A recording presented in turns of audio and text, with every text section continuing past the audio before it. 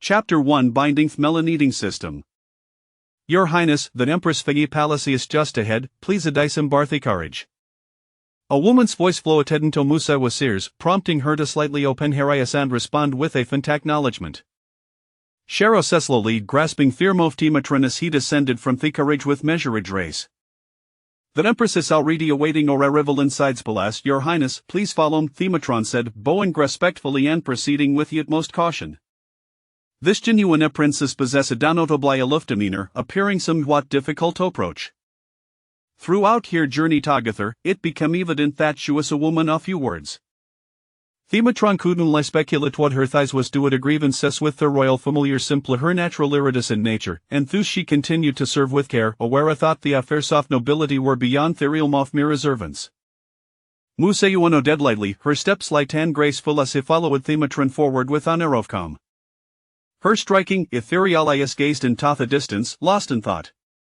She had only just crossed over the previous night, awakening to Thematron's ecstatic voice asking, Your Highness, have you been in an entrance? Through several rounds of tentative inquiries, Musawa finally comprehended that she had transmigrated into a novel, inhabiting the body of a tragic supporting character destined for a dismal fate. This character originally enjoyed noble lineage, the affection of her prince, Thelovio her older brother, and adoration of her maternal family. Yet aloft the Shadmer Vita stepping stone is for the story's protagonist. The protagonist's mother had switched higher identities, elevating the protagonist to status of a princess while Musawa assumed thoroughly of an illegitimate daughter of a palace maid. Cast out from Thepolis, she was not found until 14 years later. Upon her return, the false Iris, fearing that Musawa would usurp everything she held dear, conspired with the obsessive Amoleli to ensure that Tevriona despised Musawa, leading to her utter disgrace. As the plot unfolded, Musawa recollected the Tevriona ultimate limit at Ragisend, while it her protagonist and her possessive Amole counterpart Trivla Dinexus, trampling over their main soft Hosoho had perished. Themara thought oft the original storyline and chills down her spine, recalling Gamament when Themelaid with bloodsheddies vicious Lithria tendamade, I Theodarito Methamagan, I will strangle you. Musawa shuddered at the memory. Why must they torment the supporting characters, were their lives not worth anything? As upon to read these thoughts, a voice suddenly resonated within your mind. Ding, Melon-Eating System 001 bound successfully. Thematron supporting Musawa frozementarily, what was that sound? She discreetly glanced around, Butharuus knew their sound Tobe heard, yet she had clearly caught a strange voice. Melon-Eating System? Thematron recognized words immediately, it was the voice of the genuine princess. Shallow Kejapat Musawa, only to find their lips were not moving. Where had that voice come from? Thematron cautious lighter Ned to observe the other palace mates nearby, noting their puzzled expressions as they exchanged glances. Equasaviden Thehadel heard the voice. Yet, since the princess had not spoken, from where did the sound originate? The matron, filled with uncertainty, furrowed her brow and suppressed her thoughts, choosing to speak.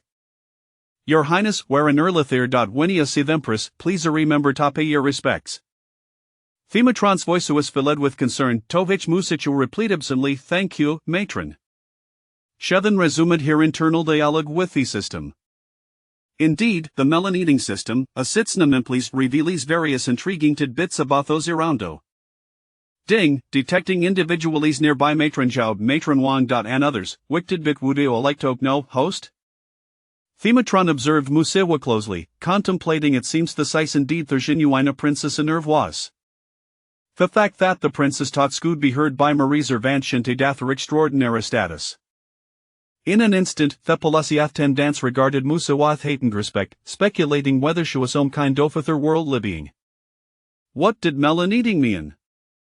Melon-eating, what did that even entail? Wait, was it about her own melon? What could that possibly mean? Athastemio fire, how could she possibly have an emolens?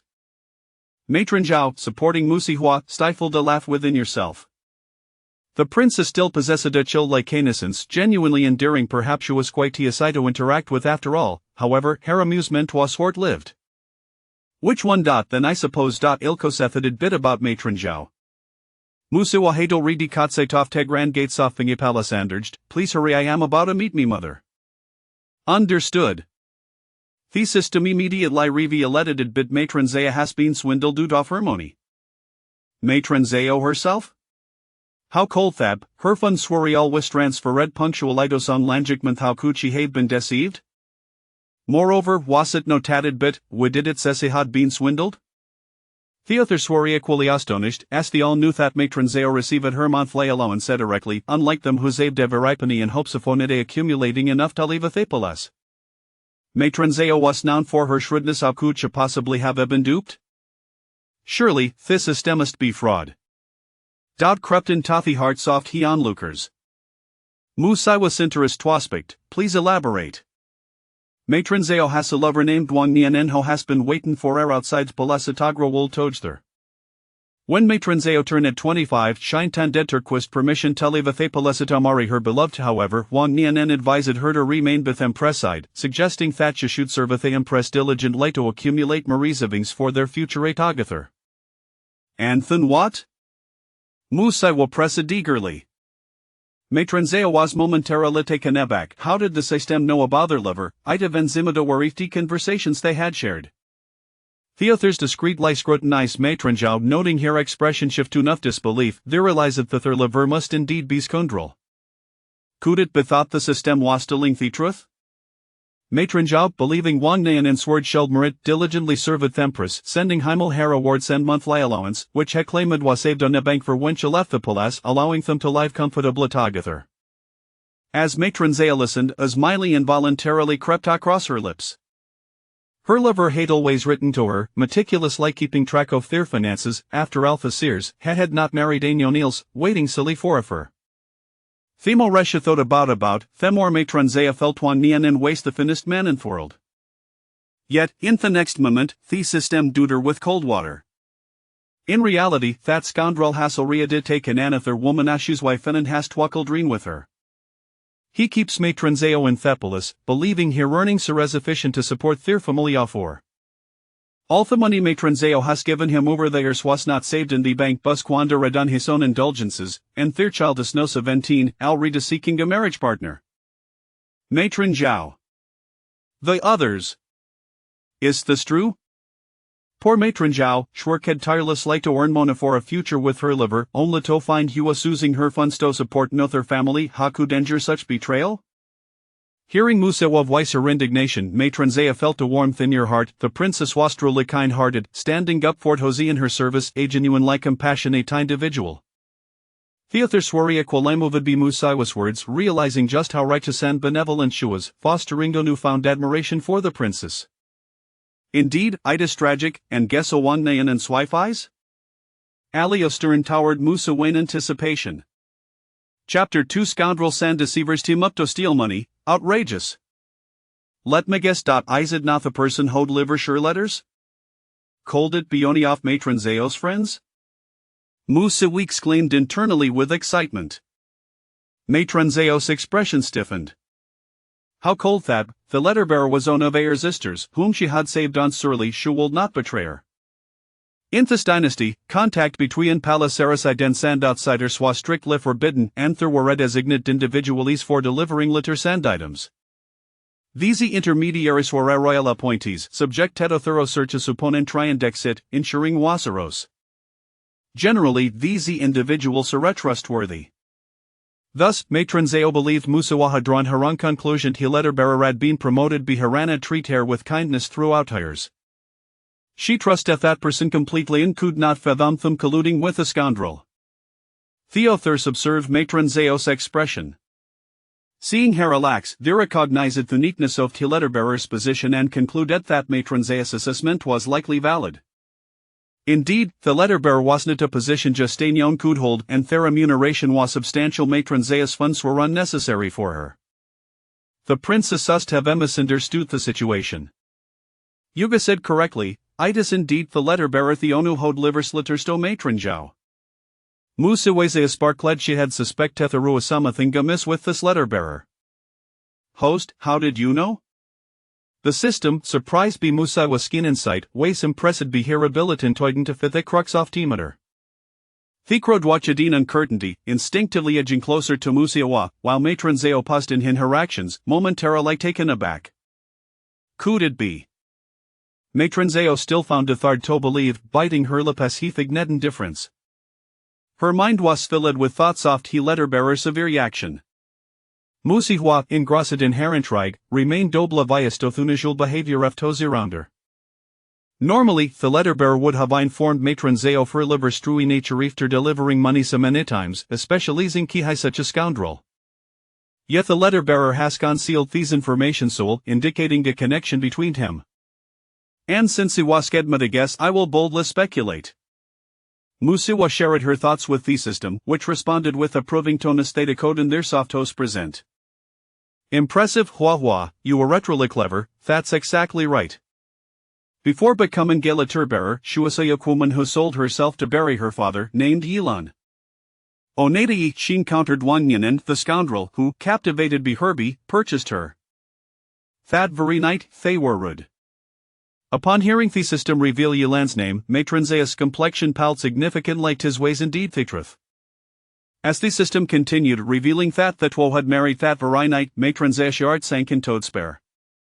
All the sires she had worked tirelessly, willing to undertake any dirty or exhausting task to save money. Her colleague had often remarked that she was amazer hoarding every penny. Yet she had not cared about that. She had longed to live happily with her lover, but no were dreams shattered. Even more detestable was the realization that she had been living in unfulfilled desires. How had she been so gullible as to not notice the signs of their deception? Maitranzeo's expression darkened, and Thickrode sensed that the system's revelation sent the Princess Dialad were likely genuine. Anger welled up with him Wang Nayan and was truly despical, treating Maitranzeo's deep affection with such contempt who was artless. After their marriage, Wang Nayan revealed truth to Yilan who upon reflection realized that the Trilling and Maitranzeo formon tope the letter bear was quite costly. That wo shiming souls devisada planonede, during Maitranzeo's day off, her lover to Karutan they coincidentally encountered Yilan who had sold herself to bury her father. Maitranzeo, feeling sympathy for her plight, decided to purchase her. As they spent time together, Maitranzeo found Yilan quite agreeable and formed a sisterly bond with her. At the time, Thepalus was recruiting altar bearers, so Maitranzeo's Tsamizel Berto facilitate Yilan's appointment. Yilan secured the position, and with Hermann Fly allowance combined with Maitranzeo's secret funds, they lived lavishly in the capital. Yilan and Wang Yin in findings dwindling effortless, no longer felt the need to work hard theish quandara ever ripeny Maitranzeo had painstakingly saved. Even more infuriating was their reckless spending when they found their funds dwindling. They never reflected on their own extravagance but instead blamed Maitranzeo for her diminishing allowance. As a result, the scoundrel had repeatedly chastised Maitranzeo in his letters. Maitranzeo had believed her funds were insufficient, causing her distress for many days. Listening to his system's revelations, Musa was sighed deeply. Alas, Maitranzeo thought she had found a good partner, only to discover that he had been fixate on her wealth alone. She had hoped to Savina for a future together, only to find that this scoundrel and his accomplice had schemed against her, leaving her with nothing. Musa was sharducked for Maitranzeo. As Maitranzeo supported her, preparing to enter Fingi Palace, she felt a warmth in her heart upon hearing Musa's sympathetic thoughts. The genuine princess had only just returned to the palace and had already shown such compassion toward her, while her own lover had deceived her for so many years without a hint of remorse. Maitranzeo thought to herself that the genuine princess was truly kind-hearted. Now that she had learned the truth, it was only right for her to clarify certain matters to prevent any missteps. The other palace attendants, overhearing Musa's sympathetic remarks, felt a surge of warmth. In the palace, the masters cared little for their grievances. Their interests were always paramount. Although the genuine princess had drawn you in the countryside, she was not like the false princess who had been raised in the palace and was thus orphaned. Yet, the genuine princess was sincere and genuinely concerned for the Ulfarif who served her. In that moment, the attendants exchanged glances, silently deciding that if given the choice, they would follow the genuine princess. If not, they would still support her as best they could. As a vulnerable young woman returning to the palace, a place not arias for its treachery would need to tread carefully. Those within the palace were not to be underestimated. They real aware thought the false princess harbored feelings for the genuine, a sentiment that had grievously seemed inconsequential. The false princess was charming and adored by their superiors, which had skewed their preferences. Now however, they recognized that the false princess was merely an impostor. How could usurp the genuine princess place and enjoy the luxurious they trifle? They had forgotten that the privileges they currently enjoyed were meant for Simeonials. Ding, congratulations, host, for altering the plot's progression by 1.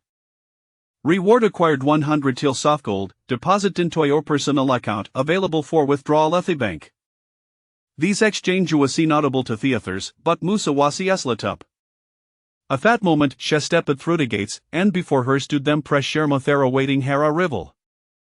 Chapter 3, Raising 2 children is not an impossible task. The Empress had been waiting for quite some time. Since Mu Sihua was brought into the palace, she had remained seated in the hall, anxiously gazing at the entrance, eagerly anticipating the appearance of her biological daughter. She had heard from those who came to fetch her that her daughter possessed a cold demeanor and was disinclined to engage in conversation. At that moment, the false princess happened to be present and remarked casually, "Mother, could it be that she harbors resentment towards you and father, which explains her aloofness?" Initially, the Empress thought little of it. However, the false princess's words planted seeds of doubt in her mind. Over the past few days, she had repeatedly pondered this notion. Could it be that her daughter truly bore a grudge against her? The fervor with which she had anticipated her daughter's arrival began to wane due to these unsettling thoughts, yet, upon seeing her daughter gazing at her with wide, sparkling eyes, as if she had stumbled upon a treasure, the Empress felt a sense of solace. Her daughter did not resent her, rather, she was filled with joy at the sight of her. Mu Sihua was simply ecstatic over the small amount of money she had received. She had no intention of indulging in any melodramatic performances alongside the false princess and that dim-witted prince. Instead, she aimed to save enough money to make her escape once she fell out of favor. She would use her little savings to flee as far as possible, seeking refuge in a picturesque village where she could enjoy a simple life, and when the time was right, the system would bring her back home. "Sihua, come to your mother, let me take a look at you," the Empress, Lin Zia, said with a smile, beckoning her daughter to approach. "My mother seems quite pleased. By the way, she is truly beautiful, even I, a woman, can't help but feel envious." The voice echoed in her mind once more, and this time, both the servants in the palace and the Empress herself heard Mu Sihua's thoughts. It was strange. Just moments ago, Mu Sihua hadn't uttered a word. Surely they weren't so old and dull that they couldn't comprehend her words, yet, since Mu Sihua had not spoken, where did that voice come from? The Empress cast a glance at Mama Zhao, who she trusted deeply, knowing that Mama Zhao had handled many unsavory tasks within the palace. Mama Zhao, receiving the Empress's silent cue, contemplated sharing what she had heard. But as she leaned closer to the Empress, the words stuck in her throat. The Empress furrowed her brow, realizing that Mama Zhao could also hear the voice. What was happening? Could it be that she was unable to articulate even a single thought? "Forget it, that doesn't matter. The false princess is present, and she will soon lose interest in me." "Empress, what do you mean by the false princess being here? Why would I soon lose interest in you?" "System, given Mama Zhao's unfortunate predicament, should I offer her a warning?" Noticing that the Empress seemed to be engaged in some silent communication with Mama Zhao, Mu Sihua assumed they were preoccupied and sat down to continue enjoying her snacks. Taking advantage of no one knowing her true thoughts, Mu Sihua found herself conversing more and more with the system. Meanwhile, the Empress could hear more clearly than ever. "Mama Zhao, unfortunate? What on earth was happening? Why couldn't she understand a single word?" Not only the Empress but everyone in the palace felt 1,000 questions swirling in their minds, the greatest curiosity being how they could hear the true princess's voice when she had not spoken at all. The Empress looked towards Mama Zhao, who turned and headed to the study, seemingly intending to jot down some matters. The Empress gathered her thoughts and gazed at Mu Sihua. "My child, you have suffered." Mu Sihua obediently replied, "Now that I have returned to the palace and am by my mother's side, I shall no longer endure any hardship." The Empress felt a slight sense of relief. It seemed her daughter was well behaved. This was wonderful. The false princess had already been raised as her daughter, charming and delightful, praised by everyone in the capital. She could not simply abandon such a precious gem because her true daughter had returned. After careful consideration, the Empress and Emperor decided to raise both children simultaneously. After all, they could afford it. They merely hoped that both children would understand their parents' good intentions and nurture a loving bond. If that proved unattainable, the Empress hoped her biological daughter would not be the type to stir up trouble. You will favor the false princess in the future, enduring physical pain outside the palace and emotional turmoil within. In truth, you are both suffering. Once more, that voice echoed. The Empress's breath hitched for a moment. this voice was not a figment of her imagination but rather a bold thought flashed through her mind. Could it be her daughter's own thoughts? Was she truly able to hear her daughter's inner voice? Was this a manifestation of their maternal bond? The Empress was filled with joy. Well, those events have yet to unfold. So do not worry. A strange, youthful voice chimed in, reminiscent of a child's. Whose voice was this, who was conversing with her daughter? Doubts began to creep into the Empress's mind. Just then, Mama Zhao returned. Handing the Empress a stack of letters, the Empress quickly scanned through them, her heart racing with astonishment. Such wonders existed in this world. After reading the letters, the Empress turned her gaze back to Mu Sihua. Her eyes ablaze with fervor. She had only a vague understanding of Mama Zhao's romantic entanglements, so how could her daughter possibly know such intricate details so soon after returning to the palace? If it were false, Mama Zhao would surely have spoken up. Given that Mama Zhao herself expressed shock, it seemed the revelations were indeed true, with her daughter possessing a system capable of uncovering secrets. Wouldn't it be a breeze for her to learn about the palace's hidden intrigues? If she were to share this with the emperor, would he not regard her daughter as a true royal gem? Endowed with extraordinary abilities, the empress could hardly contain her excitement. Her daughter was indeed a treasure. With the false princess enjoying the emperor's favor and the true princess possessing divine talents, how could her position in the harem not be further solidified? Forget discussing that for now.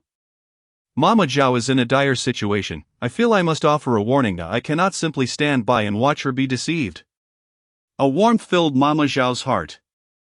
The true princess was truly a good child, always considering others. Mu Sihua had witnessed too many ordinary people being swindled out of their money, leading to despair and tragic outcomes. In her previous life, she had been a community worker, and during anti-fraud campaigns, she learned that many individuals around her had fallen victim to scams. Now, having traversed time, she felt a wave of compassion for Mama Zhao. Knowing that earning a living was not easy, you mustn't. These are secrets worth savoring. If others inquire how you know, what will you say? The secrets we share cannot be divulged to anyone. After all, you must remain silent and inactive due to your unique position. If the child of destiny discovers your anomaly, you may find yourself in grave danger. Once you've gathered enough secrets, I will ensure your safe return home. Consider this an opportunity to relish life in ancient times. Very well. Mu Sihua reluctantly agreed. This elicited a wave of sympathy from Mama Zhao. In her heart, she murmured, Your Highness, please do not be unhappy for the sake of an old servant like me. I am already aware of what you have mentioned, even if you do not tell me. Rest assured, I shall not be deceived. As her thoughts wandered, Mama Zhao's demeanor towards Mu Sihua softened, and her gaze grew increasingly gentle. Having no children of her own, Mama Zhao treated the young ladies in the palace equally.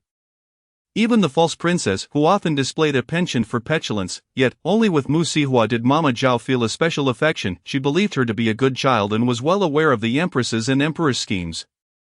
Initially, she felt no particular sentiment about them, but upon reflection she realized the princess had endured significant hardships. Perhaps I should share some good fortune with Mama Zhao. It would be quite pitiful if she were deceived. A tremor ran through Mama Zhao's body, her heart swelling with gratitude. The true princess was indeed a good child, and she would henceforth dedicate herself wholeheartedly to her service. At that moment, a certain virtual data within the system suddenly changed. The system was taken aback. Chapter 4, Empress, someone wants to harm me. Mama Zhao had originally been the Empress's trusted handmaiden, known for her efficiency and ruthless methods. The false princess viewed her as a valuable asset, but despite several attempts to recruit her through charm, she had failed. Unexpectedly, Mu Sihua had managed to win over such a handmaiden's heart. Well done. Mu Sihua, you have reclaimed an ally from the false princess. The plot had shifted once more. Ding, congratulations, host. You have altered the plot progression by 2. The current plot alteration rate is now 3. Reward, Mastery of all poisons. Mastery of all poisons. When poison approaches you, you can instantly react to avoid ingesting it, an essential skill for palace intrigues. The thoughts within these symbols are shared among all. The thoughts within this symbol are private to the system, others cannot hear them. Mu Sihua felt elated. With this newfound ability, she need not fear the false princess attempting to poison her. In the original narrative, the false princess had complained to the paranoid prince in the cold palace, leading him to poison her without hesitation. Although she was ultimately rescued, the accumulated toxins had rendered her health exceedingly frail. With this invaluable skill, she would no longer have to worry about being poisoned. As Mu Sihua reveled in her fortune, a maid from the Empress's palace appeared, kneeling before the Empress with a bundle of silk. Your Highness, this is a selection of silks I organized from your storeroom, meant as a direct gift for noble consort Liang. The Empress, filled with joy at her daughter's extraordinary abilities, mused about how no one could threaten her future position. With such a beneficial daughter, surely her son's status as crown prince would be unassailable. It seemed the position of Empress Dowager was already within her grasp. In her relation, the Empress momentarily forgot that this batch of silk should have been examined by the imperial physician before being dispatched. And she waved her hand, instructing the maid to deliver it to the pregnant noble consort Liang. As the maid passed by Mu Sihua, she sensed something amiss. The silk emits a peculiar fragrance. Ding! The maid just passed by. She has a secret worth knowing. Would you like to indulge? The Empress's brow furrowed. Yet another secret. From their conversation, it seemed the secret was not merely mundane. Could it pertain to undisclosed matters? The situation regarding Mama Zhao's suitor's financial deceit had already been confirmed, but the outcome remained uncertain. However, judging by Zhao Momo's demeanor, it seems to be true. The Empress cast a glance at the hurried figure of the palace maid.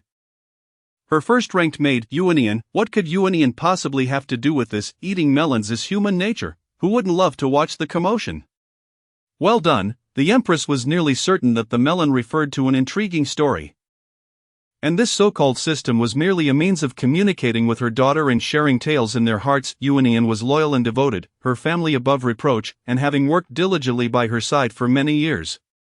The Empress was not completely unaware of her affairs, though she may not know every detail. What secrets could Yuanian possibly keep from her? Perhaps merely trivial matters concerning a romantic interest. Finding it amusing, the Empress quietly waited for her daughter to finish the story. Meanwhile, the palace attendants, noticing the Empress's relaxed demeanor, lowered their guard, realizing that the princess's magical aura was harmless, and thus listened with ease.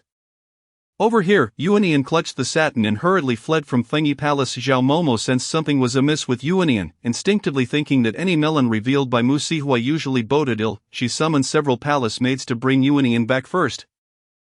Intending to wait until the princess finished before sending her off without any harm, the maids were somewhat disappointed that they could not be present to enjoy the spectacle, but they now understood the meaning of eating melons. One could hardly deny that it was indeed entertaining, yet they dared not neglect Zhao Momo's orders. One maid, swift of foot, hurried off to intercept Yuanian, while the system began to spill forth more sensational news. The palace maid who just passed by you is named Yuanian. Yuanian, what a lovely name. The Empress chuckled softly. Naturally, it was a name of fine quality. Indeed, it was your mother who named her. Wait, hold on, Yuanian, isn't she the sister of that false princess from the original story? Yes, Yuanian is the one who adores the false princess the most, viewing her as her own sister whom she must protect. The system's revelations took everyone by surprise. Yuanian actually regarded the princess as her sister. The princess, after all, was of noble birth. Before the matter of the false princess arose, Yuanian had merely been a maid in the Empress's court. No matter how one looked at it, she could not possibly consider the princess as her sister. This was a severe breach of etiquette within the palace. Moreover, although the false princess appeared amiable, she remained a princess and could not truly mingle with the lower ranks. How could Yuanian possibly perceive herself as the sister of a princess? Everyone found it inconceivable. Which servant would imagine themselves as kin to their master? Wasn't this a complete distortion of the hierarchy? How did Yuanian rise to the status of a senior maid with such thoughts? Yuanian is actually quite kind-hearted. She feels that the false princess treats her well and relies on her, often calling her sister and even holding her arm while sleeping. Honestly, who wouldn't feel that the princess sees them as an elder sister? Mu Sihua, however, had a different perspective. She found Yuanian to be quite decent. That is true, Yuanian is capable and loyal. Before the false princess deliberately undermined her, Yuanian had served your mother with unwavering fidelity. After the betrayal, Yuanian began to believe that she would eventually be bestowed upon the princess by the Empress, thus pledging her loyalty even more fervently. As soon as the system finished speaking, a cold glint flashed in the Empress's eyes. Previously, she had thought it harmless for the false princess to enjoy herself in her court with her attendants. Indeed, as the system had pointed out, she would eventually choose a number of them to gift to her daughter upon her marriage. However, that was contingent upon her own volition. She had not anticipated that every time the false princess visited her palace, It was with such ulterior motives, the Empress felt a swell of discomfort. No one likes to have their possessions coveted by others. Previously she could overlook it as a mother, but now that she realized the girl was a false daughter, her calculations grew more complex. Yuanian had been deceived by the false princess's sweet words. The Empress was her true mistress, and the false princess was nothing but a flimsy faade. The system concurred, indeed. The Empress's heart is wholly invested in her true daughter, while the false princess harbors no such affection for her.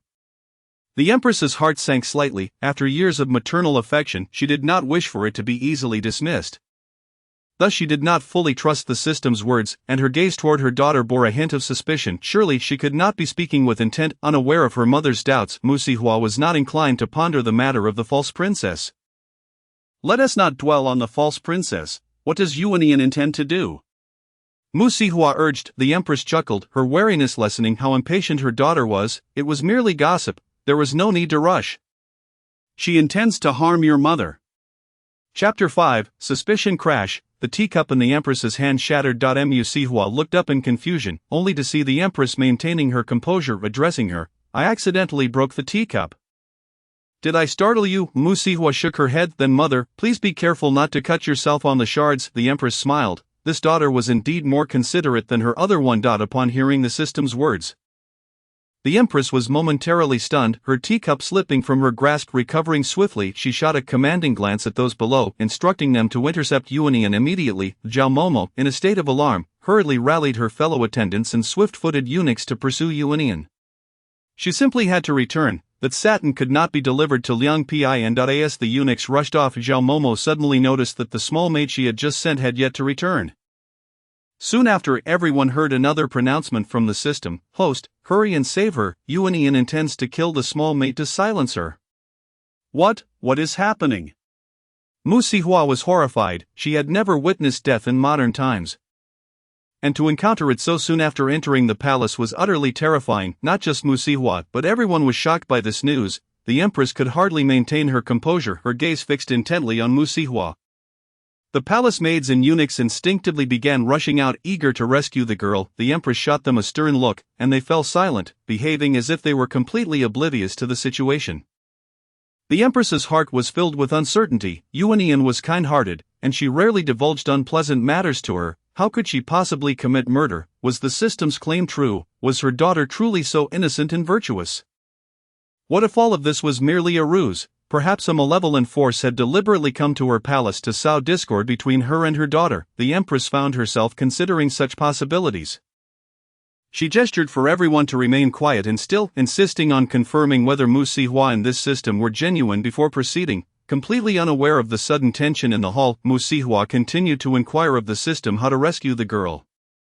The satin Yuanian scent was soaked in a special potion. If a recently pregnant woman comes into contact with it, she will certainly miscarry within 3 days. After 3 days, the scent on the satin will fade entirely, making it impossible to trace. Yuanian and the false princess will exploit this opportunity. Yuanian will claim before the Empress that the issue with the satin arose because of you, while the false princess will subtly insinuate to the Emperor that perhaps it was your misfortune that led to Liang Guiping's miscarriage. Once you are branded with the stigma of misfortune, no matter how hard you strive, you will be unable to win your parents' affection. The small maid who approached Yuanian initially intended to persuade her to stay. But Yuanian, frightened as it was her first time, thought the maid had discovered something and prepared to push her into the palace garden's river to drown her. What must I do to save her? Mu Sihua steadied herself. Since she had become embroiled in this situation, she had to rescue her. You must immediately tell the Empress that you wish to take a stroll, bringing along the eunuchs and palace maids to the garden. If you act quickly and rescue her now, there is still a chance. If you delay, it may be too late. Mu Sihua furrowed her brow. She trusted the system's words. Human lives were at stake, and regardless of the circumstances, she needed to take action. Mu Sihua promptly stood and approached the Empress, who was sipping tea, saying, "Mother." When the Queen gazed at Zhao Mama, watching the figure of Mu Sihua gradually recede into the distance.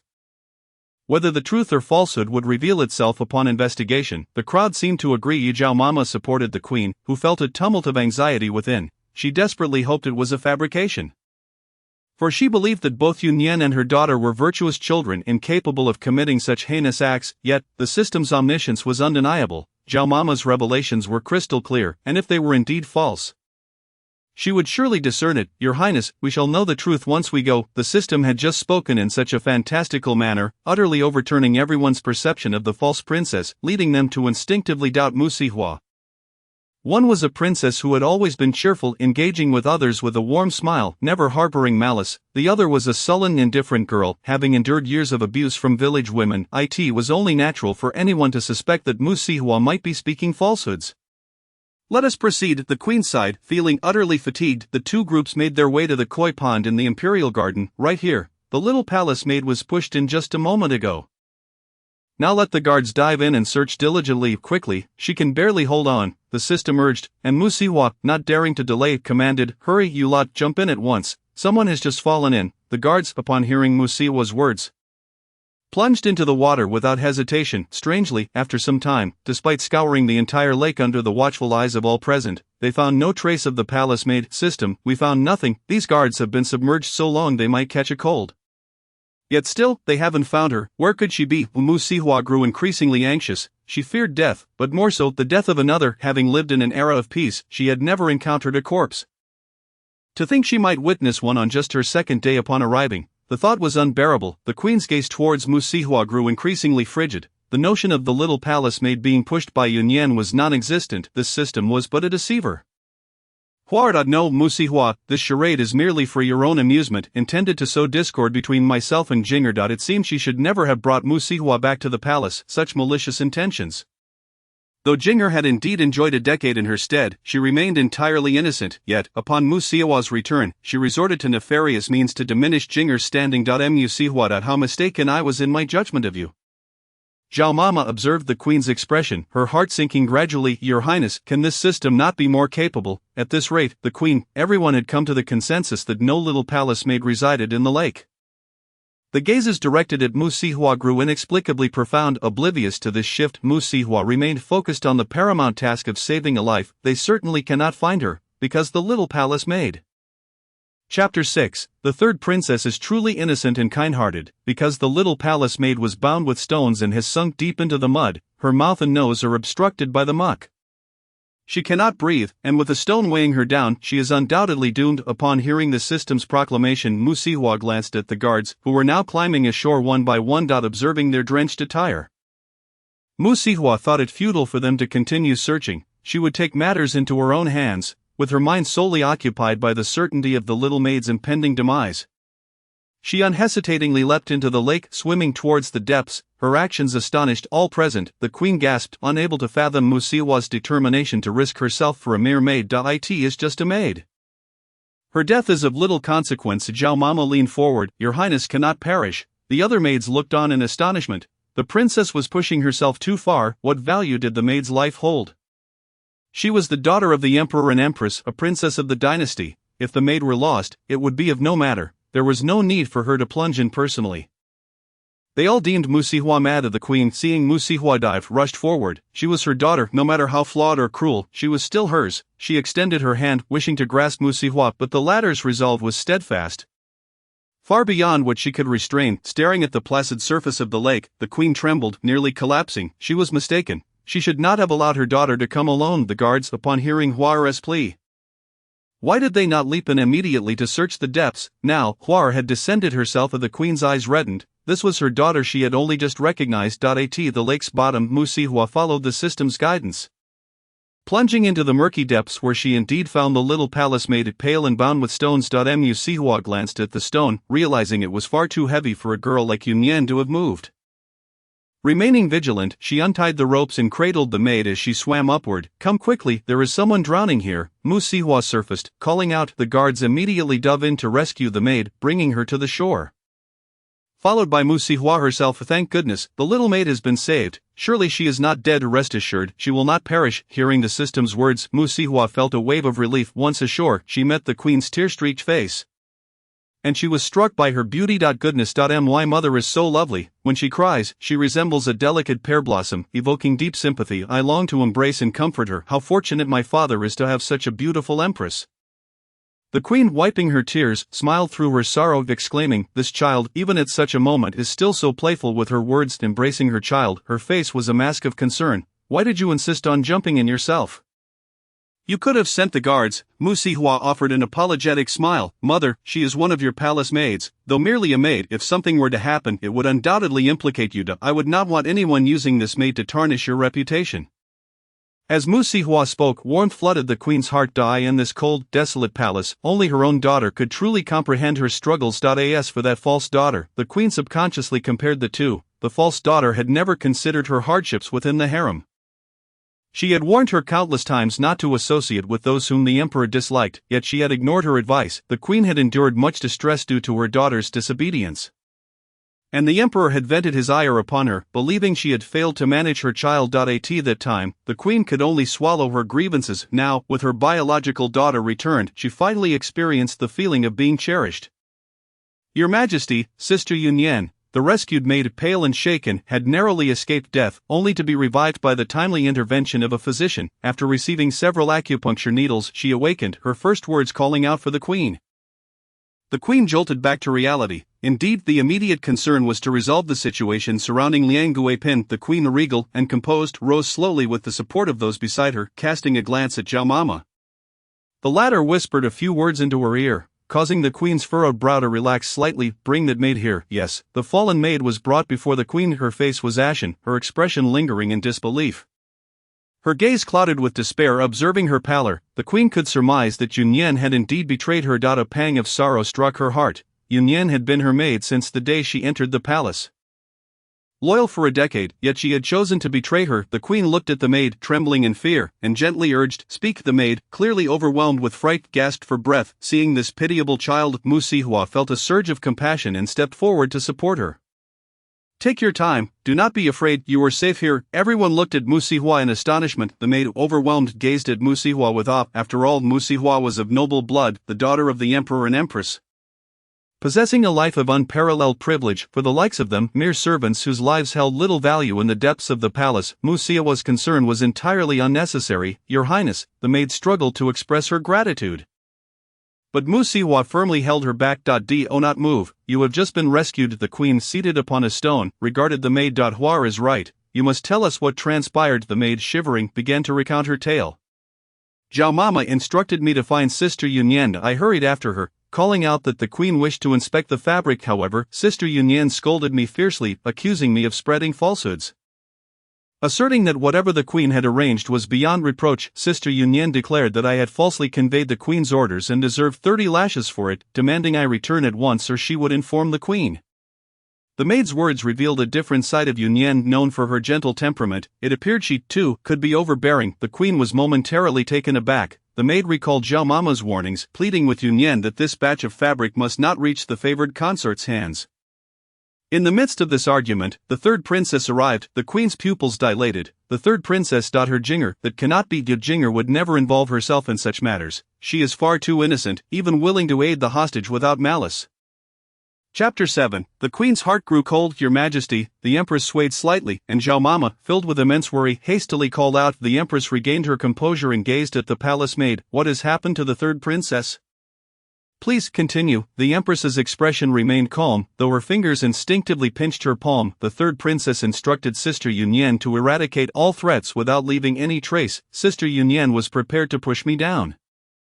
The third princess said. The palace maid's complexion turned pale with panic, as if uttering the next words would bring her misfortune. Mu Sihua tightly grasped her hand, reassuringly stating, "It's all right, go on." The maid, drenched in cold sweat, felt the warmth of Mu Sihua's hand, which surged forth a wave of courage within her. She took a deep breath and spoke fervently. The third princess said, "What if I can swim? It would be best to bind me with stones and let me sink, ensuring I never resurface." Sister Yunyan agreed, and the third princess ordered the hostage to bring a stone. The hostage hesitated, yet the third princess, the maid, discreetly glanced at the empress. The empress felt an overwhelming fatigue in her heart but resolutely urged, "Continue." The maid closed her eyes, recounting. The third princess kissed the hostage, who then brought a stone to bind my feet before throwing me into the water. I cried out desperately, struggling against the ropes, but to no avail. Eventually, I lost consciousness. If it weren't for your Majesty's rescue, I would have perished in the Yellow River. The empress's heart turned to ice. She rolled her eyes, nearly fainting. Zhao Mama, recalling the fabric issue concerning Liang Guipin, seized the moment before the Empress succumbed to her dizziness, reminding her not to forget the pressing matters at hand. The Empress, mustering her strength, looked at the maid and, with a glimmer of hope, inquired, "Is what you said true? If there is even a hint of deception, you shall face the punishment of being slapped." The maid gazed unwaveringly into the Empress's eyes. "Your Majesty, should I utter a single falsehood? You may dispose of me as you wish, I shall not protest." The Empress's heart sank further. Mu Zihua, unable to bear it any longer, spoke up, "Mother, perhaps it would be best to take her back and ensure she is well cared for. She appears quite frail." The Empress nodded absently. Aside from the Empress, everyone present regarded Mu Zihua with increasing admiration. In the depths of the palace, she was the only one who treated others with genuine respect. Compared to the third princess's false approachability, Mu Zihua was far superior. Unbeknownst to them, the collective goodwill towards Mu Zihua far exceeded that directed at the third princess. Ding, congratulations, host, for altering the plot progression. Increasing it by 5. The current plot alteration rate is now 8. Reward, System Shop unlocked. Host, you have garnered the affection of the palace servants, earning the title, Benevolent Heart.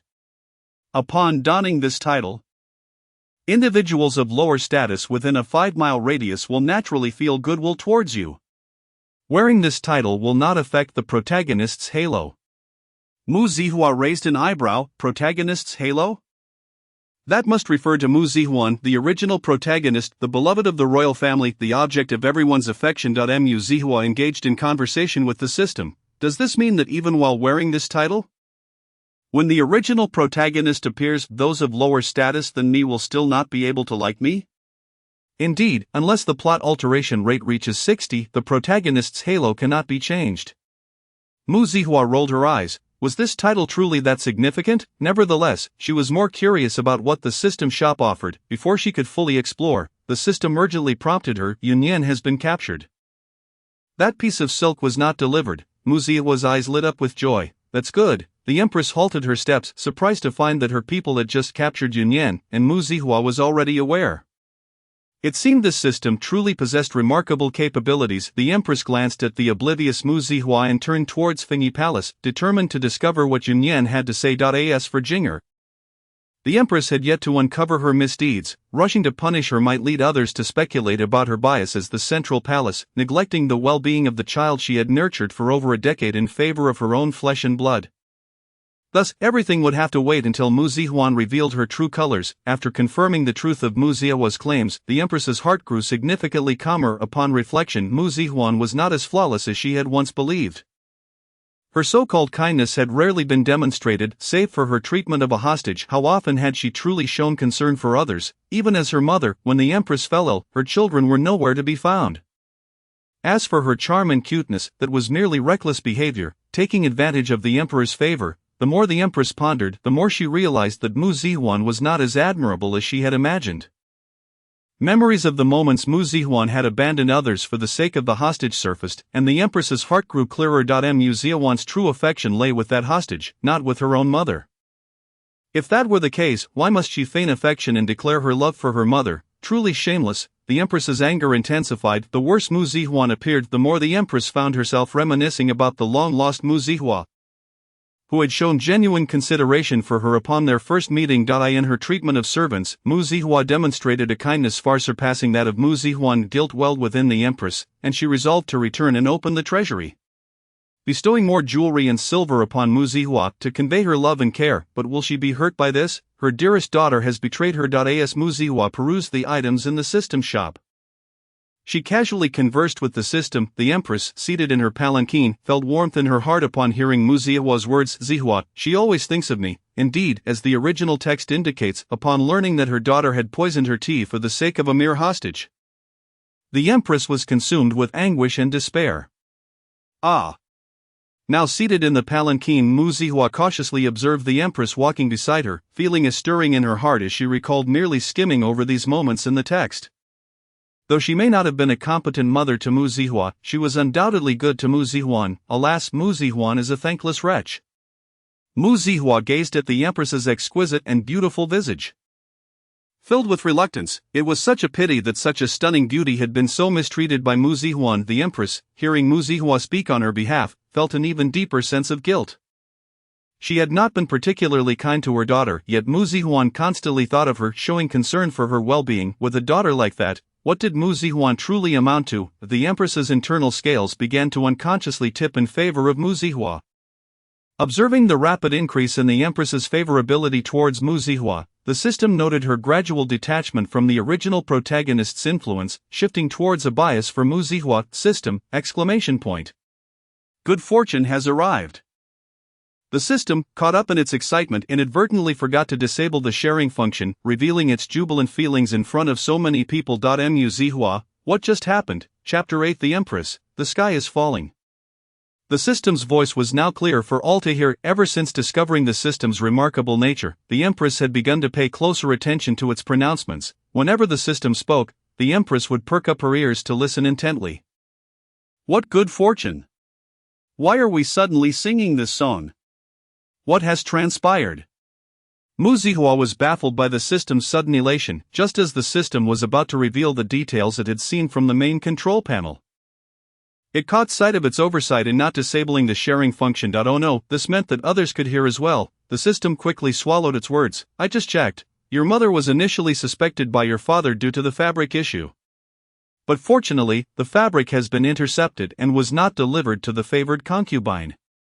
Thus, your father will not harbor any doubts about your mother. Your mother's tragic fate has been slightly altered because of you.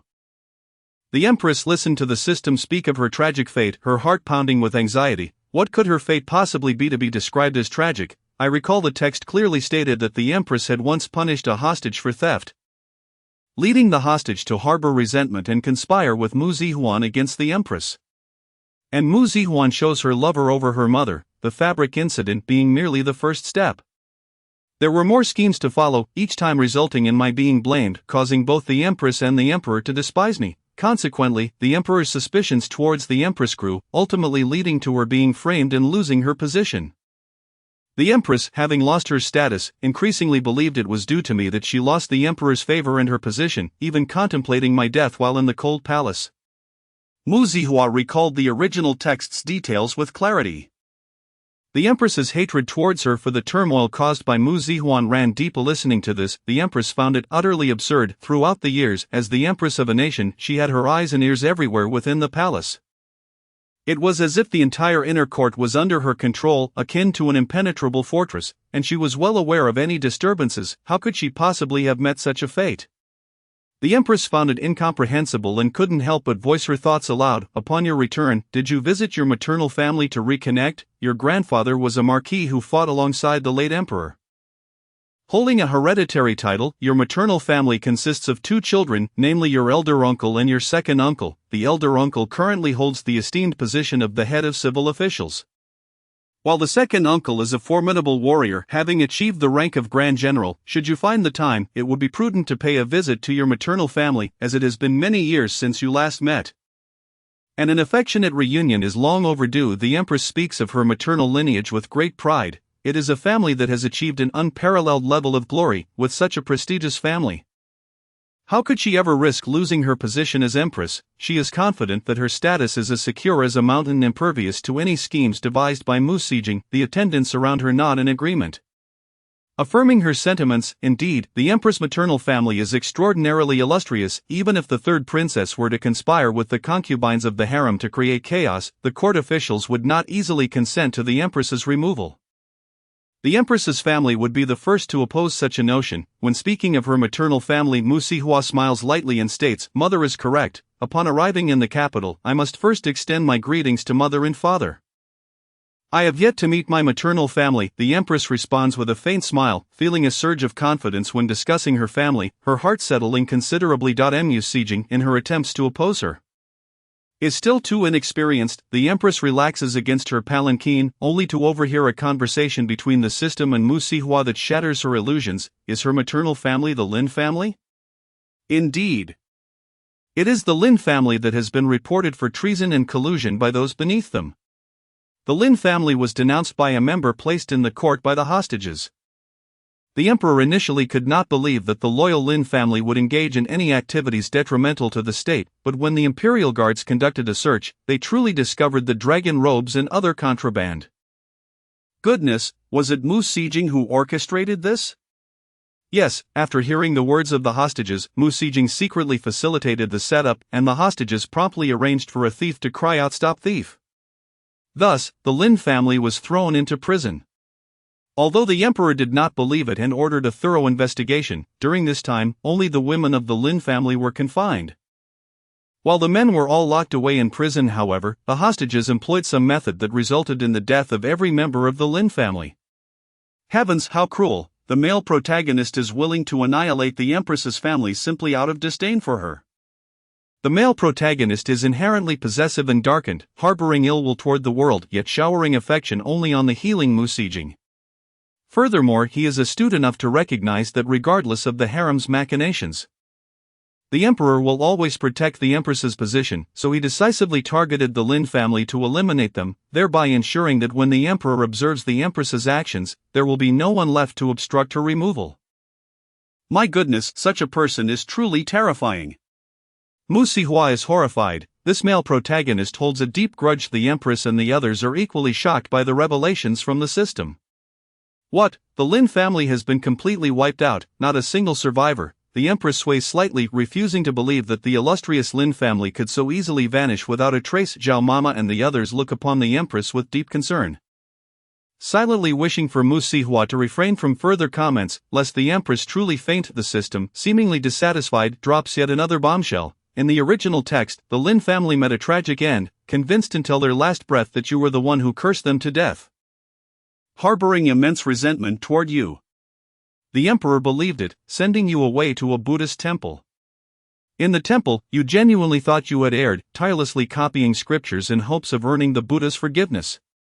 While Mu Sijing flourished, stepping over the blood of the Lin family to gain favor with the emperor.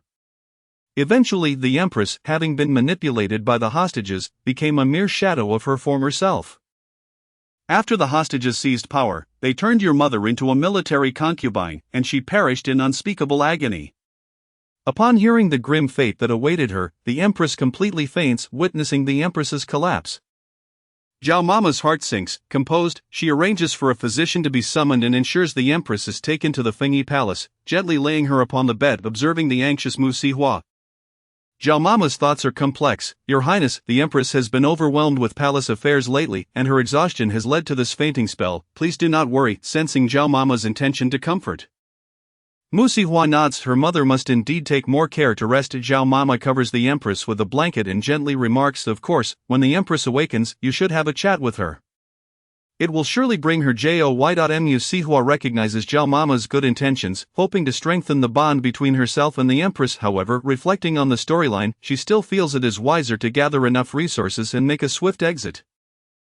Just as she prepares to excuse herself, the sound of eunuchs announcing, "The Crown Prince has arrived," echoes from outside the palace. Chapter 9, The Arrival of the Green Tea. Goodness, her opportunistic brother has come. Now, there is no chance for her to leave. Mu Sihua steels herself to greet the newcomer, performing the customary bow to avoid any potential scrutiny, just as in the original text. Crown Prince, the Crown Prince, having heard of his mother's fainting spell, is deeply concerned and hastens to the palace to ascertain her condition. On the way, he learns that his mother fainted while in the company of Mu Sihua, which causes him to regard her with a critical gaze. This sister of his pales in comparison to his beloved Jinger sister. Alas, Jinger has become infatuated with that hostage and no longer clings to him as she once did. In his heart, Jinger is charming, kind-hearted, and the finest girl in the world. Even his own wife seems to pale in comparison to his sister. The Crown Prince views Mu Sihua with disdain, as she seems utterly dull and unengaging. Mu Sihua, please, I just entered the palace. Her manner of bowing is inadequate, and she lacks warmth towards her brother, unlike Jinger, who always greets him with enthusiasm and never indulges in such formalities. Mu Sihua, please, if I don't bow, you think I lack manners, and besides, I have only recently begun to learn these customs. I'm not yet proficient. Having caused their mother to faint upon her arrival. This sister is truly lacking in every aspect, the Crown Prince thinks to himself, observing Mu Sihua standing before him, his irritation growing. He wonders when Jinger will arrive, wishing to avoid interaction with this dull and foolish sister. Stand up, he says coldly. Mu Sihua rises and swiftly moves aside, watching as the Crown Prince kneels beside the Empress's bed, his face etched with concern. It must be said that the Crown Prince is indeed handsome. With striking features and an exceptional demeanor, exuding an imperial aura. He is undoubtedly the offspring of such a beautiful empress. Mu Sihua gazes at the crown prince with a hint of admiration. Zhao Mama, hoping to foster a closer connection between the crown prince and Mu Sihua, speaks up. Your Highness, your genuine concern is commendable. It is clear that you and the princess share a strong bond. Truly caring for the empress, the crown prince instinctively thinks of his beloved Jinger and, upon realizing that Zhao Mama is referring to this unsophisticated girl, responds, "Mother is my mother. Naturally, I am anxious." His tone is haughty as he glances at the foolishly standing Mu Sihua with displeasure. "Why are you still standing there? Don't you know to assist our mother in arranging for a physician?" Mu Sihua, looking at the foolishly oblivious crown prince, replies coldly, "Your Highness, Zhao Mama has already sent someone to summon one." After saying this, Mu Sihua begins to express her grievances about the crown prince to her system. I recall that this crown prince ultimately meets a gruesome fate, doesn't he? The crown prince is taken aback, wondering what that voice was. Furthermore, what does 5 horses dismembering mean? He is a crown prince. Who would dare to dismember him? The crown prince's mood darkens considerably. How could this sister curse him to death? His displeasure is evident, as his eyes flash with a mix of disgust and coldness directed at Mu Sihua. Unbeknownst to her, Mu Sihua is deeply engrossed in discussing the tragic fate of the crown prince in the original text with her system. Currently, she is powerless against him, so she silently laments his future demise as a means of psychological solace. Indeed, the original text states that he was framed by the hostages. The emperor, believing he was seeking justice for his maternal family, viewed him as a traitor and was greatly enraged, resulting in his execution by dismemberment. The system gleefully recounts. The crown prince furrows his brow tightly, questioning whether his maternal family has committed any offenses.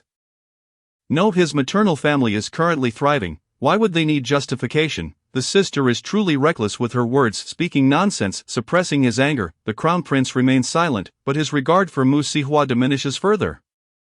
TSK, the brooding second male lead indeed meets a dismal end. Mu Sihua expresses her regret, however, he deserves it, for being swayed by a few words from my White Lotus sister, leading him to treat his own wife with such indifference that he fails to discern right from wrong and ultimately reaps what he sows. After reviewing the original text, Mu Sihua feels he has brought this fate upon himself. She holds no affection for a brother who was obsessed with a false sister while despising his true one. Seeing him in person is simply revolting. Isn't that so? His wife, heartbroken, was willing to persuade her family to come to his aid during his time of need. Yet he mistook her intentions and, in a fit of anger, presented her with a divorce decree. His wife's family, infuriated by this, ceased to care for his well-being, effectively severing his last remaining support. The more the crown prince listens, the more incredulous he becomes, not to mention that the maternal clan could not possibly be involved in any wrongdoing. How could the crown princess, seeking assistance from her maternal family, be met with emotional rejection regarding such a beneficial offer? Was the prince's marriage not also a means to secure political alliances? Surely one would have to be foolish to forego the crown princess's assistance. The prince, unable to suppress his ire, was on the verge of rebuking Mu Sihua. However, just as he was about to speak, Zhao Mama restrained his hand, signaling him to remain silent and listen attentively. The prince was momentarily taken aback by Zhao Mama's actions. Could she also hear what he could? Zhao Mama whispered, "This extraordinary matter was originally intended for your highness's ears, but alas, the empress heard something she should not have and fainted. Little did I expect you to arrive first." The prince was filled with disbelief. It turned out that this otherworldly voice was not solely audible to him, others could hear it too. No, what she had said was surely false. As the crown prince, how could he possibly find himself in such a predicament? Casting a doubtful glance at Mu Sihua, he wondered if the empress's fainting was a result of her outrageous claims. The more he contemplated, the more his gaze toward Mu Sihua grew fierce. If this sister truly spoke words that frightened their mother, he would have to eliminate her. The empress had labored for years to fulfill her desires. And if his sister brought her sorrow, he would rather wrongfully execute her than allow that to happen. Unbeknownst to Mu Sihua, she had become a target on the prince's death list, as she continued to discuss the prince's eventual fate with her system. "Your Highness, please take a seat. Here are some pastries and tea for you." The palace attendants brought over stools, arranged the refreshments, and their expressions were exceedingly warm, primarily eager to gather around her and hear the latest gossip. Mu Sihua smiled politely, seated herself, and delicately nibbled on a pastry while savoring it and conversing with her system. The pastries in the palace are truly delectable. How delicious are they? The system inquired curiously. Being merely a lifeless electronic component devoid of human taste, sweet yet not cloying, refreshing and delightful, once I finish, I desire another piece. Mu Sihua joyfully chewed, sharing her experience with the system. I envy you humans who can savor such delicacies, while I cannot. No worries, I just spotted something in the marketplace. Once I accumulate enough points, I can buy you a human body. Then you'll be able to taste it too. The system felt immense joy upon hearing Mu Sihua's words.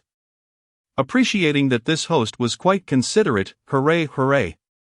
The system's tone conveyed its genuine happiness. Mu Sihua smiled faintly just as she lifted her gaze to check on the empress. She was met with the prince's eyes, which were filled with animosity, as if he had seen an enemy. Mu Sihua was bewildered by the sudden shift in the prince's demeanor. The prince composed himself, and at that moment, a eunuch announced, "The third princess has arrived." The prince's face lit up with surprise. His sister had come. The third princess, Mu Sihuan, hurried in and upon seeing the prince, bestowed upon him a sweet and reassuring smile.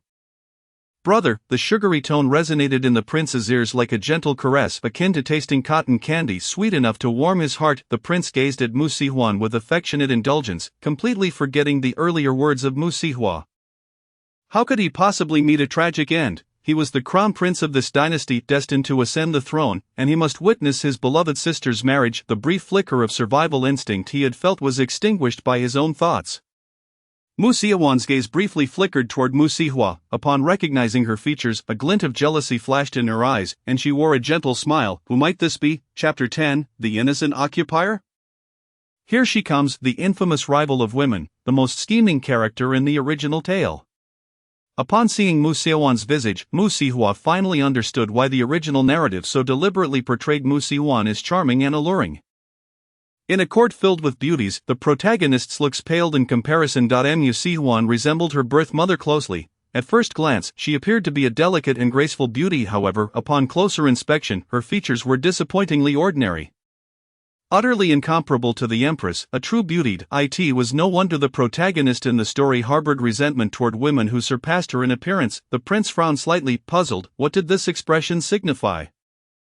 He sensed that Mu Sihua's comments about Jing'er were not favorable, yet, whenever he attempted to voice his thoughts, he found himself at a loss for words. The prince turned his gaze toward Jing'er, hoping to glean her reaction from her expression. However, her countenance was enigmatic. Was that a hint of mockery? The prince's heart raced. Jing'er had always been the epitome of warmth and kindness. How could she display such an unusual expression?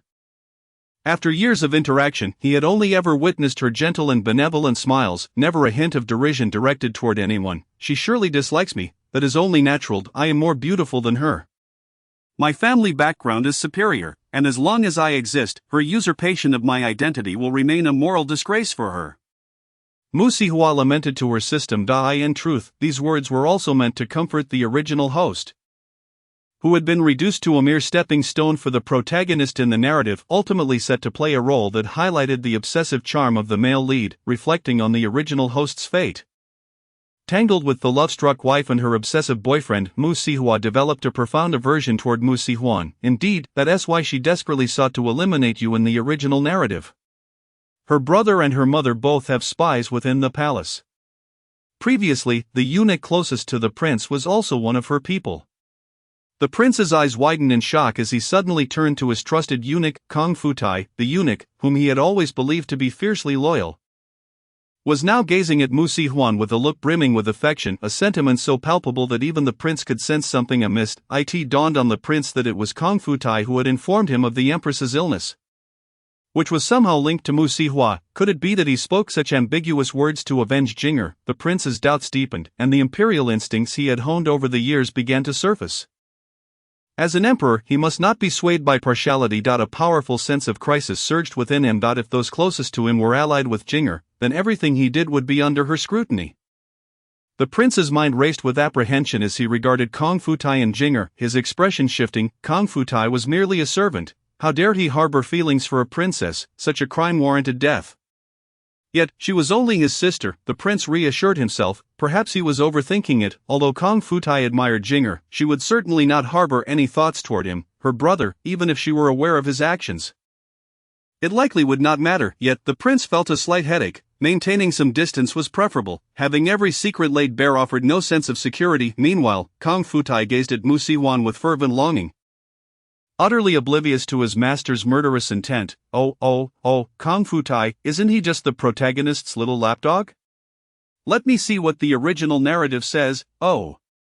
The palace attendants, able to hear the thoughts, unconsciously gravitated toward Mu Si-hwan, their curiosity piqued by the portrayal of eunuch Kong in the original tale. The prince, intrigued by these peculiar revelations, felt a surge of curiosity. Was his tragic fate inscribed within a book? That book was the protagonist Mu Si-hwan. Why was the ending so grim for him, the brother of the female lead? The prince pondered deeply, and his affection for Mu Si-hwan began to wane. Regardless, as Jinger's brother, he should not meet such a fate. Could it be as a man of ancient times? He instinctively believed in the notion of karmic retribution. He subconsciously thought that if the original narrative held truth, perhaps his imperial fortune had been siphoned away by his sister. Nevertheless, these speculations would have to wait until the veracity of Mu Si-hwan and the unknown voice's words could be confirmed. An opportunity had arisen regarding the relationship between his trusted eunuch and Jinger. The eunuch had been personally selected by the prince, and he had no ties to Jinger in his memories. They rarely interacted, and he was unaware of what Mu Si-hwan meant by little celestial dog. The prince remained seated, sipping tea while subtly observing his trusted eunuch. Unbeknownst to him, Kong Futai's gaze toward Mu Si-hwan grew increasingly fervent. Just then, Mu Si-hwan's voice resounded again. Kong Futai, accompanied by his master, the crown prince, arrived at Fengyi Palace, where he beheld the one he yearned for, Mu Si-hwan. He seized a moment when no one was watching, carefully etching Mu Si-hwan's silhouette into his mind with his gaze. His eyes were filled with tender heat, a fervent obsession. In his eyes, there was only Mu Si-hwan. The onlookers, following Mu Si-hwan's narration, observed in astonishment. It was an exact match. In fact, Kong Futai's gaze was even more outrageous than depicted in the original tale, as if it could scorch a hole through her. The prince's expression darkened. Kong Futai truly harbored feelings for his Jinger. It was repulsive. This lowly eunuch, lacking even the status of a man, dared to covet his sister, even if she were a false princess. She had been nurtured within the royal family for over a decade, not someone to be trifled with by such a contemptible being. The prince's murderous intent surged. Once he left the empress's palace, he would ensure this eunuch met his end. Seizing the moment while the prince was preoccupied with his tea, Zhao Mama swiftly jotted down some notes and handed them to the prince. The crown prince, with a perplexed expression, unfurled the paper and, upon reading it, turned to Zhao Mama with a look of sheer astonishment. Under his gaze, Zhao Mama nodded slightly, and it was only then that the crown prince began to believe. After coming to this realization, the prince's gaze towards Mu Si-hwan inadvertently softened, tinged with a hint of joy. If this Hua truly possessed such extraordinary powers, then surely his position as crown prince would be as secure as a mountain. Wouldn't all schemes and plots be rendered ineffective against him? The prince's heart ignited with fervor as he contemplated the words on the paper, with Zhao Mama and Yunyan's accounts aligning so perfectly. It appeared that Hua was indeed a true prodigy. With this thought, the crown prince's demeanor towards her improved significantly. Jinger, this is Hua, the biological daughter of the empress, he stated. Mu Si-jing's expression darkened at his words. What did the crown prince mean by that? Was she not also the empress's daughter? Was the royal family so quick to disregard her, their daughter of many years, now that they had found their true child? If Hua was indeed the empress's true daughter, then what was she? Did the crown prince's words not place her in an awkward position within the palace? Mu Si-jing's mind whirled with thoughts. Biological daughter, she had thought Hua was merely a palace maid. Feeling a surge of anger, Mu Si-jing scoffed with sarcasm. Normally the crown prince would indulge her whims, but now she anticipated his reaction with bated breath. Enough, Jinger. Hua is new to the palace and still has much to learn. Please do not make things difficult for her, he replied gently, his smile warm. He understood that his sister was merely feeling a twinge of jealousy, and he hoped Hua would overlook this minor flaw in his sister. Mu Si-hwan looked at the crown prince, who was smiling at her so charmingly, and stifled a roll of her eyes. Meanwhile, Mu Si-jing's heart raced. What did he mean by that? Was he implying she should not trouble Hua? Concerned, Mu Si-jing hurriedly checked the system panel to see her brother's feelings towards her. No issues there. It was still at 100%. Why would he say such a thing? Was it because he found Hua attractive? What a shallow man. Thankfully she had not pursued him, for a man like him, who was swayed by appearances, would only bring sorrow to women. Brother, I am not troubling her, I merely inquired about this sister. Mu Si-jing thought to herself. As long as you acknowledge the title of sister, You must yield to me in the future, for you are my sister. If you refuse to concede, the Empress and the Crown Prince will surely object first. Mu Sihua, perceiving the hint of jealousy in Mu Sijing's gaze, replied coolly, I am not worthy of such a title. We were born on the same day, and in truth, you arrived 2 hours before me, making you the elder. What? Mu Sijing's heart filled with resentment. How could this woman say such a thing? Was she not blatantly implying that Mu Sijing was older? Why did she not conform to her expectations and admit her status, thus sparing her the awkwardness? Sister, are you implying that you resent me for occupying your position all these years? But I am innocent. I was raised by the Empress, believing her and the Emperor to be my true parents. If you truly mind, I shall keep my distance and not trouble your eyes. Mu Sihua regarded this deceitful green tea with a faint smile, more like green tea. Ah, she is indeed quite the green tea. Having occupied the nest for so long, she still dares to feel innocent? Truly disgusting. How could someone like her be liked for so long? Are the Crown Prince and the Empress blind? Upon awakening, the Empress was immediately struck by these thoughts, her expression faltering. Chapter 11, the diminishing aura of the protagonist, reflecting on how she had just awoken to hear her child questioning whether she had lost her sight. The Empress's mood plummeted, the words pierced her heart like an arrow, leaving her feeling profoundly uncomfortable. The attendants, upon noticing her awakening, were elated and hurried to announce to the 3 young ladies that the Empress had awakened. However, the Empress raised her hand to silence them. Understanding her intent, they fell silent and quietly observed the ensuing conflict among the 3 young ladies. Mu Sijing bowed her head, wiping away her tears, which cascaded down like pearls fallen from a broken string, presenting a visage of deep sorrow. But sister, I miss the Empress and my brother, which is why I impulsively intruded today. I did not mean to. Please do not be angered. It is not worth it for someone as lowly as I to cause you harm. With her head bowed and tears streaming, she covered her eyes with her handkerchief. Her voice soft, as if genuinely guilt-ridden for the harm she had caused. Mu Sihua. Observing this, the Crown Prince felt his heart soften involuntarily. The matters recorded by Zhao Mama fell on deaf ears. His mind solely occupied with the desire to comfort his sister, the Empress, witnessing this scene upon awakening, could not deny the pang of sorrow in her heart. After all, she had nurtured them for many years, and the memories of the past could not be easily erased, yet she had witnessed the power of the system firsthand. The words of the system were often true, and thus Zhao Mama's lover truly was a faithless man. Yun Yan, who had accompanied her into the palace, had truly betrayed her. Aligning himself with Mu Sijing, her beloved daughter had driven a knife deep into her heart, an exceptionally sharp one. The mere thought of her daughter conspiring with an outsider against her was unbearable. Even as she felt sympathy for her daughter, who cried like a weeping willow, the Empress steeled herself to observe the unfolding events. However, upon seeing her son preparing to embrace Jinger in comfort, the Empress felt a headache coming on, and this foolish child could not possibly believe Mu Sijing was as innocent as she appeared. The Empress came to realize that Mu Sijing's true love lay only with her own status.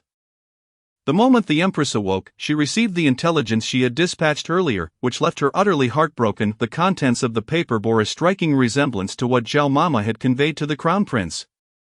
Zhao Mama's lover, Wang Yan'an, was indeed, as the oracle had foretold, treacherous and unfaithful, colluding with Yilan to squander the money Zhao Mama had sent back. Moreover, their offspring had also been looking for partners recently. After interrogation, Yun Yan confessed. The 3rd princess had wept before her, proclaiming that once the true princess returned, her fate would be dire. Believing herself to be the only kin of the 3rd princess in this deep palace, Yun Yan followed the suggestion of the hostage. The hostage bore resentment towards the Empress and instructed Yun Yan to establish a fabric bureau, claiming it was to ensure the true princesses fall from grace. Though it was suspected that the true intention was to undermine the Empress, from Zhao Mama's predicament to Yun Yan's betrayal, the once innocent and kind Yun Yan had now pushed a palace maid into the river for Mu Sijing. The Empress, having read through the information, felt a whirlwind of complex emotions. Indeed, the human heart was inscrutable. It was the most intricate entity in existence. Zhao Mama's lover had once genuinely loved her, for otherwise she would not have truly given her heart. Yun Yan had also been sincere towards her, or else she would not have been regarded as a confidant. Alas, human hearts are fickle. The Empress closed her eyes, reflecting on her experiences with Yun Yan, and sighed deeply. Zhao Mama cautiously inquired, Your Majesty, what shall we do about Yun Yan? The Empress understood that Zhao Mama was asking how to deal with Yun Yan's disloyalty. Such a traitorous individual ought to be executed, yet the Empress found it difficult to summon the resolve. Let me think it over, she replied, continuing to observe the 3 children from a distance. At that moment, Mu Sihua could no longer endure the situation, although she had initially resolved to bear with it, knowing that in this narrative, no one would assist her, and that the protagonist's aura would only lead to her demise. She considered herself an ordinary individual who had fortuitously arrived in another time and space, simply wishing to return. However, the current protagonist was rather too much of a green tea for her liking. Mu Sihua felt that if she continued to endure, she would indeed become a paragon of patience. Watching the crown prince cherish and comfort his false sister, Mu Sihua found the situation utterly laughable. She had repeatedly stated, "I am not your sister. I was born later than you. I truly do not understand how I have offended you, that you wish for me to be your sister." Was she hoping for special treatment once she assumed the role of sister? Mu Sihua bluntly articulated Mu Sijing's intentions, and instantly, the latter's face darkened further. "I did not mean it like that. Sister." As Mu Sijing attempted to call her sister once more, Mu Sihua's patience wore thin. "As sister, sister, calling every woman sister and every man brother, do you not find your behavior utterly laughable? You implore me to forgive you and not to be angry?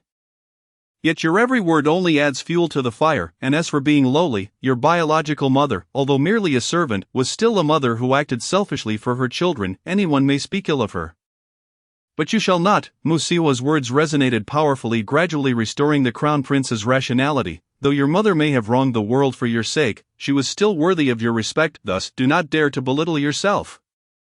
Moreover, while you claim to be innocent, I am even more so. The sins committed by your biological mother have not been directly visited upon you by me, my brother, or our royal parents, who are unparalleled in their benevolence.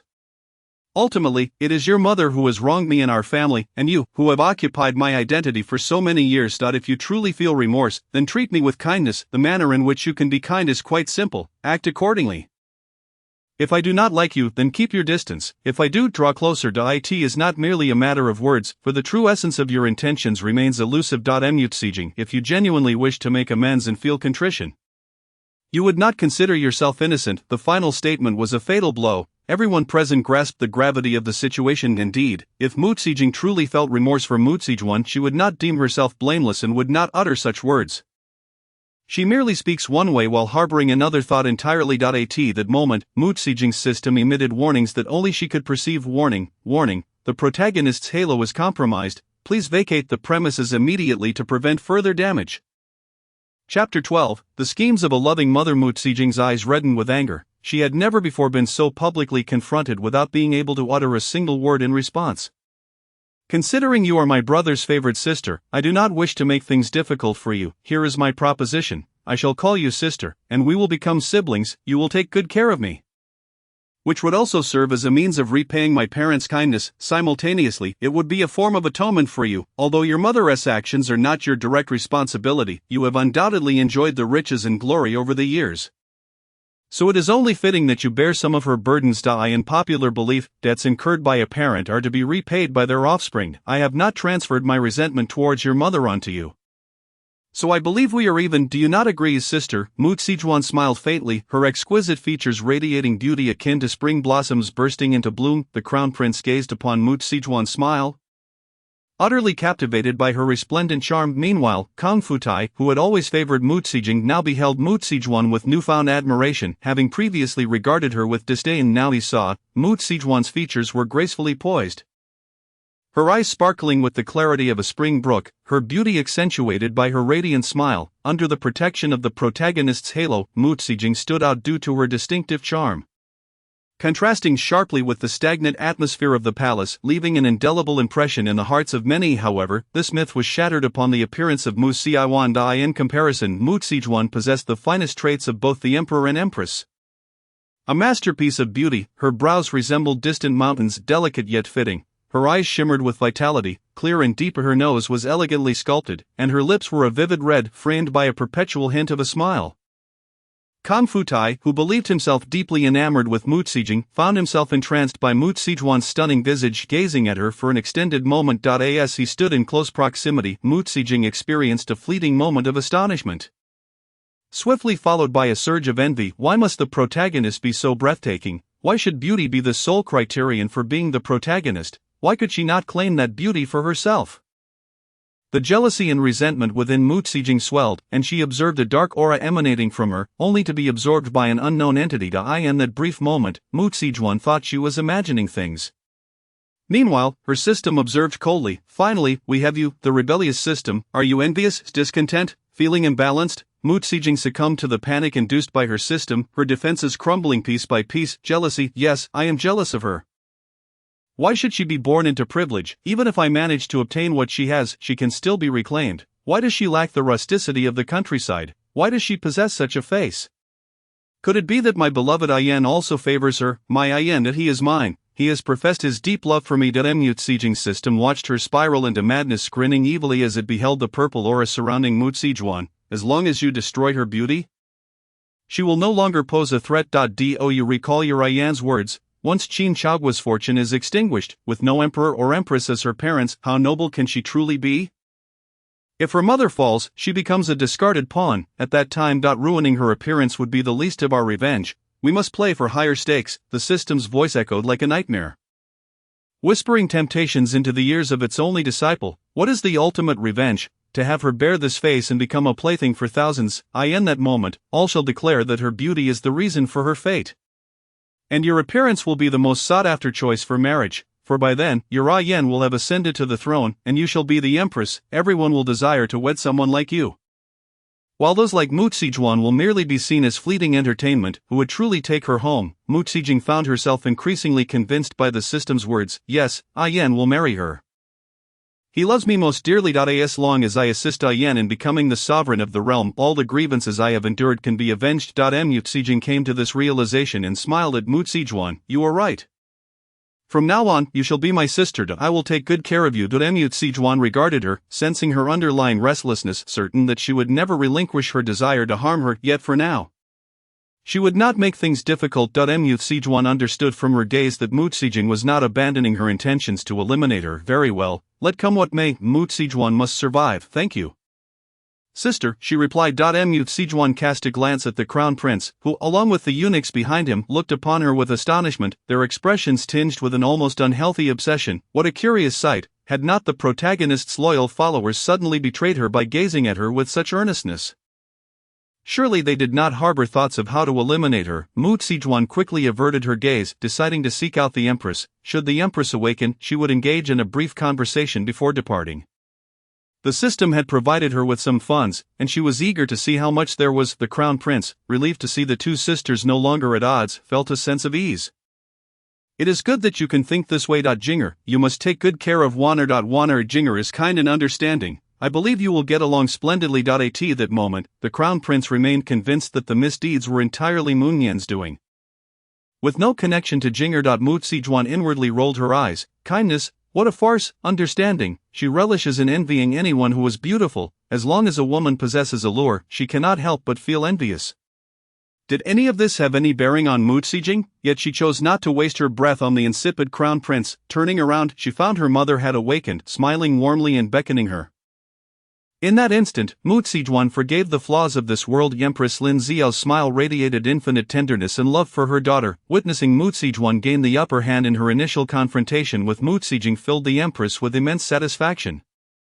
How wonderful! This way she would not be bullied within the palace. Seeing the empress awake, the crown prince hurried over, his expression filled with concern. "Mother, do you feel unwell?" The empress looked at her attentive child, her heart swelling with joy. "I am well. I was simply fatigued." She reached out to stroke the crown prince's head, then took Mu Xijuan's hand and placed it in his. "You two must take care of one another.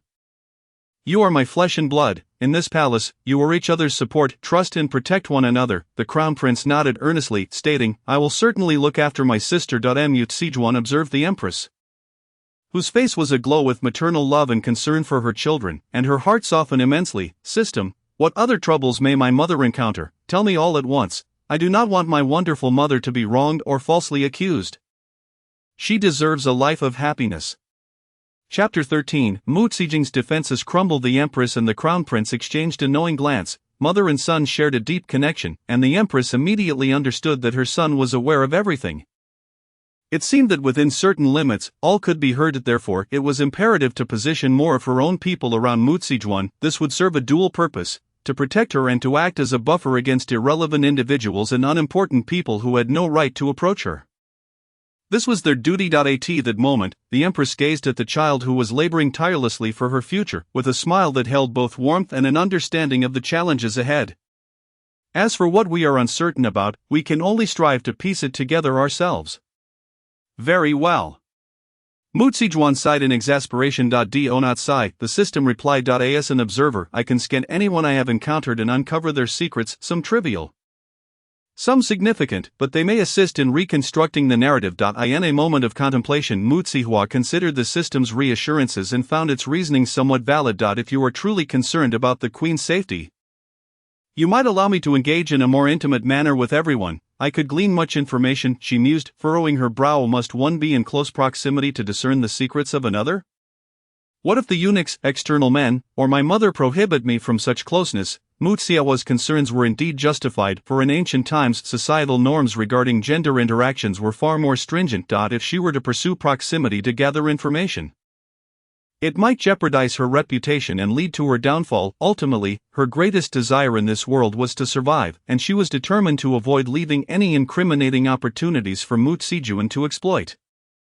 The Queen, overhearing this, felt a wave of calm wash over her. This daughter of hers was far superior to that pretender. While Mutsijuan often spoke of kindness and tolerance, her entanglements with the hostage, her brother, and the eunuchs were anything but orderly. Such behavior was overlooked in the past, but upon reflection, the Queen's face paled at the realization of her misplaced trust in a daughter who disregarded the very decorum expected of a princess.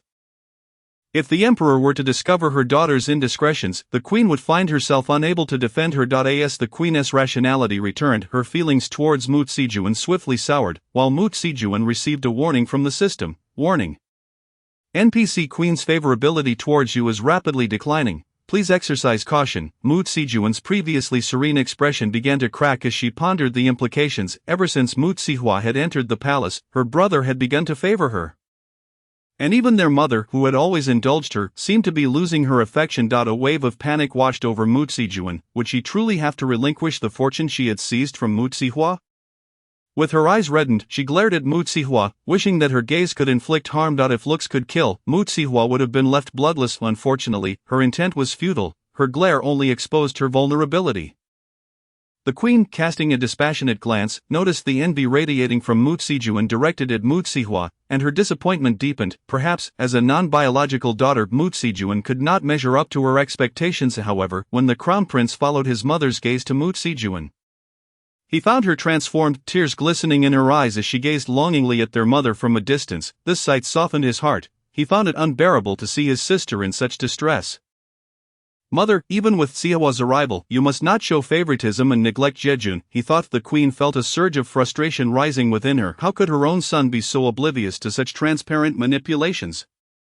Enraged, she struggled to maintain her composure. Do not fret, I shall level up, Mutsihua declared. As long as I gather sufficient information, I can certainly achieve that. Instantly, the Queen's mood brightened, her heart swelling with relief at the prospect of her daughter's growth.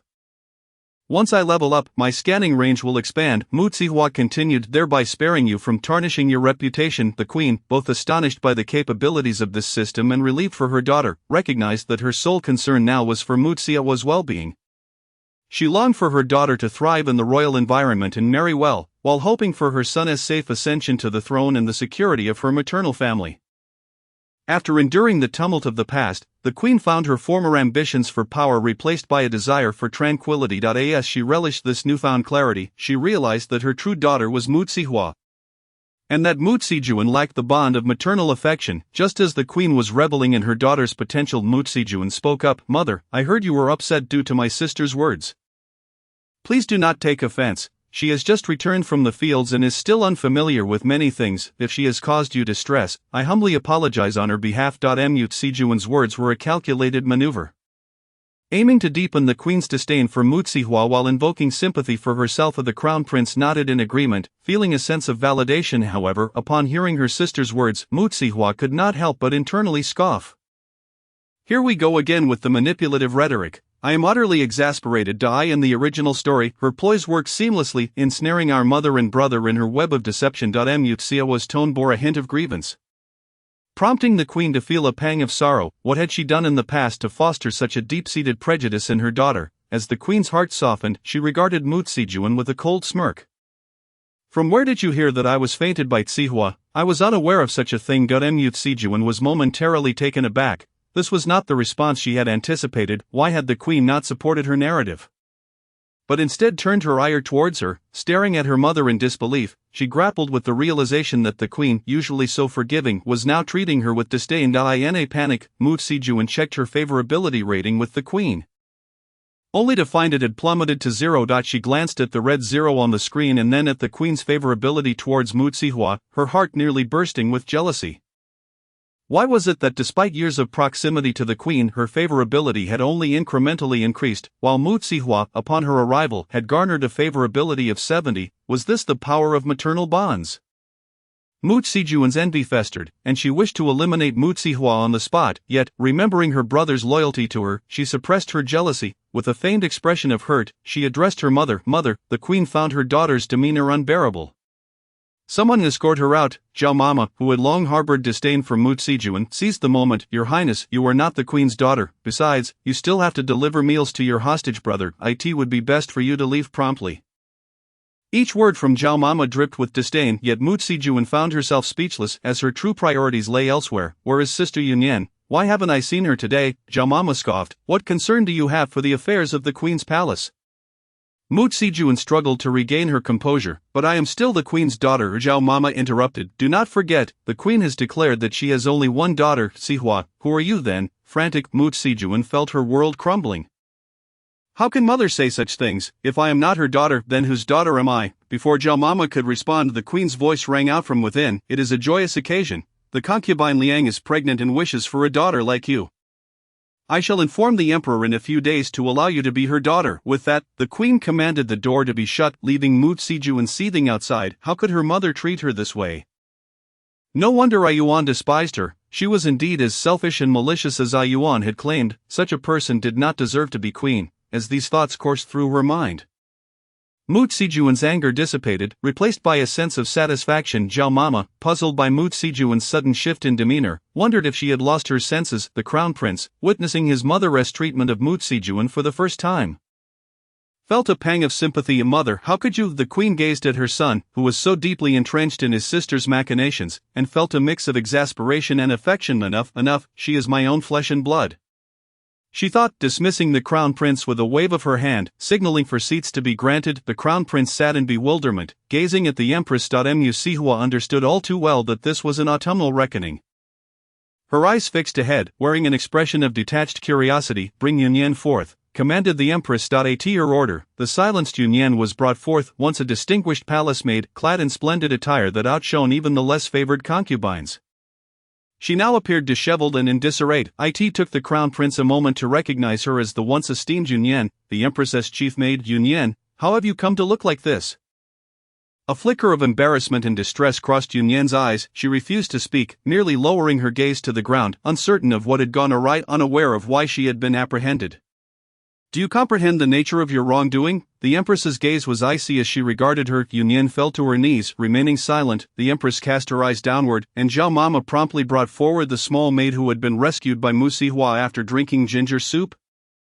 Kneeling beside Yunyan, Yu Chu is your junior, with whom you share living quarters. You have cared for her well in the past, so why today did you inexplicably push her into the water? The empress's cold voice resonated heavily within Fengyi Palace, striking Yunyan's ears like a death sentence. Replying to your majesty, it is because the servant and Yu Chu have harbored long-standing grievances, which only erupted today. Is that so? The empress's tone suddenly turned frigid. Is it not because I commanded her to intercept you? Did I not instruct her to seize the toxic silk, which incited your resentment and prompted you to push her into the river? Yunyan, in what way have I wronged you that you would wish to harm me? Are you aware that the silk you dispatched has resulted in Ling Gairen's premature labor? Do you realize the gravity of my culpability?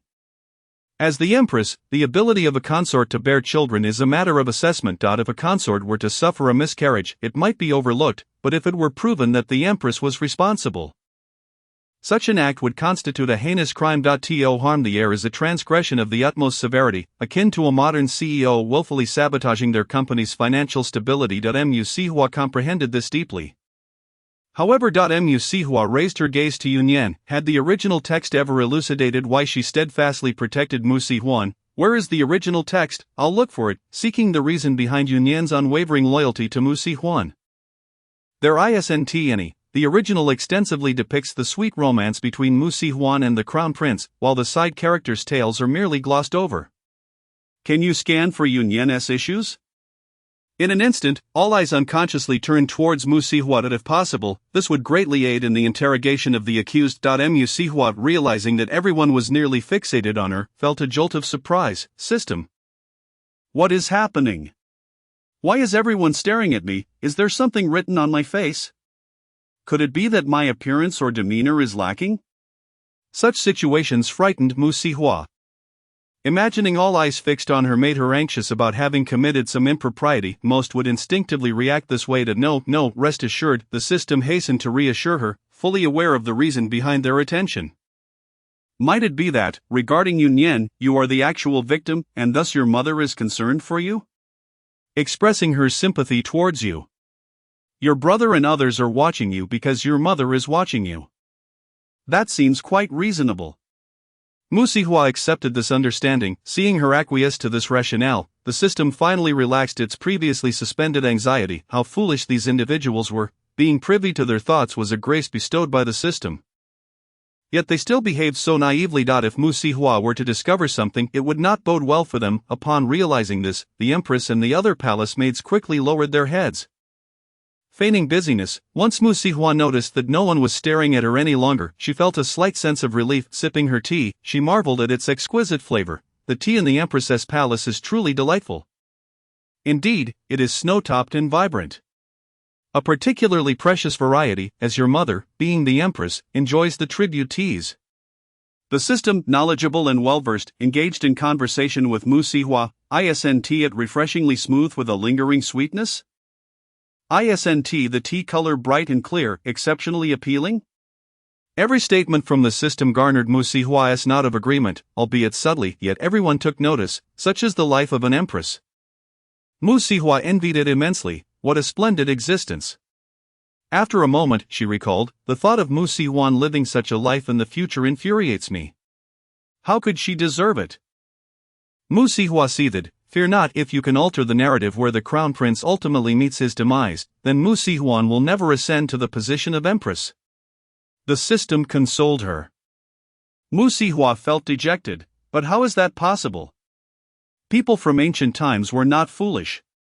Moreover, I am not favored in accordance with the narrative. Without anyone believing me, how can I bring about change? Mu Sihua's desire to alter the plot was exceedingly low. She held no expectations, merely wishing to indulge in the unfolding drama and depart swiftly. Let us set this aside and focus on the spectacle. Speaking of Yunyan, could you scan for the details surrounding her? Certainly, please hold on. The system had the authority to ensure that certain thoughts remained unheard, having previously silenced Yunyan from hearing what she should not. However, the revelations concerning her own story were too significant to be withheld. Thus, the system, with a mischievous intent, allowed Yunyan to overhear. Kneeling on the ground, Yunyan, who had thought she was facing death, cared little for her own fate, only concerned for her sister's well-being, resolute in her unwillingness to betray her. Absolutely not. Yet, for reasons unknown, the Empress had yet to condemn her to death. Yunyan dared not lift her gaze.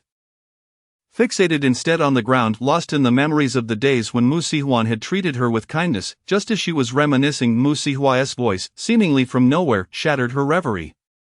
Speaking of which, Yunyan's character is rather tragic. Mu Sihua's tone carried a profound sense of regret and a hint of sympathy for her. Yunyan could hardly believe her ears as she glanced towards Mu Sihua, only to find her silently observing the ground, her expression one of serene indifference. In her, Yunyan perceived a quality that felt utterly out of place within the depths of the palace.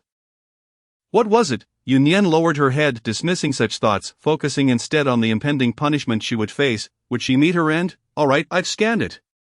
Quickly, tell me. Yunyan trembled at the unexpected sound. Instinctively she glanced at Mu Sihua, who remained in her previous position, seemingly lost in thought. Where was that voice coming from? Yunyan felt as though she were losing her mind. The Empress, observing Yunyan's reaction, realized she could hear the voice. Pretending to be troubled by her maid's betrayal, she feigned disinterest in speaking. The crown prince watched her with concern, while the surrounding maids displayed a demeanor of caution. Wary of Yunyan's treachery, in truth, every ear was discreetly tuned towards Mu Sihua, curiosity peeking about what her system might reveal regarding Yunyan's story. Speaking of which, Yunyan's tale is also quite pitiable. Had it not been for this predicament, she would have had no need to be deceived by Mu Sihuan. The collective understanding of the situation led them to exchange glances. She had been deceived? What had Mu Sihuan tricked her into? What kind of deception could lead a girl who had resided in the palace for a decade to take such drastic measures? Yun Yan sensed the weight of their gazes upon her.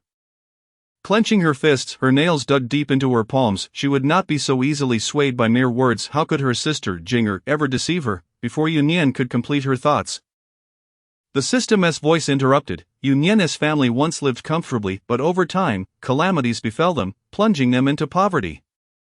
With no other options, Yun Yan entered the palace as a maid to support her family. It is common knowledge that working as a maid in the capital offers a stable income. At that time, Yun Yan's parents were both ill, leaving her no choice but to enter the palace. Living in the mountains, she needed funds to travel to the capital, but she was destitute. Thus, her sister secretly sold herself, providing the silver needed for Yun Yan to enter the palace, ensuring she wouldn't forget her family. My heavens! Mu Sihua gasped. Who did her sister sell herself to? To a brothel. To a courtesan.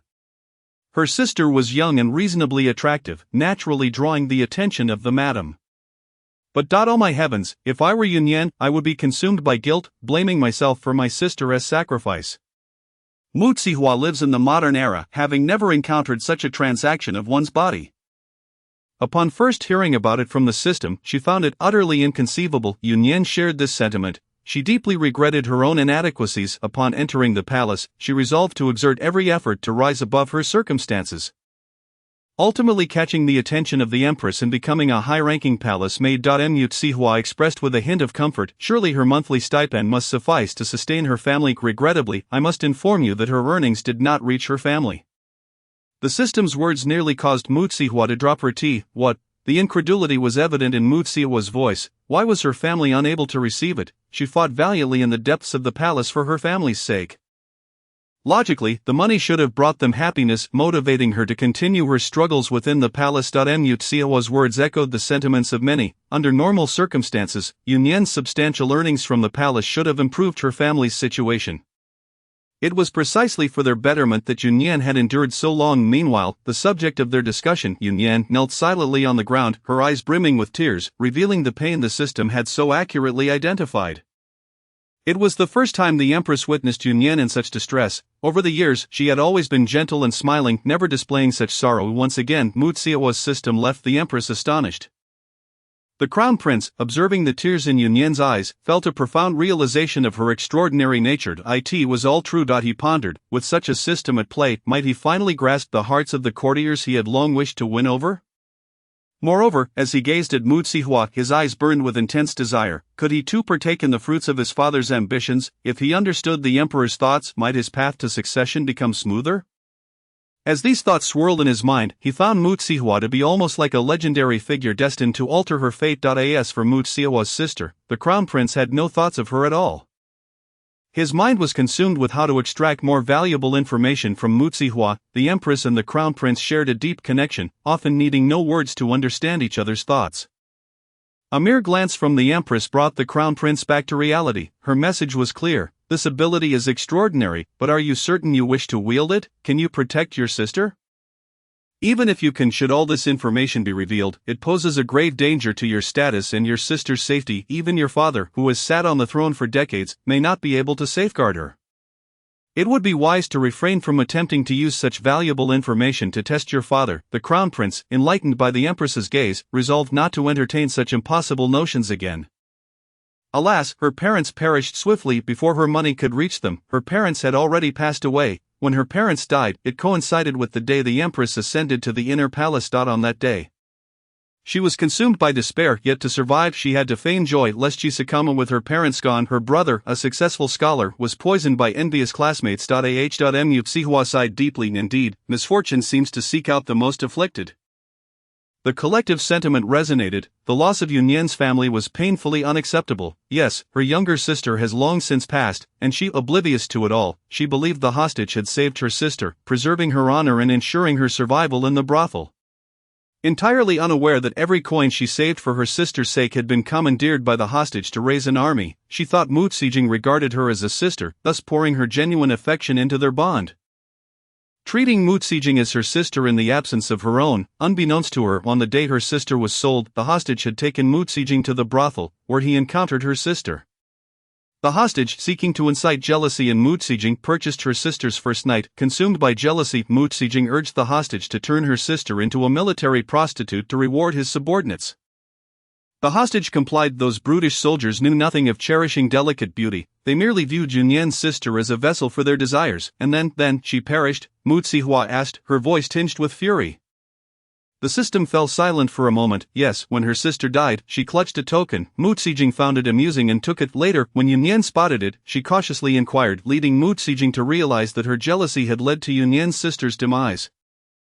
And she utilized the token to deceive Yunyan. The anger in Mu Xiao's tone was nearly palpable. She had never encountered someone so shameless. Indeed, she fabricated a story around the token to mislead Yunyan, and told her that as long as Mu Xijing distanced herself from the empress, Yunyan would be reunited with her sister. Yunyan believed her. Thus, Yunyan became her spy beside the empress. To be precise, she was the hostage's spy through Yunyan. The hostage learned many secrets about the empress and decided to initiate his revenge as soon as you returned to the palace. Mu Xihua felt utterly depleted of words. These two are truly shameless. They caused the death of Yunyan's only sister and now expect Yunyan to serve them. What right do they have? Setting down her teacup, Mu Xihua gazed mournfully at Yunyan. She is so pitiable. Everything she has done was for her sister, yet her sister died, and the ones responsible for her demise deceived her. Even more despicable, they swindled her hard-earned money. As she spoke of her earnings, Mu Xiao's fury ignited. She bit fiercely into a pastry nearby, chewing it with vigor, even knocking a tooth. How endearing, thought the empress. The crown prince, and the others in attendance. Indeed, the system empathized deeply with this unfortunate child. I wish to assist her. Chapter 15. Rewards from the system. At this declaration, nearly everyone turned in disbelief to gaze at Mu Xihua. Why all of a sudden did she wish to help Yunyan, particularly since Yunyan posed a threat to her? Though harm had yet to befall her, it was undeniable that this Yunyan was no virtuous individual.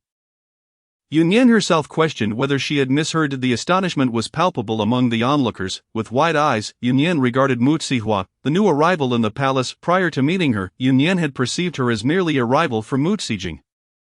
Yet, upon hearing her express a desire to help, her heart raced uncontrollably. At that moment, the system too struggled to comprehend Mu Xiao's intentions. I can understand you wanting to rescue that little maid. But why extend your help to Yunyan? She is, after all, Mu Xijing's ally. This sentiment echoed in many hearts. Why would Mu Xihua engage in such a futile endeavor? Let it be as a blessing for my mother. She has grown fond of this maid who has accompanied her for so many years. The empress felt a surge of softness in her heart. Her daughter truly considered her feelings in every aspect. She had no desire to harm Yunyan, for she had been her loyal maid for years. However, if her daughter were to distance herself from her due to her protection of Yunyan, that would be a grave mistake. Upon hearing Mu Xiao's wish to help Yunyan, the empress was deeply moved. Her daughter was the embodiment of kindness and compassion. The crown prince was equally taken aback by Mu Xiao's decision. Decisiveness was the hallmark of a ruler, yet Mu Xiao's benevolence raised concerns. Did she not realize that such gentleness could lead to a lack of control over her subordinates? The crown prince sipped his tea, clearing his throat. He did not fully endorse Mu Xiao's approach. As a ruler, one ought to be resolute and cold-hearted. If one were easily swayed, how could they be a worthy successor? Yet, in the next instant, he heard Mu Xiao's inner thoughts, which stirred a profound sense of guilt within him. Are you not afraid that Yunyan will turn against you, that she might conspire with Mu Xijing to betray you? Though the term betray was not fully understood by all, its negative connotation was clear. The ancient minds were indeed astute. The system marveled at their intelligence. No worries. I have my brother the crown prince. As my brother, he will surely care for my well-being. I plan to inform him of this matter, to adequately undermine the hostage's morale. Even if Yunyan's sister was a courtesan, she was still a citizen of our nation. How could the hostage so easily bring about her demise? Honestly, I believe Yunyan's sister deserved a better fate. Mu Xihua lamented. In fact, we might leverage Yunyan's sister's situation to uncover the hostage's private army. That could work. I must find a way to inform the crown prince. Once he is aware, he will undoubtedly take action regarding this matter. Mu Xihua instinctively thought of her half-brother, although he had not been kind to the original owner. He was nonetheless a prince in his own right, wielding power and influence. It would be most appropriate to entrust such matters to him. Actually, if you were to inform the emperor, he would favor you even more. The system interjected, unwilling to see its host's hard work ultimately usurped by the Crown Prince. The Crown Prince fixed his gaze upon Mu Sihua, contemplating that indeed if he kept this information to himself, their father would likely prefer Mu Sihua. But if the emperor remained oblivious, it would not bode well for Mu Sihua. If he were in her position, he would heed the system's advice. No, I recall quite clearly from the original text that although the Crown Prince has his reservations regarding his sister, he is benevolent towards the people, rigorously instructs those around him, and manages state affairs commendably. Even the hostage had lamented that if not for his wife being Mu Sijing, he would be hard-pressed to compete with the Crown Prince, since he is capable of being a good emperor. I shall lend him my support. In truth, the people merely require a competent emperor to thrive. Mu Sihua had yet to reveal her true intentions. She did not wish to entangle herself deeply with the royal family. Her goal was to accumulate enough wealth to escape, rather than to seek the emperor's favor. She took on this matter solely out of pity for her younger sister, Yunyan, whose plight tugged at her heartstrings, compelling her to seek revenge. The remaining affairs were not her concern. These genuine sentiments she would not express outright, although she harbored doubts. Mu Sihua genuinely believed these individuals might discern her thoughts. This notion, though seemingly fanciful, lingered in her mind. What if her words could be heard? Mu Sihua resolved to keep her thoughts guarded. Moreover, he is my brother. I sincerely hope he achieves his desires. Ultimately, she uttered this insincere statement with a sense of trepidation. The Crown Prince realized that despite Mu Sijing's unkindness towards Mu Sihua, she was consistently considerate of him, always remembering him in her thoughts. Such kindness was something he had never experienced from Mu Sijing, and the contrast struck him deeply. The Crown Prince finally grasped the Empress's perspective. It was no wonder that she perceived Hua Er as superior to Jing Er. Was it not because Hua Er was more attuned to the feelings of others? Unbeknownst to Mu Sihua, the Crown Prince's allegiance began to tilt in her favor. However, she remained oblivious to the Crown Prince's internal shifts and breathed a sigh of relief. Thinking they could not hear her thoughts, little did she know the Crown Prince concealed his emotions well, and the Empress had instructed him not to divulge this information, although they were moved by Mu Sihua's heartfelt sentiments toward the Crown Prince. They remained acutely aware of the Empress's admonitions, refraining from revealing any signs that might alert Mu Sihua. Thus she remained unaware. Yunyan knelt on the ground, her heart swelling with emotion as she listened to Mu Sihua's heartfelt thoughts. She bowed deeply to the Empress. Your Majesty, I have erred, and I am willing to accept any punishment. At last, Yunyan spoke. The Empress understood that this indicated Yunyan had heard Hua Er's sincere sentiments, believing her heart to be pure and free from burdens, thus making her more willing to disclose certain matters. Coincidentally, the Empress was eager to learn who else within the palace belonged to Mu Sijing. What serendipity! The Empress, in a good mood, smiled gently. Yunyan, you have committed a grave error, but considering you are one of my foremost palace maids, I do not wish to resort to extreme measures. Here is my proposal. Go to Hua Er and instruct her in the etiquette, redeeming your mistake. Yunyan looked up in shock, initially believing her fate to be sealed, but now, it appeared there was a glimmer of hope. The Empress's eyes conveyed a message, and Yunyan understood that the Empress deemed her more valuable alive than dead. Hence this decision, having narrowly escaped with her life, was indeed a fortunate turn of events. Thank you, Your Majesty. I shall devote myself wholeheartedly. Yunyan rose and positioned herself beside Mu Sihua. A notification echoed within Mu Sihua's space. Congratulations, Mu Sihua, you have altered the plot. Progress increased by 3, current progress at 11. Reward, salt production technique. The salt production technique can yield you endless wealth. Mu Sihua immediately focused on the most enticing aspect. If I leave the palace in the future, would I not be free from concerns about sustenance? The system nodded in affirmation. Indeed, a remarkable asset. The salt production technique, how splendid! This could facilitate economic freedom in ancient times. After all, it would not be long before the Qin dynasty fell. And by then, even if she sold private salt, no one would be able to intervene. Mu Sihua held a deep fondness for anything that could provide her with income. The system continued to build upon this momentum. Not only that, the more you alter the plot, the more rewards you will receive. You have acquired Mu Sijing's loyal servant, Yunyan. Reward, a medical text. Acquire the juicy secrets from Yunyan. Yunyan possesses many secrets. Dear Hua Er, we can gain significant insights from her. Mu Sihua was filled with joy. Really, it seems the treasures she holds can expedite my return home. Indeed, there is another hidden surprise. The system unveiled an even greater surprise. Mu Sihua was utterly bewildered. Oh, there is more to discover. The system switched to a public platform. Due to Hua Er's kindness, the main system has awarded you a special reward. What? Mu Sihua was taken aback. Can you guess what it is? The system teased, leaving her pondering for a while without arriving at an answer. The Empress and the Crown Prince were equally curious about what reward the system would bestow upon Hua Er. Everyone was left in suspense, wondering what it could be. This surprise is for you to uncover yourself. I shan't divulge it, revealing it would spoil the fun. The system left them hanging, causing the listeners to feel a sense of anxious anticipation. Genuinely yearning to know the nature of the surprise, yet the system remained tight-lipped. Mu Si Hua opened the system homepage and beheld this wondrous treasure the moment she laid eyes on it. Her eyes widened in astonishment. Heavens, is it truly this formidable? She suddenly felt that this overarching system was incredibly powerful, truly miraculous. Observing Mu Si Hua's elated expression, everyone concluded that this must be an extraordinary surprise to elicit such a reaction from their princess. Yet the nature of it remained a mystery. Mu Si Hua, however, ceased to voice her thoughts, and thus, no one could hear her. The truth was that the system had disabled the shared thoughts feature.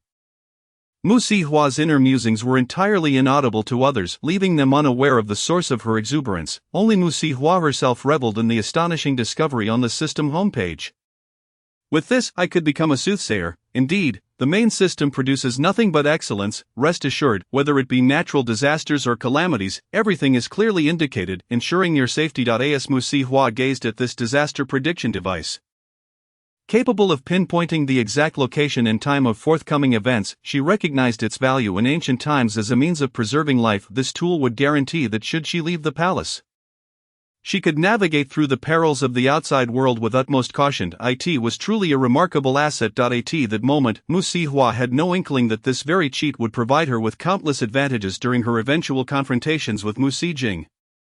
The system remained silent, and Mu Si Hua too kept her thoughts to herself, leaving everyone curious yet powerless to uncover the truth. The matter concerning Yun Yan had been relayed through the system, prompting the Empress's loyal subjects to investigate urgently, ensuring she received accurate information. While everyone held immense faith in the system, subsequent action still required human intervention. For instance, Granny Zhao needed to take a few days off to attend to her affairs, and gifts for the favored concubine Liang needed to be prepared anew. If gifts were delayed, the Empress would have to personally appease concubine Liang to prevent any estrangement. As for the Crown Prince, he needed to investigate the relationship between Yun Yan's sister and the hostage, seeking any evidence of the hostage raising private soldiers. Each person harbored a shared intention, since Mu Si Hua's system was so extraordinary. They too wished to test its wonders. With a sense of curiosity, they began to ponder the next step, contemplating when to have Mu Si Hua accompany them to the scene of the unfolding drama. The crowd had grown accustomed to the term eating melons, which referred to witnessing various shocking events. Whoever's melon was in question indicated that person harbored undisclosed secrets, although the reason behind this phrase remained a mystery. Everyone naturally understood its meaning, refraining from prying further. Mu Si Hua, having indulged in this spectacle for so long and engaged in superficial pleasantries, felt utterly fatigued. Noticing Mu Si Hua's slight weariness, the Empress, feeling a pang of sympathy, addressed her. Hua Er, I have dispatched someone to prepare the Yu Huang Terrace. Later, you shall ride in my palanquin to settle in. Your father has instructed eunuch Wang to await you at the Yu Huang Terrace, along with the Empress Dowager's trusted old maid, to personally bestow upon you the title of Princess Yu Hua. You must hurry, you still have to pay respects to your imperial grandmother. Upon hearing the Empress's words, Mu Si Hua stood frozen in place, her expression one of astonishment. In the imperial palace, every soul present heard the heartfelt thoughts of Mu Si Hua. What the heck? Is the Empress being possessed? This scene isn't in the original text. Is the Empress alright? Just as the Empress finished expressing these thoughts, she anticipated that Mu Si Hua would gaze at her with sheer delight. Yet, to her surprise, she found her daughter's thoughts were filled with disbelief. The Empress herself was momentarily stunned. This was not what she had envisioned. She had expected her daughter to be moved, but instead, she was met with various misunderstandings. Though the Empress felt a pang of grievance, she acknowledged that it was overshadowed by a sense of helplessness and heartache. She was not entirely oblivious to the plot of the original work, wherein her character had succumbed to madness, allowing Mu Si Jing's schemes to sow discord between her and her daughter. That would not be the case any longer. The Empress resolved to make amends with her daughter wholeheartedly. Why is she suddenly so kind to me? Isn't she supposed to favor her own Jinger? Mu Si Hua reined in her skeptical gaze, recalling the words of her nurse, and gracefully performed a curtsy, while her heart continued an endless dialogue with the system. I don't know, perhaps it's the bond of mother and daughter. although the system was privy to all. It maintained an air of ignorance before Mu Xiaihua. Feeling a sense of unease, Mu Xiaihua could not help but voice her doubts. Will she truly care for me now? Or will her heart still belong to her Jing when she returns?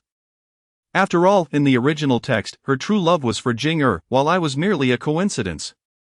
Despite being a transmigrator, Mu Xiaihua empathized deeply with the fate of the original character, thus inadvertently projecting her sentiments into her speech. Your Highness, please follow me, Zhao Mama interjected, unable to bear the scene any longer, with genuine concern for the Empress's intentions. Zhao Mama continued, Your Highness, are you aware of the tale of the Yu Huang Terrace? Chapter 17, The Yu Huang Terrace, a symbol of noble princesses. Mu Xiaihua, I graciously accept. Xiaoma's words piqued Mu Xiaihua's curiosity. Naturally, she was unaware of it. She was neither from this era nor an elder of the palace, and thus her understanding was limited. Shaking her head, the tassels atop her head shimmered as she moved. The sunlight filtering through the lattice and casting a soft halo around her. In that moment, Mu Xiaihua appeared as if she were a celestial being descended from the heavens, untouched by earthly dust.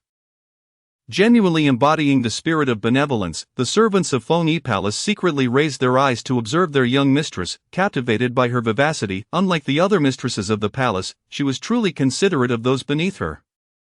It was precisely because they could hear her thoughts that Mu Xiaihua was regarded as the epitome of kindness and virtue in their hearts. In contrast to the third princess, who was forever enshrouded in privilege, Mu Xiaihua's heart brimmed with compassion and tolerance for life, making her the mistress they yearned for throughout their lives. As the system watched the growing affection of the palace staff towards Mu Xiaihua, it noted that their admiration for Mu Xiaijing was entirely eclipsed, signifying that Mu Xiaihua was the genuine darling of their hearts. Meanwhile, Mu Xiaijing was rendered insignificant. The system was taken aback. Mu Xiaijing possessed a system that thrived on the emotions between individuals, thus she endeavored to win others' favor, continuously strategizing to garner affection, as that emotional currency nourished her system with this sustenance. Mu Xiaijing could acquire greater rewards, which she would, in turn, bestow upon the crown prince, aiding him in becoming the new ruler. Mu Xiaijing's system had grown formidable, far beyond what this novice system could compare to. The world's order had become chaotic due to Mu Xiaijing's existence, leading to countless innocent lives tragically lost because of the love story between her and the crown prince. This resentment severely disrupted the normal proceedings of the world, compelling the overarching system to ensure Mu Xiaihua's survival in this realm, though it was said that accumulating enough melon-eating value would allow her to return home. In reality, the melon-eating value stemmed from the actions Mu Xiaihua took after indulging in the gossip. If Mu Xiaihua were to utilize the melon-eating system similarly to Mu Xiaijing, for the sake of a villain wreaking havoc, she would never amass enough value. However, the melon-eating system had not anticipated that its chosen host would turn out to be quite amiable. Zhao Mama gazed at Mu Xiaihua with maternal affection. The Yu Huang Terrace was constructed by the founding emperor for his daughter. The term Yu signified his daughter's esteemed status, while Huang represented the great expectations he had for her. Even wishing for her to become the crown princess. Mu Xiaihua was greatly astonished. The intellect of this founding emperor was truly remarkable. He was willing to see his own daughter ascend to the throne. What grand aspirations he possessed! It could be said that during the era of the founding emperor, the princesses were all of noble birth, graceful and dignified, with various positions for female officials still existing in the present court. Female officials. Mu Xiaihua suddenly recalled that Mu Xiaijing had a sister who genuinely cared for her, yet Mu Xiaijing had consistently obstructed her candidacy for the position of female official. Upon this realization, Mu Xiaihua shook her head, pondering how outdated Mu Xiaijing's mindset was, believing that a woman who became a female official would have difficulty finding a husband. A woman's destiny did not hinge solely on marriage. Regrettably, the crown princess's frail health led to her untimely demise, leaving the founding emperor heartbroken. Unwilling to accept this fate, he designated other daughters as crown princess. Yet they too passed away prematurely. Ultimately, the Yu Huang Terrace became the residence of the most esteemed daughters of the royal family, where those who dwelled were the true paragons of royalty. The most resplendent jewels of the dynasty. Although not a crown princess, in every regard, these daughters were not inferior to the crown prince. Generally speaking, only the legitimate daughters born of the empress had the privilege to reside in the Yu Huang Terrace. It was then that Mu Xiaihua vaguely recalled a segment from the original text. Mu Xiaijing had aspired to live in the Yu Huang Terrace because the crown prince had expressed a desire to marry the most noble woman in the land. However, the royal family deemed her affection for the enemy's crown prince unsuitable for a princess residing in the Yuhuang Terrace. The emperor, who favored her, insisted she sever ties with the crown prince and summoned several royal suitors for her consideration, implying, "As long as you cut ties with the crown prince, you shall be the most favored daughter of our great Qin." Ultimately, Mu Xiaijing refused, leading to a fierce argument with her parents. Naturally, in the narrative, this only served to tighten the bond between the male and female leads, while the crown princess resolved to destroy the great Qin solidified. As Mu Xiaihua contemplated these events, a chill ran down her spine. Goodness, had she inadvertently taken up residence in the royal palace's most prestigious quarters? Would Mu Xiaijing seek to eliminate her if she found out? Mu Xiaihua hesitated, not wishing to become embroiled in the plot and meet a tragic end, yet her identity was exceedingly precarious. With no fortune to her name, she truly felt lost regarding her next steps. The system softly interjected, "You realize that if you reside in the Yuhuang Terrace, once it is proclaimed to the world, your status will elevate you to the most cherished princess of the royal family. Granting you everything, are you certain you won't be moved when the officials, your parents, and the ladies of the various palaces present you with gifts? If the great Qin were to fall, what would you have? You will possess these treasures, and amidst the chaos of battle, the palace will surely be in disarray. You would be reaping so many benefits without cost." The system's words stirred Mu Xiaihua's heart. Who could resist the allure of treasures? But what if I run out of money? Uncertain of when she might return home, Mu Xiaihua had already prepared herself for a lifetime in this realm. The system quickly replied, "Just sell them, sell the treasures. Wouldn't that provide you with wealth? Moreover, if you truly return to the modern world, wouldn't those treasures be worth something there, upon your return? You could become a wealthy woman, isn't that appealing?" The system's words dispelled Mu Xiaihua's lingering anxieties. "You are right, I shall claim the title of the most favored princess." Mu Xiaihua's eyes sparkled with the glimmer of gold. The system's words ignited a fervent desire within Mu Xiahua. As she envisioned the treasures, she dismissed her reservations. After all, in her current situation, if she did not assume the role of a princess, Mu Xiaijing would likely seek to eliminate her. It was wiser to play the part of a good princess and confront Mu Xiaijing in a showdown, fully aware of Mu Xiaijing's formidable power in this world. Mu Xiaihua recognized that it would be best to tread carefully, avoiding conflict with Mu Xiaijing whenever possible. Thus, it was revealed. Mu Xiaihua smiled radiantly, "I am sincerely grateful for the love and care bestowed upon me by my mother and father." The empress, observing the genuine smile upon Mu Xiaihua's face, felt her guilt somewhat assuaged. Thank goodness, Hua is pleased. Unbeknownst to them, these sentiments were keenly perceived by those with ulterior motives, and amidst the distractions, the words reached the ears of others. Chapter 18. Mu Xiaijing's resentment. After being treated thus by her mother, Mu Xiaijing was filled with profound resentment. She directly sought the crown prince, and upon meeting him, she clung to his neck, her eyes reddening as she prepared to voice her grievances. Mu Xiaijing's actions elicited a flicker of disdain from the attendants surrounding the crown prince. Noting their disdain for Mu Xiaijing, the crown prince waved his hand, dismissing the attendants. "What is the matter?" he inquired, wrapping his arms around Mu Xiaijing. She seized the opportunity to hold him tightly. "Ah Yan, my mother wishes to expel me from Fengyi Palace for that wild girl from the countryside." A cold smile curled at the corners of the crown princess' lips. "I've told you before, your mother does not truly love you. If she genuinely cared, when you asked her to apologize to me, she would not have been so unwilling to relent. She is acutely aware that her unjust actions in the past have rendered my life arduous, nearly leading to my demise within the depths of the palace. Consequently, I have developed a profound resentment towards the women of the inner court. You once appeared by my side like a celestial being, rescuing me from my plight, and I cherished you deeply. However, upon discovering that you are the Queen Mother, the very person who almost brought about my ruin, can you fathom the anguish I endured on that day?" The prince spoke, his voice choked with emotion, revealing the turmoil within his heart. Mu Xiaijing felt a pang of sympathy, embracing the prince tightly. "Yan, regardless of what the world may say, you shall forever be the one who holds my heart. In my eyes, you surpass all men in the world." A flicker of pride crossed the prince's gaze. "Those days I neglected you were not out of a lack of desire, but rather because I struggled to overcome my own heartache.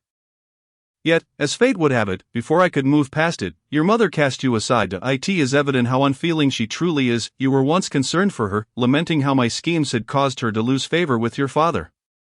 Are you not awakened now to the truth? What merit is there in mourning such a mother?" The more Mu Xiaijing contemplated the prince's words, the more their reason resonated within her. Indeed, the queen mother treated her with such disdain simply because her daughter returned to the palace.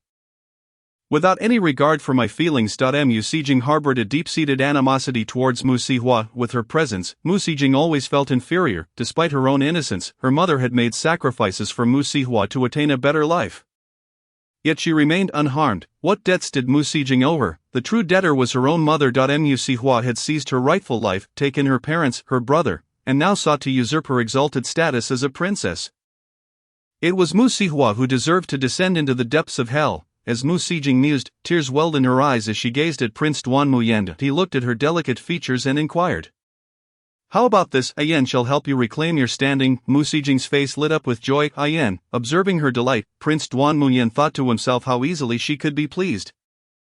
Yet, he maintained a facade of deep affection. The attendants watched this exchange, and at that moment, Prince Duan Muyan's people hurriedly arrived. Upon seeing Mu Sijing's uncertain expression, they exchanged glances filled with unspoken understanding.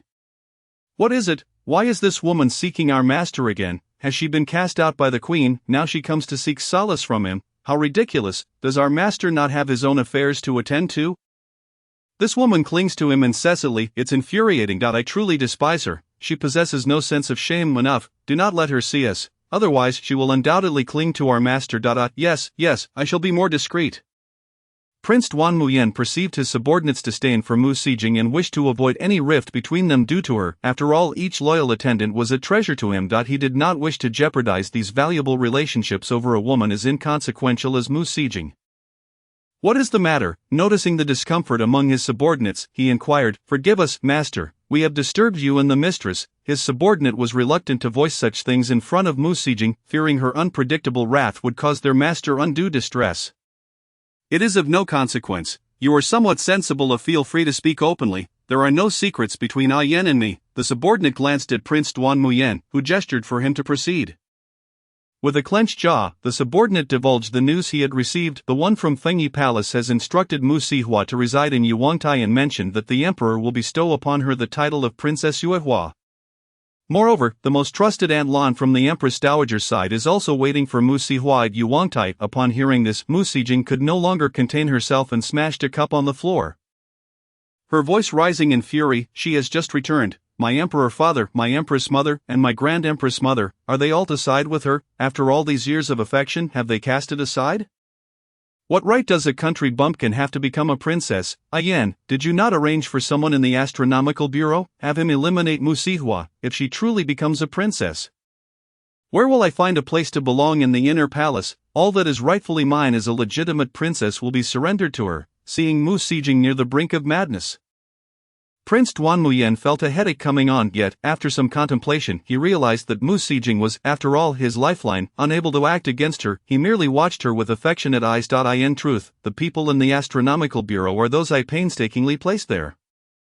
I had not intended to utilize this piece unless absolutely necessary, but seeing you so distressed, I have no choice but to employ that piece. As Mu Sijing gazed at Prince Duan Muyan, his gaze filled with affection, her spirits lifted. She initially intended to follow his lead, thinking to herself that there was no need to trouble Ayan during his moments of leisure. However, suddenly recalling Mu Sihua's beauty, an overwhelming sense of crisis surged within her. No, she could not allow Ayan to see Mu Sihua, otherwise Ayan might be drawn to her. The unease and fear in Mu Sijing's heart intensified.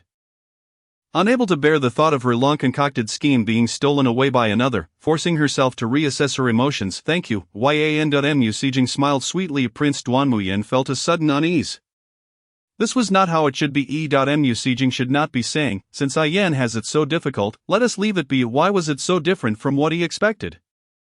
The growing disdain within him for Mu Sijing deepened. How could such a clueless fool, unworthy of understanding subtle cues, ever be fit to become the empress at my side? Prince Duan Muyan had once considered that, should he ascend to the throne, he might shower her with affection, granting her the title of the primary consort. However, his irritation grew. The astronomical bureau was of utmost importance, and he did not wish to encounter any issues due to Mu Sijing. Yet, Mu Sijing continued to smile sweetly and attempted to kiss him, as if expressing gratitude for his support. Feeling agitated, Prince Duan Muyan evaded her advance. Mu Sijing froze. "Ayan, what is the matter?" Chapter 19, Prince Duan Muyan's plan. Prince Duan Muyan's expression was decidedly displeased. "I am weary, you may leave for now." Mu Sijing felt a wave of grievance wash over her but dared not provoke him further, so she departed. Once she had left, Prince Duan Muyan slammed his hand on the table in frustration. glaring at Mu Sijing's retreating figure. Mu Sijing, to think I must resort to using the astronomical bureau for a mere country girl. His subordinates had never witnessed him so enraged. They knelt, pleading, "Master, please calm your wrath." Prince Duan Muyen rubbed his temples. Very well, the recent private salt trading is rather significant. If the peace in the astronomical bureau is lost, so be it. His subordinates nodded, their faces reflecting concern, although the astronomical bureau lacked real power. It was the closest to the royal authority. The emperor would even consider their words. To abandon such an important piece for the sake of Mu Sijing was indeed a source of vexation for Prince Duan Muyen. Once this matter is settled, I shall ensure that Mu Sijing repays the debt she owes me. His subordinates' expressions brightened at this promise. Master is wise. As Mu Sijing returned to her palace, she observed the palace maids and eunuchs bustling about with utmost caution. Previously, their demeanor had been to serve her. Now the items they carried were familiar to her, yet each time she saw a palace attendant pass by her door without delivering something, her resentment towards Mu Sihua grew. Moreover, her ire towards the empress intensified. How could she endure the loss of what was rightfully hers? Having been raised as a pampered princess, she had always believed the world belonged to her and found it impossible to accept that there were things beyond her grasp. Meanwhile, in Fengyi Palace, the empress, having ensured her daughter was well guarded, promptly took her son to pay respects to the empress dowager, seeking the most capable Aunt Lan to assist her. The empress had always played a dangerous game. Instead of Mu Sihua being conferred the title of Princess Huihua, it was Mu Sijing who had been granted the title of Princess Yixing much earlier, when Mu Sijing was given the title of Princess Yixing. The emperor had lavished her with affection, even expressing a wish for her to shine brightly like the stars. Recalling the past, when the emperor had shown such favor to Mu Sijing, a pang of bittersweet nostalgia filled the empress's heart. Alas, her daughter had grown, and she could not hold on to her forever. No matter her reluctance, she had to accept this reality. It was best to focus on compensating her own daughter, now that her daughter had returned to the palace. She was, after all, a member of the royal family, the most esteemed woman, the daughter of the emperor. How could it be that the emperor had not mentioned conferring a title? The empress dowager had not expressed any opinions either.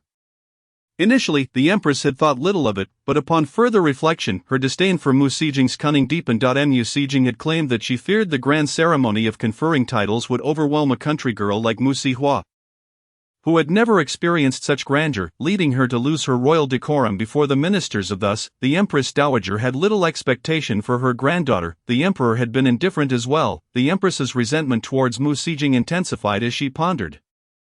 She enjoys everything my daughter deserves, yet complicates my daughter's life at every turn. How shameless. Gritting her teeth, the empress gazed at her son. You have seen it. Hua is your biological sister. She harbors nothing but affection for you. Her only brother, you and Mu Sijing, despite the many years of friendship. Consider this. Has Mu Sijing ever aided you in your quest for the throne? It has never been easy to become the crown prince throughout history. Your father was not a crown prince in his time either. The fate of crown princess has always been grim. My son, awaken to reality. It is truly the severance of your sibling bond with Hua that matters. The extraordinary qualities possessed by Hua could assist you in claiming the throne, yet Mu Sijing, who enjoys all privileges, stands on equal footing with you. To whom have all these years of support been directed? Reflect carefully. If she had genuinely regarded you as a brother and was willing to step aside to allow you to expand your power, would you still occupy your current position? Consider those other princes vying for the throne alongside you. Yener, we are united as mother and son, and your sister has only just been found. Everything now rests upon your shoulders as the crown prince. You must protect both your mother and sister diligently, the empress urged. The crown prince, whose heart had initially leaned towards Mu Sijing, gradually began to awaken with each of his mother's words. Indeed, Mu Sijing is the most favored princess of the dynasty, yet she has consistently competed against me over the years, although fully aware of my intentions to place allies within the court.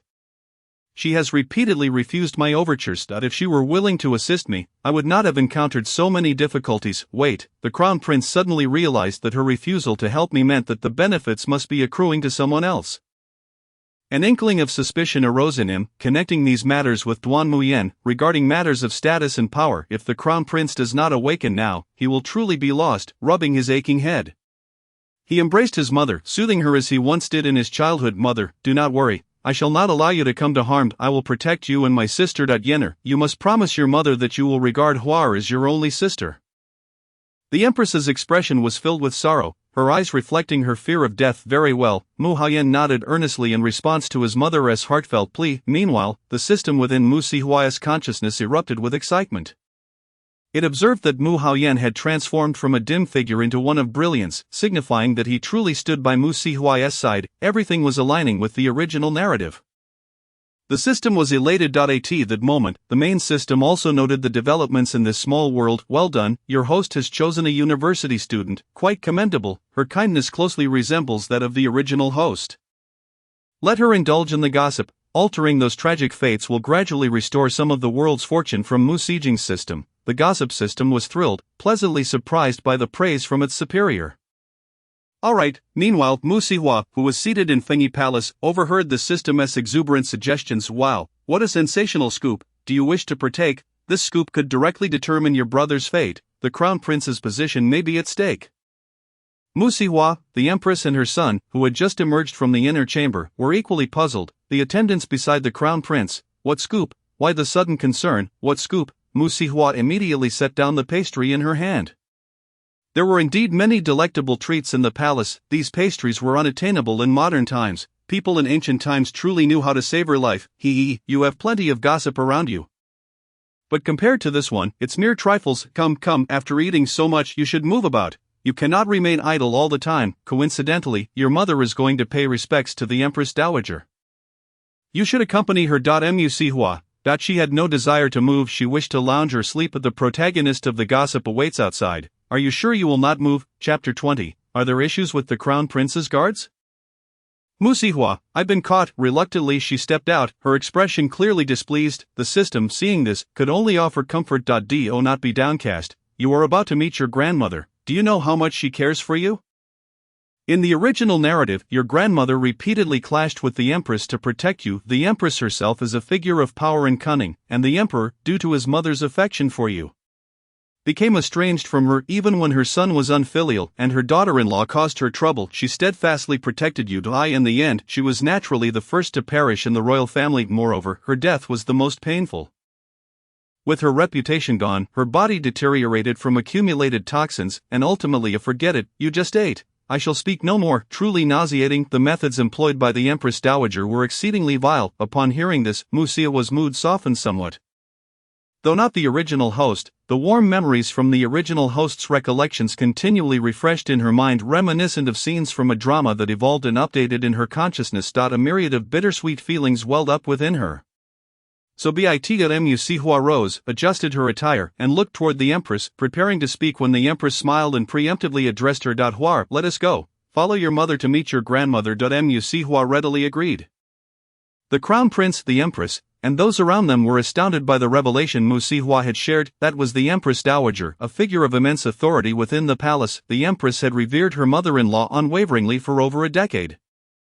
The emperor had grown up by the Empress Dowager's side, sharing a deep bond with her. Among all the grandchildren, the Empress Dowager treated the crown prince somewhat more favorably, while even Mu Sijing, once the most favored, had not received such affection. The notion that Mu Sihua would be greatly cherished by the Empress Dowager, who might even oppose the world for her sake, was utterly unbelievable. The Empress Dowager had always been unyielding toward her sons and daughters-in-law. When the emperor had quarreled with the empress over a courtesan, the Empress Dowager only mediated and never reproached her son. Nor did she ever suggest that the empress was overly jealous. How could such a harmonious Empress Dowager sacrifice everything for Mu Sihua? The palace attendants listened, finding it entirely implausible. However, the crown prince and the empress did not share that sentiment. The extraordinary being spoke of the original narrative, which indicated that if they failed to heed Mu Sihua's innermost thoughts, the future could indeed unfold in such a manner. Thus, the two began to believe the system. The empress felt a twinge of guilt. It was her failure as a mother that allowed her daughter to be bullied. Were it not for her mother-in-law's willingness to protect Hua, she would have truly been left with nothing.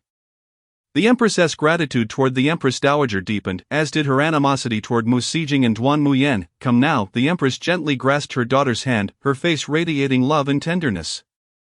Mu Sihua gazed at her mother's beautiful visage and could not help but begin to share her musings with the system. My mother is truly beautiful, she is like a celestial being descended to earth. I am so curious about how handsome my father must be to be worthy of my mother. The empress's heart swelled with joy. It was indeed a good thing that her daughter cherished her. Even if she was enamored with her own appearance, it was still commendable, for no woman dislikes being praised. The group prepared to board the sedan chair, allowing the servants to carry them to the Empress Dowager's palace. Just as they exited the palace gates, the system blared a warning: gossip characters are appearing. The person whose gossip will determine your brother's crown prince status is his guard. Let us indulge in the gossip.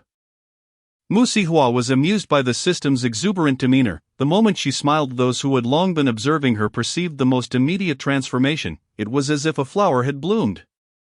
Spring had arrived, and myriad blossoms flourished in resplendent glory. With her radiant and spirited smile beneath the sun, Mu Sihua resembled a saintly figure, capturing the attention of all. Her extraordinary beauty, pure and vibrant, dazzled the onlookers. The attendants lowered their heads, unwilling to gaze too long. The empress, observing Mu Sihua's countenance, felt immense satisfaction. Only such a daughter could be the treasure of both herself and the emperor. Mu Sijing. The crown prince Mu Haoyan was likewise captivated by his sister's beauty. Clouds inspire attire, flowers inspire beauty, the spring breeze brushes the trellis, and the dew is rich indeed. My sister is a vision of loveliness, Mu Haoyan remarked. He found himself increasingly fond of his sister. Mu Sihua replied with a gentle smile, "Thank you, brother, for your kind words. I too believe I am beautiful. After all, we are both the offspring of our father and mother. Inheriting their beauty, I am stunning, and my brother is equally handsome. On my way back to the palace, I overheard others remarking that His Highness the Crown Prince is akin to a celestial being, possessing an extraordinarily handsome visage and an aura as lofty and pure as the moon. Upon meeting my brother today, I realized those words were no exaggeration." Mu Sihua's series of compliments left the Crown Prince blushing. "My goodness, my sister is quite the charmer." The system was utterly impressed with its host's performance. "Well done, host. You certainly have a way with words." Mu Sihua chuckled. "That is only natural," completely captivated by Mu Haoyan's striking looks. She could not help but tease him with her flowery words. "Now let us return to serious matters." Mu Sihua reminded the system not to forget their true purpose. The system jolted back to attention. Understood. Among your brother's guards there is one whom he personally rescued, a man of ambition. The man aspired to participate in the martial examination, pledging his loyalty to the nation, yet was thwarted by those with malicious intent, causing him to miss the opportunity. The man, in his fervent desperation, contemplated taking his own life as an act of contrition, a moment fortuitously witnessed by the Crown Prince. Upon understanding the man's unwavering dedication to his country, the Crown Prince felt a deep appreciation for his bravery and resolve. Consequently, he appointed him as his personal guard, establishing a close bond between them. The Crown Prince grew fond of this courageous and astute individual, planning to bestow upon him the title of general once he ascended to the throne. However, Mu Sihua perceptibly detected a problem, prompting a shift in the Crown Prince Mu Haoyan's demeanor. He realized that the individual mentioned by the system had indeed been identified. Yet this man, who was genuinely devoted to his country and tirelessly concerned with its affairs, seemed an unlikely threat to the Crown Prince's position. Rather, such a person should be a formidable asset in fortifying the Crown Prince's claim to the throne. Nevertheless, considering Mu Sihua's remarkable insights, Mu Haoyan chose to remain vigilant. "Never mind, take a look." The system presented the information to Mu Sihua, who, after a brief glance, widened her eyes in disbelief, uncontrollably turning towards Mu Haoyan.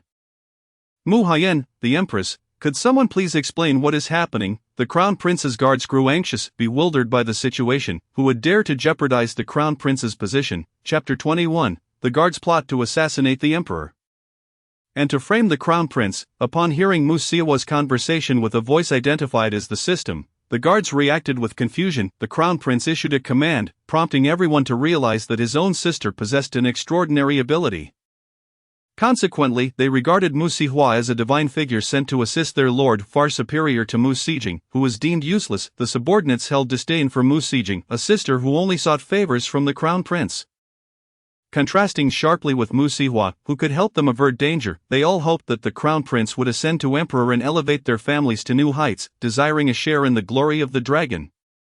Thus, they harbored a profound disdain for Mu Sijing. However, acknowledging their subordinate status, they refrained from voicing their opinions. And now, with Mu Sihua's arrival, the Crown Prince had finally ceased his favoritism towards Mu Sijing, and the guards felt an overwhelming sense of joy. Upon hearing Mu Sihua's warning about the guards posing a threat to the Crown Prince's throne, indignation surged within them. How dare that madman act so brazenly? Could he afford to bear the consequences of damaging the Crown Prince's position? The crown prince's heart raced in his chest, a sense of alarm washing over him. He had begun to piece together the troubling reality, yet he could not bring himself to believe it. Among the guards, there indeed existed someone who matched the description provided by Mu Xiao's system. However, Mu Haoyan could not fathom that this loyal and patriotic individual would resort to such treachery.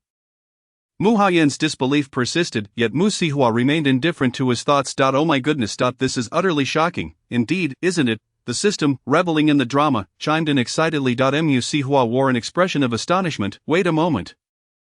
This individual has performed so convincingly, yet he is actually a hostage from a rival nation. His concern for national matters stems from worrying whether his homeland will be attacked by foreign forces?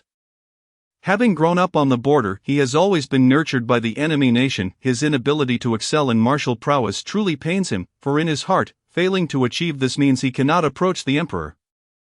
Thus failing to fulfill the orders of his own emperor. Good heavens, no wonder his disguise has gone unnoticed. His dedication to the nation's affairs, viewed through the crown prince's eyes, appears to be that of a devoted and selfless patriot. Precisely, he has not been disguised at all. Isn't this a lesson that the best disguise is, in fact, no disguise at all? Mu Xihua jested lightly, eliciting a chuckle from the system. Such an interpretation holds merit.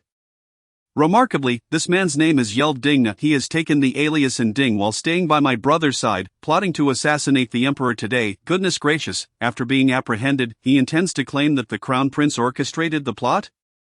Truly, the subsequent twists in this narrative are both absurd and oddly scientific. The emperor has always harbored suspicions towards the crown prince, readily believing the guard's words, further deepening his wariness while diminishing his favor.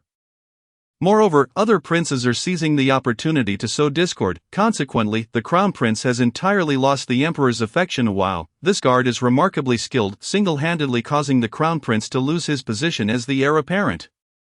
Mu Xihua exclaimed, unable to suppress the urge to glance at the poised and proud Mu Haoyan seated before her. TSK, the crown prince truly embodies the elegance of a jade figure, unparalleled among noble gentlemen. Alas, his inability to discern character has led to his own downfall, resulting in the loss of his position. How pitiable! Mu Xihua's tone dripped with schadenfreude. Upon discovering the identity of the perpetrator, Mu Haoyan maintained a stoic expression. Yet the guards surrounding him had all fixated on Yelv Ding, the once favored guard of the crown prince. So you are a man of the enemy nation. We shall not hold back. Yelv Ding, oblivious to the unfolding suspicions, continued to contemplate his plans, knowing that while the crown prince would first visit the empress dowager, he would inevitably seek an audience with the emperor. He had meticulously timed this moment. Knowing that the emperor preferred to be close to the crown prince, engaging in discussions about recent literary works, thus leaving himself unguarded. At this juncture, Yelv Ding was poised to gain favor, having served the crown prince on 2 previous occasions. He believed the odds of success in this assassination attempt to be quite favorable, his demeanor appearing increasingly relaxed. Mu Haoyan glanced at the unfamiliar guard, realizing that he had failed to see through Yelv Ding's facade. A soft chuckle escaped him, recognizing his own naivety in being manipulated by a mere guard. Should I warn my brother? Mu Xihua inquired. The system advised against it. It is best not to intervene. Mu Xijing is the protagonist, and the protagonist's halo is quite potent. If you disrupt the plot, you may incur divine retribution. I suggest you remain indifferent to the unfolding events, you truly cannot save them. The original storyline will not change easily. The heavenly order will protect Mu Xijing. Even if you attempt to alter the course of events, matters will only worsen. For instance, if you speak out now, the crown prince will undoubtedly face dire consequences, as the heavenly order will deem you a hindrance to Mu Xijing's rightful path. Let us not dwell on this any longer. The system's words resonated with Mu Xihua, leading her to silence for a considerable time. Very well. Mu Haoyan glanced back at Mu Xihua, whose eyes were filled with regret and apology, conveying a sense of helplessness. He bore her no resentment. After all, she remembered him upon her return and would not intentionally harm him out of favoritism towards Mu Xijing. In truth, Mu Haoyan felt a surge of gratitude towards Mu Xihua. In that moment, her expression made him realize that whether she spoke or remained silent was of little consequence. However, Mu Haoyan's gaze returned to Yelv Ding. Mu Xihua's system had proven largely accurate, yet Mu Haoyan wished to grant Yelv Ding a chance. Viewing it as a gamble, should Yelv Ding prove to be as the system described, then Mu Haoyan would show him no mercy. As Mu Haoyan contemplated his strategy, his attendant Kong Futai sensed a newfound depth in his master, whose thoughts now seemed elusive. Kang Futai's mind was preoccupied with finding Mu Xijing to offer her solace. As the group approached the Shokang Palace, the residence of the Empress Dowager, its understated elegance belied an aura of unimaginable wealth and subtle opulence. Upon learning of the Crown Prince and the Empress's arrival, the attendants quickly rushed to greet them. Mu Haoyan left Yelvding outside the palace, entering with the other guards and attendants, expressing understanding for Yelvding's concerns by suggesting he take some time to relax elsewhere. Yelvding, once suspecting, followed this advice. As Mu Haoyan observed Yelvding's unhesitant departure, he lowered his gaze, while those around him discreetly accompanied Yelvding. In the past, Mu Haoyan had never harbored doubts, yet now he felt compelled to prepare thoroughly for any eventuality. Inside the palace, the Empress Dowager was immersed in her reading. Upon learning that her grandson and daughter-in-law had arrived, her face brightened, prompting her to summon them, following the Empress into the Dowager's chamber. Mu Sihua was taken aback by the Dowager's youthful appearance. Chapter 22, The Empress Dowager's Surprise, Summoning the Emperor for a Grand Council. Wait, is this truly the Empress Dowager? She is so young and beautiful. How can this be the widow of a late husband, a mother, and a grandmother? She embodies the allure of a mature beauty. I am utterly taken aback. Empress Dowager, you are positively radiant. My goodness, the late emperor's passing was such a misfortune. How exquisite, system, is this truly my grandmother? I am truly blessed. A cascade of astonished exclamations left the Empress Dowager momentarily speechless, causing the book in her hands to slip from her grasp. The attendants in the palace were equally astonished. Glancing around in confusion, bewildered by the source of the unexpected voices. No, how could there be a sound? Upon observing the Empress Dowager's expression, the queen quickly realized that many could hear her daughter's heartfelt voice. Reluctantly, the queen hastily took Mu Sihua by the hand to pay her respects. When the Empress Dowager heard Mu Sihua's greeting, she recognized her as the source of that voice. The Empress Dowager gazed intently at Mu Sihua. Are you the one who was just brought back into the palace? Her tone was somewhat stern, as she could not yet discern whether the earlier voice signified a lack of decorum from Mu Sihua. Replying to grandmother, it is indeed I, Mu Sihua responded, her crisp and melodious voice a delightful contrast to the loud and unrefined sound heard earlier, although the Empress Dowager favored spirited and vivacious women.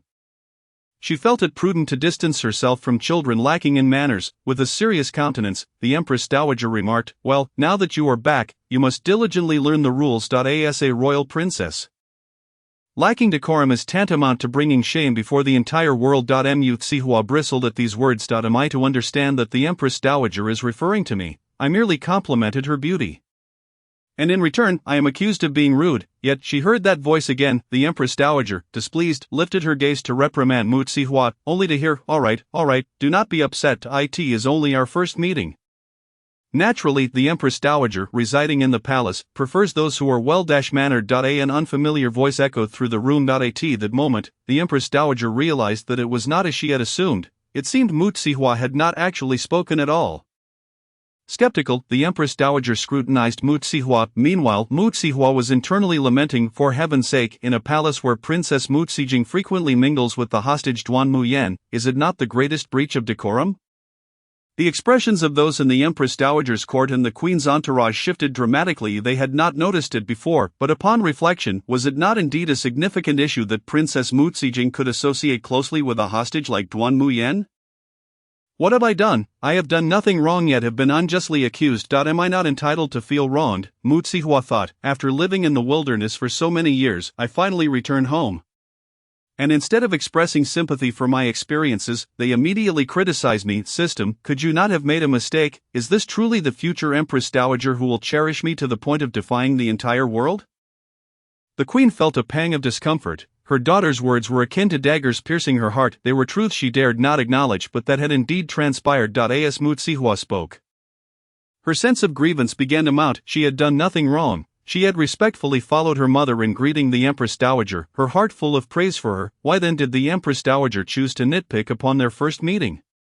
Despite the prolonged presence of that voice, Mu Sihua's lips had not moved. It dawned on the Empress Dowager that Mu Sihua truly had not spoken, leading her to believe she had wronged her. However, what could explain this phenomenon? Why could she hear Mu Sihua's voice without her speaking? Could it be that Mu Sihua possessed some arcane skill? The Empress Dowager softened her expression. You are called Huar. Are you not? Mu Zihua, still engrossed in her internal monologue, was startled to hear the Empress Dowager address her directly. She quickly replied, "Yes." The Empress Dowager gently caressed Mu Zihua's face. "You have endured much. My child, you have weathered these years. Brighter days await you." The Empress Dowager regarded Mu Zihua with warmth, yet Mu Zihua remained perplexed. Did she not just say I lack decorum? Why now does she look at me with such affection? Is she experiencing a split personality? The system found her thoughts amusing. Not at all. Your grandmother is quite lucid. Perhaps she is simply taken aback by your beauty. Upon hearing this, Mu Zihua swelled with pride. Of course I am beautiful. The Empress Dowager observed attentively for a while and exchanged glances with the Queen, who nodded slightly in understanding of the Empress Dowager's thoughts. It became evident that everyone could hear Mu Zihua's inner voice. At that moment, the Empress Dowager's perception of Mu Zihua was profoundly altered. Initially, the Empress Dowager had merely been startled by the sudden voice and had not harbored any true grievances against Mu Zihua. In fact, her long-standing aversion had been towards Mu Cijng. As for Mu Zihua, their interaction had just begun. Where could any dislike stem from? War, come sit beside your grandmother. Having heard Mu Zihua's inner thoughts of admiration for her beauty, the Empress Dowager's fondness for her grew. After all, what woman does not relish compliments regarding her appearance? The Empress Dowager, now enlightened, regarded Mu Zihua with newfound affection. Are you adjusting well to life in the palace? She inquired gently. Mu Zihua, beaming, replied, "Yes, the pastries in the palace are simply delightful." Her response further lifted the Empress Dowager's spirits. She favored children who were easily pleased. In contrast, she found Mu Xing's insatiable nature most distasteful. Even as her son doted on such a child, leaning against the Empress Dowager, Mu Zihua inhaled the fragrant aroma surrounding her, unable to suppress her inner musings. So fragrant. The Empress Dowager smells wonderful. I truly adore her. Enough of this chatter. Are you interested in some juicy gossip? Mu Zihua perked up at the mention of gossip. Who could resist such temptations? The Empress Dowager frowned slightly, puzzled by the term juicy gossip. The Queen stepped forward, presenting a note written by her personal maid to the Empress Dowager. The Empress Dowager smiled lightly, instructing that the books be set aside and that the attendants treat Mu Zihua with the utmost care as she made her way to the study. Upon entering the study, the Empress Dowager opened the note and was taken aback by its contents. After a moment, she spoke solemnly. From this day forth, Huar shall be my most cherished granddaughter, Lanshan. You will follow the Queen's orders and prepare the Jade Phoenix platform. Additionally, open the treasury and procure the finest silks and treasures to present at the Jade Phoenix platform for Huar to enjoy. Remember to place our people at the Jade Phoenix platform to keep a close watch over her. After issuing these commands, the Empress Dowager added, "Summon the Emperor and ensure he sees this note. Should any unforeseen events occur along the way, let it be deemed ill fortune for that individual." The Empress Dowager's eyelids lowered, her demeanor exuding the authority she had cultivated over years within the palace, instilling a sense of trepidation in those present. Yes, the attendants sprang into action, executing the Empress Dowager's orders with haste. Meanwhile, Mu Zihua remained blissfully unaware, savoring the delicacies from the Empress Dowager's palace. The pastries, both savory and sweet, were perfectly balanced, catering to Mu Zihua's refined palate. The people of the harem truly know how to indulge, she mused. Of course, as the pinnacle of a feudal dynasty, they are accustomed to such luxuries. I have never encountered such pastries in the modern world. They are commonplace for those in ancient times. They exist in the modern world as well. You simply never had the means to experience them before. System, do you not find your words rather harsh? Harshness stems from the truth-silence system. Just then, Mu Zihua took a hearty bite, catching sight of the Empress Dowager, now clad in an entirely new outfit. The Empress Dowager donned a softer attire, a light purple palace gown that accentuated her youthful elegance and regal demeanor. Adorned with more jewelry, she sparkled brilliantly. A woman, slightly older yet unmistakably beautiful, stood nearby in a light-colored gown. Her gentle smile radiated warmth, and when she looked at you, it felt as if her eyes held only you. An enchanting presence. She wore a lively hairpin that danced like a charming sprite beside her, despite the Empress Dowager's striking beauty and noble stature. Her earnest gaze upon Mu Zihua made her feel as though she had stepped into the pages of a tale where the Empress Dowager was described in all her splendor. Mu Zihua was utterly captivated by the Empress Dowager's exquisite appearance, mentally showering her with compliments, which only served to elevate the Empress Dowager's mood further. With a grandmother like this, how fortunate I am. Now let us enjoy the gossip. The system detected that a grand spectacle was about to unfold, and as the stage was set, it urged Mu Zihua to pay attention. Meanwhile, the emperor arrived at Shokong Palace. Puzzled as to why his mother summoned him so urgently, instructing him to come without delay, having read the note, he found its contents too fantastical to be true, leading him to remain skeptical until he witnessed the events unfold. Upon entering Shokong Palace, he was greeted by a young girl's enthusiastic voice. All right, let us share the gossip." The emperor hastily dismounted his palanquin, hastening into the palace. Could it be that the note had not been mistaken? Was his daughter truly endowed with extraordinary abilities? If the rumors were indeed true, and if this so-called system of hers could only convey veritable information, then the emperor's first thought was whether his ministers had any secrets that should not exist. Furthermore, he pondered the intentions of the individuals in the inner palace, considering the possibility of betrayal. If he were to be cuckolded, he must be the first to know. The emperor hastened into the palace, only to find the very guard the crown prince had warned him about, observing him from a distance. It was also from Mu Ziawa's system that the emperor learned of this man's questionable loyalty. Naturally suspicious by nature, the emperor, despite having anticipated several events, felt that Mu Zijing's disdain for Mu Zihua was hardly surprising. It was merely a trivial squabble. The matters concerning Zhao Momo and Yuanian were not particularly difficult to investigate. However, the implications of an assassination attempt on the emperor were grave. Should anyone know and remain silent, it would be a serious crime. Both the emperor and the crown prince resolved to make good use of this guard to ascertain the true capabilities of Mu Ziawa's system. Feigning nonchalance, the emperor engaged Yel Ding in conversation, causing the latter's heart to race with anxiety. His enemy was perilously close. He felt compelled to strike, and if he succeeded, he could finally rid himself of this world. In his euphoric state, Yel Ding failed to consider how the emperor could stand so brazenly before a man armed with a weapon. The moment he made his move, his excitement overwhelmed him. However, just as his blade was about to pierce the emperor's chest, Mu Haoyan intervened, kicking Yel Ding's weapon aside and swiftly subduing him. The imperial guards quickly restrained Yel Ding to prevent him from taking his own life. Mu Haoyan bowed to his father, saying, "Father, I have arrived late." The emperor cast a deep glance at Yel Ding and then at the still surprised Mu Haoyan, replying in a grave tone, "It is of no matter. Take him to the interrogation chamber for a thorough examination." Just as the emperor finished speaking, Mu Haoyan interrupted, "No, father, perhaps we should try." Though Mu Haoyan did not complete his thought, the emperor grasped his intent. Very well, the emperor, intrigued to witness the wonders of Mu Ziawa's system, had not anticipated that this guard would genuinely attempt to assassinate him. Even more astonishingly, upon being captured, Yel Ding exclaimed, "Crown Prince, you must save me. It was you who urged me to do this. You said that if the assassination succeeded, you would ascend to the throne and make me the Grand General." Mu Haoyan lowered his head, unable to suppress a smile. Ha, at last, I can cleanse myself of all this filth. How could the emperor possibly believe such a person? The emperor himself was taken aback by how accurately the system had predicted events. After the assassination attempt, Yel Ding would immediately implicate the crown prince. Taking a deep breath, the emperor commanded for Yel Ding to be escorted to Shokong Palace. Upon seeing her son, the empress was overjoyed. "Zihua, your father has arrived. Quickly, pay your respects." As Mu Zihua was pulled by the empress, she looked up at the emperor. Momentarily struck by his youthful and handsome visage, she hastily bowed and greeted him. "Rise, Zihua, I am your father." "There is no need for such formality," the emperor said, stepping forward to grasp Mu Ziawa's hand with a gaze full of tenderness. Up close, Mu Zihua beheld the emperor's striking features and caught a whiff of his subtle fragrance. Unsurprisingly, they soon heard the voice of Mu Zihua and her system. My goodness, my father is so young." The emperor immediately turned his gaze towards the empress, the first to notice Mu Ziawa's peculiarities, and inquired if this was indeed her inner voice. The empress nodded, understanding the answer. The emperor, still holding his daughter's hand, sat down. "Zihua, after you have dined in your grandmother's palace, you shall ride in my imperial sedan chair back to Yuhuang Terrace. Gangang Wang and Aunt Lan are making arrangements there. Once everything is set, you may settle in." The emperor spoke at length, yet all Mu Zihua could hear in her mind was, eat. Hey, isn't that my brother's guard?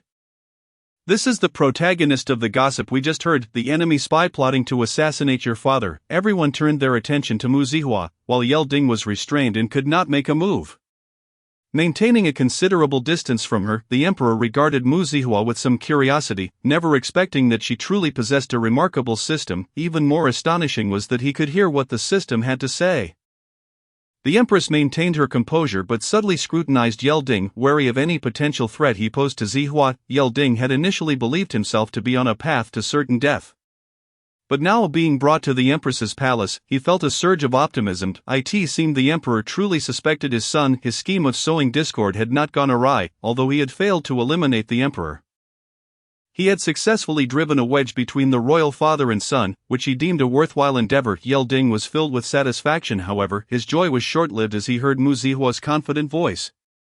This person also has some juicy gossip to share. Mu Zihua was quite taken aback. Ding's smile faltered immediately. What was this voice? Who was speaking? Although Ding had seen Mu Zihua before, he had never heard her speak, and now encountering her voice was both strange and bewildering. Who was speaking? The Shokong Palace was so quiet. How could there be a voice? Ding lifted his head, scanning the surroundings for the source of the voice, but found nothing. Mu Zihua continued her internal dialogue with the system. Go on, I am eager to hear his gossip. Sure thing. The system began to eagerly recite the words from its documentation.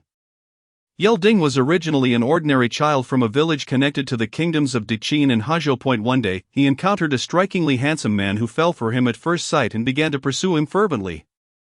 This man could be described as truly androgynous. During his pursuit of Ding, he almost disguised himself as a woman, leading Ding to believe that such a beautiful woman had taken a liking to him.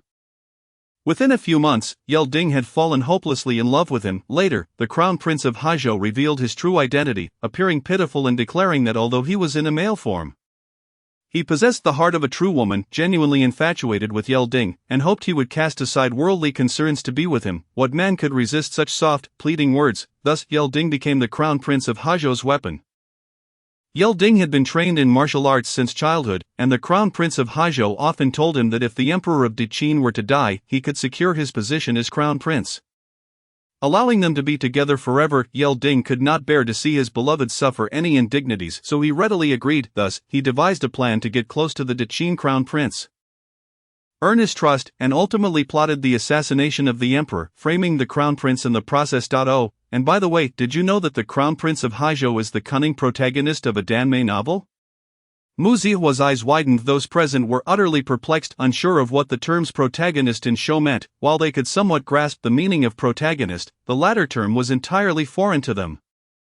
The most visibly affected was Ding, whose face morphed in disbelief upon hearing Mu Zihua's words. How could she know these things? These details were known only between Ding and the Crown Prince of Hajou.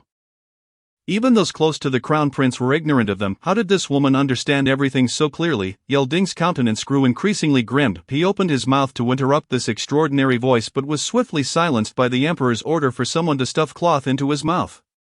He found himself unable to articulate a single word. All he could do was emit muffled sounds, startling Mu Zihua, who looked up at him. Why is his mouth stuffed with cloth? The Emperor smiled benevolently. He spoke out of turn. I should not have indulged him so, but rather considered my dear Jing'er's dignity. I could not be bothered to listen, so I had him silenced. The Empress nodded in agreement. Indeed, if he dares to disrespect you, both your father and mother will stand up for you. The moment Mu Zihua's voice resonated, Ding recognized it as the source of the earlier revelations. How could it be that the one who had spoken so revealingly was Mu Zihua herself? The true princess, who had grown up in the countryside, surprisingly possessed such knowledge of this was inconceivable. Lighting's heart plummeted. He realized he had been overly arrogant, foolishly believing that it would be easy to assassinate the Emperor of Diqin.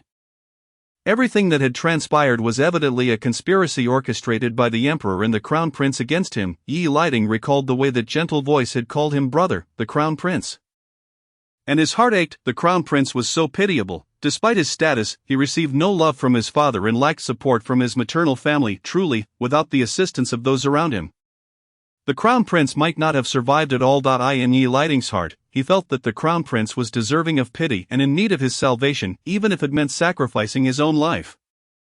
He would not hesitate. As he reveled in his own happiness, Lighting was suddenly jolted by the voice of Mu Zihua, leaving him utterly stunned. The royal family, along with the servants and guards of Shokong Palace, could all discern the changes in Lighting's expression through Mu Zihua's gossip. It was almost a perfect match. It seemed that the princess's extraordinary nature was indeed genuine, with her insights remarkably accurate.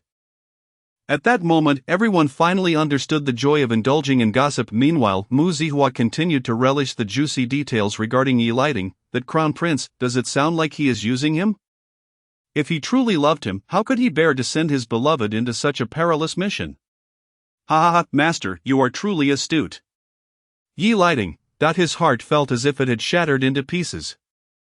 Chapter 25. The intriguing tales of the charismatic recipient. The Empress and the Dowager Empress could not contain their laughter. Ye Lighting was, indeed, rather foolish. How could a man's genuine feelings hold any real value? The most valuable aspect was always what a man was willing to offer you. Though it may be crass, every individual tends to take seriously the promises made by their beloved, often to the point of sacrificing their own lives. Which is undoubtedly a grave folly. Both the Dowager Empress and the Empress, having gradually come to understand the true nature of men within the depths of the palace, would never exhibit the same level of foolishness as Ye Lighting. Men as sweet words are merely for show, who would truly believe them? Thus, the sudden laughter of these two women became the unvarnished truth of the scene. The Crown Prince and the Emperor could not suppress their laughter either. Ye Lighting was truly a rare specimen of foolishness, a woman in love with a man who would willingly put that man in harm's way. Such a simple truth eluded him, and perhaps it was his ignorance that rendered him unafraid of death.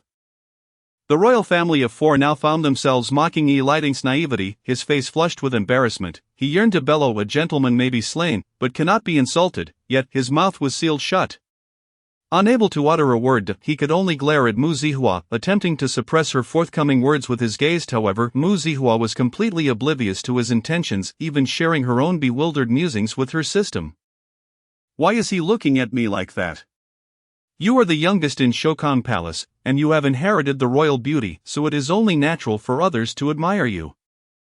The system's words greatly pleased Mu Zihua, causing her to chuckle heartily within. I quite like what you said, system. I won't mention anything else, but this face is indeed stunning." Her inner voice brimmed with pride and uncontainable joy. The royal family and the servants exchanged glances, realizing just how self-absorbed the princess was, yet, upon taking a closer look at her face, they found it understandable why she might indulge in such vanity. The Emperor and the others shared knowing looks. Anyone who wished to gaze directly at Zihua in the future would be met with dire consequences. With the system's cover, it might work once or twice. But eventually Zihua, not being a fool, would inevitably catch on, and the royal family did not wish for her extraordinary nature to become a weapon for others. At that moment, Mu Haoyan spoke up. "The guard who offended the princess shall be taken outside and beaten to death." His words startled Mu Zihua, who gazed at him in astonishment, engaging in a mental dialogue with her system. Goodness, why is the Crown Prince so decisive today? How did he know that guard was problematic? The servants murmured, "Isn't he already in custody? How could he not be problematic?" The Emperor raised an eyebrow in surprise, noting that Mu Zihua did not seem suspicious, and nodded to arrange for the guard to be taken away. As for whether or not he would be killed, that was the servants' concern. They agreed, "He mustn't be killed. If he dies, we won't get to enjoy the juicy details." Thus, they resolved to keep him alive for further entertainment. Ye Lighting felt as though he was about to collapse, his gaze toward Mu Zihua filled with deep resentment. Mu Zihua resumed her conversation with her system. "Why is he looking at me like that? The one who wronged him isn't me, it is his beloved. Speaking of which, you mentioned that the Crown Prince of Haizhou is a charismatic recipient?" The system's tone shifted, becoming particularly playful. Yes, having read so many online stories, you should understand the plot development."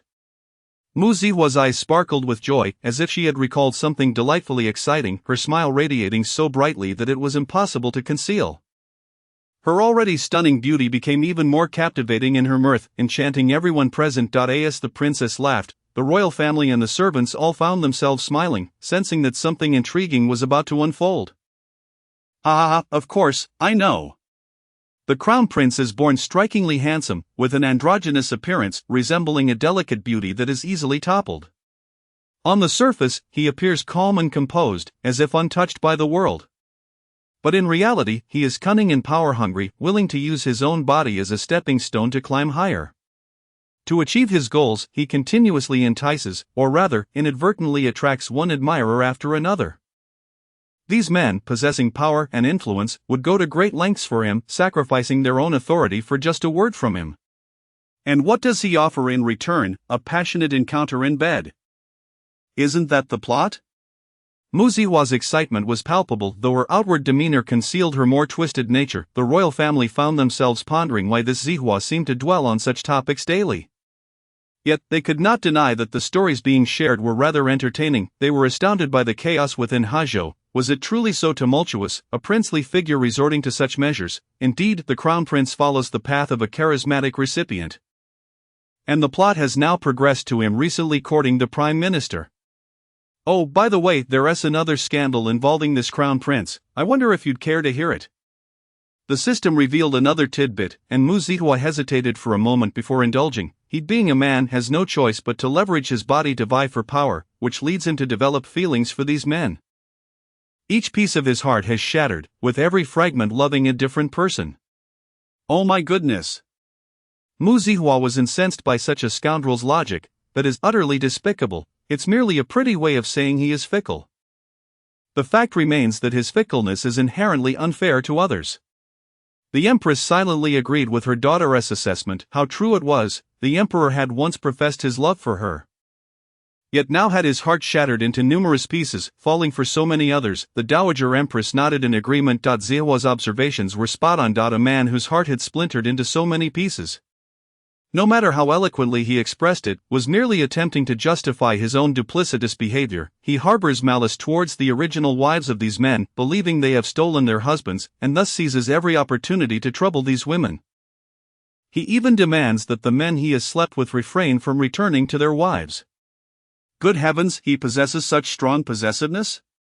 Mu Zihua was taken aback. Indeed, he permits himself multiple lovers, yet cannot abide by any of them having relations with their wives.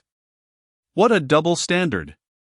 Mu Zihua was incensed. How does this relate to modern men who despise their wives while taking on mistresses?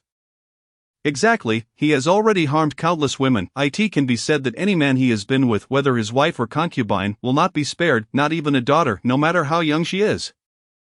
He is so twisted, he wouldn't even spare his daughter. Is he that misogynistic? Chapter 26, Mu Zihua, what a pervert. Of course, he harbors disdain for women. In his mind, he believes he should be a cherished woman, rather than a pitiable crown prince ensnared in schemes. How could he, as a man, not appreciate the privileges of being male? Mu Zihua scoffed disdainfully. He has enjoyed far too much as a man. He could easily become someone entirely different, yet for women, there is but one path in life: marriage. If one marries a good man, life may proceed smoothly, but if one marries poorly, even if they are beaten to death, society will stand by the man. Men in this world are already afforded the highest status. The life of a woman is truly arduous. Marriage itself is a calamity, and the second calamity comes with childbirth. Men cannot truly comprehend the agony of childbirth. Only women possess that intimate knowledge. To give birth is akin to traversing the gates of the underworld, where a moment's carelessness may lead one to an untimely meeting with the king of hell. Throughout her life, a woman is constrained by myriad rules and expectations. She must not laugh heartily but rather smile subtly, her teeth concealed, and even when sipping soup, silence must prevail. When the matron recounted these conventions to me, I found them utterly vexatious. Mu Zihua and the system indulged in their grievances, feeling as though no one could hear their innermost thoughts. Of this world is undeniably harsh towards women, although the system is merely an artificial intelligence. It swiftly arrived at conclusions through data analysis. Furthermore, there exists a profound psychological barrier between men and women. For instance, my father loves me, so he seeks a suitable husband for me, ensuring my life is devoid of worries. The Emperor nodded in agreement. Indeed, that was his belief, yet, people are subject to change. No one can guarantee that a man will remain steadfast throughout his life. Should he change, my fate would inevitably follow suit. If my father were to perish, and my elder brother, the crown prince, were to meet a similar fate as depicted in the original tale, and if another were to ascend the throne, my own end would surely be tragic. System, do you believe this reflects a parent's profound love for their child? I mused. It seems to be profound, yet my destiny remains beyond my control. As Mu Zihua lamented these matters with the system, she grew increasingly anxious about the prospect of being hastily married off. Fear not, if you can enjoy the spectacle of gossip, I shall ensure your survival and prevent you from marrying, the system reassured her. Instantly, Mu Zihua perked up at the thought. The royal family, consisting of 4 members, began to ponder deeply. Due to Mu Zihua's remarks, initially having just found her, they contemplated arranging a match for her, but upon hearing her true feelings, their resolve wavered. Moreover, the implication of the crown prince being deposed was particularly troubling. Although the emperor currently held reservations about Mu Haoyan, he had raised him himself, and the bond of blood could not be severed. He still hoped that upon his passing, the crown prince would ascend the throne as intended. The mere thought of the crown prince being deposed caused a sharp pain in the emperor's heart. Igniting a fury within him, who dared to threaten his crown prince, The years of effort he had invested could not be undone. He had entrusted his first family, the Lin clan, to Yen'er, banking on Mu Haoyan's smooth succession. The emperor's wrath provided the empress and the crown prince with a modicum of reassurance, while the dowager empress furrowed her brow. The potential for the crown prince's deposition indicated a genuine intent to disrupt the stability of Deqin. Returning to the topic of the eldest prince, I perceived him to be rather deranged, merely desiring to have men compete for honor on his behalf while he reaped the benefits without exerting any effort. Indeed, that is precisely the nature of the eldest prince, yet ironically he has been recommended as the crown prince by the prime minister of Haizhou, the system revealed, eliciting a glimmer of amusement from the emperor. Such a crown prince would not be overly difficult to handle. I neglected to mention. The eldest prince even. Mu Sihua nearly retched at the implication. What a touching father-son bond. The system's remark only heightened her nausea. Coughing incessantly, Mu Sihua received a comforting pat on the shoulder from the dowager empress. In her heart, she whispered to the system, "This is appalling. Surely he wouldn't turn against his own stepmother." To which the system replied, "Of course he would. He has already done so." The emperor and the crown prince exchanged knowing glances. This was indeed promising news. Should this information be verified and spread throughout Haizhou, it could incite significant turmoil. Advantageous for Deqin, this was a nugget of gossip worth exploiting. The emperor felt satisfied. That guard was pitiable, sacrificing his life for such a man, yet he is not the only one to be pitied. He has an accomplice, also intent on overthrowing the emperor, and this individual has ties to the eldest prince, effectively a loyal dog to him. The system divulged. He has been lurking by your father's side for many years, clandestinely meeting with the eldest prince each year. Your father regarded him as a surrogate son, hoping to groom him for his own offspring. The emperor was taken aback. What, a traitor in his midst?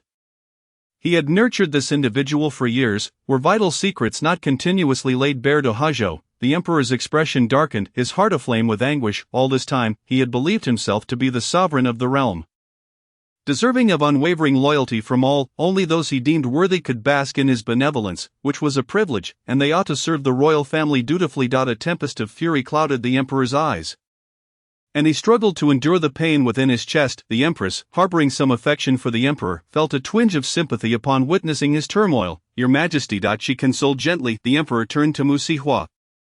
You have given birth to a fine daughter. If it were not for Huar, I would remain in ignorance. The emperor accepted Mu Sihua's words as truth, harboring no lingering doubts, but rather growing increasingly suspicious of those around him. Clearly, he needed to encourage his daughter to indulge in more gossip. Unbeknownst to her, Mu Sihua felt a pang of hunger. The dowager empress, noticing her appetite, interjected, "Very well, my dear, and nothing has transpired. Why the hurry? Bring forth the meal." Huar, I am uncertain of your preferences, so I have instructed the chefs to prepare an array of dishes featuring local specialties. Should you favor any particular dish, I shall gift you the chef responsible for it. Mu Sihua's eyes sparkled with excitement. Really, it seems the dowager empress truly cares for me, just as the system suggested. How wonderful! I adore delicious food. The dowager empress beamed as she observed Mu Sihua. Her gaze filled with fervor. Earlier, I noticed your fondness for delicately sweet confections, such as the lotus powder osmanthus cake and milk cake. Hence, I have arranged for the young chef who crafted those delights to be sent to you.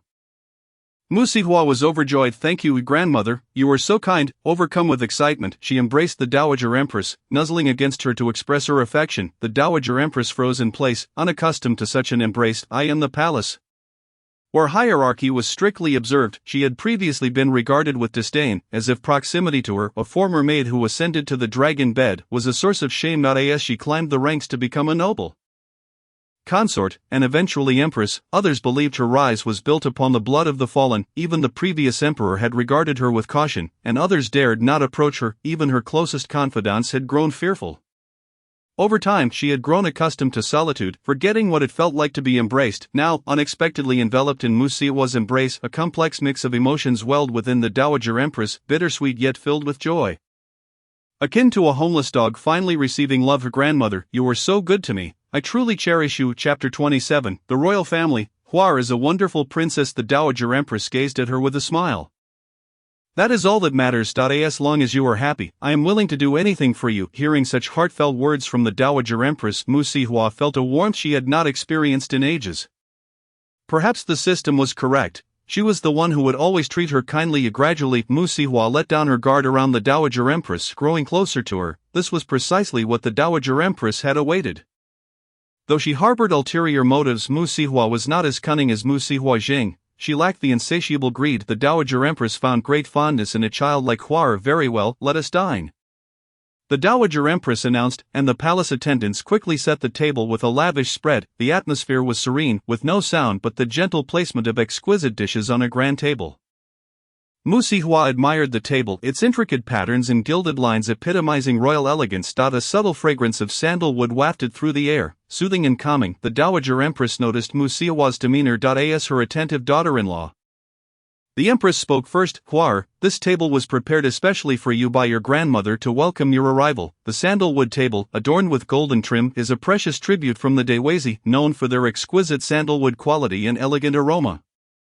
Beloved child, your filial piety has earned you this splendid table, which was promptly gifted to me. If you like it, my dear, it shall be yours. The Dowager Empress smiled warmly. Mu Sihua could hardly believe her ears, mentally expressing her astonishment to the system. I said, not too generous of the Dowager Empress, I feel somewhat undeserving. Fear not, you are worthy. After all, you are a princess of the celestial family, is that so?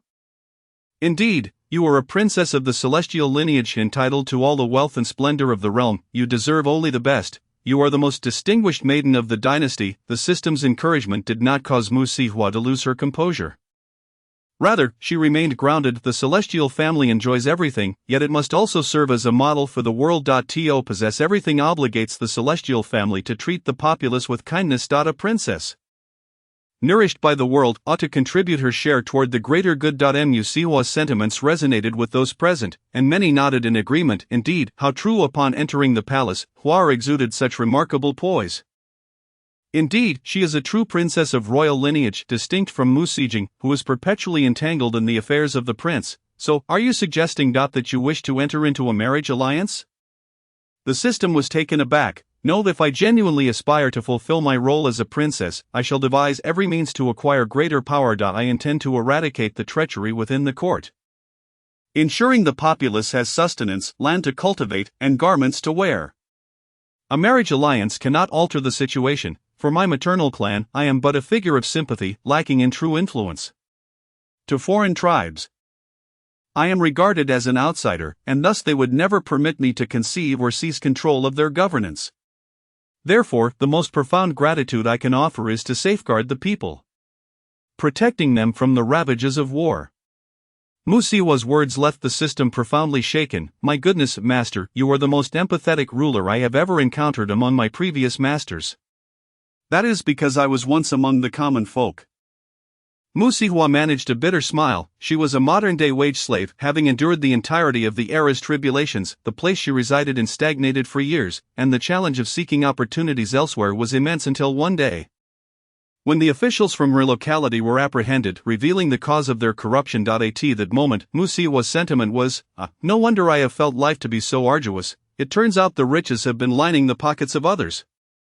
The system remarked, it seems you have lost your mind. In truth, what I just articulated is merely my own voice speaking out. Before becoming a princess, the original Mu Sihua had constantly faced the harrowing path of escape. Enemies could invade at any moment, there was insufficient food to sustain life, and the corrupt officials plundered the people's resources, driving families to ruin and despair. Originally, Mu Sihua was a girl of clear intentions.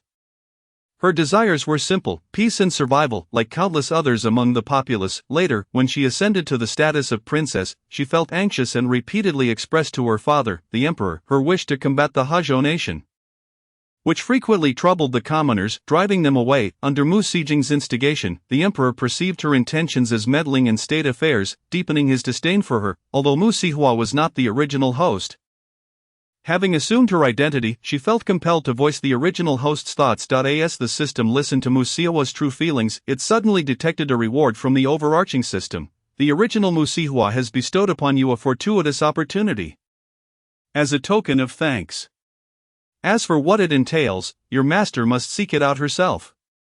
This was the first gift from the overarching system. Shrouded in ambiguity, the system felt curious yet unsure how to convey this to Mu Sihua, thus refraining from detailing the specific reward, intending to wait until Mu Sihua encountered it herself. The royal family was profoundly impacted by Mu Sihua's words. It was astonishing that such thoughts could emanate from a country girl.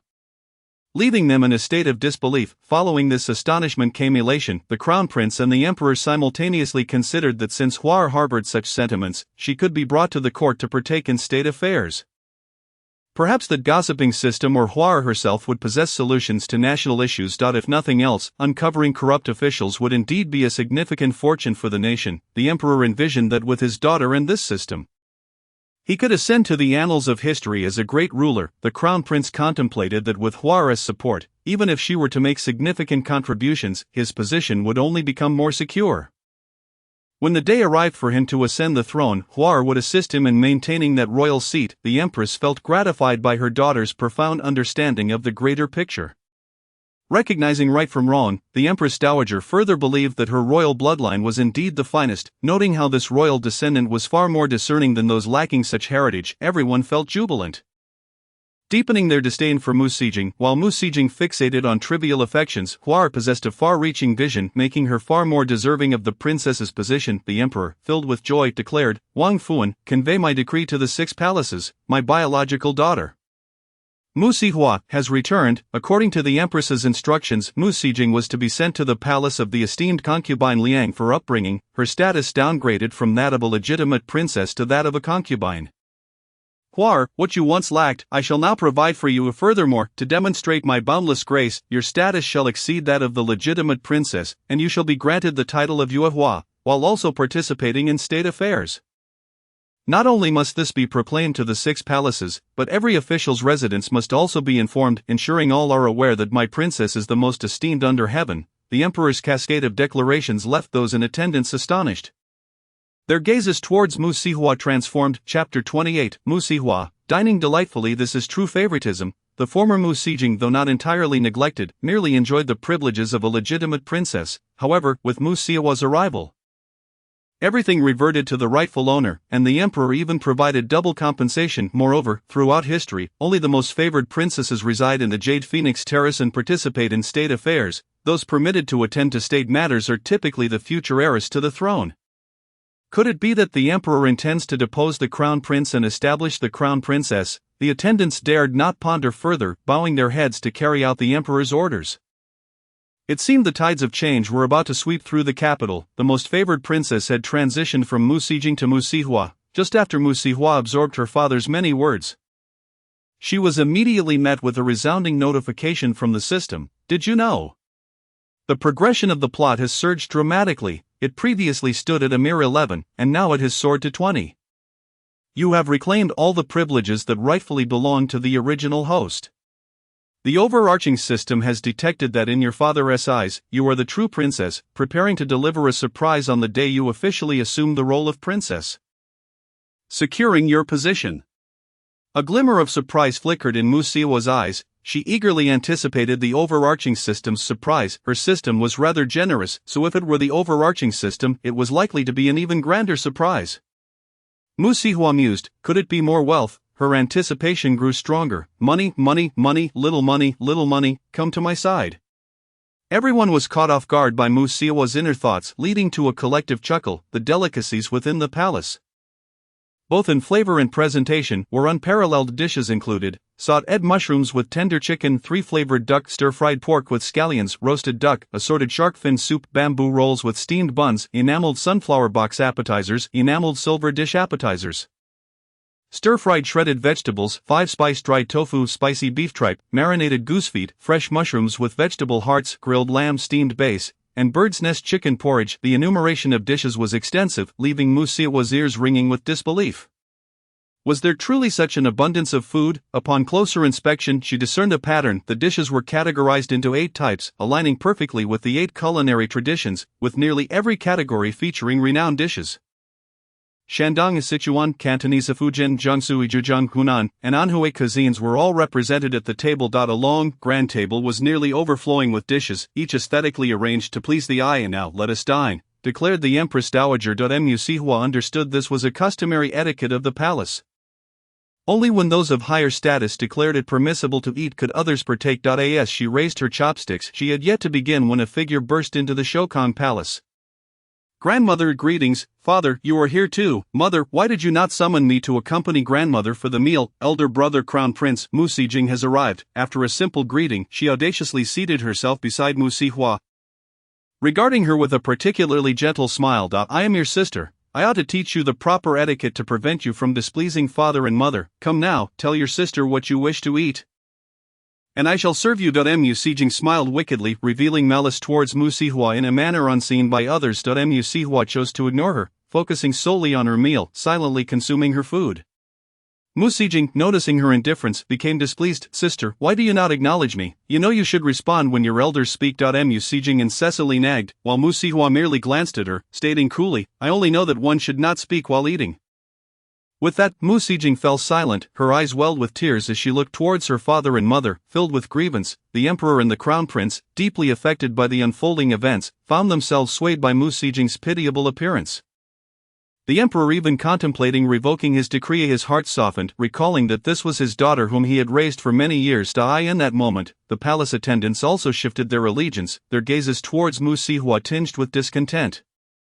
Had she not returned, Mu Sijing would not have had to endure the demotion from legitimate princess to concubine. The Empress Dowager, observing the emperor's softened heart and bewitched demeanor, let out a cold huff. Enough of this weeping and wailing. Such behavior is unbecoming. Since you have arrived, let us eat. As a princess, if she herself failed to meet the standards of etiquette, what right did she have to criticize Huar? The Empress Dowager's reprimand silenced Mu Sijing further, leaving her unable to cry, her tear-filled eyes seeking the crown prince and the emperor. The emperor, chastised by the Empress Dowager, dared not voice further objections, while the crown prince, having received a sharp nudge from his mother, regained his composure. Mu Sijing is quite an odd character. As she wept, a pang of heartache unexpectedly gripped her. Mu Haoyan struggled to avert his gaze from Mu Sijing, exerting great effort to maintain his composure. The emperor, feeling guilty, picked up his chopsticks and served Mu Sijuan several pieces of meat. Eat more, he urged. Mu Sijing bit her lip, harboring a deep resentment. This old woman was truly hindering her plans, and she couldn't help but fantasize about poisoning her. Reluctantly, she picked up her chopsticks, feigning compliance as she served vegetables to Mu Sijuan. Once in the countryside, she had been unable to eat meat, which was indeed pitiful. Now she ought to indulge. As she spoke, she deliberately offered fatty meat to Mu Sijuan. The latter glanced at the greasy morsels in her bowl, a flicker of displeasure flashing in her eyes. This scene mirrored a moment from the original narrative. Each time, Mu Sijing would intentionally serve Mu Sijuan dishes she detested, and upon witnessing her refusal, Mu Sijing would create a scene, ultimately garnering a reputation for being a caring sister, while the original character was labeled as ungrateful.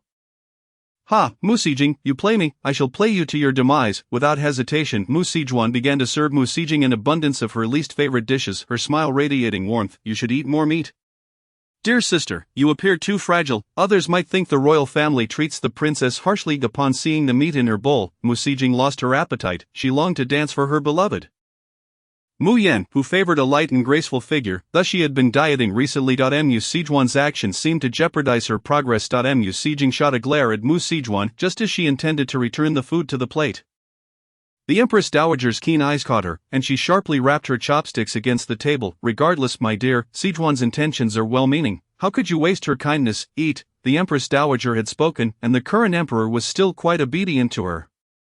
Besides, no one thought poorly of Mu Sijing consuming more meat. Rather, they perceived Mu Sijuan as quite generous towards her sister, viewing her as open-hearted and discerning, a good child. Reluctantly, Mu Sijing finished her meat dishes, her resentment towards Mu Sijuan and the Empress Dowager intensifying, leading her to harbor ill feelings towards others as well. Observing Mu Sijuan's apparent struggle with her meal while everyone remained silent only fueled her irritation.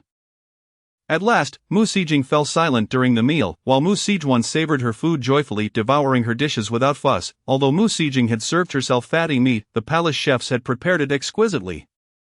It was flavorful yet not greasy. With every bite of rice and dish, Mu Sijuan found the taste delightful. The royal family shifted their attention to Mu Sijuan, and seeing her enjoyment brought them relief.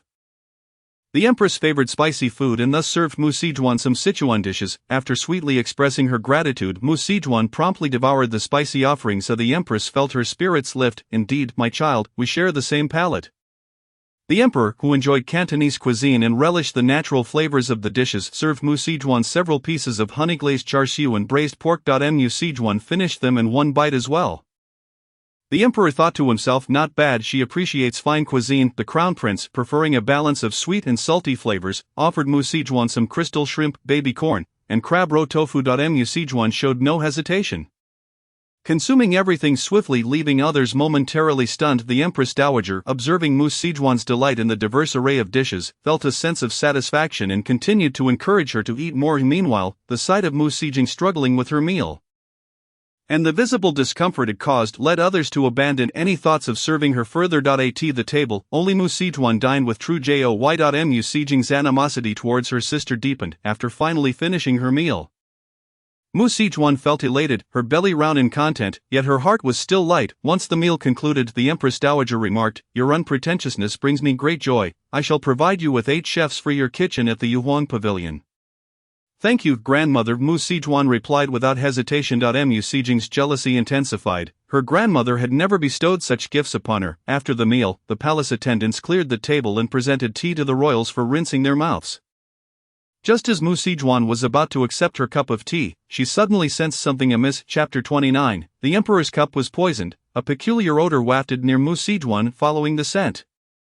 She saw her father, the emperor, holding a teacup. He was about to lift the lid to drink when he noticed Mu Sijun's gaze. The emperor, oblivious to the danger, assumed Mu Sijun was merely interested in his tea. "My dear, do you fancy my teacup?" he asked with a smile, extending it towards her. Upon receiving it, Mu Sijun finally understood the source of her unease. The cup exuded an unusual scent, reminiscent of something steeped in a toxic concoction. The entire vessel radiated a disquieting aura. Holding the cup, she caressed its surface, and with each movement, the feeling of foreboding intensified. "This teacup is problematic." Mu Sijun queried the system. "You possess the rare skill of identifying myriad poisons, so you can certainly detect the anomaly." The system seemed to concede. Mu Sijun's expression grew grave. "I sense it is a poison that activates upon ingestion." Her thoughts sent an immediate wave of alarm across the emperor's face, prompting the empress to swiftly intervene, signaling him to remain discreet. The emperor quickly grasped the situation, realizing he must not allow Mu Sijun to suspect he could hear their conversation. Suppressing his fury, he gripped the teacup tightly, fixating on Mu Sijun, anxious not to miss any flicker of emotion from her. Just as she was about to speak, Mu Sijun interjected, "Sister, what are you doing? How can you touch father's teacup?" He was about to drink. "Father, my sister is being thoughtless. Please do not be angry. You may enjoy my tea instead." Mu Sijun resumed her pretentious demeanor. The emperor shot her a cold glance. "No need. You may drink it yourself." He then turned to Mu Sijun, his face softening with affection. "What troubles you, my dear? You seem distressed." Mu Sijun replied, "This teacup is compromised. It has been soaked in poison. The rim has been carefully coated with a toxin that will surely bring harm upon consumption." She placed the teacup on the table, fear flashing in her eyes. "Father, someone has plotted against you." The emperor's heart skipped a beat. He was already aware. "Who do you think is responsible for this, dear?" he asked, switching to a different teacup while rinsing his mouth, counting his prayer beads. Mu Sijun scanned the emperor's attendants, who, recognizing their grave error, trembled and knelt, not daring to breathe. "System, come forth and assist." Mu Sijun wished to avoid unfairly accusing any innocent parties, yet she could not allow such individuals to continue in their freedom, for now she had to rely on her system. "All right. This teacup indeed holds a significant secret." Explosive indeed. Mu Sijun was taken aback by the system's reaction to the teacup, her anxiety mounting as she feared the possibility of an intolerable outcome. "What is it?" she pressed. The system teased. "It seems you are quite concerned for your father." Mu Sijun fell silent for a moment. "Let's just see how this unfolds." Her lack of a direct answer served as a response in itself. Those eavesdropping could easily discern Mu Sijun's emotional state. After being rejected by the emperor, Mu Sijun glared resentfully at Mu Sijun, sulking into silence. The kneeling attendants were immensely grateful to Mu Sijun for restoring their honor. Having been completely unaware of the source of the poison teacup, the emperor, having narrowly escaped disaster, remained on edge, his heart racing at the system's mischievous remarks. The empress, too, wore a grave expression. Her husband was at risk, and should he perish unexpectedly, the reach of the traitors could be unimaginable. If they could infiltrate his presence, might the entire harem not be next? The more she contemplated, the more fearful she became.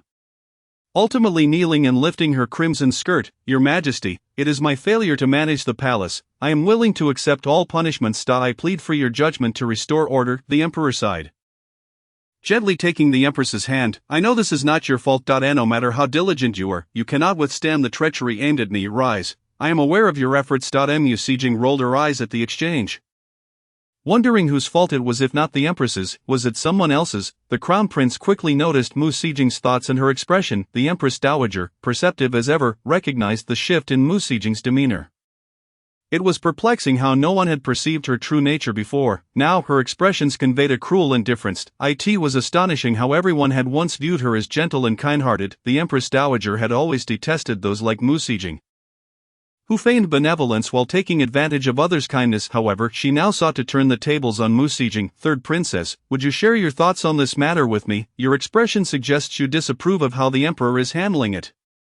Do you believe it is unjust? The Empress Dowager's voice carried an authoritative tone. Startled, Mu Sijing looked up at the Empress Dowager, her face betraying the fear of being caught. Upon scrutinizing the countenance of the Empress Dowager, it appeared as though she was not casting blame upon me. A flicker of surprise coursed through Mu Sijing's heart. Could it be that, akin to the narratives penned in novels, the Empress Dowager was testing my mettle?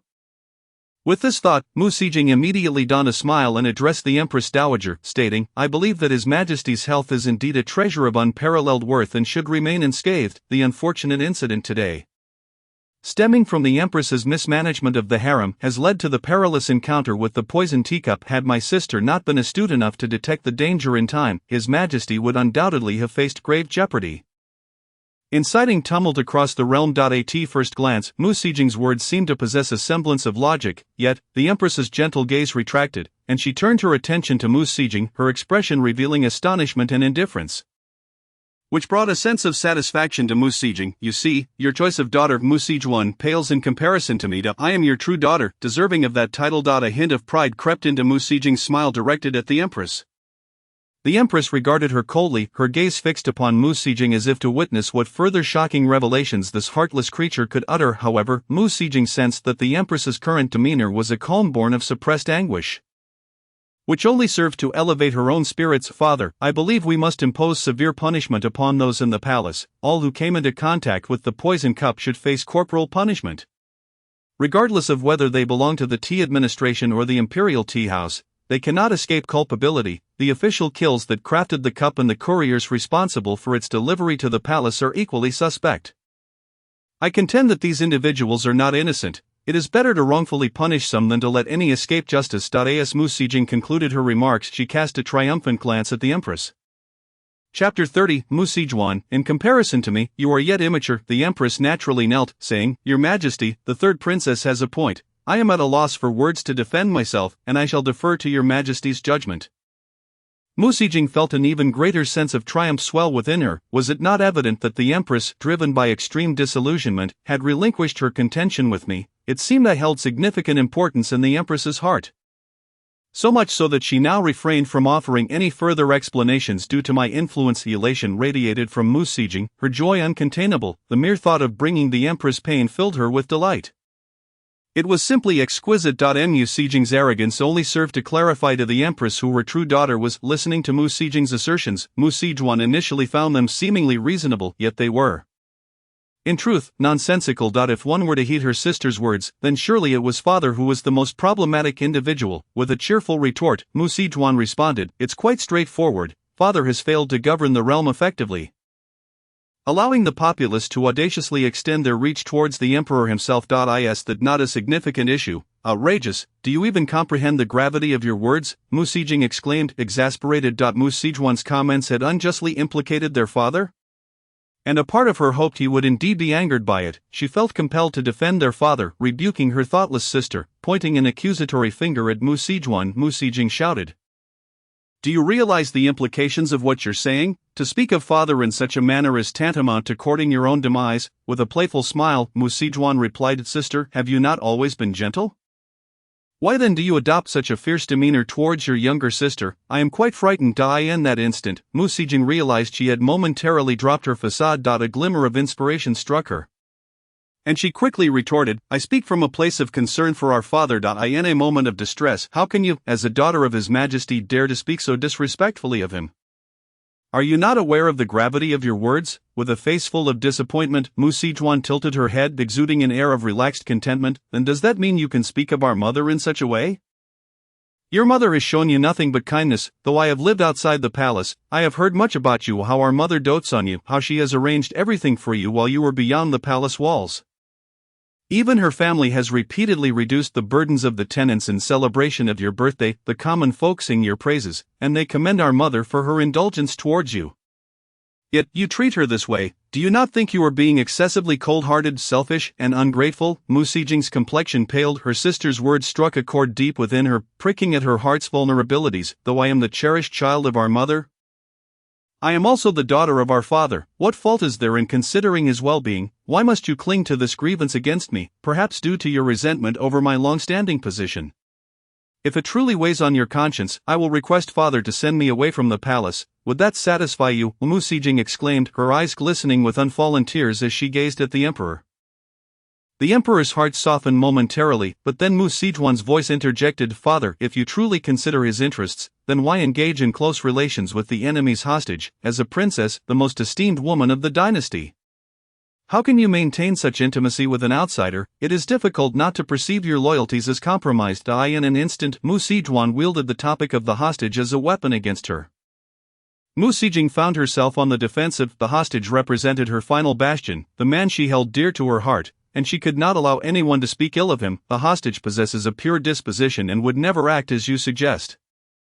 You, who have lived in the countryside, cannot fathom the simplicity of my feelings for him. Sister, I bear you no ill will. Mu Sijing's words became increasingly disjointed. No matter how admirable the hostage might be, he remained a citizen of the enemy nation. How could one openly extol him? Was this not a disgrace to their own kin? Even if the hostage is virtuous, he has been abandoned by his own people and cast into our realm.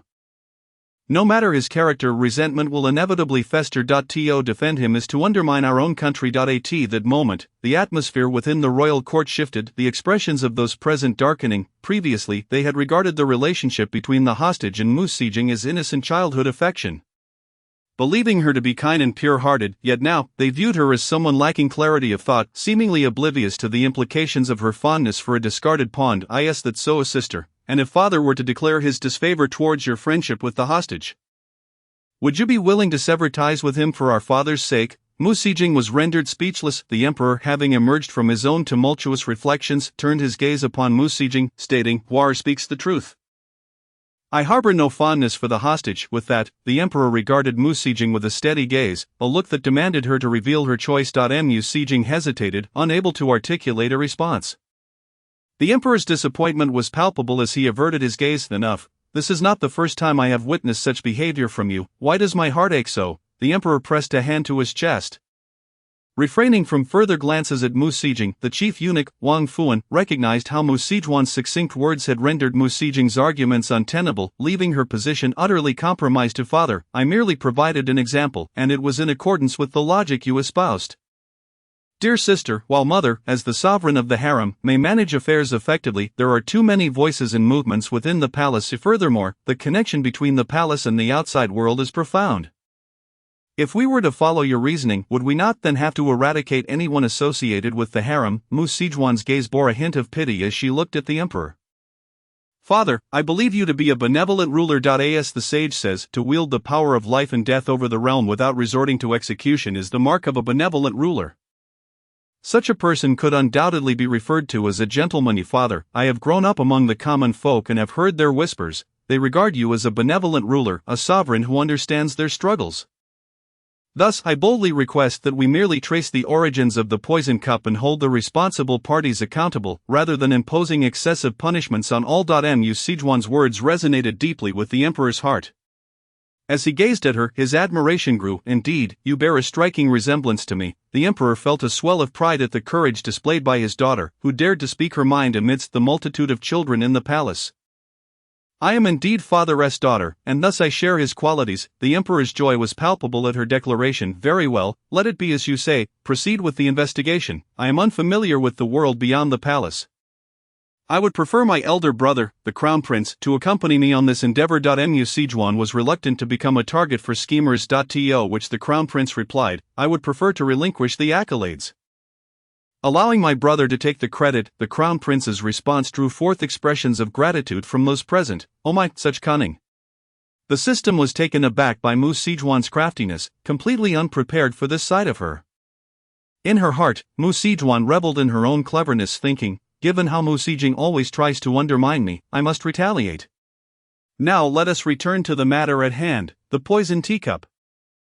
All ears perked up, eager to hear the unfolding tale. Chapter 31, The Scandal Provoked by the Poison Teacup. The poison teacup, mind you, was crafted by your esteemed father, who, after observing the tea-drinking habits of a young general he favored, commissioned someone to replicate it. The emperor's expression immediately turned to one of skepticism. That young lad was a pure-hearted child, unfortunate enough to be orphaned. It was merely by chance that the emperor discovered his remarkable prowess in combat and considerable martial arts skills, which sparked a fondness for him. Thus, the emperor extended his care towards him. He could hardly believe it. Upon noticing her husband's recurring distrust, the empress fell momentarily silent, letting out a barely audible sigh.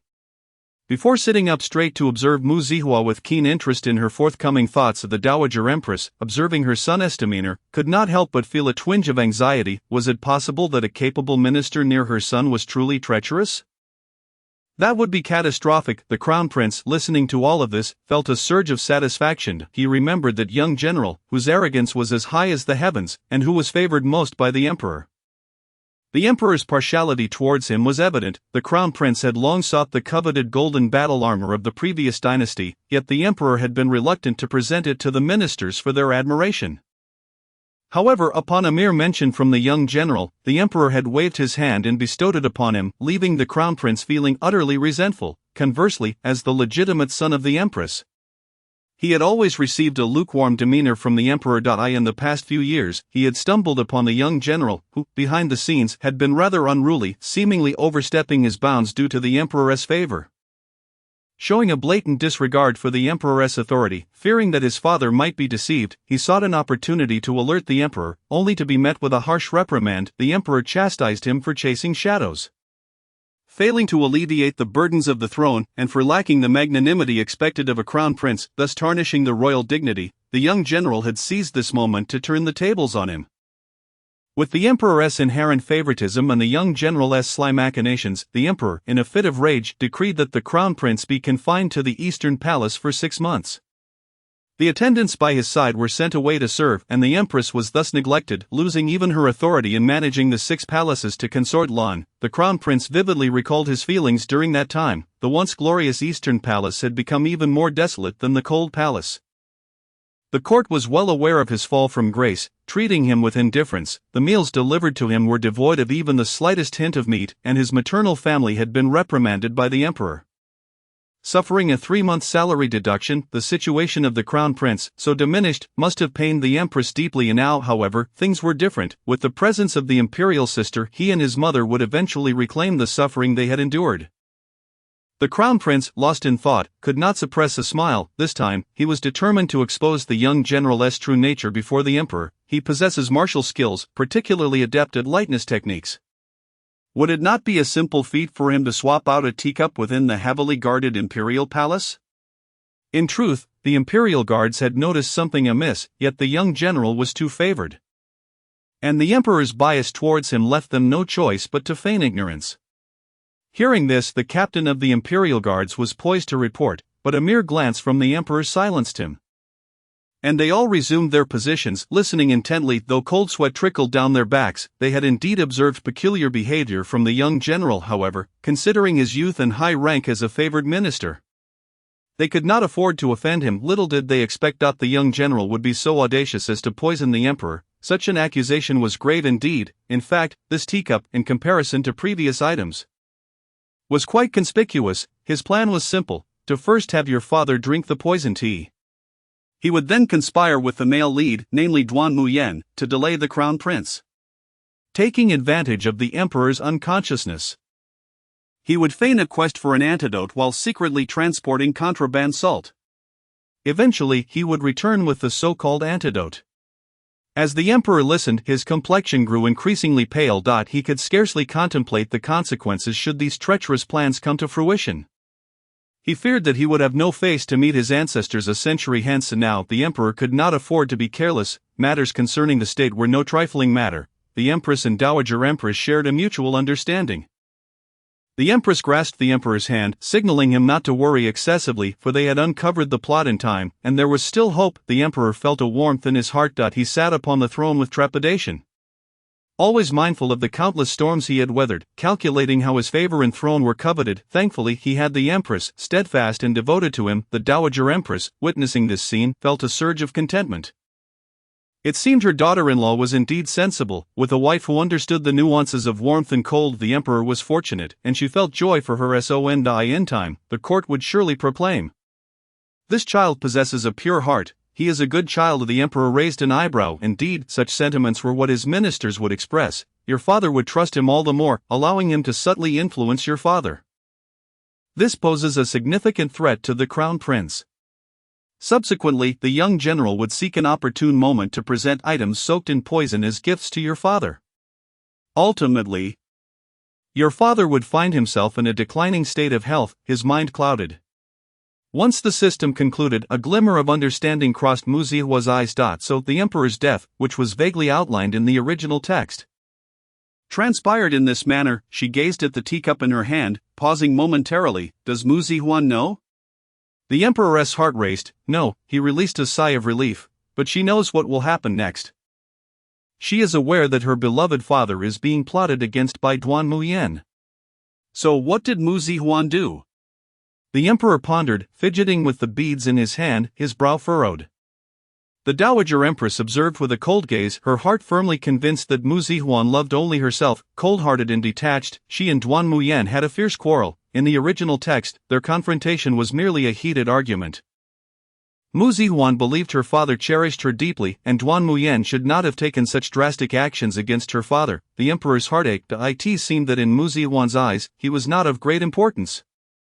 Following this, the plot unfolded with Duan Muyan approaching Mu Zihua seeking reconciliation. He revealed that if Mu Zihua's father did not perish, he would never rise to prominence. The more she listened, the more her heart ached for Duan Muyan, leading her to forgive him.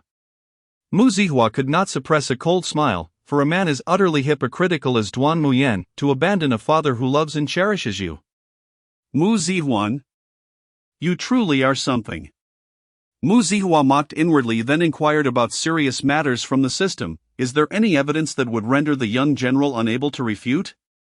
Indeed. The Emperor's eyes sparkled with interest.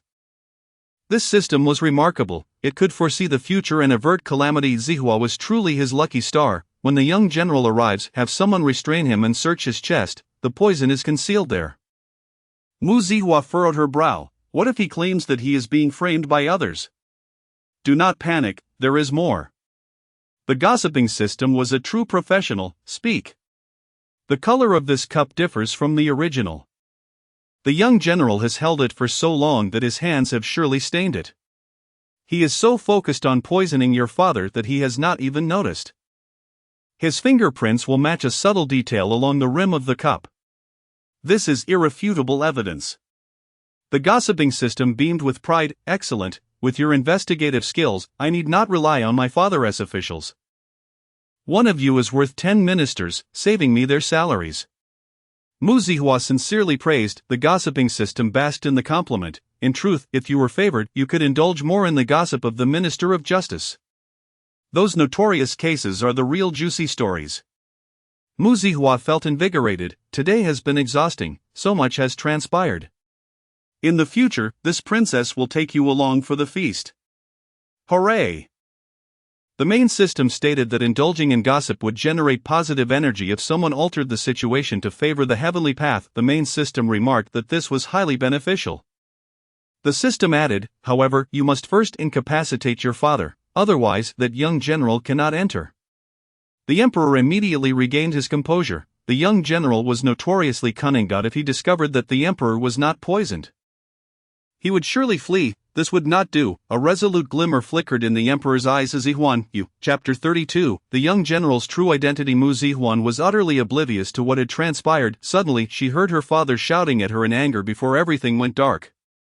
Mu Zihua's eyes widened. Was this not akin to being framed? She had done nothing at all. Before she could react, the others immediately grasped the Emperor's intentions, crowding around him in alarm. Your Majesty, what has happened? Why have you suddenly fainted? Was there something wrong with the food? the commotion escalated, and at that moment, the eagerly awaited young general burst through the palace doors, rushing to the emperor's side, exclaiming, "His Majesty has been poisoned." "Is that so?" Of course, the emperor was robust. How could he faint so suddenly? It must be the work of nefarious individuals. The young general's words trailed off as he caught sight of the emperor awakening and glaring coldly at him. A wave of shock washed over the young general. How could this be? The dosage of poison he had administered was the most potent. There was no way it could fail to incapacitate the emperor. Why was he able to awaken and glare at him? The young general felt a surge of panic, as if he had lost control of the situation, leaving him immensely flustered. The young general felt as though his heart was meandering anxiously along a stony path. Fraught with trepidation and caution, surrounded by snakes and vermin in disarray, he had never witnessed the emperor gaze at him with such an intense expression, as if the sovereign were privy to his innermost thoughts. "Your Majesty, how is it that you have awakened?" the young general inquired, his voice trembling with unease. The emperor remained silent, while the prince issued a direct command: "Seize him, throw him into the dungeon and interrogate him thoroughly." Upon hearing this, the young general's heart sank, for he was acutely aware of the grim realities of the prison. The damp and oppressive atmosphere could render even a brief stay unbearable, with aches and pains becoming commonplace. Yet, the most terrifying aspect was the presence of unspeakable horrors within those walls. The other inmates were unimaginable in their madness, each potentially a danger, while the guards would administer various brutal punishments at the behest of their superiors. It could be said that as long as one survived, each passing second felt like an eternity. Recalling the nightmarish dungeon, the young general realized he could not allow himself to be subdued by the prince. He swiftly broke free from the grasp of the imperial guards, aiming to reach the emperor in hopes of securing his protection. However, his actions had long been anticipated. The imperial guards were no fools. Despite the young general's formidable skills, he was ultimately just one man, and he was overpowered in the end. "Your Majesty, I serve you faithfully. What is the meaning of this?" the young general's unvoiced thoughts echoed within him. As he remained oblivious to the perceived faults that had been laid bare, he maintained a facade of loyalty as he looked upon the emperor. The emperor had always favored this demeanor in the young general. Yet now, all that remained was a profound sense of revulsion. "Enough, do not regard me with those eyes, they disgust me," the emperor declared, and in that moment, the young general comprehended the gravity of his predicament. His collusion with Duan Muyen had likely been uncovered. Yet, he was left to wonder just how much the emperor had discovered. Clinging to the hope of redemption, he knelt swiftly before the throne. "Your Majesty, what wrong have I committed? Please grant me a clear path.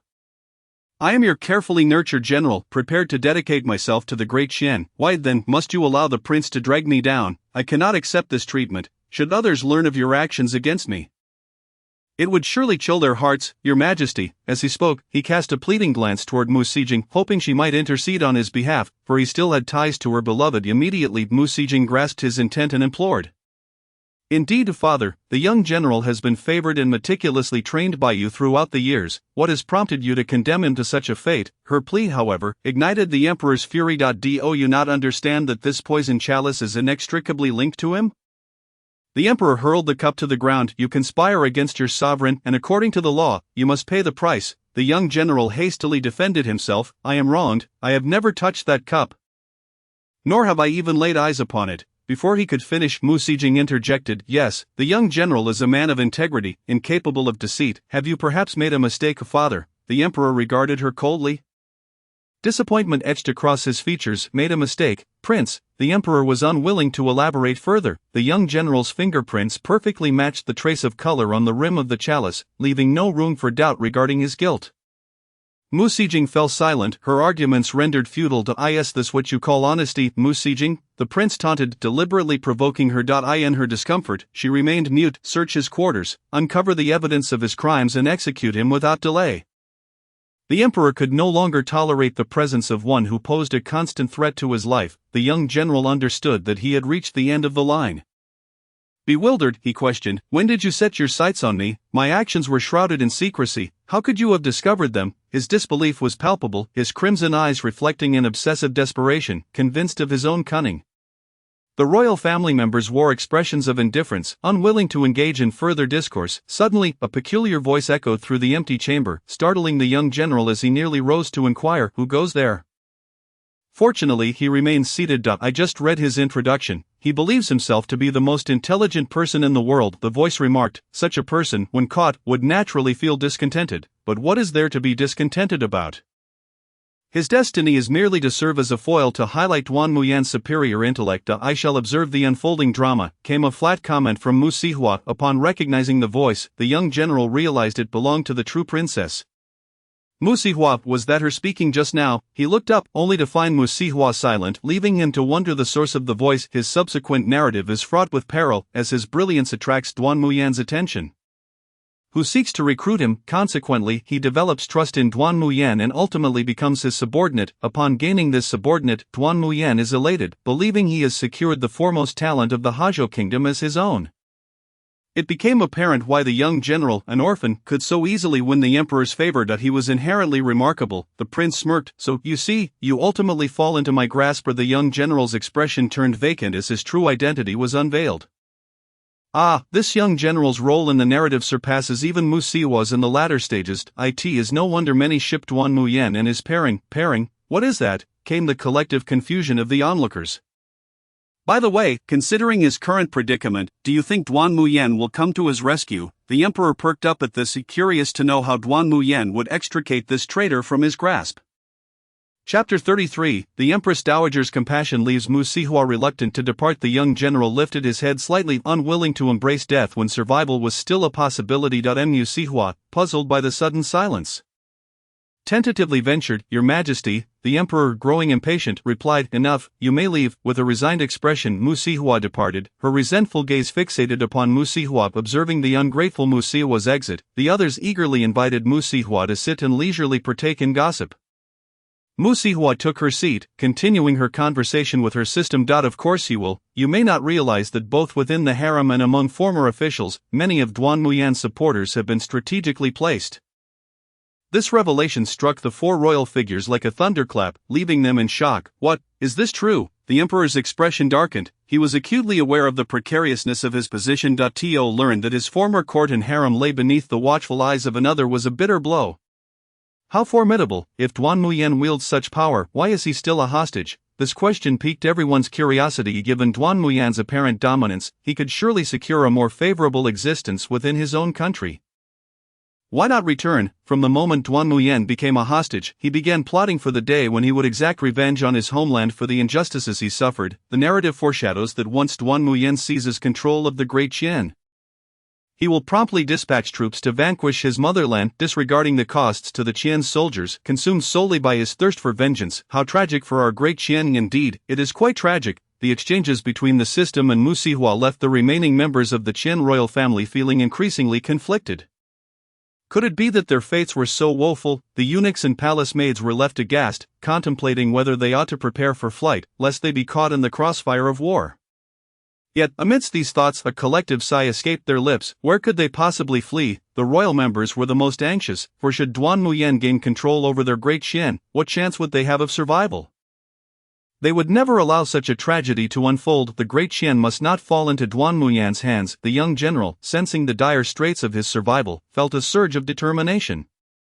In his mind, it quickly crystallized that Duan Muyan might be the destined one, while Mu Sihua was the destined one's wife. However, the young general contemplated Duan Muyan's potential to obliterate his own homeland.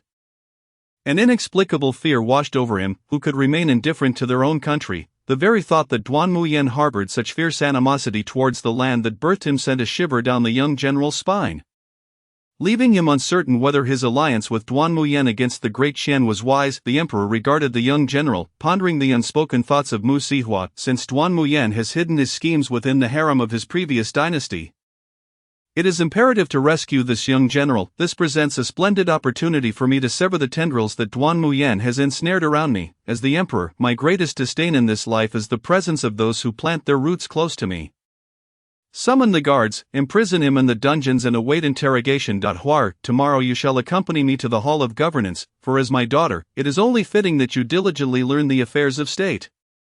Should your brother ascend to the throne in the future, you may assist him in some capacity, thereby avoiding the fate that I endured, ascending to power at a young age only to have it wielded by others, leaving me in a state of perpetual frustration. Speaking of past events, the emperor's expression softened with a hint of tenderness. Me, Mu Sihua screamed internally, is my father truly asking me to participate in state affairs? This is a fortuitous development. should you indeed engage in governance, you will gain considerable fortune in this small world, surpassing the male protagonist. Gradually, the chosen one of destiny will no longer be Duan Muyen, but will begin to tilt towards you. This bodes well for you.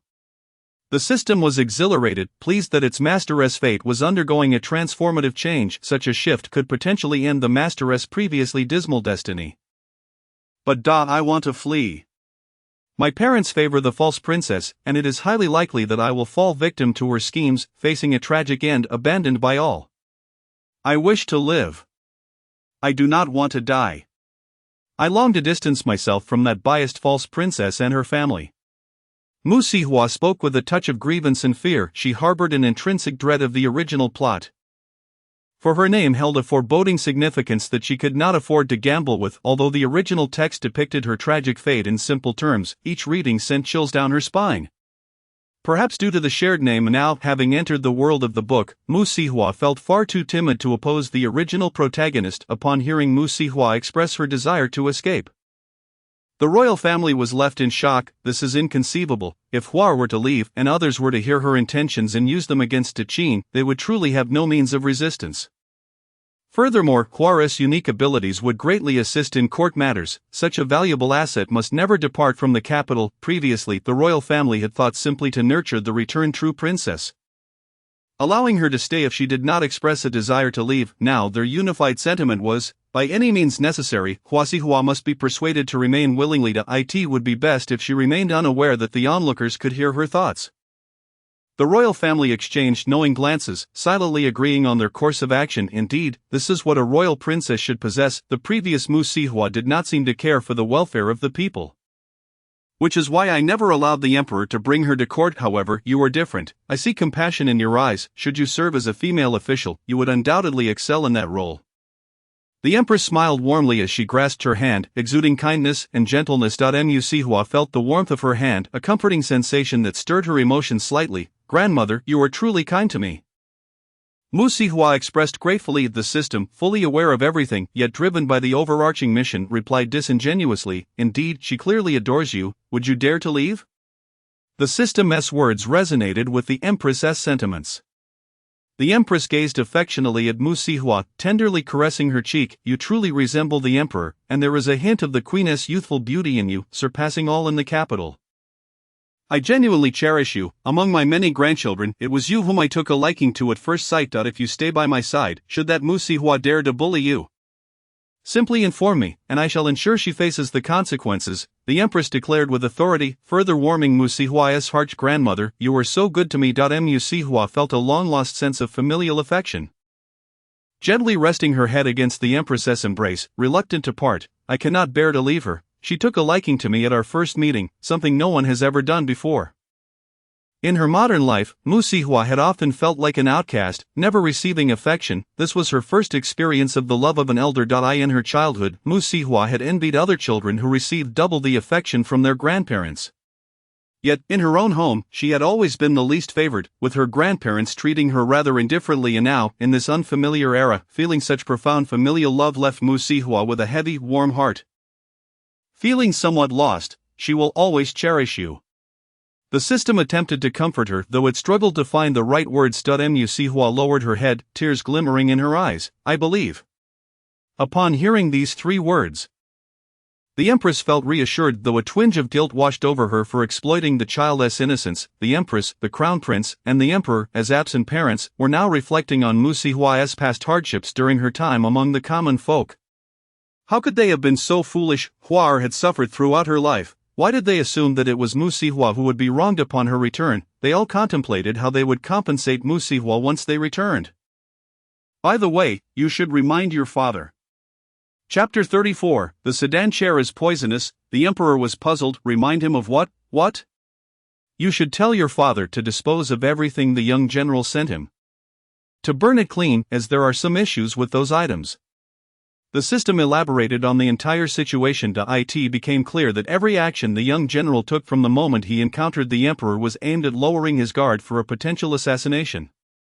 Should we reserve a subscription for the young general's fate? He may have a long road ahead of him. The system mischievously inquired. Mu Sihua keenly sensed something amiss. Are you suggesting that he won't easily meet his end? According to the fortune distribution in the original text, as he is a highly popular secondary character, all of Duan Muyan's victories later on are closely tied to him, thus his fate is uncertain. Mu Sihua understood. Let us subscribe to it. If anything changes, notify me immediately. The system readily agreed. All right. However, the others were less than pleased, including the royal family. How could a potential regicide be protected? What kind of fate is this? Should Daqin be destined to be trampled upon by Duan Muyan, why must the chosen one of destiny be someone like Duan Muyan and not us? The emperor's eyes darkened with despair. Duan Muyan was a discarded pawn of the enemy nation. He had assumed this pawn would remain docile, only to discover that he had numerous schemes to incite rebellion. What was even more absurd was that he was plotting against his own country, not that of Haizhou. The emperor could scarcely contain his hatred for Duan Muyan, observing her husband's increasingly fierce gaze. The empress recognized his extreme anger and, out of concern, took his hand. The emperor understood that this was his beloved wife attempting to soothe him. The empress's eyes sparkled with a unique charm as she gazed into the emperor's eyes. Gradually, the emperor comprehended her intentions. It's alright, we still have Huar's extraordinary abilities are here to assist us. If we treat her with kindness, she will ensure that our fate does not mirror the tragic tale of that book. The emperor's heart found some semblance of peace. He had endured countless trials to ascend the throne, not to become a stepping stone for Duan Muyan. He loved his people, cherished his land, and held dear the supreme power he possessed. He would not allow the illegitimate child Duan Muyan to rise above him. Nevertheless, the empress was correct. The immediate priority was to eliminate Duan Muyan's support. For if he were hastily dealt with, any ensuing chaos within and beyond the palace would be disastrous. With drought affecting various regions, many areas reported calamity, and if this continued, the coming year could yield nothing. Yet that was not the most terrifying prospect. The most alarming aspect was that at such a critical juncture numerous troubles arose, leaving the emperor tormented daily by these crises. Looking at Mu Sihua, the emperor suddenly conceived of a plan to utilize her extraordinary abilities to devise a strategy for disaster relief. It was settled. Tomorrow at court, he would bring this matter to light, after spending some time with the empress. Her biological clock signaled fatigue, and her face bore traces of exhaustion. Mu Sihua departed the Shokan Palace alongside her father and mother. Just as they exited, they encountered the familiar figure of Mu Sihua Jing. Upon seeing Mu Sihua Jing beamed his sister. You returned in haste, and the Ministry of Internal Affairs was unprepared with a sedan chair for you. I feared you might tire from walking, so I had my finest sedan chair sent for you. Ah, father, mother, crown prince, you have not yet taken your leave. Everyone regarded her performance with cold indifference. Unfazed, Mu Sihua Jing maintained her strong demeanor. If you like it, then consider it a gift from me. As she spoke, she reached for Mu Sihua's hand, eager to show her the sedan chair she had prepared. Mu Sihua allowed her to take her hand and approached to view the sedan chair that Mu Sihua Jing had mentioned.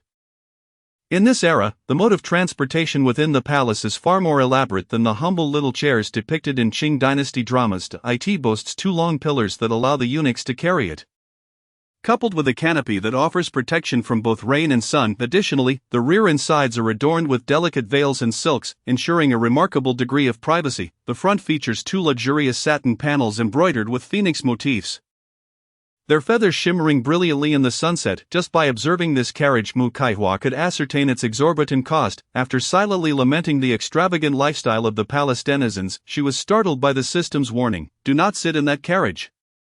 It conceals a venomous insect prepared by Duan Muyan. Anyone who enters will face dire consequences.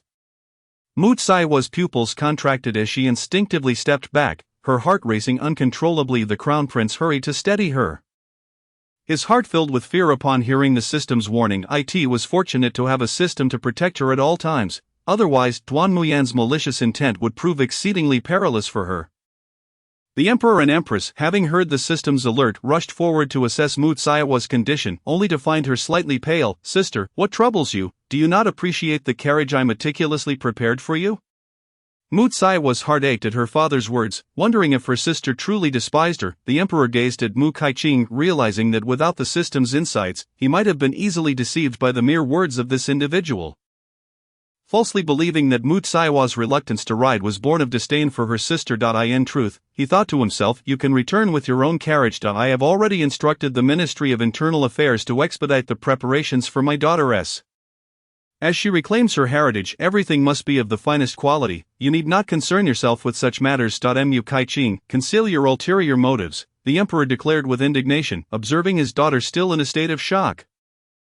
His heart heavy with sympathy. Mu Kaiqing's eyes widened, her heart filled with resentment as she stared at the emperor, her feelings of injustice overwhelming her. Why was this happening? Why had she lost everything upon Mu Saihua's return? Why did Mu Kaihua not perish outside but insist on coming back to the palace to usurp everything, her father, mother, brother, and her cherished status and favor? These were all now threatened. The thoughts of Duan Muyen crossed her mind. But she quickly reassured herself, no, she still had brother Yen, he would never abandon her. All of this was Mu Saihua's fault, it was her existence that had caused Mu Kaiqing to lose everything. If only Mu Kaihua were to die, she could reclaim her blissful life. In that moment, Mu Kaiqing felt akin to the tragic white moonlight protagonist from the novel she read, where all affection was snatched away by a scheming rival. Her heart was a tumult of grievances, anguish, fury, and jealousy. Casting one last glance at the harmonious family of four, Mu Kaiqing ordered her carriage to depart, leaving the scene behind. Just as she left, Mu Saihua's system activated. Oh my! Master, did you know that there are many secrets surrounding that carriage? Do tell. Mu Kaihua, fatigued and wary of her surroundings, felt the constant threat from Mu Kaiqing. She yearned to indulge in gossip and return home swiftly. The construction of that carriage was exceedingly intricate and fraught with peril. Nearly 10,000 lives were sacrificed in the making of it. What? Mu Kaihua was taken aback. Does creating such a complex carriage truly demand lives? Not exactly. Your father and mother's carriage was merely complicated but did not involve loss of life. It is only Mu Kaiqing's carriage that has been linked to so many fatalities. Moreover, the secrets entwined with that carriage are connected to past dynasties, the inner palace, and corruption. Should this scandal be revealed, your heart may not withstand the shock. For the first time, the system divulged such startling revelations, piquing Mu Saihua's curiosity. It's merely a carriage. This is no ordinary palanquin. It is tied to Duan Muyan's schemes for succession. Furthermore, I've just checked. This palanquin embodies both opulence and cruelty. I find myself increasingly lost in your words. Mu Kaihua was bewildered. Let us save this revelation for tomorrow. You should rest well, master. The system went offline. The emperor and empress, feeling a sense of regret, wished to know more. The palace attendants shared their disappointment, knowing that such significant matters were all the more delightful to discuss. Kaihua, let your father escort you to Yuhuang Terrace. The emperor was invested in this matter and resolved to uncover the truth at tomorrow's morning court. Chapter 35. The empress anticipates tomorrow's gossip. Mu Kaihua smiled gently, presenting a charming demeanor. Thank you. Father, the emperor looked at his daughter, who bore a striking resemblance to him, and understood why the founding emperor favored appointing a female heir. This daughter was so much like him that it stirred a deep desire within to see her become a ruler in her own right. The emperor took joy in the bond they shared. The empress and the crown prince also wished to see her off, but the emperor desired a moment of solitude with his daughter. The empress, understanding, led her son back to Fengyi Palace. Along the way, she reminded the crown prince to relay any pertinent information he might hear in court. The crown prince was astonished by his mother's newfound obsession with gossip.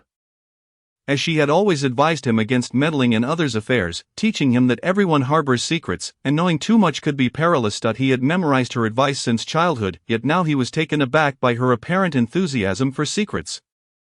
The empress regarded her son with a look that conveyed, "You foolish child, previously, I advised you in such a manner to protect you, for there are those who would stop at nothing to eliminate threats within the palace.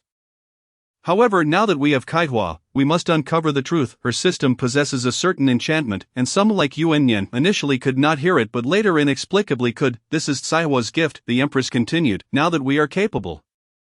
We should be aware of others' vulnerabilities. Your father and I both desire the prosperity of our realm and wish to prevent Duan Muyen from seizing it. We must seize this opportunity to present ourselves as a united family.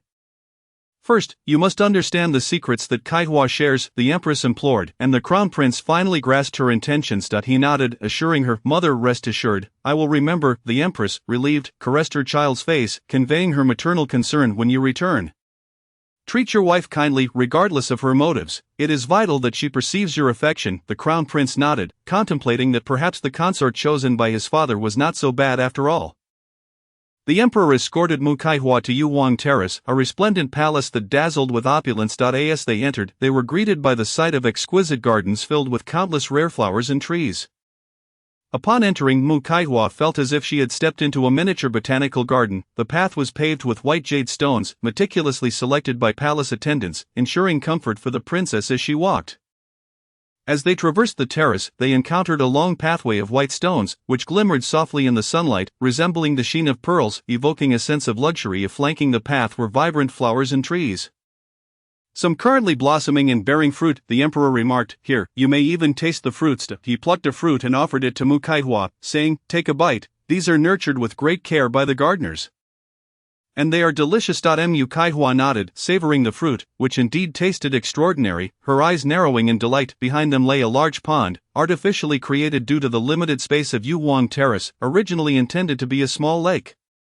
Upon a platform overlooking the pond, the finest jade phoenix was exquisitely embedded, a sight to behold. "You must take the time to appreciate it. It is the most beautiful phoenix I have ever seen," remarked the attendant beside the emperor, whose words were subtly encouraged by the emperor himself. The emperor beamed at his daughter, his eyes shining with pride, as if to say, "See, your father treats you well."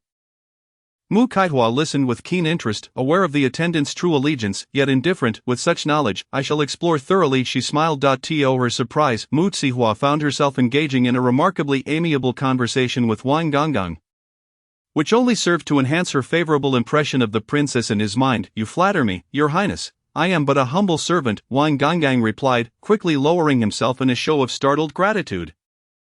Gazing at Mu Kaihua with a look of astonishment, observing his natural demeanor, Mu Kaihua felt a deep admiration for his humility and affability. Wang Gonggang had nothing to be modest about, having grown up in the countryside. Mu Kaihua had never encountered the grandeur of the court and could hardly compare herself to someone like him, who had witnessed so much in the presence of her father, the emperor. Each of her words struck the perfect balance, flattering the emperor's vanity while simultaneously lifting Wang Gongang's spirits. The emperor's eyes sparkled with mirth. "Who would suspect you are a child of the fields? Your words are so eloquent, they leave me in awe," he remarked, gently tapping Mu Kaihua's forehead with a look of indulgent affection. Mu Kaihua smiled and continued following Wang Gonggang as he introduced her to the surroundings. After traversing through a grove of trees adorned with blossoms, they arrived at a quaint garden. It was worth noting that the garden was a rich tapestry of grass and flowers, featuring an array of particularly rare blooms and uniquely shaped celestial herbs that harmoniously complemented each other, exuding an air of opulence and elegance that was simply breathtaking. Mu Kaihua found herself utterly entranced by the stunning scenery before her. Goodness, is this true beauty that even a palace drama could not capture? Is it truly so lavish within the palace? She pondered, recalling the decor of the empress's quarters, which paled in comparison to this extravagant palace. This was genuine luxury and refinement. The garden was also adorned with several elegantly shaped stones, which, despite her inability to fully appreciate their artistry, still struck her as remarkably beautiful, not to mention the celestial cranes and other creatures frolicking within the garden. Upon seeing the animals, Mu Kaihua was left speechless. Surely the ancients lived in such splendor. Could it be that even national treasures reside here? The system, unable to contain itself, poked its head out. "Look at your naivete, this is merely the privilege bestowed upon you by your father." The emperor, who had initially thought he would not hear the system's voice that evening, suddenly brightened at the sound. "My dear child." Chapter 36. The emperor. "Goodness, this is wealth that surpasses my own.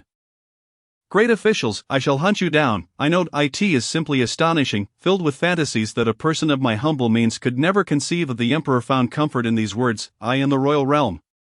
Everything is naturally the finest." The system, having grown accustomed to such remarks, replied, "Well, it seems you have encountered many fine things." Upon hearing this, the system chuckled heartily. "Hee, I have an abundance of treasures here. Aren't you to attend court tomorrow? Let me point out those who truly possess wealth. Their fortunes may even surpass that of your father's treasury." "Are you suggesting there are those who embezzle?" Mu Kaihua articulated the emperor's thoughts. The emperor was momentarily stunned. Could there truly be someone wealthier than himself? The items in his treasury were the finest, and if someone possessed even greater wealth, it could only mean one thing: corruption. A surge of anger welled up within the emperor, and he felt an overwhelming desire to take action against this colossal thief. How could such a grand embezzler exist within his court, making him seem lesser? In his fury, everyone beneath him would inevitably suffer. The courtiers trembled, wary of incurring Mu Kaihua's wrath, fearing that if she were to reveal any unspeakable truths before the emperor, their lives would be forfeit. Indeed, goodness, could this be connected to Duan Muyan? For some reason Mu Zihua felt a strong correlation between the major scandal and Duan Muyan. You are astute, it is indeed related to Duan Muyan. Upon hearing this, Mu Zihua blinked in confusion and asked, in these dire times, as the common people suffer and I go hungry, with prices at the rice shop constantly rising, how can anyone possess such wealth? Where does it come from? The emperor thought to himself. I too am curious. Some of it stems from the misfortunes of the nation. Such wealth is indeed easily acquired during times of crisis. Mu Zihua rolled her eyes. I must discover the identity of this person by tomorrow. I will ensure they pay the price. To profit from national calamities is utterly heartless, the emperor replied. Yes, together we shall see this person brought to justice. Let them meet their end. Once a benevolent ruler, the emperor, now angered, no longer wished to maintain his image of a kind sovereign. If possible, he longed to become a tyrant, seizing those who had wronged him, taking back the money they had stolen from him. After all, if Dechin did not change, it would become Duan Muyan's nation, not his own. Reputation no longer mattered. What mattered was that Dechin must remain his. The emperor silently roared within. Very well, do not let your temper rise. This Yuwang Terrace is a realm of immeasurable luxury. Look ahead, see how grand and radiant the palace is? I tell you, the columns within are crafted from the finest wood, each one is a testament to opulence. Outside, such materials are reserved for coffins crafted by the wealthy. The people here hold the utmost importance on the honors bestowed upon them after death. Listening to the system's explanations, Mu Zihua marveled. What a life of indulgence! Beyond the palace gates, the common folk struggle to find food, while within, the concubines and princes squander resources. Hearing Mu Zihua's compassion for the people, the emperor felt a genuine sense of pride. His daughter was indeed a remarkable individual. If the crown prince proved inadequate, perhaps it would be better to elevate his daughter. However, this was merely a thought. With no action taken, the emperor still believed in safeguarding Dechin. The system guided Mu Zihua through the wonders of her surroundings, detailing the intricacies of the wooden carvings on the doors, the embroidered flowers on the screens, the fabrics of the bed curtains, and the materials of the pillows. Each revelation left Mu Zihua feeling that such extravagance was overwhelming. The emperor and the chief steward observed, realizing that this system truly possessed knowledge. It seemed that the system spoke nothing but the truth. Enough of this. You must rest, for tomorrow's court awaits. I shall summon you. The emperor's expression was one filled with warmth, resembling that of a genuine father. Mu Zihua gradually adjusted to these characters, finding them starkly different from the portrayals in the original text. If it weren't for Mu Zihua's character remaining unchanged, she might have genuinely believed she had entered the wrong story. Well then, father has departed. Mu Zihua did not immediately retire but instead conferred with the system about the grim fates that awaited her family and how she might avoid entanglements with them. Crown Prince, drawn and quartered, falsely accused Empress, her maternal family disgraced, losing favor in the palace, ultimately deposed the emperor. The most tragic fate, losing his empire, poisoned by Duan Muyan, with his skin rotting away, leaving no piece of him unmarred. Empress Dowager, poisoned, the venom arranged by Duan Muyan and Mu Zihua, the most excruciating kind, ensuring that she suffers eternally in hell after death. TSK.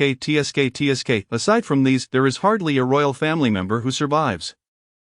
And more loyal ministers connected to the royal family, such as Wang Gangdang beside your father, Lancheng beside your grandmother, and your mother, all met tragic ends. Damn, Duan Muyan is truly a beast, indeed, and of course, Mu Zihua's machinations cannot be overlooked.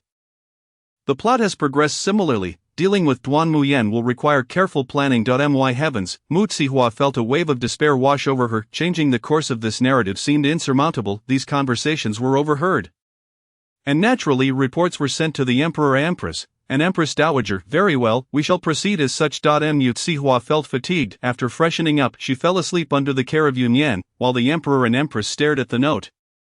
Plunged into silence, the emperor spent the night awake, while the empress gazed at the note and the flickering candlelight. Lost in her thoughts, she chose not to share the contents of the note with the crown prince, wishing to protect him from undue influence. That night, countless souls lay awake, but none were more restless than Mu Zihua. Duan Muyan, observing the hidden forces within the palace, was troubled. The emperor's actions left him perplexed about the royal family's intentions.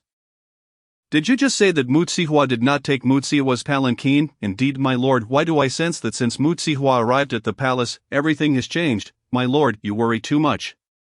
Mu Zihua is merely a girl of modest beauty, not particularly remarkable. There is no need to concern ourselves with her. A country girl, a wild child, how could she possibly compare to the true nobility within the palace? Duan Muyan narrowed his eyes, pondering. Is that so? He felt an undeniable connection between all these events and Mu Zihua. The following morning, Mu Zihua was awakened by Yun Yan, informing her that the emperor awaited her arrival to attend court. How has the emperor become so unlike the original text? Not wishing to keep the emperor waiting, Mu Zihua quickly prepared herself and hurried to find him. The emperor greeted her with a relaxed smile. Come, I shall escort you to court. With that, the father and daughter swiftly made their way toward the Hall of Diligent Governance. At this very moment, the long-awaited ministers of the emperor are engaged in hushed whispers. Chapter 37, Mu Zihua enters court. It is said that the legitimate princess has returned. Indeed, she has returned, and the emperor has even bestowed upon her the Jade Phoenix Terrace as her residence. Yes, it has been a long time since a princess resided in the Jade Phoenix Terrace, and to think that upon her return, the legitimate princess immediately took residence there, one cannot help but wonder what merit she possesses. Hush, such words are ill-advised. Who can fathom the emperor's intentions? I merely spoke out of curiosity. This legitimate princess, upon entering the palace yesterday to acknowledge her ancestry, was still a commoner, utterly inconsequential. How is it that just a day later the emperor has altered the royal genealogy in accordance with her? You speak with reason, and I too am perplexed. How can a girl raised in the wilderness possess such remarkable abilities as to dwell in the Jade Phoenix Terrace? The Jade Phoenix Terrace has always been the abode of the most favored imperial daughters. Could it be that our great Qin is to welcome another imperial daughter? The crown prince has been diligent and earnest, demonstrating great caution in matters of state and caring for the people as if they were his own kin. The crown princess is also known for her virtuous character. The ascent of these two to the throne is a matter acknowledged by all.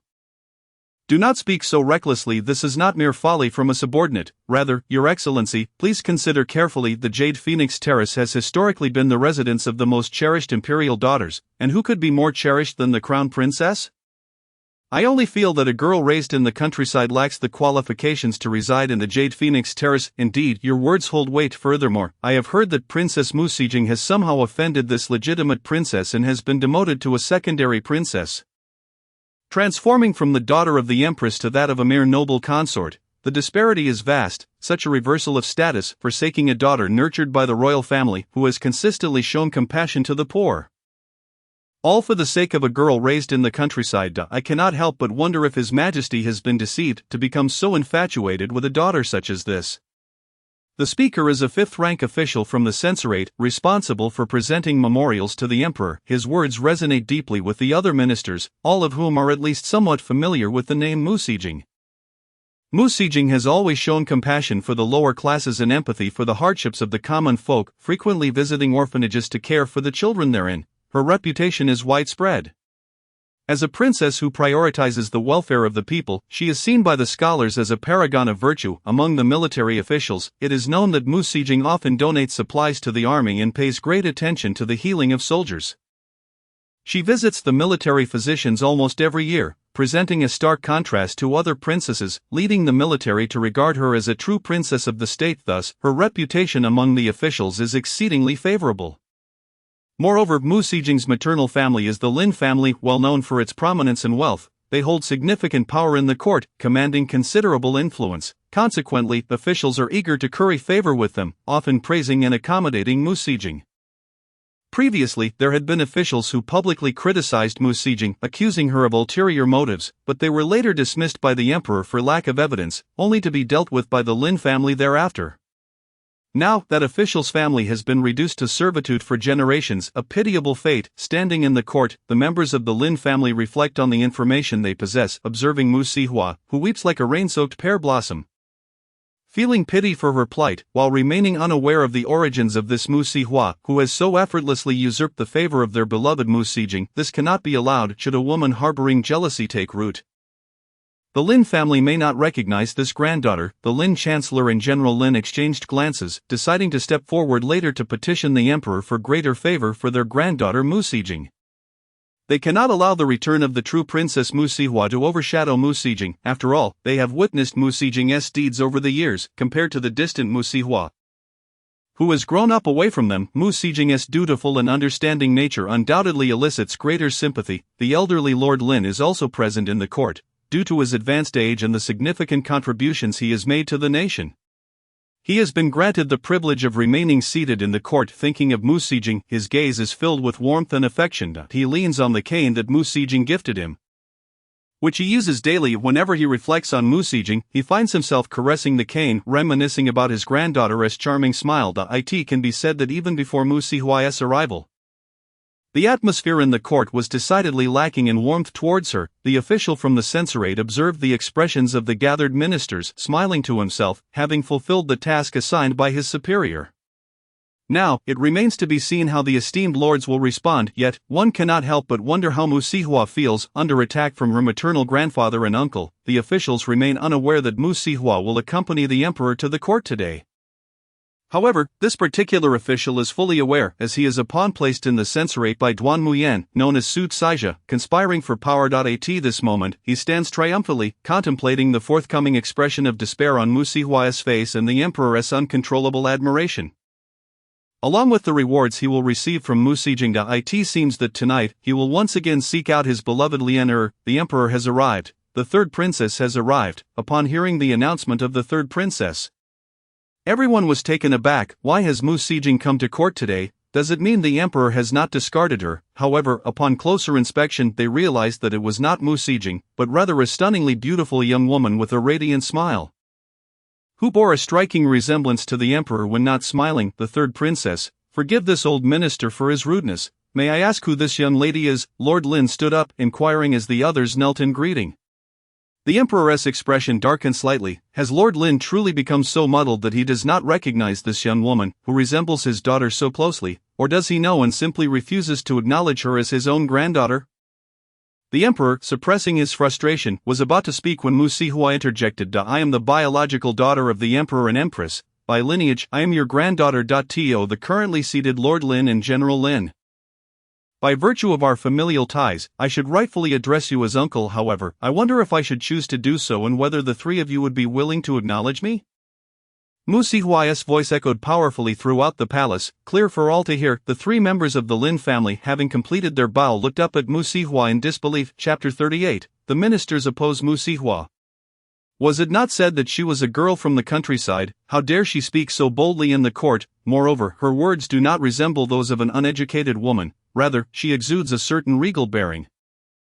Your Majesty, please allow everyone to rise. The emperor commanded the assembly to stand. The crowd cautiously rose, casting wary glances at Mu Sihua. I dare not, for you are the only biological daughter of this old minister's daughter. Thus I must acknowledge you as your grandfather. Lord Lin spoke politely, though his tone bore a hint of stiffness. The gathered officials understood all too well. Deep down, Lord Lin did not believe Mu Sihua deserved to be called his granddaughter. A man of both literary and martial prowess, he must have heard of the phrase the cuckoo occupying the nest. How could he, when it comes to his own situation, genuinely mistake a cuckoo for his own?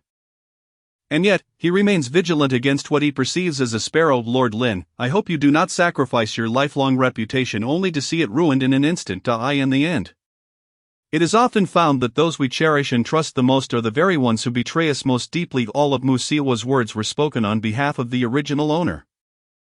The original owner had suffered greatly. She could not bear to see the original owner wronged, deprived of even the opportunity to voice her grievances, since these individuals have disregarded the original owner and looked down upon her at every turn. She too will not forget the harm inflicted upon the original owner, being publicly humiliated by a junior like this. Lord Lin's composure faltered. Mu Sihua was merely a stranger, lacking any familial bond. Lord Lin's expression soured, and seizing the moment, Su Caizhe spoke up. Your Majesty, please punish the third princess for her grave offense. Lord Lin has risked his life multiple times for the sake of our great Qin and has displayed unwavering loyalty. The soldiers under his command are fearless in battle. In their prime, none dared to confront the Lin family's army. It is due to Lord Lin's strategic acumen that no one dares to show disrespect to our great Qin. Lord Lin has dedicated his life to the nation and its people, having sacrificed so much. The late emperor once promised that he would never wrong the Lin family. Thus, the marriage between the Lin family's eldest daughter and the emperor came to be. Your Majesty, the third princess's remarks are clearly aimed at Lord Lin. You must seek justice for this loyal minister and for the countless soldiers who have devoted their lives to the people and our great Qin. You are our sovereign, the ruler of all. Please take a stand for us. Once Su Caizhe finished speaking, all the ministers knelt, leaving only the three members of the Lin family standing. Lord Lin snorted, and his son knelt as well, simultaneously pleading, Please, your majesty, act in favor of the Lin family. The emperor frowned, realizing that his court had become a gathering of Mu Sijing's supporters. Hua merely spoke a few truths, and Lord Lin could hardly bear it. The ministers began to press for her punishment. In the past, I failed to perceive the threat posed by Mu Sijing. It is no wonder that, as Mu Sihua stated, if this continues, it would be untenable. Mu Sijing is so infatuated with Duan Muyan that if she were to bestow all her dowry upon him, it would result in my own loss, both of the lady and of my forces. The emperor's countenance grew increasingly grim, while Su Caizhe watched surreptitiously, feeling quite amused. Haha, the emperor is angry. He must be incensed at Mu Sihua for her deliberate provocation. The tasks assigned by the sovereign are remarkably straightforward. As the emperor remained silent, Mu Sihua gazed at the ministers, and even a fool would comprehend the current situation. The officials were opposing her. They opposed her participation in court affairs and her favor over Mu Sijing, and they likely opposed her residing in the Yuwang Terrace as well. Indeed, my lord, they previously petitioned the emperor to allow Mu Sijing to occupy the Yuwang Terrace, claiming she was compassionate towards the people and considerate of the military, asserting that she bore the noble virtues of the late emperor and empress. What was that sound? Upon hearing the system's voice, the emperor recognized that the matter was secure. My savior has arrived. The ministers were astonished, their gazes darting about in search of the speaker. Yuwang Terrace. Wait, the ministers were not fools. They immediately turned their eyes towards Mu Sihua. Suddenly she found herself under the scrutiny of all the officials. What a bunch of simpletons. I cannot fathom how, while I was reading, these officials remained oblivious to the schemes of Mu Sijing and Duan Muyan, who were vying for supremacy and executing numerous actions to seize control of Deqin.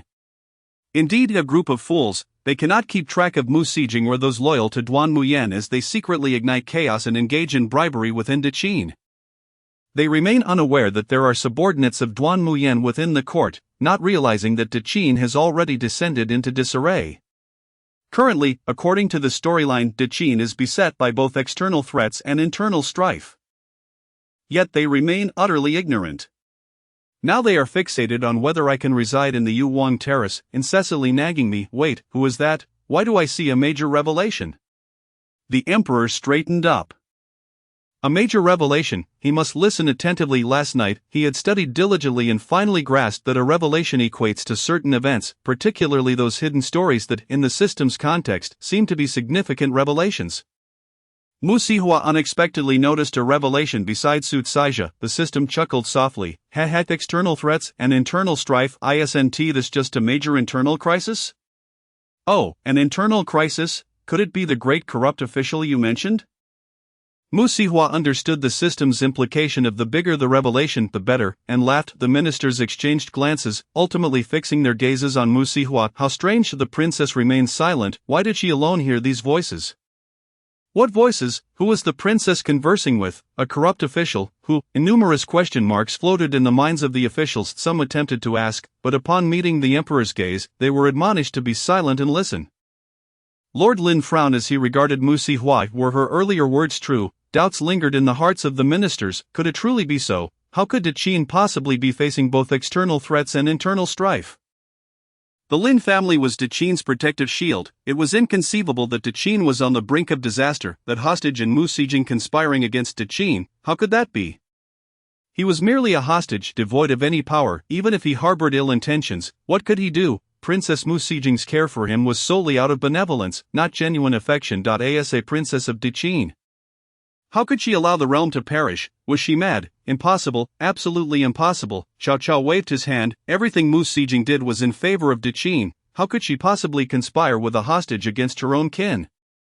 Internally, everyone thought of 1,000 impossibilities. Meanwhile, Su Caizhe, upon hearing the inexplicable voice, felt a shift in his demeanor. How did she know the sovereign's plans? How was she aware of the sovereign's relationship with Mu Sijing?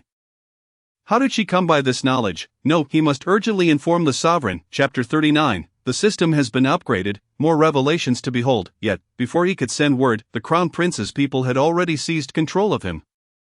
I have a matter to report. The crown prince suddenly entered through the rear door, accompanied by a contingent of his own private soldiers. Charging in, and the private soldiers swiftly surrounded everyone, leaving them utterly astonished.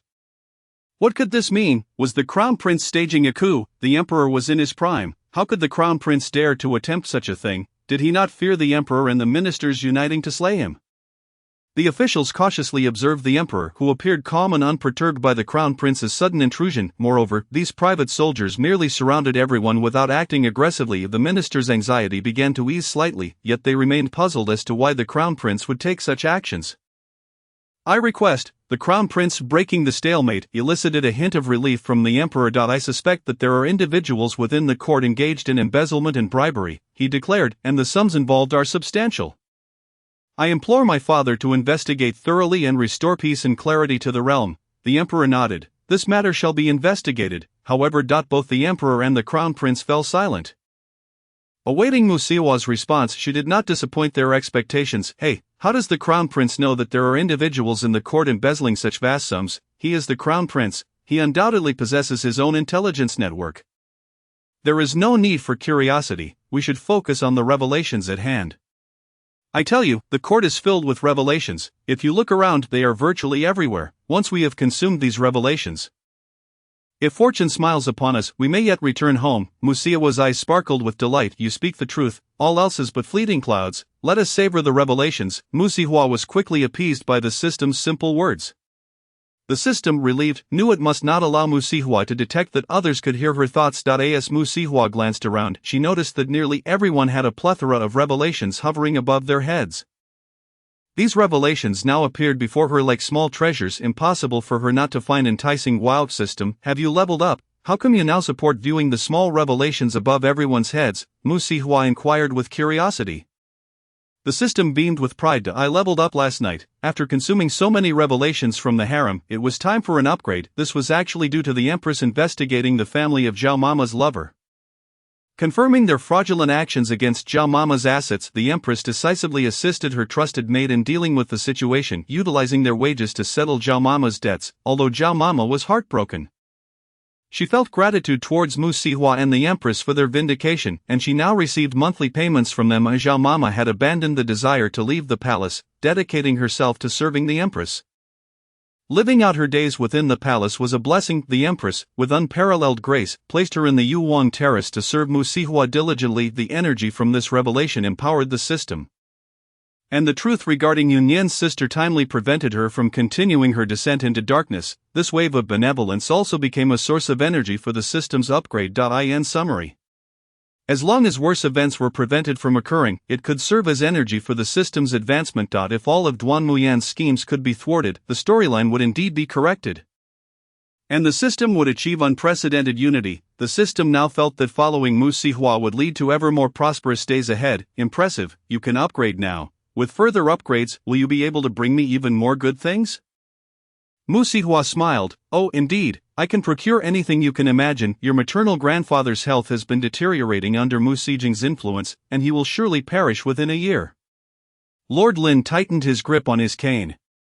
"How could this be possible? But I can grant him extended life."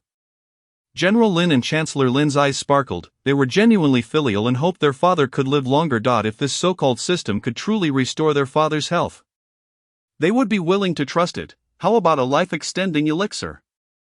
"And your father suffered an injury in his youth. Due to his diligence in governance, he has always been unwell, compounded by the schemes of others, leaving him with lingering toxins in his body. I assure you, I possess excellent remedies to safeguard his health." The emperor held great faith in the system. Upon hearing it possessed such beneficial items, he felt even more pleased. Huar truly is a pillar of the nation, a talent that benefits the country and its people. "Oh? You are so remarkable? Could it be that you can even produce miraculous cures that revive the deceased or restore sight to the blind?"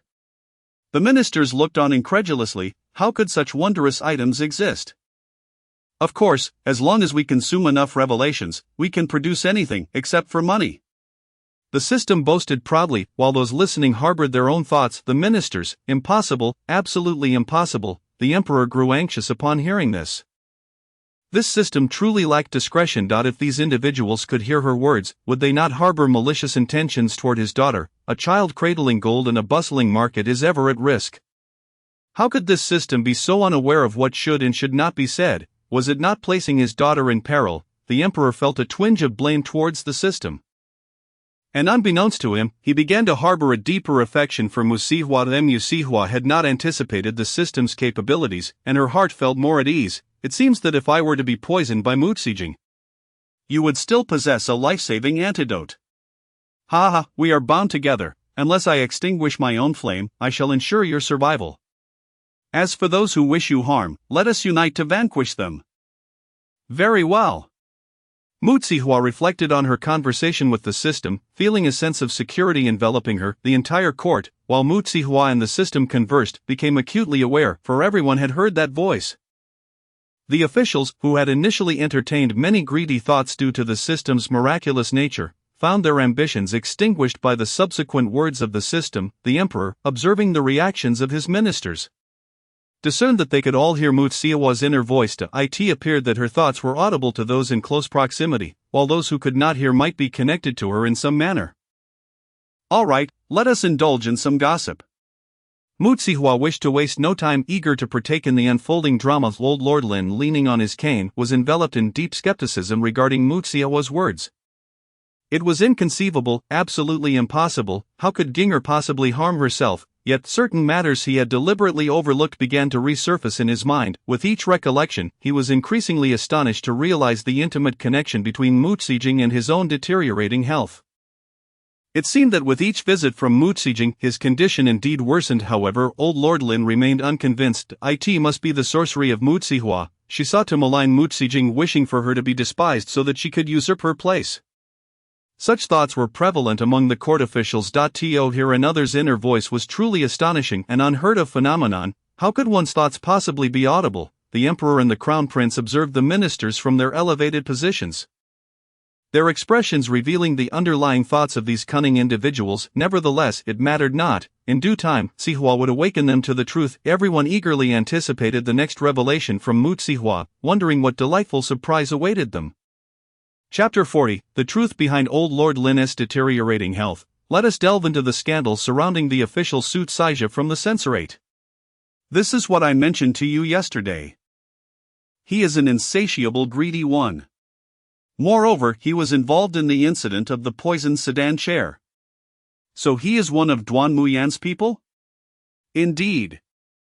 The dialogue between the system and Mutsihua was heard by all, their minds racing as they regarded Su Tsaija in disbelief. As an official of the censorate, he had always been steadfastly loyal. A paragon of integrity visible to all. His tenure at the censorate was marked by straightforwardness, and his attire was ever so modest. Furthermore, he even supported children in their education. When questioned about his reasons for donating his salary for the education of these children, he replied, "These children cherish learning. Who knows, perhaps one day they might become scholars, serving the nation in loyalty, and that would be my humble contribution." Following this, everyone deemed him a model minister, selflessly devoted to the greater good, truly embodying the essence of a virtuous servant to the state.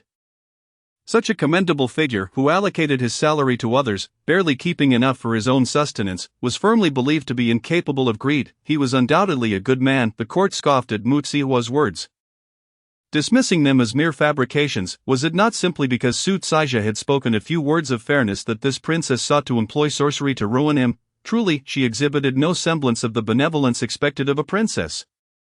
Such a woman had no right to reside in the Jade Phoenix Terrace. The ministers collectively glared at Mutsihua, their indignation palpable. This sorceress had the audacity to tarnish the reputation of Censor Su.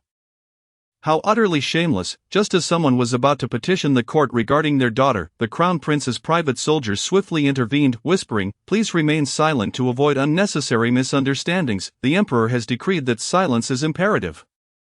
The soldiers' warning quelled the uproar, and the ministers settled into a reluctant quietude. Though they were filled with countless doubts, they dared not offend the emperor, their glares directed at Mutsihua, expressing their discontent.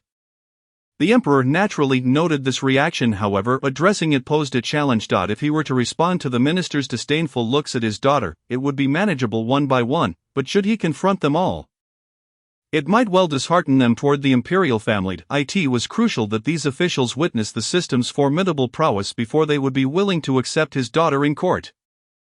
The emperor had previously conferred with his son, instructing him to encircle the ministers with his private soldiers, reminding them to keep their mouths shut and feign indifference, thereby allowing Mutsihua to lower her guard and divulge more details of the unfolding scandal.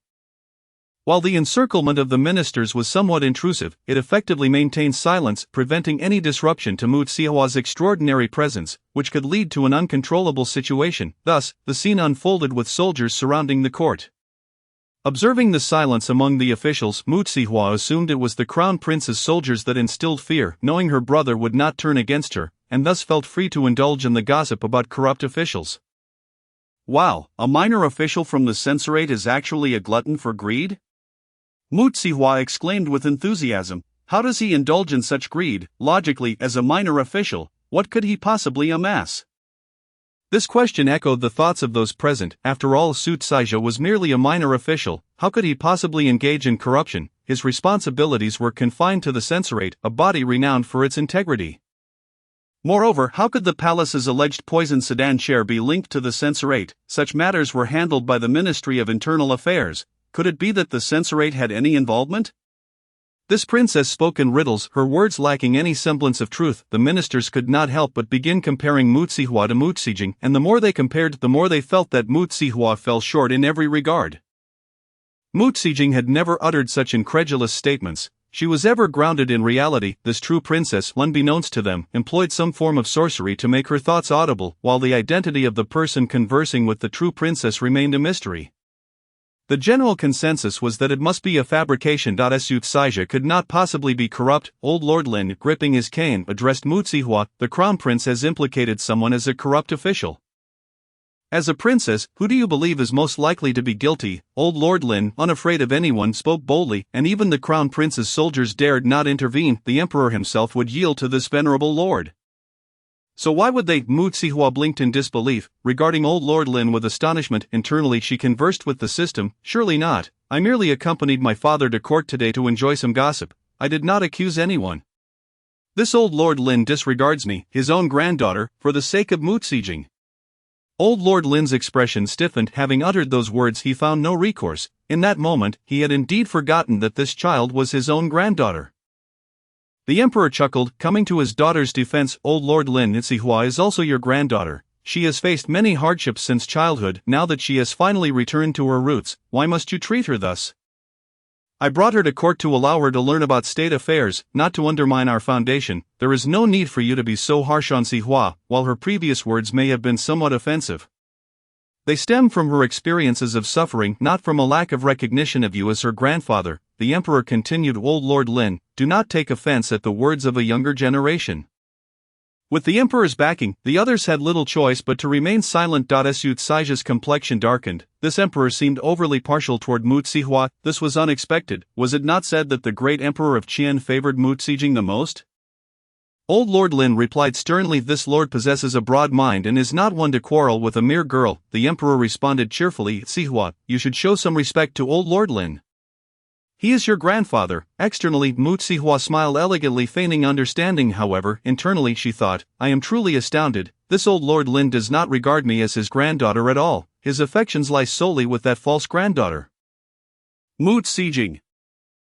Perhaps he is unaware that every cup of tea Mu Xijing has sent him has not been the fine brew she claimed, but rather a slow-acting poison devised by Duan Muyen to bring about his demise.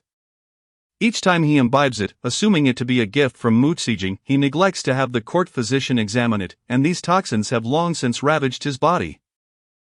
I recall in the original tale, he had less than half a year to live. He is on the verge of death. Even now, he cannot see through Mu Xijing's cold-heartedness, her merciless nature, believing instead that she is deeply caring towards him. Unbeknownst to him, everything gifted by Mu Xijing is laced with poison, specifically designed to bring about his end. At this moment, Mu Xihua felt deeply wronged. As the granddaughter of the original character, she had been subjected to disdain from old Lord Lin, who, due to Mu Xijing's disdainful demeanor, had treated her with such contempt in the court. Feeling uneasy, she began to vent her frustrations to the system.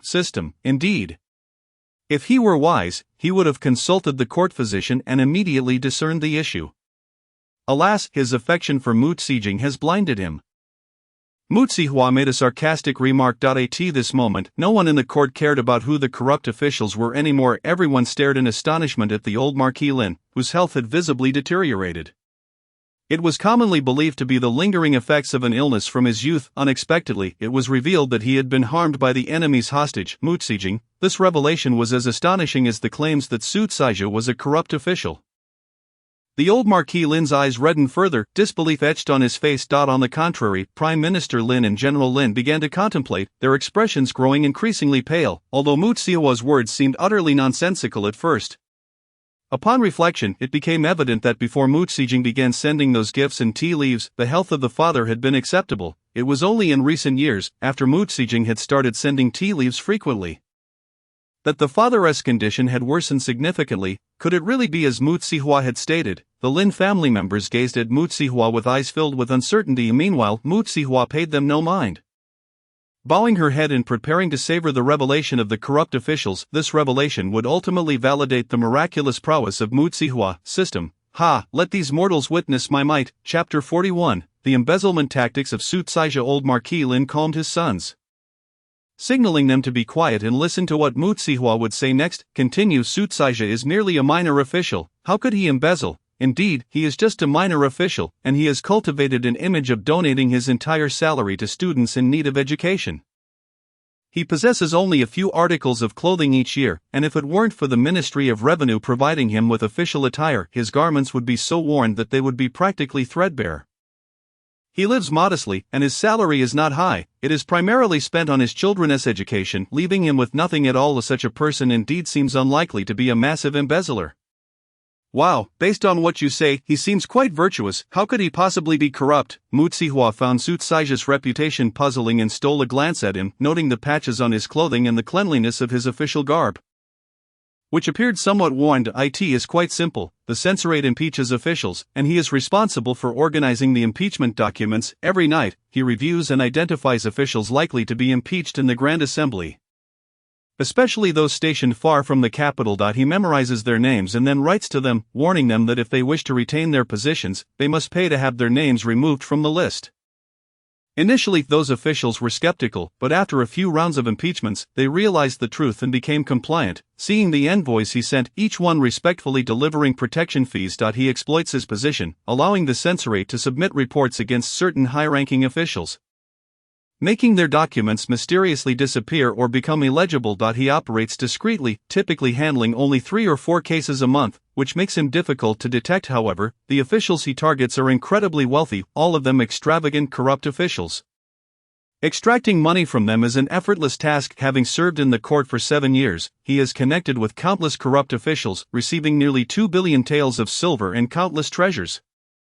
He only preys on officials outside the capital. Those within the city have never heard of him, believing him to be frugal and honest. Good heavens, he truly operates under the very light he casts. 2 billion taels, my goodness, he is incredibly wealthy. Mu Xihua marveled inwardly while Su Caizhe's complexion changed dramatically. How could this so-called system possess such knowledge? The people he dispatched were loyal and trustworthy, and would never betray him. Could it be that Mu Xihua truly possessed extraordinary abilities? Su Caizhe suddenly regretted getting involved with her. If he had not provoked her, would he not have been exposed? No, even if she knew? What could she do? Without evidence, he could simply deny everything, and no one would dare act against a court official. Regaining his composure, Su Caizhe continued to smile benignly. However, those present in the court were not fools. The moment his expression shifted, they understood that Mu Xihua's claims were likely more than mere speculation. To apprehend a court official, evidence was essential. If Mu Xihua could not produce proof of Su Caizhe's embezzlement, then even if they suspected him of wrongdoing, they would be powerless to act. Furthermore, some still refused to believe Mu Xihua's assertions, convinced that Su Caizhe could not possibly be guilty, viewing her as merely fabricating a tale unless she found tangible evidence. The crown prince and emperor awaited this very moment. Who would have thought that 2 billion taels of silver could amount to such an incredible fortune? The emperor's private treasury did not even contain that much. Observing the varied expressions of the ministers below, the emperor and crown prince realized that, regardless, people were beginning to believe. When the evidence emerged, that would be the true moment of spectacle. The emperor and crown prince anticipated the time when all would implore Mu Xihua to present herself before the court. Of course, there is wealth. Those he contacted included individuals engaged in illicit trade with foreign merchants, some trafficking in salt, and others even mining clandestinely, along with numerous undisclosed businesses that the government strictly forbids. They are all engaged in such activities, naturally the profits are substantial. My heavens, this is essentially profiting off the blood of the common folk and exploiting the resources of Dechin. Indeed, the Su Tsaizha's wealth is hardly surprising. After hearing this, Mu Zihua was utterly astonished by the kneeling Su Tsaizha. She could hardly fathom his capacity for generating wealth, albeit through nefarious means. The emperor's expression darkened. How could such a minor official from the censorate dare to act so brazenly? So arrogantly, using his power for personal gain? His private treasury paled in comparison to that of this censorate official. The more he pondered, the angrier he became, unable to restrain his thoughts on how to deal with Su Tsaizha. At that moment, the crown prince seized the opportunity to speak. Father, I wish to impeach Censor Su. He has exploited his position to shield officials beyond the capital, damaging the integrity of the court by destroying the impeachment documents against them. Such actions harm both Dechin and the common people. I dare to request that your majesty investigate this matter thoroughly to restore clarity to the realm. The crown prince promptly recounted the revelations known to him from Mu Zihua. And the emperor nodded in agreement. Su Tsaizha, do you have anything to say? Su Tsaizha glared fiercely at Mu Zihua, rising to confront her. Your Highness, you accuse me of embezzlement and profiting illegally. May I ask? Where is the evidence for these claims? Everyone knows I am the most frugal of individuals. If I truly dared to embezzle, why would I not spend it lavishly? Why would I choose to live so modestly? Your Highness, you previously sought to recruit me as your informant within the censorate, which I refused. You have harbored resentment ever since, and now, at this court assembly, you dare to slander me. Your Majesty, I beseech you to render justice.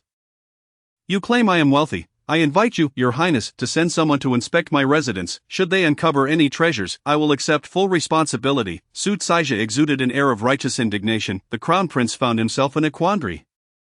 If he were to search as Su Tsaizha suggested, it appeared they would find nothing. The emperor too was in a dilemma. 2 billion taels of silver, how he wished it were his. Yet if they found nothing, it would be difficult to convict Su Tsaizha. It all depended on the efficacy of Mu Zihua's system. How can he be so confident that nothing will be discovered? Of course, it is because he resides in a place devoid of wealth. Mu Zihua was stunned. Devoid of wealth? Then what does he spend? Everyone was puzzled.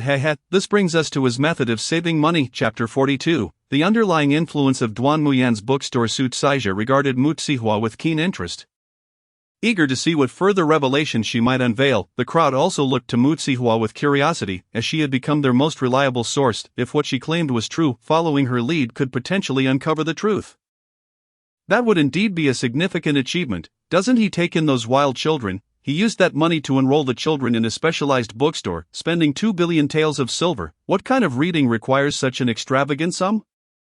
Mu Zihua inquired, voicing the collective curiosity. Your reading alone does not necessitate such expenditure, but who said that this bookstore is solely for reading? In books, there exists beauty like jade, culinary delights, power, and even bloodshed. This bookstore is no ordinary establishment. He deposited 2 billion taels there, although he only eats vegetarian meals. Do you know what kind of cabbage he consumes? It is simply boiled cabbage. He only eats the leaves and the tenderest hearts of the cabbage. And the cabbage is drenched in broth made from slow-simmered chicken and duck, enriching its flavor. The cucumbers he consumes are boiled in the finest spring water, losing their original fragrance, now only infused with the taste of meat. Each dish he appears to eat might seem unremarkable, but in reality, they are mere illusions crafted by the chef. He dines far more lavishly than most. Indeed. Mu Zihua nodded sincerely. He actually resides in a house arranged by the bookstore, constructed of gold, resplendent and magnificent. Moreover, his maidservants are all exquisite beauties, not to mention the most sought-after courtesans in the capital. They are always available should he desire a night of indulgence. All his pleasures are cleverly concealed beneath the guise of this bookstore. Remaining unnoticed, the students he assisted were not genuine scholars, rather, they were bodyguards assigned to him within the confines of the bookstore. Their purpose was solely to ensure his safety. Alright, enough of this talk. I can already imagine how wealthy he must be. Indeed, it goes beyond mere wealth. Within the bookstore he colludes with those in the Ministry of Internal Affairs, which also has its representatives within the bookstore. Thus, the palanquins crafted for the emperor by the ministry can be discreetly auctioned off at exorbitant prices, allowing someone to experience the sensation of sitting upon the dragon throne. He has sat upon it several times. He even remarked that the emperor's chair is less comfortable than his own. Goodness, he appears to be a loyal subject, yet he is truly such a person. As Mu Zihua continued to reveal these truths, Su Tsaizha's complexion grew increasingly pale, ultimately becoming a mask of terror. Everyone present was not naive. From his expression alone it was evident that the claims were indeed true, observing Su Tsaizha's horrified demeanor. Mu Zihua wore an expression of disbelief. The courtiers were incensed. If Su Tsaizha had truly engaged in such deeds, what right did he have to serve as a minister in the imperial censorate? His former colleagues and superiors had all distanced themselves from him in silence. The prince's private soldiers seized the opportunity to encircle him, restraining his limbs to prevent him from disturbing Sihua. The prince even handed her a piece of cloth to silence him. This bookstore, with its immense wealth, provides Su Tsaizha with meticulous services, creating an illusion that, with enough money, one can reign as a king in the realm of the bookstore. Indeed, the power of the bookstore is formidable. Within the palace, if one so desires, the empress could be entranced by those from the bookstore and delivered to your bed. The emperor was instantly enraged. What nonsense is this? The mother of the nation dares to pry into such matters. The prince was equally furious. How could his mother permit such insults? Let alone the Lin family members. Lin Qingxiang and General Lin were on the verge of apoplexy. Could it be that this bookstore is under the influence of Duan Muyan? Bingo, you are correct. It is indeed Duan Muyan's influence. The initial investor was Mu Zihua. Duan Muyan has been steadily expanding his power outside, ultimately allying with the forces within the palace, thus creating this financial stronghold. Golden Bookstore. Does Mu Zihua know? All eyes turned towards her. Mu Zihua was regarded as the beloved princess among them, and they hoped she remained unaware. She knows, for she believes that Golden Bookstore is Duan Muyan's power, and she is the queen of this domain. Tsk.Mu Zihua rolled her eyes. Su Tsaizha, though restrained, continued to gaze at Mu Zihua, revealing his deep-seated hatred for her revelation of his secret. System, quickly, do you have any evidence that could condemn him to death? Why does he inexplicably harbor such animosity towards me? Isn't my brother impeaching him? Hurry, tell me so I can inform my brother. Faced with Su Tsaizha's resentful stare, Mu Zihua felt a twinge of panic, primarily fearing that he would conspire with Duan Muyan to eliminate her. The prince perked up at this revelation, eagerly awaiting her words. Yes, indeed. Although he is now impoverished and his residence devoid of any wealth, he carries a bamboo leaf token, which serves as the entry pass to the Golden Bookstore. This token, when presented to those within the bookstore, will reveal the amount he has spent. I see. Mu Zihua's face lit up with understanding. Wait, is there anything else? I fear that this entry token may draw Duan Muyan's attention. The prince and emperor nodded in agreement. Astonished at the extent of Duan Muyan's power, which had gone unnoticed by them, moreover, by presenting his Golden Bookstore entry token to the personnel there, you can retrieve Su Tsaizha's significant possessions, which include letters he has penned to threaten others. The system's suggestion appeared quite plausible, prompting the prince to immediately set about arranging it. And you could also strip Su Tsaizha of his garments. Know that revolting. Su Tsaizha is a man of malevolence. Selfish and disgusting. I do not wish for such a fate to befall him. Mu Zihua's sentiments garnered widespread approval, even eliciting a nod of agreement from the emperor himself. Let others do the stripping. Just don't let it anger you. Do not be deceived by the coarse fabric of his outer garments. His inner attire is made of the finest silk from Shu, worth its weight in gold. Moreover, he changes into a fresh set daily. His skin is remarkably smooth, for he bathes daily in the essence of exquisite flowers, meticulously prepared from the finest blooms. He washes his hair every 3 days. As the system divulged more details, Mu Zihua felt her ire towards Su Tsaizha bubbling over. Alright, enough of this. Su Tsaizha must die. How can we obtain evidence for what you just stated? I wish to present it directly to my father, so he may execute him. What kind of person deserves to enjoy such luxuries? Mu Zihua was filled with righteous indignation. While others may struggle to uncover the truth, I possess the means to simply present his entry token and inform them that Su Derun wishes to stay outside for a few days. Please provide a bill of his previous expenditures, as Su Derun wishes to reconcile his remaining funds at home. The bookstore has numerous accounting personnel. For a significant client like Su Tsaizha, there will be ample records. Take these to your father. He will know how to investigate. In due course, under the weight of corruption, Su Tsaizha must face death. After imparting this plan, the emperor cast a glance, and the prince promptly set to work. As he did, the prince considered calling upon his brother for assistance, feeling overwhelmed. Meanwhile, the other courtiers, enveloped in silence, gazed at the emperor, seeking an explanation. Could you clarify what is transpiring, having indulged in the revelations of the corrupt officials? Mu Zihua simmered with anger, while the emperor recalled the tales of the poisoned palanquin and the struggle for succession. Although the emperor had his suspicions, he still yearned for the system to elaborate on the details. Wait, what is the connection between the poisoned palanquin and Su Tsaizha? Chapter 43, The Poison Clan. I have no idea. I was inexplicably attacked. Now you're hitting the nail on the head, my dear." The system, as if invigorated, began to speak without pause. The listening courtiers could discern that the system was genuinely elated, brimming with excitement. The palanquin involved in the poisoning was supplied with venomous insects by Su Caizhe to Duan Muyan. "Do you know where these venomous insects originated?" Mu Zihua instinctively shook her head, only to realize that she was in the court. With all eyes on her, she quickly glanced around, noticing that everyone was staring at the ground in silence. Lost in thought, this brought her a slight sense of relief, unaware that everyone had averted their gaze the moment she looked up. While she was preoccupied with the unfolding drama, they discreetly resumed listening. Where did they come from? Curiosity rippled through the crowd. There exists a relatively small ethnic group within the Daqin realm that has lived on the border for generations, primarily residing deep in the mountains and forests. Seldom mingling with others, the faces of the crowd began to change in response to the system's words, and some had already grasped the implication. This ethnic group is known as the Poison Clan.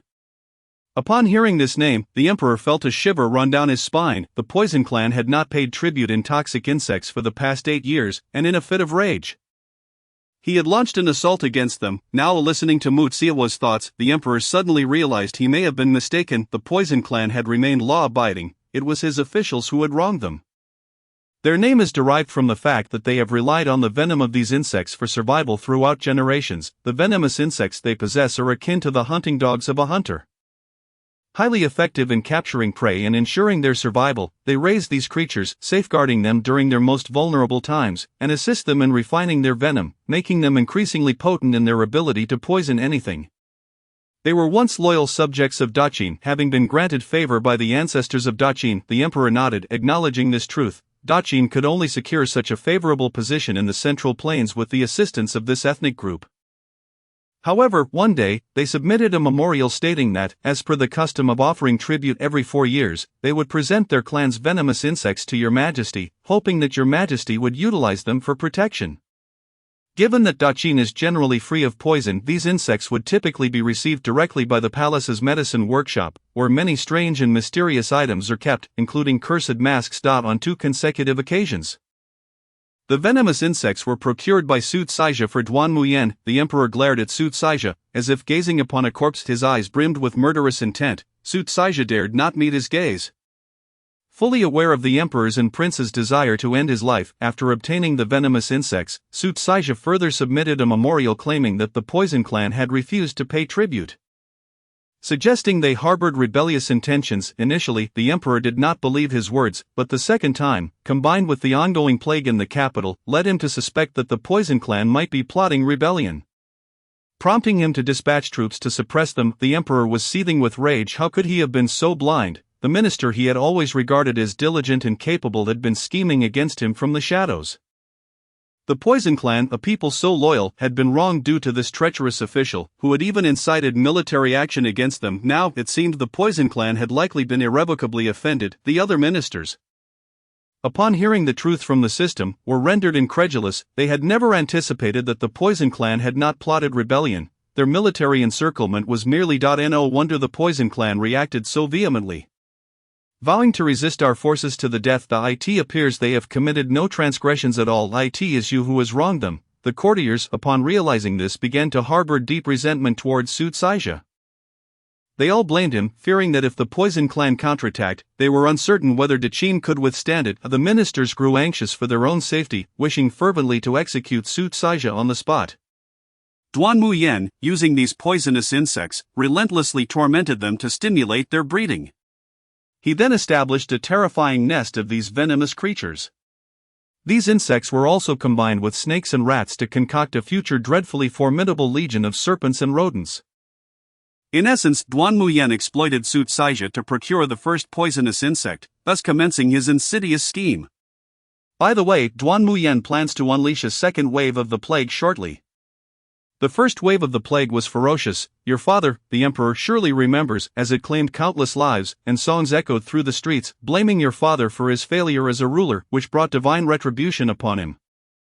The emperor certainly recalled the first wave of the plague. It had swept through the capital, decimating over half its populace. As the sovereign, he was besieged with daily woes, unsure of how to remedy the situation.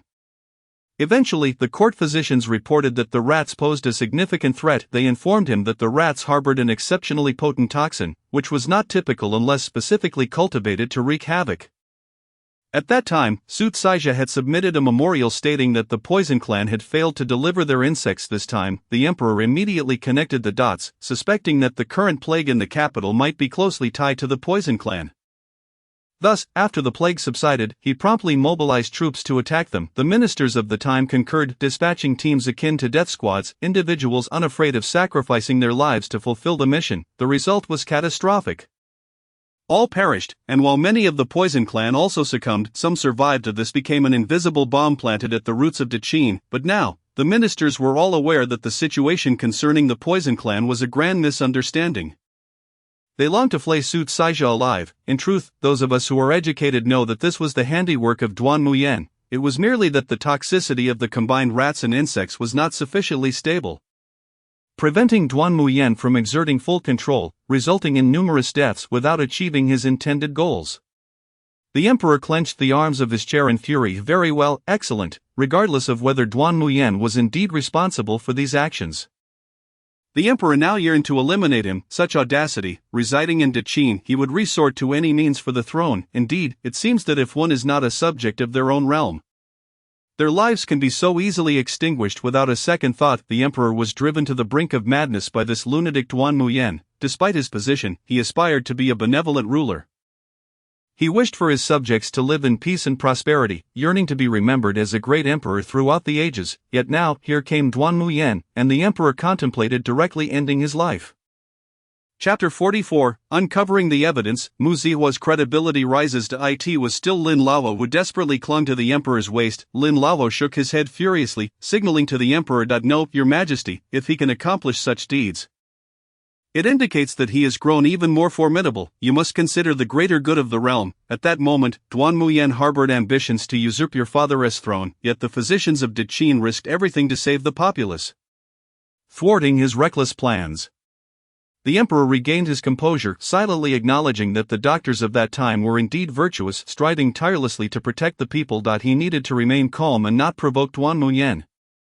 Should he reveal all his cards in retaliation, the emperor would find himself utterly unprepared for the ensuing conflict. The emperor steadied himself and continued to listen. My heavens, Duan Muyen is utterly deranged.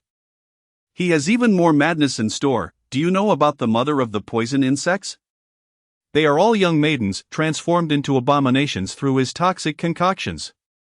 These maidens have been rendered neither human nor ghost. Curse it, Duan Muyen is a beast. Mu Zihua was incensed. I must rescue them. In a moment of fervor, Mu Zihua shouted in her heart, leaving everyone present astonished. Your Highness, what did you just say? You wish to save whom? You are a paragon of virtue, a princess. You intend to rescue common women. Yet the emperor felt a surge of pride. This was the essence of a princess, to think first of rescuing the people when danger befalls them, rather than pondering her own safety. The learned scholars present, including the crown prince's tutor, regarded Mu Zihua with newfound respect. A woman of such resolve would be a remarkable addition to the court.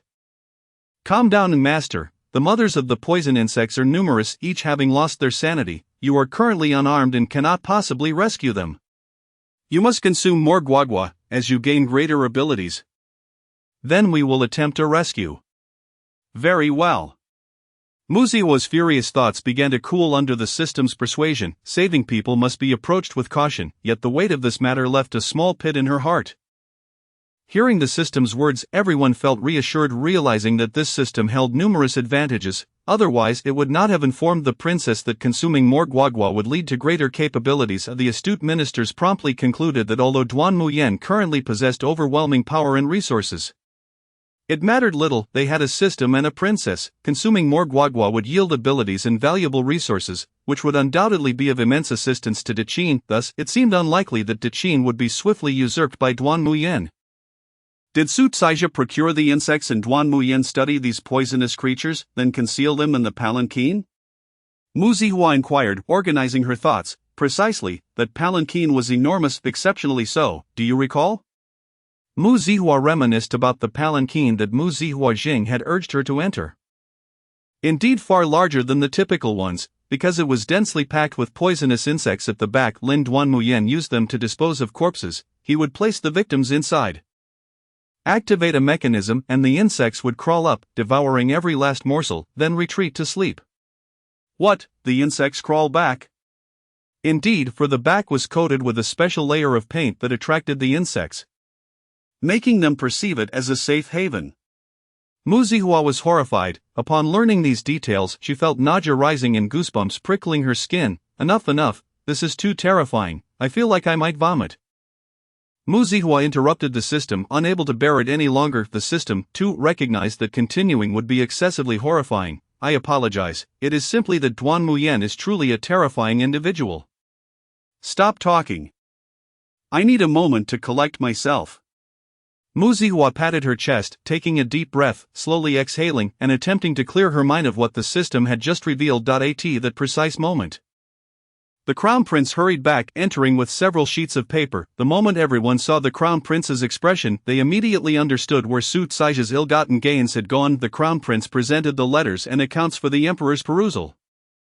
The Emperor scanned them briefly, his face instantly changing. Lin Lalo took the papers from the Emperor, examining them closely, then looked at Su Caixia with profound astonishment, as if his gaze were saying, "No. You are truly greedy." This evidence circulated among many individuals unbeknownst to Mu Zihua. After reviewing it, everyone gained a new understanding of Su Caixia's corruption and also of Mu Zihua's system. The Emperor glanced at Mu Zihua. "Zihua, I see your complexion is pale. You should retreat to the side hall and have some snacks to regain your strength. I shall summon you again in a quarter of an hour." Go on. Mu Zihua nodded, departing under the service of the chief eunuch, Wang Gonggang. Wang Gonggang escorted Mu Zihua to the side hall, where she nibbled on some pastries and requested that the maidservants promptly serve her milk tea. The sweet flavor was from the imperial tea house's freshly brewed tea. The Emperor had remarked that it was quite sweet and, on occasion, rather delightful, so he had thought to save it for the princess. It was delightful. Mu Zihua took several sips, pondering, isn't this just milk tea? Not bad. The tea's fragrance, the richness of the milk, one must admit, the ancients were quite adept at culinary endeavors. Indeed, when ancient individuals had wealth, they delighted in exploring such delicacies. It's the same in modern times. Wang Gonggang exchanged a glance with the maidservants, who were astonished at hearing the princess's words yet saw her lips unmoving, and they fell silent, pretending to know nothing. Wang Gonggang mused that this princess was no ordinary being. Meanwhile, in the court, the ministers observed the Crown Prince as he presented the evidence uncovered by the system. Falling into a profound silence. Su Caixia, what further words do you have? The Emperor stared coldly at Su Caixia, while the Crown Prince had someone remove the obstruction from his mouth. Su Caixia realized he could not escape. If it were not for your daughter, would you have known? I played my part so well, and you were completely oblivious. Ha ha ha. Let me tell you, in the bookstores, there are many like me, greedy officials. Many who flout the law without a care. We are not afraid. When Duanmuyan seizes the world, we will bear no guilt. Ha ha ha ha. A new plague is on the verge of arrival. I eagerly await your responses. The last time, it claimed the lives of 400,000. I wonder how many lives it will take this time. The prince is seething with anger. The Emperor has never been this furious. Feeling as though a sword hangs over him, poised to strike at any moment. A palpable aura of rage and murderous intent emanates from the Emperor Duanmuyan. At this juncture, De Qin and Duanmuyan have become irrevocable enemies. The princess has arrived. Before the Emperor could compose himself, Mu Zihua hurried in, prompting everyone to quickly tidy up the evidence and feign nonchalance. As Mu Zihua settled in and regarded the assembly, she began to utter words that shattered their hearts. Goodness, I hadn't realized it until the system pointed it out. Indeed, the Khan has called the roll. Junjun has a name bestowed by the Emperor. Isn't this merely Duanmuyan's death list? Officials, Chapter 45. Officials, I'm utterly at a loss. You mentioned my demise during morning court. Officials, I have no desire to attend morning court for the rest of my life. With Princess Mu Zihua presiding, the morning court has become a truly terrifying place. It feels as though, at any moment, she might begin pondering how she will meet her end, contemplating the tragic nature of her demise. The officials wore expressions of distress. They fervently wished for Mu Zihua to refrain from broaching such topics, for each mention seemed to crush their hearts anew. Yet, the Emperor was quite intrigued. He was already aware of his own future demise and was naturally keen to hear of the fates awaiting his officials. Ha, the Lin family is no longer mentioned, for in the future, they will all be granted death by the Emperor. As for how they perish, at least it's a merciful end to be granted death by white silk. By the way, why not poison? Mu Zihua inquired curiously, because in the original narrative the Emperor still values their past loyalty, so he opted for white silk, hoping their passage into the afterlife would be swifter and less painful. You must understand that had poison truly been employed, the agony would be unbearable. Consider the reaction of modern individuals when afflicted by pesticides. Their suffering is profound aside from paraquat, which offers a gradual suffocating despair. Many pesticides lead to a painful demise. In comparison, wouldn't you agree that white silk is preferable? Hanging is certainly swifter than poisoning. Mu Zihua and the system engaged in a serious debate over which method of death was superior. Leaving the officials exasperated, pleading for restraint, the Emperor glanced anxiously at Lord Lin, who looked back with disappointment. We, the Lin family, have been so loyal. Do you intend to annihilate us? Do you not realize you are courting danger? The Lin family regarded the Emperor with the eyes of a betrayed lover. The Emperor. Words fail me. Mu Zihua promptly intervened alongside the system to save the Emperor's life. However, one cannot entirely fault the Lin family. Were I the Emperor, upon discovering the Lin family concealing the dragon robe and clandestinely communicating with various military camps, I too would be enraged, believing them to have betrayed me. The Emperor nodded in understanding. If this were the case, all would be elucidated. Now it was the Emperor's turn to gaze incredulously at the Lin family. The Lin family? When did we ever do such a thing? Chancellor Lin and General Lin exchanged glances with Lord Lin, who wore an expression of utter ignorance, as if to say, wasn't it you, Chancellor Lin and General Lin, what could we have done? Haven T, we always supported you, Lord Lin. The crux is that I never intended to undertake such actions. I cannot, Chancellor Lin and General Lin. Then how peculiar observing the Lin family's interactions. The Emperor's suspicious heart found a modicum of solace. Thankfully, his Lin family remained steadfastly loyal and had not contemplated usurpation, which was the most reassuring news. The Lin family must be feeling wronged in their hearts. Lin family members, yes, indeed. When have we ever engaged in such treachery? We are renowned for our loyalty. How could we betray the Emperor, especially when the Emperor's wife is one of our daughters? Although it is an undeserved calamity, from my perspective, they have brought it upon themselves. The Lin family members grew even angrier. What do you mean we brought it upon ourselves? They were already fuming when they heard Mu Zihua's next thought. Extinguishing their ire, according to the plot, Mu Zihua and Duan Muyan have begun to conspire against the Lin family, first eliminating Lord Lin and then exposing evidence of their concealment of the dragon robe and treasonous correspondence. I sensed something amiss and warned the Lin family that Mu Zihua intended to harm them. However, the Lin family has historically favored Mu Zihua, thus they naturally disbelieved my words. As the story unfolds, they will indeed be raided and when facing imminent death, will be further incited by Mu Zihua to believe that I am their enemy.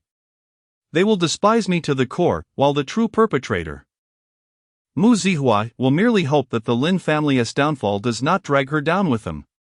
Alas, I am utterly astounded. I wonder how the Lin family would react if they realized that their true enemy has always been the one who has cherished them. Mu Zihua? Lin family members. Everyone looked curiously at the Lin family, whose faces had drained of color, especially Lord Lin, who had doted on Mu Zihua, nearly devoid of any hue. What could the Lin family think? They only wished to eliminate Mu Zihua at once to avenge themselves. The Emperor had already clarified that what Mu Zihua foretold regarding the future was indeed plausible, even highly probable, for he had dispatched individuals to investigate. If the Emperor acted as Mu Zihua suggested, the outcome would surely align with her predictions. Thus, the assembly was unwavering in their belief regarding Mu Zihua's foreseen future. Enough about the Lin family.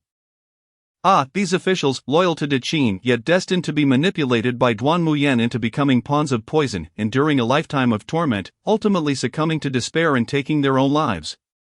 System.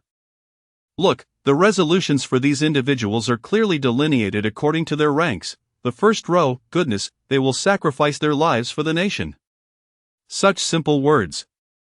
Not so simple, to sacrifice oneself for the nation.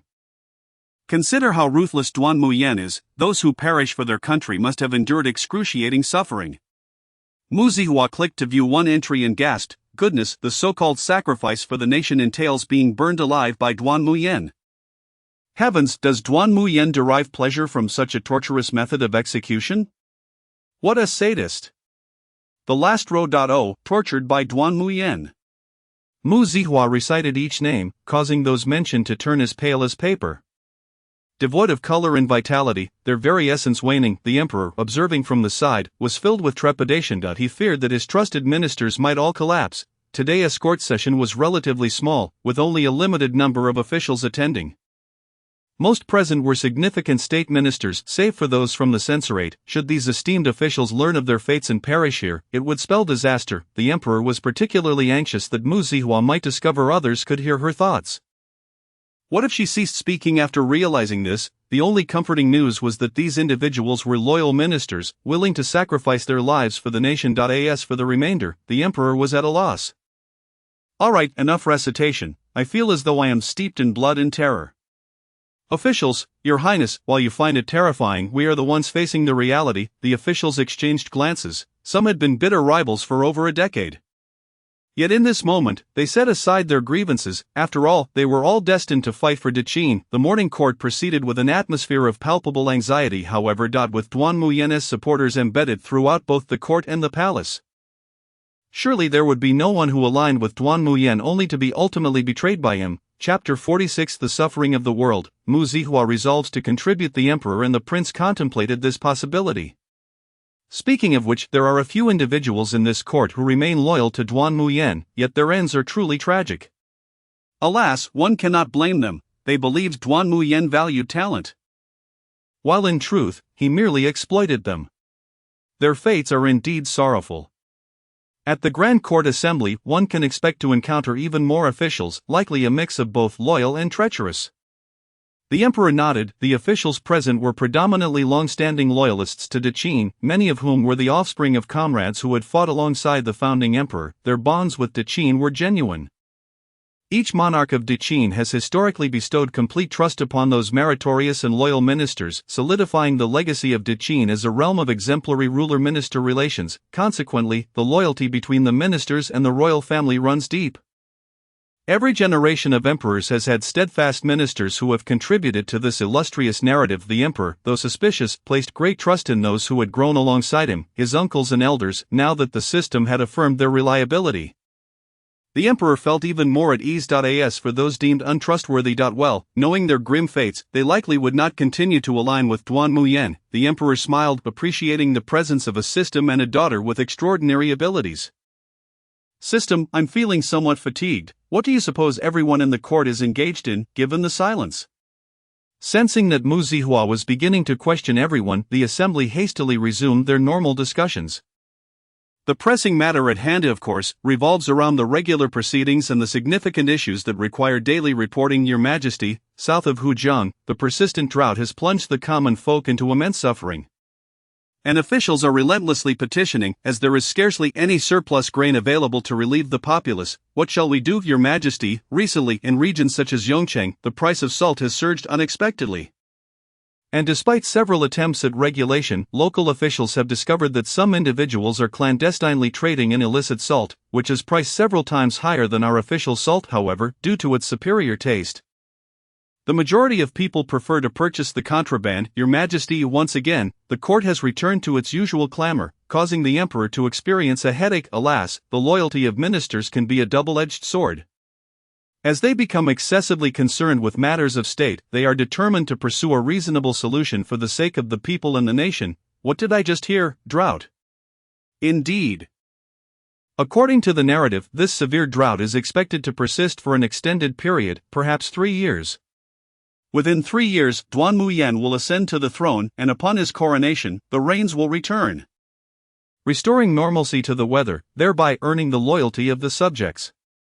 Upon hearing this, the assembly was alarmed. How could heaven be so unkind to Dechin? If this drought continues, the suffering of the people will only worsen, leading to an ever-increasing number of individuals perishing on the streets. This is unacceptable. The minister's expressions darkened. Should the drought persist and coincide with the plague meticulously prepared by Duan Muyen, would the inhabitants of the capital survive? Beyond the capital, the rest of the populace would face dire consequences. Each official was in a state of frantic urgency, their faces growing increasingly agitated, disregarding their dignity even within the court. The plight of the commoners was indeed dire. Yet the immediate priority must be the safety of the soldiers. However, the common folk, despite their suffering, are the primary providers of military provisions. If we only concern ourselves with the soldiers while disregarding the lives of the people, who will tend to the fields, leading to desolation and diminished tax revenues? Yes, but if we allocate grain to the populace, ensuring their sustenance, how will the soldiers be fed if neighboring countries seize the opportunity to attack? Dechin will be in grave peril. Conversely, if all provisions are given to the soldiers, they may indeed defend the homeland, but what then of next year's harvest, given the limited grain supply and the urgent need for provisions across Dechin?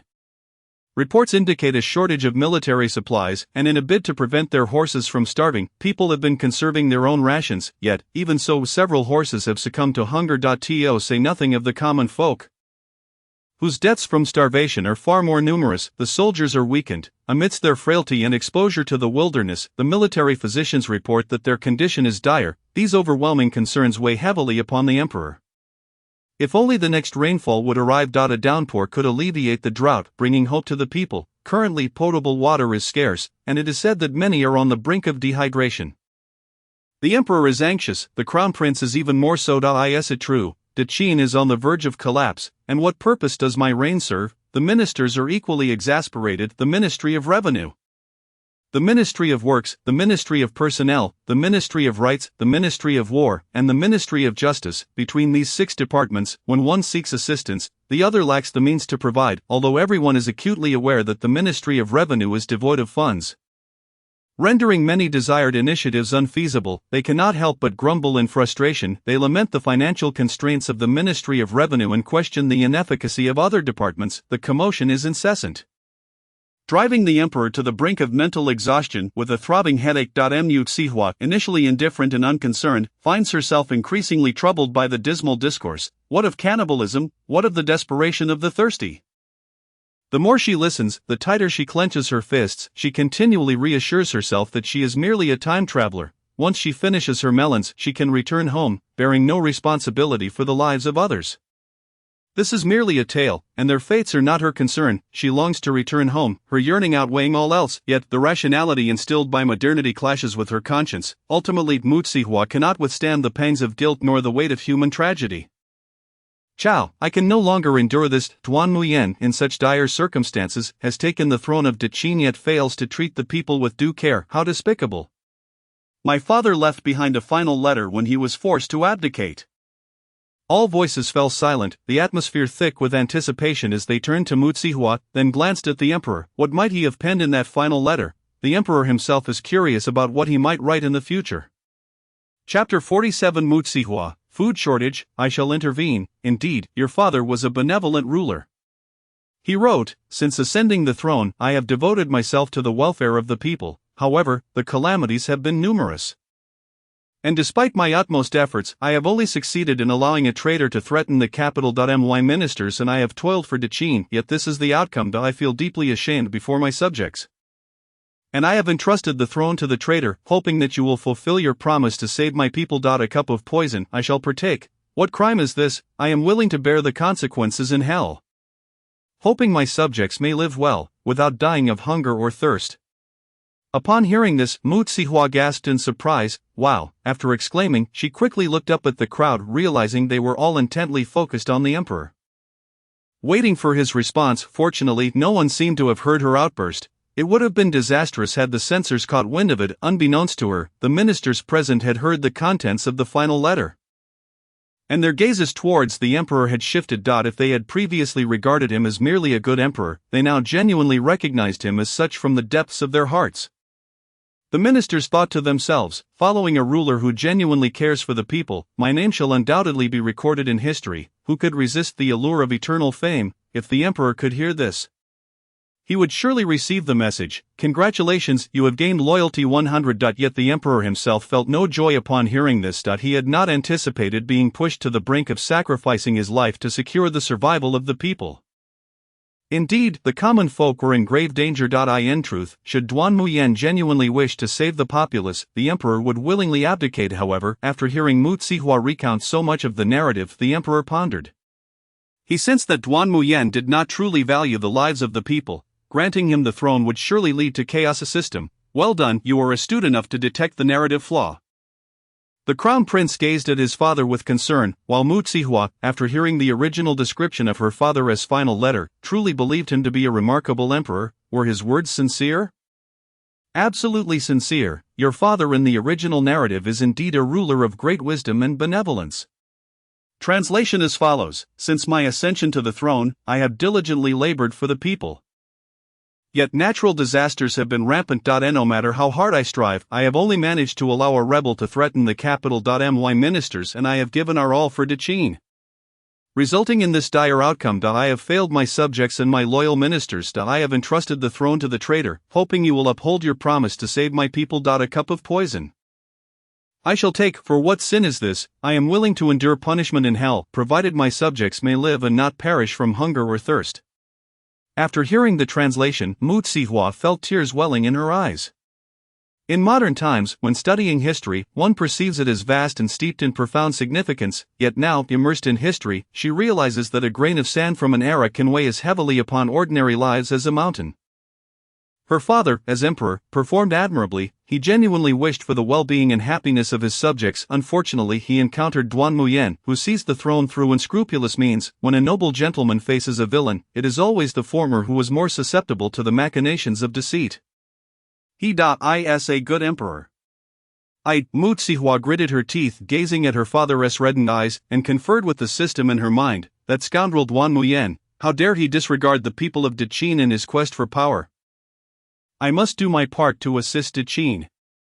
The ministers, the emperor, and the crown prince were all filled with joy. Truly, with Mu Zihua's assistance, it would be a tremendous boon. At that moment, it seemed as though they could hear the theme tune of fortune arriving. Do I not possess 100 taels of gold? I wish to offer it to my father. Are you certain? Do you not wish to leave the palace? If you give your gold to your father now, you may end up with nothing. Without money, I can still eat, but an empty national treasury is far more frightening. The crux is that 100 taels of gold may not suffice. The system too began to fret. Meanwhile, the ministers, who had initially opposed Mu Zihua's presence in court, now felt softened. Filled with appreciation and admiration, with a childlike heart, Mu Zihua was willing to offer her last 100 taels. What shall I do? I have no money, and I cannot sell anything from the palace. Mu Zihua grew distressed. She had heard everyone emphasize the importance of money, as it could be used to purchase grain for disaster relief and also procure clean water. Without funds, acquiring these essentials would be impossible. And the stockpiles of grain and water in the national treasury would be insufficient. In fact, for disaster relief, besides money, we can seek other resources, such as grain. The ministers nodded in agreement. The Ministry of Revenue indeed required funds. But the best solution would be to have both water and grain. However, these resources had already been monopolized by the nobility, leaving them with no choice but to purchase grain. Do you have a solution? Mu Zihua detected the implication in the system's words. The system chuckled. I do have a solution. The ministers gasped in astonishment. Fortune Star, Princess Fortune Star, how wonderful! Dechin is saved. Look at the system store. It has everything, be it money, food, or fresh water, all is available. Courtiers, a glimmer of hope amidst the darkness. System, you are truly miraculous. I must return and offer incense in your honor. Worshipping deities pales in comparison to the efficacy of the system. Worshipping the system is akin to having whatever one desires. The system eagerly began promoting the store. Speaking of fresh water resources, do you remember the reward from the main system? That would undoubtedly provide fresh water. Mu Zihua's eyes lit up. Indeed, isn't this a ready source of fresh water? I almost forgot. Luckily, you reminded me. He. The system was exceedingly pleased, by the way, with the opening of the system store. All subsequent rewards will be converted into points, which can be used in the store. Understood. The conversation between the system and Mu Zihua left the courtiers in a state of astonishment. Yet, they comprehended, there was hope. Mu Zihua had a way to procure fresh water while food and wealth could also be obtained. Exuberance surged within the hearts of the courtiers. The emperor and the crown prince exchanged glances. Filled with joy, it seemed that bringing back Mu Sihua was indeed the right decision. Who could have anticipated she would bring such immense surprises? The emperor was overjoyed, chuckling to himself. Weren't the courtiers previously opposed to bringing Huar to court? Now, I wonder if they still oppose it. Let us first procure food. I have a large melon. Care for some? It pertains to provisions. Mu Sihua raised an eyebrow. Of course, she wanted to eat. Courtiers, hurry, hurry, eat. The emperor cleared his throat, and the courtiers immediately feigned deep contemplation. Let us think carefully about how to proceed. Why is every problem pushed onto me? Am I a deity? The emperor angrily slammed the prayer beads in his hand, causing an immediate silence to envelop the inner hall. Seizing this opportunity, Mu Sihua began to enjoy the melon, speaking of which it is also related to a certain esteemed individual present. All eyes began to search for that individual. Who is it? Who is connected to the provisions? The emperor's gaze scanned each official like a scanner, frantically searching. Who? The younger brother of the Minister of Works. Instantly, all gazes focused on the Minister of Works. The minister's eyes widened, instinctively wanting to plead for his innocence. Heaven, if his brother truly committed an act detrimental to the nation, he was entirely unaware. Before he could speak, the Minister of Rights standing beside him swiftly silenced him. The emperor cast an approving glance at the Minister of Rights, then glared at the Minister of Works. He hadn't even heard the details yet. Why the urgency? The Minister of Works gradually regained his composure. Yes, he had lost himself in the moment. If he truly knelt to plead for forgiveness, wouldn't he that expose everything? The Minister of Works felt a wave of relief. Thankfully he hadn't spoken, otherwise it would have startled Mu Sihua. Now it was clear that Mu Sihua was indeed telling the truth, and no one dared let her reveal any secrets, especially about their own. His brother? Yes, his brother. Can you guess what he did? No idea, just tell me directly. His brother knew the court was short on provisions and thus borrowed high-interest loans from Duan Muyan to purchase a large stockpile of grain he had hoarded, intending to sell when prices peaked. Mu Sihua had a question mark hovering above her head. I recall that relatives of officials are not allowed to hoard too much rice, flour, or oil. If they inflate prices, they would certainly face the death penalty. How could he dare? He certainly wouldn't have, but he ran out of money, and there was no alternative. Why was he out of money? Because he developed a gambling habit and lost to the point of needing to sever his hands. So he resorted to desperate measures, hoarding large quantities of food? Exactly, he thought that as long as he could sell, he would earn a substantial profit, thus settling all his gambling debts and having extra money to continue gambling. Foolish, 9 out of 10 gamblers lose. Mu Sihua frowned. Gamblers always believe they are fortunate. What if Lady Luck smiles upon them the very next moment?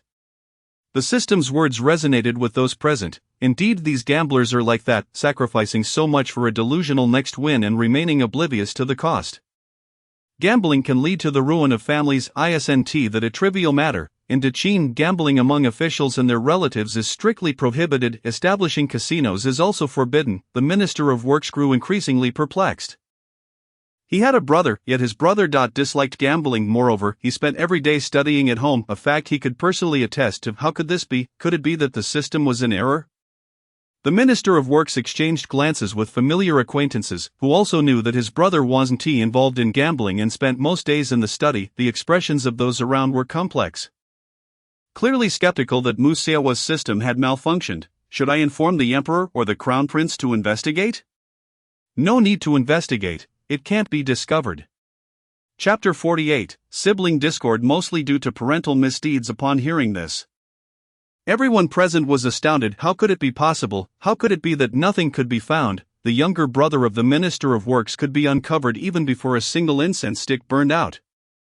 How could there be anything that couldn't be found? Instantly, all eyes turned to Mu Sihua, filled with skepticism. Why? Mu Sihua could hardly believe that there were individuals who could not be found. Because the brother at the Minister of Works' home is not his biological brother, his true brother has long been swapped out. The Minister of Works felt his legs weaken. Thankfully, a colleague nearby caught him just in time.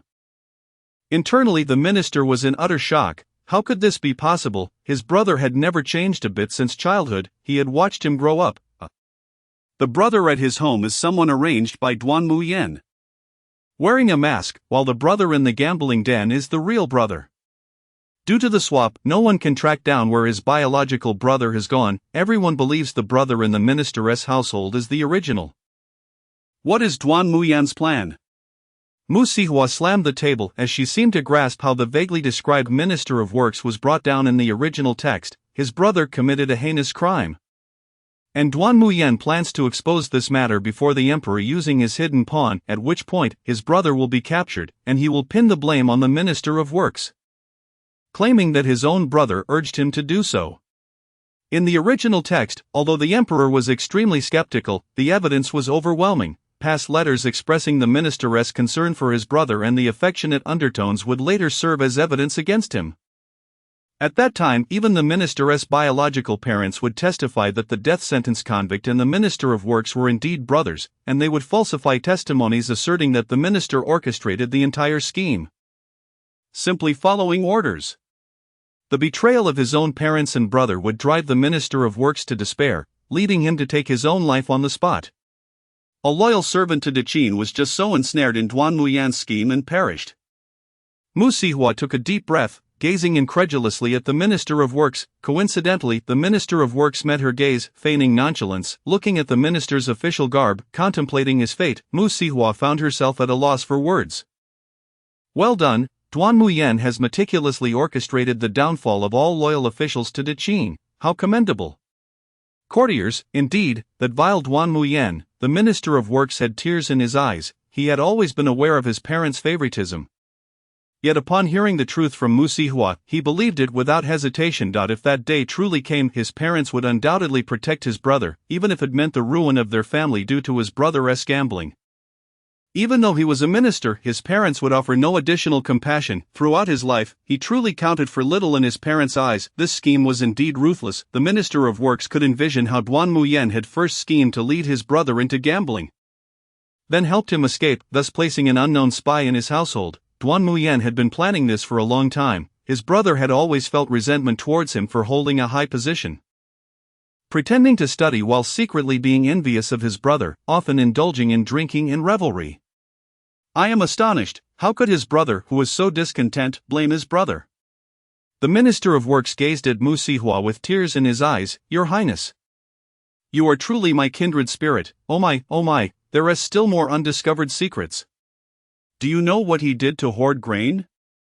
Duan Muyan deliberately provided only a small portion of grain at exorbitant prices. Yet even selling all of it, his brother could not break even. To recoup his losses, his brother resorted to Duan Muyan's plan. What? Mu Sihua felt an ominous premonition rising. He eliminated the people of 3 villages. He robbed their grain entirely.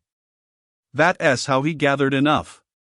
Mu Sihua's eyes nearly bulged out. What? Grain is precious, and he provided the least to the locals. If anyone ate too much, they would be ruthlessly beaten. Is he even human?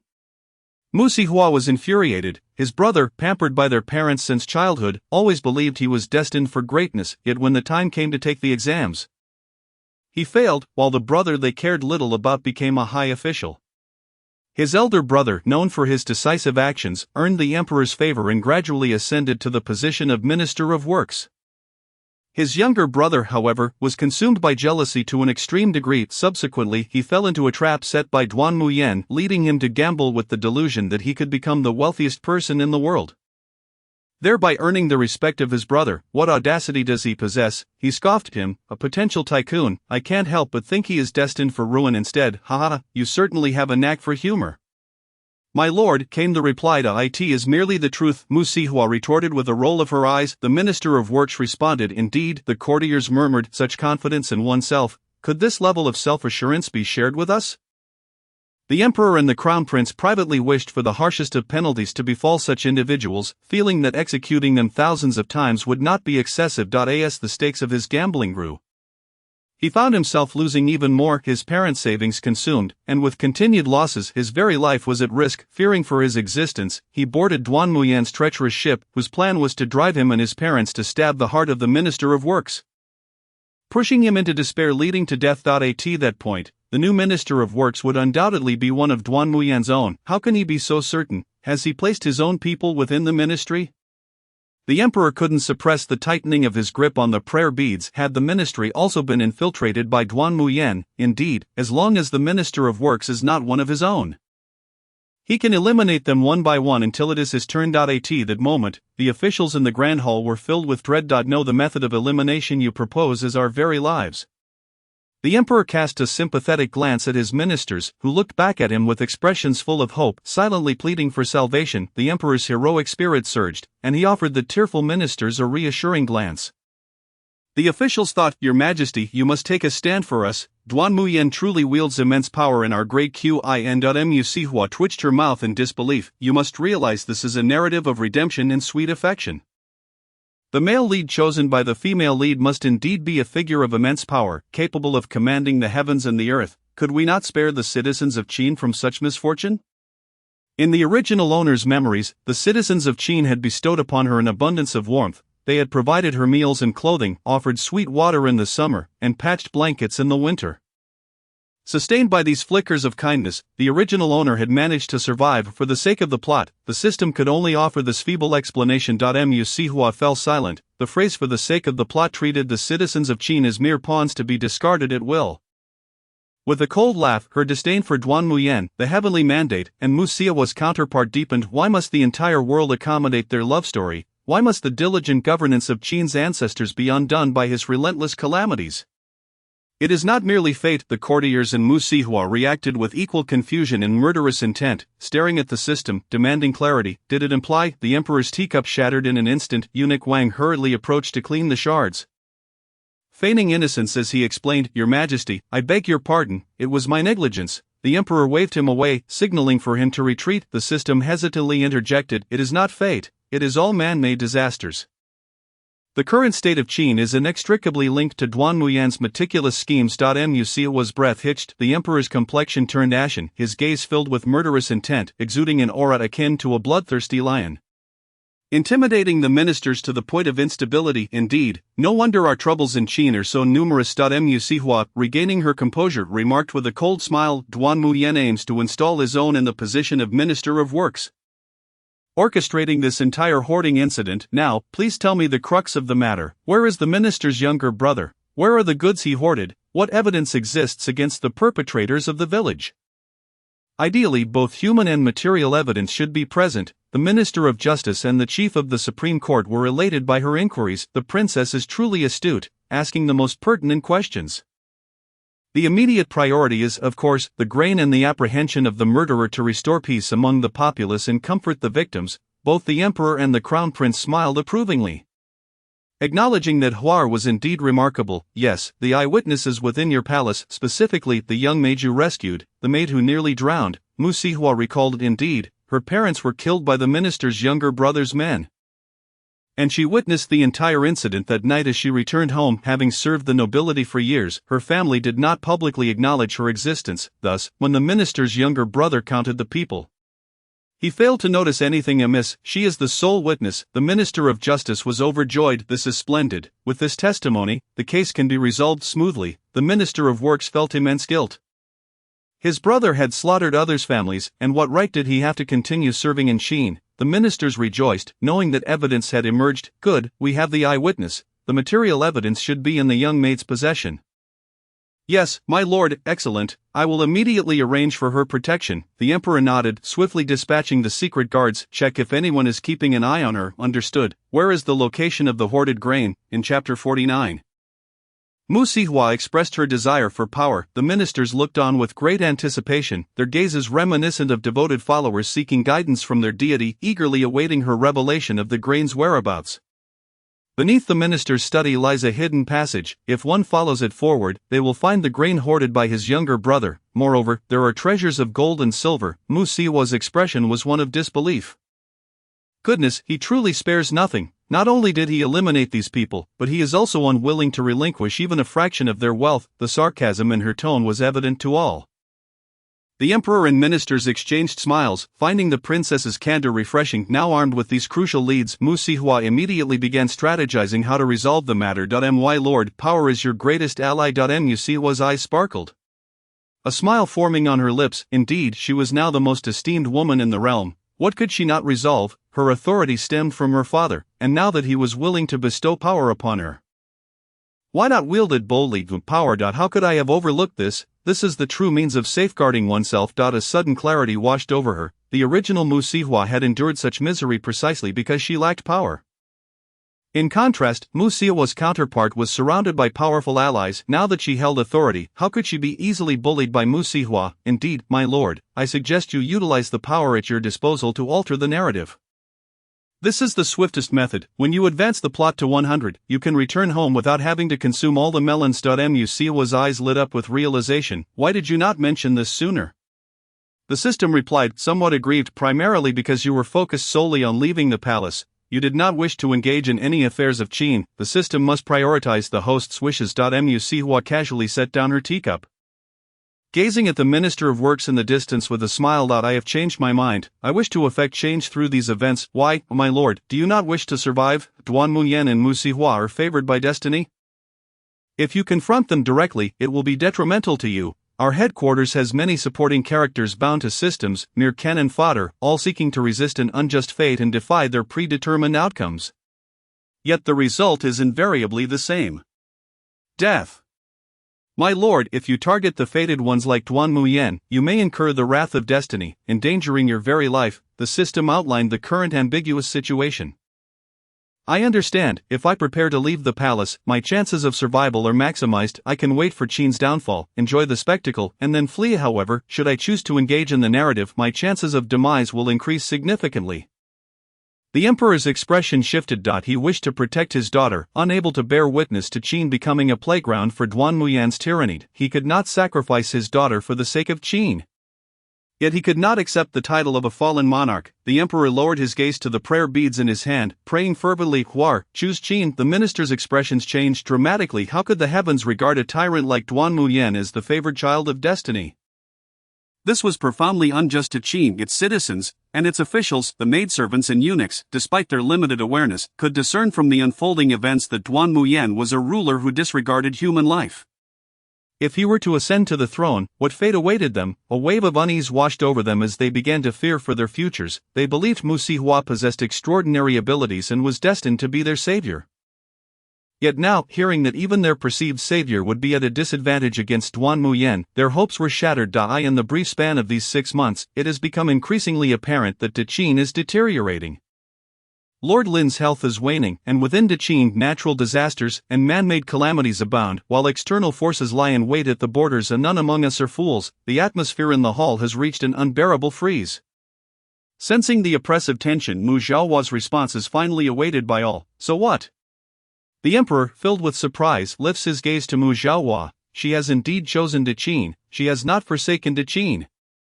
Tears of gratitude well up in the emperor's eyes as he gazes upon his daughter, filled with pride. How wonderful, Qin is saved. The ministers, too, are brimming with gratitude towards Mu Xiaohua, thanking her for remembering Qin and for her willingness to strive for its betterment. I cannot bear to witness Duan Muyan continue down this path, treating lives as mere trifles. The education I have received forbids me from standing idly by. I am a princess now. Why should I listen to corrupt officials without taking action against them? I know who commits atrocities against innocent citizens within Qin. If I know yet choose to do nothing, what meaning is there in my inaction? System, I fear death, but I fear even more the reproach of my conscience. The ministers exclaimed, Princess, grant us your words, we shall serve you as our sovereign. If you wish to ascend the throne, we shall endorse you, the emperor remarked. Splendid, my daughter, so sincere and virtuous. Do you desire the throne? I can grant it to you, the crown prince interjected. My sister. So proud. After uttering these words, Mu Xiaohua rose and addressed the emperor. Esteemed ministers, you are the emperor's right and left hands. According to our lineage, I ought to address you as uncles. It is only natural that you might doubt my capability to navigate the court. For I am not like my elder brother, who was nurtured by our father from a young age, while I have spent 14 years in the countryside. Father, during my time as a commoner, I have developed certain channels through which I learned of matters that perhaps you esteemed ministers, long entrenched in the court, may be unaware. With utmost audacity, I beseech you, Father, to grant me the privilege of a princess's personal guard. I have heard that the eldest princess residing in the Phoenix Terrace enjoys treatment akin to that of a prince. I implore you, father, to regard me as you do my brothers and bestow upon me the rightful powers of a prince.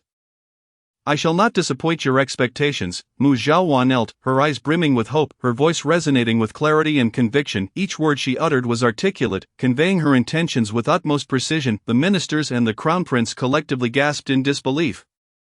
Unable to fathom Mu Xiaohua's audacity, how could she dare to demand power from the sovereign? Was she not aware that those in power detest having their authority coveted? Yet, recalling the events that had transpired, their trust in the princess solidified. She was not one to crave power for its own sake, she merely sought to wield it for the protection of this nation. The emperor, maintaining a stoic demeanor, continued to count his prayer beads. The ministers promptly knelt, beginning to plead for Mu Xiaohua. The crown prince remarked, "Was it not just moments ago that someone claimed Mu Xiaohua was inferior to Mu Xiaojing and should not occupy a position in the court?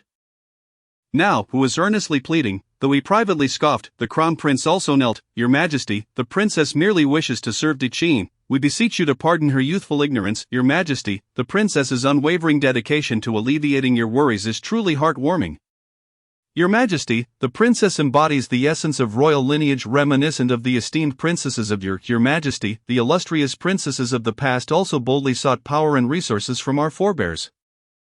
All for the sake of Deqin." "Your Majesty, Deqin has seen 12 sovereigns throughout its history, yet none of the princesses have ever claimed military authority for themselves." "Your Majesty," the ministers vied with one another to persuade the emperor, even kneeling in their fervor eager for him to heed their counsel. The emperor, amused by their sudden anxiety, found their rapid change of heart rather comical. Were they not the very ones who had just insisted that Huar should not take her place in the court?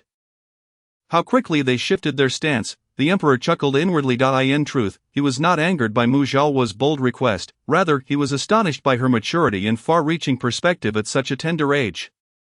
Truly she is his daughter. The emperor felt immense joy, however, that he gazed at Mu Xiaohua, eager to see whether, under the weight of his authority, she harbored any ambitions he wished to discern whether Mu Xiaohua sought to save Deqin or to usurp her brother.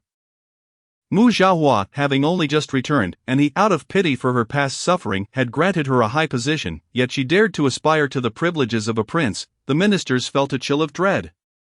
Alas, the emperor indeed seemed perturbed by Mu Xiaohua's forthright demand for power. Oh dear, princess, why are you in such a haste? If you desire something, should you not speak with us first? We could persuade His Majesty on your behalf.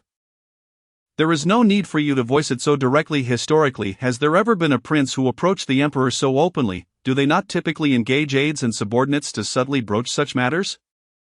Why must you, princess, be so straightforward? The system, too, was taken aback. The emperor's mood was unpredictable, his eyes narrowed, coldly scrutinizing Mu Xiaohua, sending shivers down the system's spine. "No, master, you are being far too blunt. Such words will surely provoke the emperor's ire." Mu Xiaohua remained unfazed. "I am aware." "Then why proceed in this manner?" Almost in unison, everyone expressed their internal confusion. The emperor, intrigued, awaited Mu Xiaohua's sentiments with great interest. Listen to me."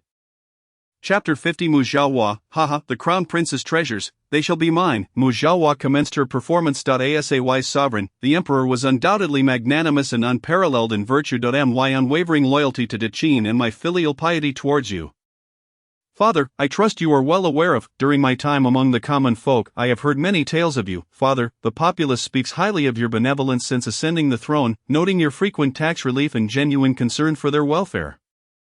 You have truly accomplished much for them. Furthermore, the officials you have appointed are genuinely compassionate leaders who cherish their people. You are indeed a commendable emperor, and since my entrance into the palace, you have treated me with kindness and care, providing me with the paternal affection I had never experienced before. When I first arrived at the court, I felt intimidated, fearing your disapproval and my mother's favoritism. Yet your earnest concern yesterday filled me with boundless support. I am no longer afraid, for my great hero is my father. What is there to fear? Thus, I know you understand my heart, Father. Moreover, dear Father, you are my father, a loving parent in the eyes of the people. Is it not reasonable for me to seek a few things from you? In this last statement, Mu Xiaohua began to act coy, and the emperor could no longer maintain his composure. He burst into laughter. Look at this girl. The ministers, witnessing the emperor's mirth, realized that Mu Xiaohua's position was secure. The princess is right. It is only natural for a daughter to seek things from her father. Chancellor Lin was the first to speak, a smile gracing his face, his demeanor reflecting a genuine fondness akin to that of an uncle for a niece. His delight was unmistakable. The other ministers exchanged glances. Bemused, who could have guessed that moments ago someone had disparaged our princess? Now they all exhibited camaraderie, revealing the Lin family's shamelessness. Simultaneously, they felt a pang of envy. Why were they not related to Mu Xiaohua? If only their niece possessed such extraordinary abilities, their standing in the court would be more secure, and they could enjoy the spectacle from the front row. Everyone was now enamored with the thrill of being spectators. It seemed that witnessing such events was a joyous affair, the system mused. The delightful nature of humanity, though belated, has arrived. Ha! It knew that no one could resist the pleasure of being a spectator. However, while the ministers privately criticized, they outwardly echoed Chancellor Lin's sentiments. Indeed, the Chancellor speaks truly. A daughter seeking something from her father is entirely appropriate, and what could be wrong with that? We are genuinely envious of the princess's affection for the emperor. If only my daughter would cling to me as Mu Xiaohua does, regarding me as her great hero, I would be utterly delighted. The ministers, well versed in the art of pleasing the emperor, showered him with praise. Inciting laughter enjoyed. Ha! Very well, I grant it.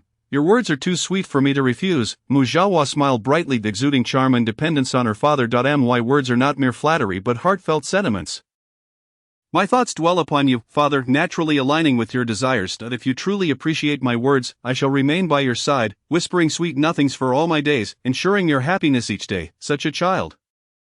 Ha! The emperor mused that perhaps he had been bewitched by Mu Xiaojing's spell, for how could he possibly favor such a charming daughter, wholly devoted to her father, over one who would forsake him for a man? Look at this child. The emperor was completely at a loss for words, utterly charmed by Mu Zihua, and could only smile indulgently as he conversed with his ministers. Both the emperor and his subjects extolled the virtues of Mu Zihua. Even the crown prince spoke up, declaring, "Sister, you are wholly devoted to our father. I am in a My sister's heart is set on the nation, her loyalty unwavering, and her filial piety towards our father is commendable. I am truly delighted to have such a sister." He continued, "His sister, if you would not mind, I have some items that may be of use to you. If you find them appealing, I would be pleased to gift them to you." At that moment, Mu Zihua was entirely unaware of the specific implications of the crown prince's words. However, the prospect of receiving a gift certainly brought her joy, for anything bestowed by the crown prince would undoubtedly be of exceptional quality. Recalling the exquisite items presented to Mu Zihua in the original narrative, such as rare imperial jade bracelets, exquisite spring-hued treasures, and luminous pearls, she felt a surge of excitement. After all, Mu Zihua had received such lavish gifts. And now it was her turn to relish in a similar fortune. A sense of elation filled Mu Zihua's heart. A system, little money grubber, sees all that the crown prince offers. Mu Zihua, ha, absolutely, the crown prince. I feel as though I am being scrutinized. Yet, he paid little heed to such trivialities. Mu Zihua nodded in gratitude towards the crown prince, saying, "Thank you, brother." She thought to herself that since one must not bite the hand that feeds, addressing the crown prince as brother felt particularly sweet. The crown prince, taken aback, mused, "Goodness, I never knew war was capable of such a sweet tone." He felt a bit giddy. Mu Zihua believed that her brother must dote on her, hence she did not feel the need to maintain a poised image in his presence. This was the first time the crown prince had heard her speak so sincerely, devoid of any flattery. The crown prince felt a flutter in his heart. How delightful! No need for formality. I shall arrange everything promptly upon my return. Mu Zihua was even more pleased. This was her favorite kind of efficiency. Wonderful, I must seize that little official brother immediately. I shall vindicate the villagers from the 3 villages. Master, I believe in you. You can do it. Master, trouble is brewing.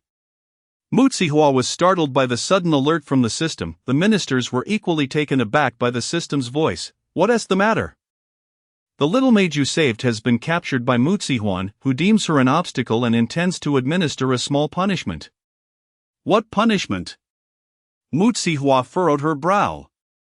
Sensing that Mu Zihua's so-called small punishment was likely no trivial matter, she knows the little maid has fallen ill, so she plans to force her to lie in icy water as a means of venting her frustration. What? Has she lost her mind? The little maid was rescued from the lake after such a long ordeal, and if Mu Zihua goes through with this, she may very well lose her life, thus tarnishing the reputation of the Minister of Works for a lifetime. Minister of Works, thank you, Your Highness, for remembering my integrity. Mu Zihua instantly erupted with anger, disregarding all notions of decorum. Rising to her feet, she quickly bowed to the emperor, exclaiming, "I have urgent matters to attend to. Please forgive my rudeness." The emperor, aware of Mu Zihua's seriousness, waved his hand dismissively. "No matter, go handle your affairs." A warm feeling surged within Mutsihua. Her father was quite understanding. The ministers, having heard the details from the system, were filled with indignation. Was Mutsihuan insane? That maid was a crucial witness to the innocence of the Minister of Work's brother. How could Mutsihuan act so recklessly? The ministers' faces were flushed with anxiety, especially the Minister of Works himself, who dreaded the thought of the little maid dying and his brother's innocence remaining unproven. Fearing he would be falsely accused as the system had foretold. If it came to that, he might be compelled to end his own life to prove his innocence, while using death as a means of vindication was foolish. Under the circumstances described by the system, it would be akin to stepping in muck, neither a pleasant nor favorable situation. The Minister of Works bore an anxious expression, while the other ministers looked to the emperor. As if to say, "Shall we not intervene?" The crown prince observed his sister's retreating figure and then turned to his father, who, if willing, could allow them to witness. Oh no, rather, to investigate the case of the Minister of Works' brother's alleged misappropriation of village assets. They would surely exert every effort. The emperor felt a sense of helplessness towards his ministers. Goodness, how had he not realized how much they relished gossip? Yet, he too was curious. The emperor, accompanied by a throng of ministers, made his way to the location of the little maid, lowering their voices, hoping Mutsihua would not notice their presence. However, Mutsihua swiftly arrived at Fengyi Palace, where a morning assembly for the consorts was underway. Following the system's guidance, she located the little maid. The maid trembled as she was held down on the verge of being forced into icy water. Mutsihua furrowed her brow and shouted angrily, "Stop!" The matron beside her immediately stepped forward to drive away the maidservants who were about to harm the little maid, protecting her instead. These maidservants had long served Mutsihuan and believed their status granted them immunity. Upon seeing Mutsihua, they not only felt no fear but also responded with sarcasm. "Why has the princess come here? This is where the maidservants reside, and this particular maid is currently ill. Unlucky. How could the esteemed princess deign to step into such a place?" One maid, seemingly struck by inspiration, wore a mocking smile. "Could it be that the esteemed princess has tread upon such lowly ground too often?" Rendering her heedless of propriety, Mutsihua cast a cold gaze at her and commanded without hesitation, "Zhao Momo, take action." Zhao Momo complied, swiftly delivering one slap after another to those who dared to provoke Mutsihua. "How dare you strike me? Do you not realize that I am a servant of the esteemed Yixing princess? If the princess were to punish you, could you bear the cost?" The maidservants gasped in disbelief. Their mistress was favored, yet this newly arrived princess dared to strike them. "I am Princess Yuehua, born of the central palace. How could you lay a hand on me?" one of the maidservants retorted. Believing her connection to a favored mistress granted her superiority. A lowly servant thinks that having a princess as a mistress gives her the right to flaunt her power. Zhao Momo, along with the other maidservants, was taken aback by their audacity. At such a young age, they dared to bully others. As their matron, it is your duty to teach them proper decorum. Chapter 51. The little maid is bullied. Mutsihua despised bullies more than anything. These four maidservants, emboldened by Mutsihuan's backing, dared to torment the little maid in the queen's palace, taking advantage of her illness to press her face into icy water. Was this not tantamount to taking her life while she was vulnerable? Despicable. Mutsihua glanced at the little maid, who trembled and wept, her eyes filled with despair and terror, and let out a sigh of relief. Thankfully, she had arrived in time. Had Mutsihuan succeeded in harming the maid, the lead to the Minister of Works' brother would have been severed, even if she suspected the Minister of Works' brother had done wrong. Without evidence, how could she bring him to justice? "Your Highness, spare us." The four bullies, unable to withstand the punishment from the matrons, begged for mercy. Mutsihua did not spare them a glance, coolly stating, "Take them away." Did they not enjoy abusing their power? "Today, I shall use my status to press upon you how it feels to be bullied." Just as she finished speaking, a voice rang out beside her. "Sister, what is happening? You are punishing a little maid, causing quite the ruckus." Mutsihuan appeared seemingly from nowhere. Perhaps she had been nearby observing the situation. Upon her arrival, she saw her four maidservants with bruises and swollen faces. Unhappy, she thought this was an affront to her dignity. How dare Mutsihua strike her servants so brazenly? This was an open act of provocation. Mutsihua met her gaze directly and questioned, "Why did you allow your maidservants to bully her?" She was merely following the queen's orders. Yesterday when she encountered an issue and fell into the water, she was just rescued and instructed to recuperate. "Why would you send four maidservants to torment her?" Mutsihuan's expression froze. This Mutsihua was certainly unpredictable. Shouldn't she be playing along with her for a while longer? "Sister, I am not clear on your meaning. She acted improperly and has offended me greatly. As a princess, it is only natural that she faces punishment for offending someone of noble birth. This principle should have been well understood by you when you were a commoner." Dear sister. Mu Xihuan smirked, revealing a dazzling smile. If the former Mu Xihua had heard such words, she would have felt disheartened. However, this Mu Xihua was not the same noble Mu Xihuan. Do you mean to say that you, the illegitimate daughter of a maidservant, have somehow ascended to a royal status and thus consider yourself noble? Mu Xihuan's words struck Mu Xihuan's heart like a dagger, igniting her fury. What did she mean by that? Why was she fixating on this matter? Had she nothing else to discuss but the tale of the cat swapping for the prince? Conversations had become quite dull, regardless of one's origins. If the emperor and empress favor me, I am a noble princess. Should someone be a princess yet not be favored, they are merely a name without substance. Mu Xihuan engaged in self-deception as she thought this, casting a provoking glance at Mu Xihua. Yet, Mu Xihua merely smiled. Mu Xijing, during my time as a commoner, I encountered nothing but virtuous individuals. Those of noble birth possess even nobler character, despite being daughters of affluent families and esteemed officials.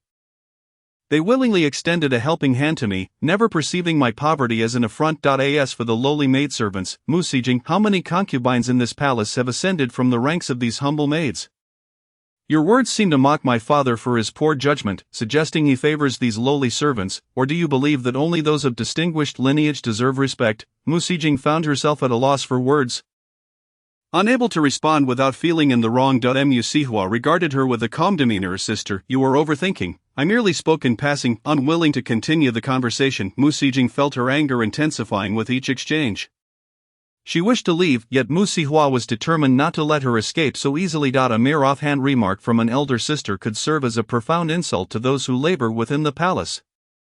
Granny Zhao, having served the empress for many years with diligence, was indeed a respected matron in the palace. The young maid you just reprimanded had never erred in the empress's service and approached her duties with utmost seriousness, never slacking. Your assertion of nobility and lowliness has wounded many hearts. Mu Xihua was deliberately provoking Mu Xijing, aiming to pierce her deeply, witnessing the very person she longed for. Granny Zhao, wholeheartedly supporting Mu Xihua, ignited a fury within Mu Xijing akin to an explosive charge. They were merely a group of servants, worthless bones. The palace was replete with such individuals. Was it because of her own past as a servant that her sister felt such empathy for them? Mu Xijing cast a dismissive glance at the maid protected by Mu Xihua. It was this wretched woman who thwarted her brother Ian's plans. Listening in, Granny Zhao and the others found their admiration for Mu Xihua growing. Princess Yuehua empathized with the underlings, treating the servants as fellow humans, while Princess Yuxing seemed to become increasingly arrogant, disregarding the very servants who toiled for her. Mu Xijing, even servants are human, they too were born of parents who raised them, sent to the palace to earn a living for their families, not to be toyed with at your whim. They are not mere playthings for your displays of affection to bully and belittle. Reflecting on the original narrative, where Duan Muyan sacrificed the beauty surrounding him to ease Mu Xijing's worries, and how he arranged for them to marry eunuchs, Mu Xihua felt a wave of nausea at such plots. The servants all looked up at Mu Xihua, who was the first to voice such sentiments, acknowledging the humanity of those beneath her. What you say, sister, is beyond my comprehension, Mu Xijing stammered. Do not belittle those beneath you. Do not regard them as mere lowly beings. Upon hearing this, Mu Xijing hastily sought to leave. The emperor, hiding behind the palace's rear, observed his unfamiliar daughter with a complex gaze. Lord Lin, Minister Lin, and General Lin were all incredulous that those words had escaped Mu Xijing's lips. Was she not always gentle and kind? How could she have said such things? Ironically, it was Mu Xihua, the princess, who appeared more benevolent. The ministers, aware of the palace's true and false princesses, refrained from intervening, merely watching in silence. Yet they found Mu Xijing's words exceedingly distasteful. Many among them had once been humble scholars rising through the ranks, and they knew that poverty did not equate to worthlessness. The daughters of many officials served as maids in the palace. These maids were esteemed in their hearts, albeit rendered humble by the might of the crown. Mu Xijing's remarks were indeed harsh. Unbeknownst to her, her reputation had plummeted significantly within her system, her goodwill points diminishing rapidly. Her system sensed a crisis but could not ascertain where things had gone awry. How could Mu Xijing's well-cultivated image and the goodwill she had garnered diminish so drastically? How would this aid Duan Muyan? Are you all right? Mu Xihua hurriedly approached when the others departed, placing her hand upon the maid's forehead to find it feverishly hot. It seemed she had caught a chill. Summon the physician, Mu Xihua instructed, and Granny Zhao immediately complied. The young maid, taken aback, stammered, I am but a lowly servant. Mu Xihua raised a finger to silence her. Do not utter such words. Lie down, the physician will arrive shortly to examine you. Hold on. Musihua spoke gently, for this was a witness. Nothing must go awry. The maid gazed at Musihua with gratitude. Princess, no one has ever treated me so kindly. Musihua felt a pang in her heart. At her age in the modern world, she was still a child. Yes, that's so. Then I am honored to be the one who treats you well, Musihua replied casually. The maid's eyes glistened with tears. Princess, you were so kind yet have endured so much hardship. I pity you. Musihua was momentarily taken aback. Wasn't the maid the one who was ill? Why was she suddenly expressing concern for her? Not only the maid but others too felt that Princess Yuehua was warm-hearted and generous, yet they couldn't help but think of the myriad sufferings she must have faced to arrive at this day. The princess is truly admirable, deserving of the finest in the world. If you truly care for me, then recover swiftly. Alas, this fever. Musihua rambled on, her gaze filled with compassion for the maid, when the physician arrived. Musihua made way for him to examine her. The physician was taken aback by her graciousness. Is the legitimate princess truly so benevolent? Physician, please. Musihua gestured for him to attend to the maid. Initially thinking Musihua was unwell, the physician was surprised to discover it was merely a maid. Although he quickly assessed her condition, it was merely a chill, not serious. A bit of medicine would suffice. He advised her to keep warm and avoid heavy labor. After expressing her gratitude to the physician and rewarding him, Musihua instructed others to prepare the maid's medicine, urging them to keep a close watch to avoid any mistakes. Concerned, she reiterated her instructions. The maid, overwhelmed with gratitude, gazed at Musihua with sparkling eyes, making Musihua feel a twinge of guilt. Her kindness was not entirely without ulterior motives, yet she genuinely wished to be good. Master, you have truly stumbled upon a treasure. You have rescued a rare gem from the depths of the ocean. She is destined to be. Hearing the system's voice, Musihua understood that the maid was more than just a maid. Who is she? Chapter 52, The Maid. I can hear the heart's voice too. The maid and others in the palace were aware of Musihua's extraordinary nature, recognizing her as a favored daughter of heaven. The maid had previously learned the entirety of the situation from Granny Zhao and understood that it was due to Princess Yuehua's heartfelt sentiments that she had been spared. Had it not been for Princess Yuehua's timely arrival, she might have perished, forgotten beneath the lake's mire. The maid felt immense gratitude towards Musihua and the unique system that had saved her life, her cheeks flushing with excitement upon realizing the truth. Not only she but others also heard it. They were all lowly servants, while those serving the empress were well-trained, excellent attendants. In contrast, the clumsy, untrained maids were relegated to menial tasks, now that even they could hear Musihua's thoughts. Their mundane lives were suddenly infused with joy. Gossip knows no gender or status. The realization that everyone, regardless of rank, was privy to the same thoughts created a sense of equality among the lower servants. This newfound feeling of camaraderie lifted their spirits. Meanwhile, the emperor and ministers, who had been eavesdropping from behind Fengyi Palace's main hall, listened intently to the revelations Musihua was about to unveil. She is the most principled woman of Deqin, the last female poet left to the world. In history, she composed many poems for Deqin, yearning for its restoration to former glory, hoping Deqin would rise again as a dominant force. Despite her exceptional talent, she remained loyal. Did not Duan Muyan later ascend to the throne, he sought her renowned literary prowess to adorn his new dynasty, but she remained unyielding. In the end, she was tormented to death by Duan Muyan.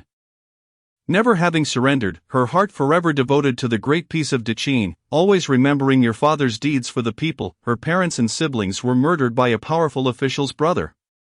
Yet she remained clear-headed, never blaming your father as a tyrant. Throughout her time in the palace, she held genuine affection for your father, believing him to be a compassionate emperor who loved his subjects as his own children. She self-studied poetry and prose, leaving behind a plethora of widely celebrated verses extolling the virtues of Deqin, whose melodies continue to resonate through the ages, even thousands of years hence, within the grand narrative of Deqin's history. Many renowned women have emerged, yet she stands apart. She is the most tragic of all, her life inextricably entwined with the fate of Deqin, resulting in her own tumultuous existence. For instance, her parents were brutally slain, and she herself was transformed from a palace maid into a solitary orphan, her wealth plundered by rebel forces. The details of her torment are too harrowing to recount. Listening to the system's revelations, Musihua felt an increasing sense of shock. The reaction among the ministers was one of astonishment. Is it truly so? Goodness, how prescient of us to overlook the presence of Deqin's most illustrious poetess. We have been blind to her significance. The ministers initially believed that a mere palace maid could not possibly be worthy of comparison with them, the loyal subjects of Deqin, however, as they absorbed more of her story. Admiration began to blossom within them. She had sacrificed so much for Daqin, which engendered a deep respect. The more the system elaborated, the more they recognized that this humble maid, though presently of lowly status, would surely achieve great things in the future. The emperor was elated, astonished to discover such an exceptional talent within his harem. Her sacrifices for Daqin delighted him, leading him to ponder whether this reflected positively upon his reign and the sentiments of his subjects. With the emperor's happiness, the ministers also recognized this joy. Feeling a newfound respect for the maid's plight, the young maid gazed incredulously at Mu Zihua, questioning her own identity as the individual the system spoke of. The lowly servants gathered nearby, their expressions filled with disbelief. The one they had thought so ordinary was, in fact, a historical figure of great renown. It was utterly astonishing, indeed. Her esteemed recognition among historians stemmed from her widely acclaimed poetry, which had once galvanized the populace to rise against the tyranny of Duan Muyan. Historians regarded her as possessing a rebellious spirit, and her thoughts were commendable. Mu Zihua's heart ached further as she listened. She truly was remarkable, but since I have arrived, I shall not allow her to meet such a grim fate. Gently Mu Zihua caressed the maid's forehead. Zhao Mama, from this day forth, this maid shall be mine. I will seek my mother to request her. Upon hearing Mu Zihua's words, Zhao Mama understood the maid's worth and nodded in agreement. Mu Zihua looked compassionately at the young maid. By the way, I have yet to learn your name. Pray tell, what do they call you? The maid, lost in the intrigue of her newfound destiny, was momentarily taken aback before realizing Mu Zihua was addressing her.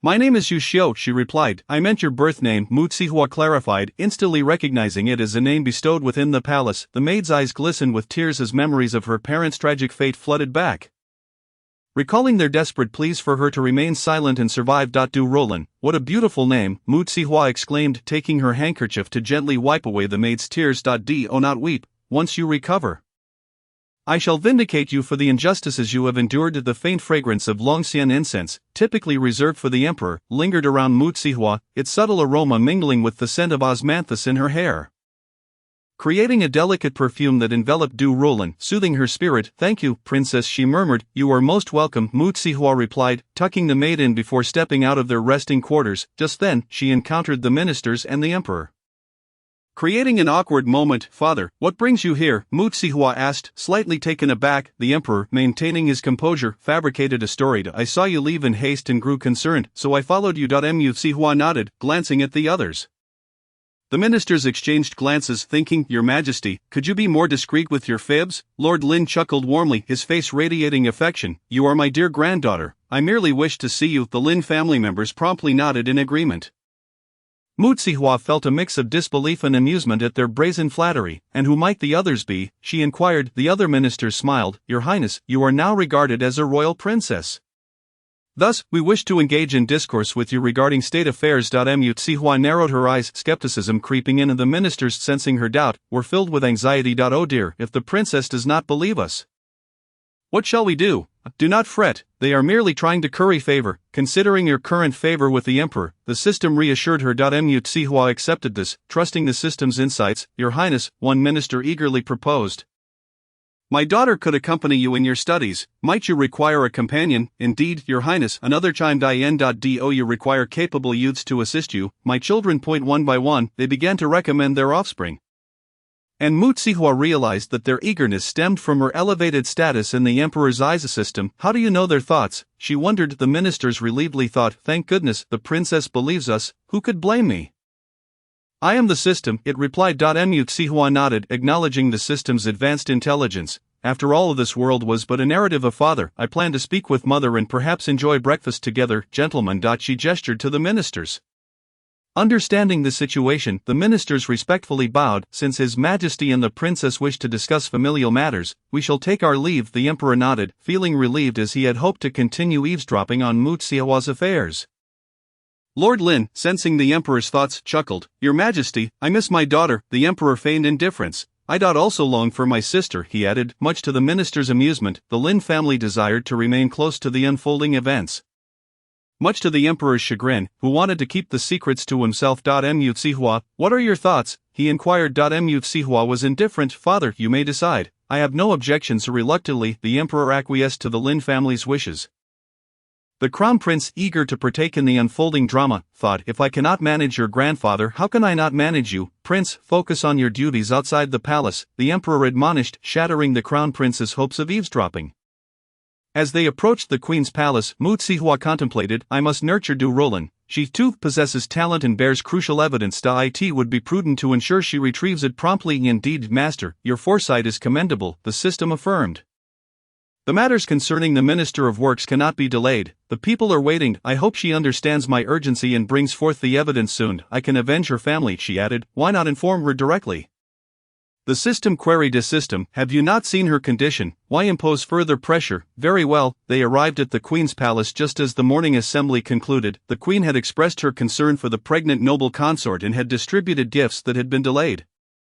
The other consorts, brimming with curiosity, inquired about the princess's recent elevation to Yuhuan Terrace, but the queen merely smiled enigmatically, assuring them that the time would reveal all of the queen, reveling in her children's achievements.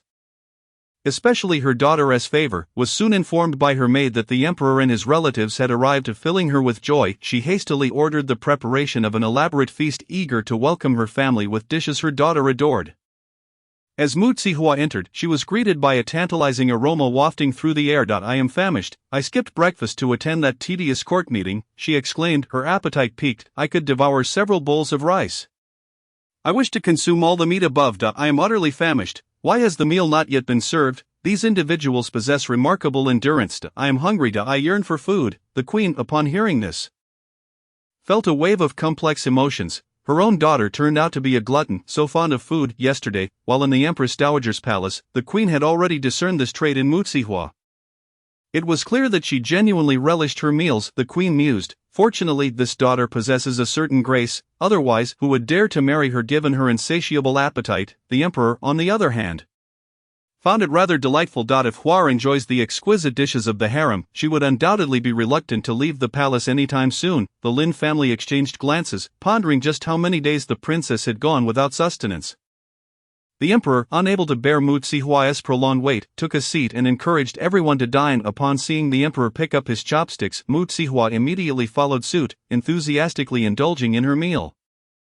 The breakfast prepared by the queen was light yet flavorful, showcasing the inherent tastes of the ingredients. Stir-fried lotus root slices, sautéed green beans, and spicy sour shredded potatoes. The sight of these homely dishes invigorated Mu Zihua's appetite, and she devoured them incessantly, prompting the system to express its frustration. Is it really this delicious? I wish to partake as well. It is indeed delectable. I shall strive to create a corporeal form for you so that you may savor such delights, replied Mu Zihua. Splendid. The system responded gleefully. The emperor and the queen exchanged knowing glances. It seemed that this system might eventually take on human form and develop a taste for the palace's cuisine.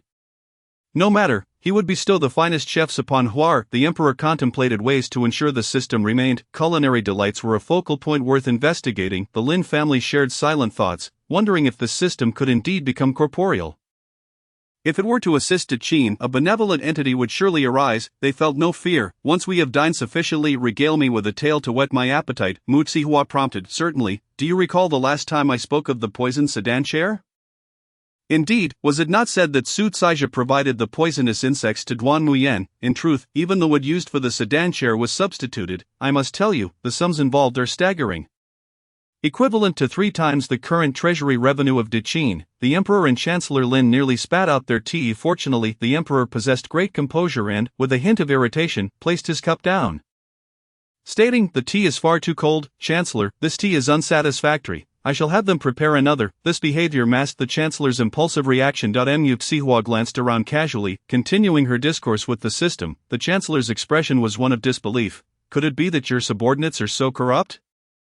The emperor mirrored his confusion, equally taken aback, yet the queen regarded Mu Zihua with a knowing look. Heavens, please do continue. All right, in your father's palace, there exists a great avarice. Can you guess who it might be?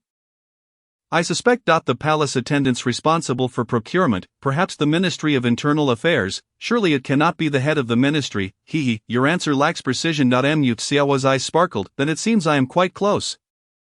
Of course, officials within the Ministry of Internal Affairs function akin to stewards in a common household. Their roles are complex and myriad, yet all serve to maintain the household's normality. If the court officials exist to ensure the state operates smoothly, Then the Ministry of Internal Affairs is tasked with overseeing the entire palace. In certain respects, they wield considerable power, yet within your royal family, their authority is, naturally, quite limited. Do you understand why? The queen picked up a slice of lotus root for her daughter.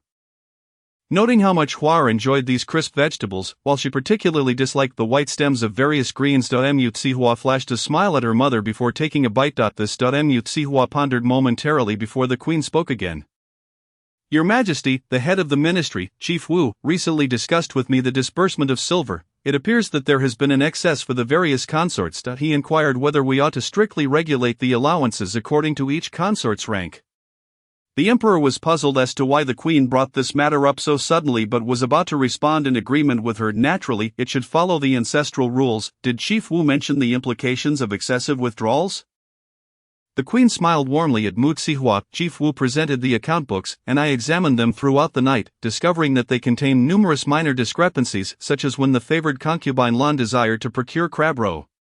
The Ministry of Internal Affairs inevitably needed to purchase quality goods from the market, resulting in an excess of expenditures. The emperor nodded, recognizing that this was not particularly grievous. After all, his women ought to enjoy a comfortable life within the palace.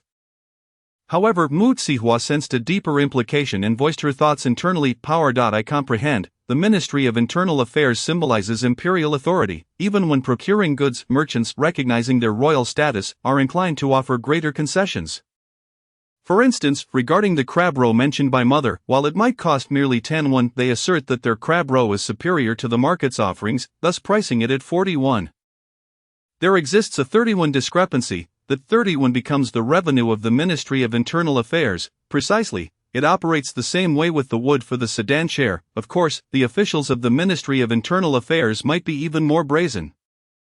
They procure wood without payment, asserting it is all acquired at zero cost. Once the purchase is made, they inform your father and mother that it was all procured at great expense. The craftsmen, upon receiving the wood, may notice its inferior quality but dare not voice their concerns, for it is the Ministry of Internal Affairs, a formidable force. Thus, the craftsmen devise means to utilize this substandard wood to construct a compliant sedan chair.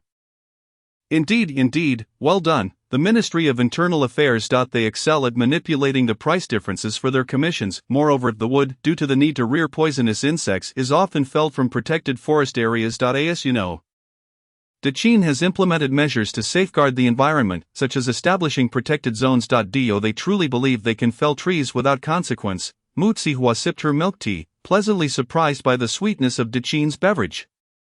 The Ministry of Internal Affairs represents imperial power. With so many individuals within the palace relying on them for provisions, their numbers are considerable. Even the previous dynasty's court and the harem are entwined with the Ministry of Internal Affairs in countless ways. Thus, it is inevitable that the previous dynasty paid tribute, needing the ministry to document everything, and the consorts must also engage with them. There are numerous other schemes at play. I am currently updating and prefer not to elaborate further. I shall take a brief hiatus to update, and upon my return I will share more. Mu Zihua was taken aback. Update? You can actually update? Of course, artificial intelligence requires updates. Well, I shall refrain from further discussion for now. I am off to update. Await my return. For how long? I do not know. Just wait. With that, the system's voice vanished entirely, and Mu Zihua's thoughts fell silent. The queen, noticing the astonished expressions on the faces of the emperor and her family, promptly cleared her throat, signaling everyone to regain their composure. The Lin family snapped back to reality, while the still fuming emperor struggled to respond to father. This lotus root is delightful. Do give it a try, Mu Zihua thought. Since the system had temporarily departed, she would first address the matter at hand. Very well. The emperor felt overwhelmed, uncertain of how to navigate the myriad issues stemming from the harem and the court. The emperor picked up a slice of lotus root and found it indeed quite pleasant. Mother, how much do you suppose this dish costs in the palace? The queen immediately grasped her intention. The cost of this stir-fried lotus root in the palace, not including the base expenses, would amount to approximately 43 won. The lotus roots were of the finest quality, at 23 won each, sufficient for one dish. The accompanying bell peppers, red peppers, and garlic were also of superior quality, totaling 21. Thus, the total came to precisely 43 wen. Mu Zihua nodded at the emperor and voiced her thoughts. Chapter 54, Corruption in the Palace. 43 won. Mother, are you aware that when I was among the common folk, I could enjoy 3 meals a day with just 21? A steamed bun costs merely half a won, while a meat bun is 1.5 won. The culinary skills I acquired in the common realm allowed me to prepare stir-fried lotus root, where the cost of the lotus root is 8 won per gene. I have truly never encountered a single segment priced at 23 won. Of course, under the emperor's feet, everything is costly, yet, even so, this is exorbitantly priced. Mother, this lotus root is far from the superior lotus claimed by the Ministry of Internal Affairs. I once worked as a minor laborer in a restaurant. And during the new year, I tasted truly exquisite lotus roots that were crisp and fresh. Mother, the Ministry of Internal Affairs is deceiving you. The truth of Mu Xiaohua's words struck a chord with the emperor. Huar, you speak wisely. I shall have your elder brother, the crown prince, address this matter. The Ministry of Internal Affairs pertains to domestic affairs, and should Huar take charge, she would surely be ensnared in a conspiracy which would not bode well. The emperor gazed at Mu Xihua, who had just returned, with eyes full of affection and tenderness. He sought to remove obstacles from his daughter's path, allowing her to enjoy her meals and await the system's return. Just as he mentioned the system, a familiar voice echoed in the next moment. I have completed my update. In the future, I shall have more privileges to serve you, Master. The individuals in the Internal Affairs Bureau are indeed quite avaricious. They possess estates and numerous servants outside, commanding authority and influence, even compelling many minor officials to curry favor with them. The debts of life they carry are substantial. And do you remember the matter of the Poison Clan? They were among the instigators of that calamity. In order to create sedan chairs capable of sustaining the venomous creatures, they have ruthlessly felled trees that the Poison Clan had nurtured for many years. As for the Poison Clan, their judgment is clouded. Under the influence of Duan Muyan, they genuinely believe that all of this is orchestrated by your father. Harboring a deep-seated animosity towards him, the emperor felt as if he bore the weight of a millennium-old grievance. No wonder the captured members of the Poison Clan harbor such profound hatred for him, refusing to divulge their reasons even in death. It is also no surprise that he perceives the treasury's expenditures escalating alarmingly. Why must his lot be so tragically burdensome? Have you returned so swiftly? Of course, I am but a system. The system, brimming with pride, added, I have also acquired a new function, which allows me to temporarily assume the form of a child and sample the cuisine of your era.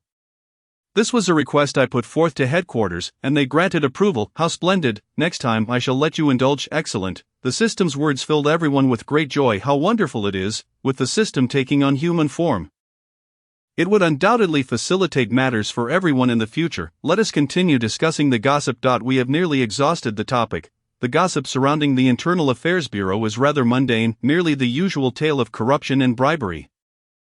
Its significance lies in the vast sums of money embezzled. In the narrative, Duan Muyan directed the elimination of these Internal Affairs Bureau officials, resulting in a remarkable influx into the treasury. Mu Xihua paused momentarily. The people of the Internal Affairs Bureau are indeed affluent. For every coin spent on the royal family, nearly 90 coins have been embezzled by them. Indeed, even the annual tributes from various provinces have suffered substantial cuts due to their corruption. Your father is unaware of this. It is a truth so staggering that he would scarcely believe it, yet it transpires daily. As the system divulged more intricate details, the emperor felt his heart swell with rage. Nearing the brink of explosion, the veins in his hands became increasingly pronounced, and the empress grew more concerned. She quickly grasped the emperor's hand, while Lord Lin, astonished by the revelations, seized the emperor's other hand.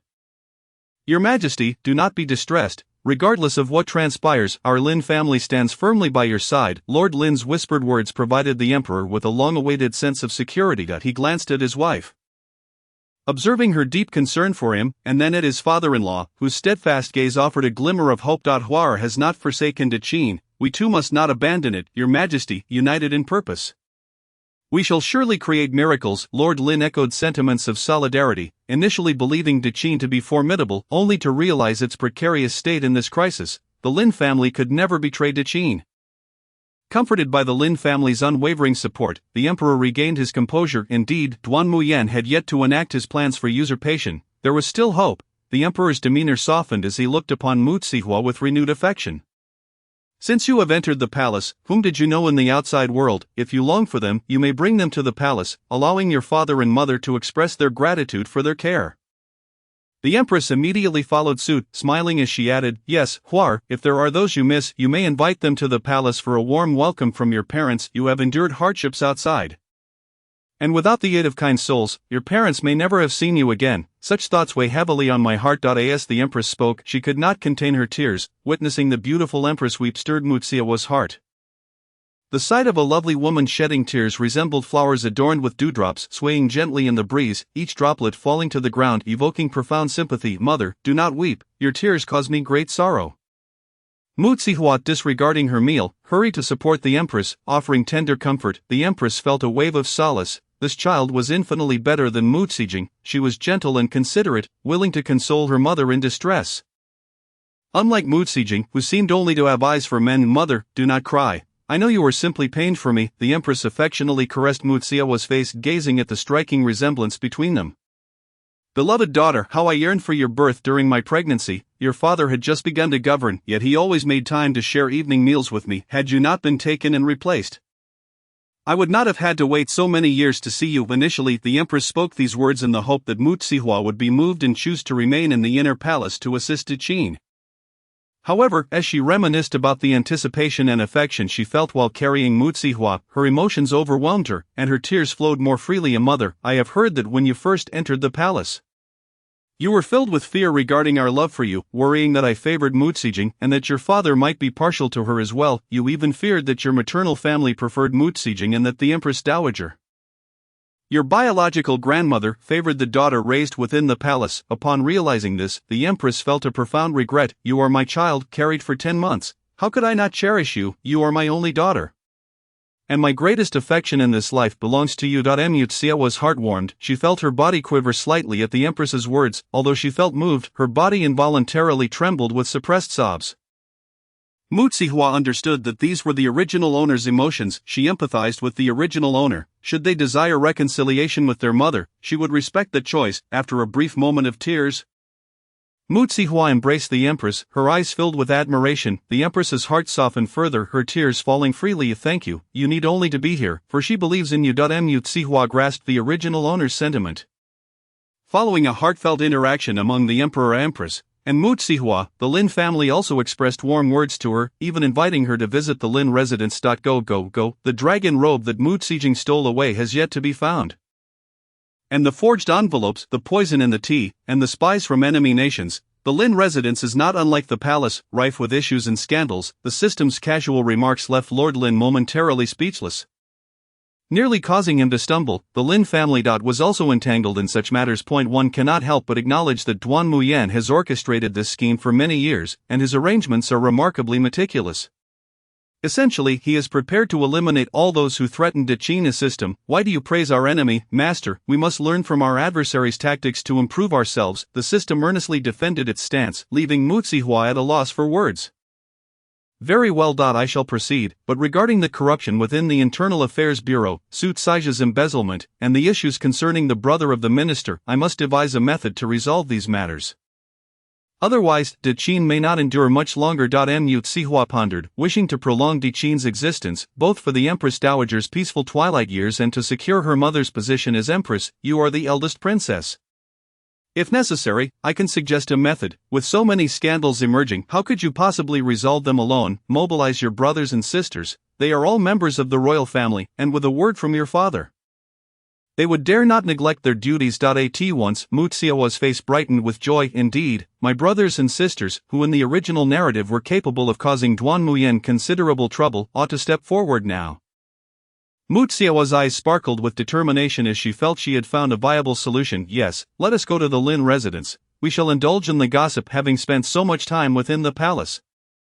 It is time we ventured out. Mu Zihua nodded, secretly hoping to surprise the system as well. Chapter 55, Empress Dowager. Let us return together, Your Highness. Would you care to accompany this old man to explore the places where your mother grew up? Lord Lin warmly invited. Although his words seemed somewhat pitiful, everyone understood that the princess had no reason to decline, and wise individuals would certainly not do so. Mu Zihua tilted her head and turned to the emperor. Father, I hope mother can accompany me to visit her family home as well. Is that permissible? The empress felt a surge of joy. She had never imagined that one day in the depths of the palace, she could return home with her daughter. She had not thought that she could bask in her daughter's light and visit her family. She could hardly recall how long it had been since she last returned home. Tears welled in her eyes as she struggled to contain her emotions, contemplating her identity. The queen forced herself to stifle her tears, resolutely refusing to let them fall, determined not to allow anyone to perceive that she had endured grievances within the palace. In the past, Mu Sijing often returned to her maternal home to spend time with her parents, but as the queen, she was no longer at liberty to roam as she pleased during those times. The queen harbored envy for her daughter, however. At that moment, Mu Sijing had never considered what she might bring to her mother, her gaze solely fixated on herself and on Duan Muyan. The queen felt a surge of anger at the thought of her. Now she found herself astonished that her own flesh and blood would return and immediately think of inviting her to go home as well. A wave of emotion washed over the queen's heart. A delightful surprise that felt akin to savoring particularly sweet honey, warming her spirit. The sweetness blossomed within her, lifting the corners of her mouth into a smile. Zhao Mama, observing from the side, also felt a sense of contentment. In the past, Mu Sijing had only thought of herself. How preferable it was when Princess Yuehua always kept her mother in mind. That was the mark of a true princess. The attendants surrounding the queen were elated at the prospect of her visiting her family. Some even began preparing their belongings, as many of the elder attendants had come from the Lin family and naturally wished to return home as well. For these elders, the Lin residence was home.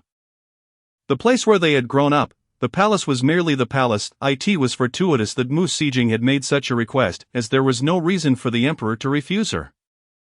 To him, Mu Sijing was an embodiment of a perfect golden opportunity, a means to revitalize the great Qian dynasty. Envisioning the future glory of his reign, the emperor readily acquiesced to all her requests.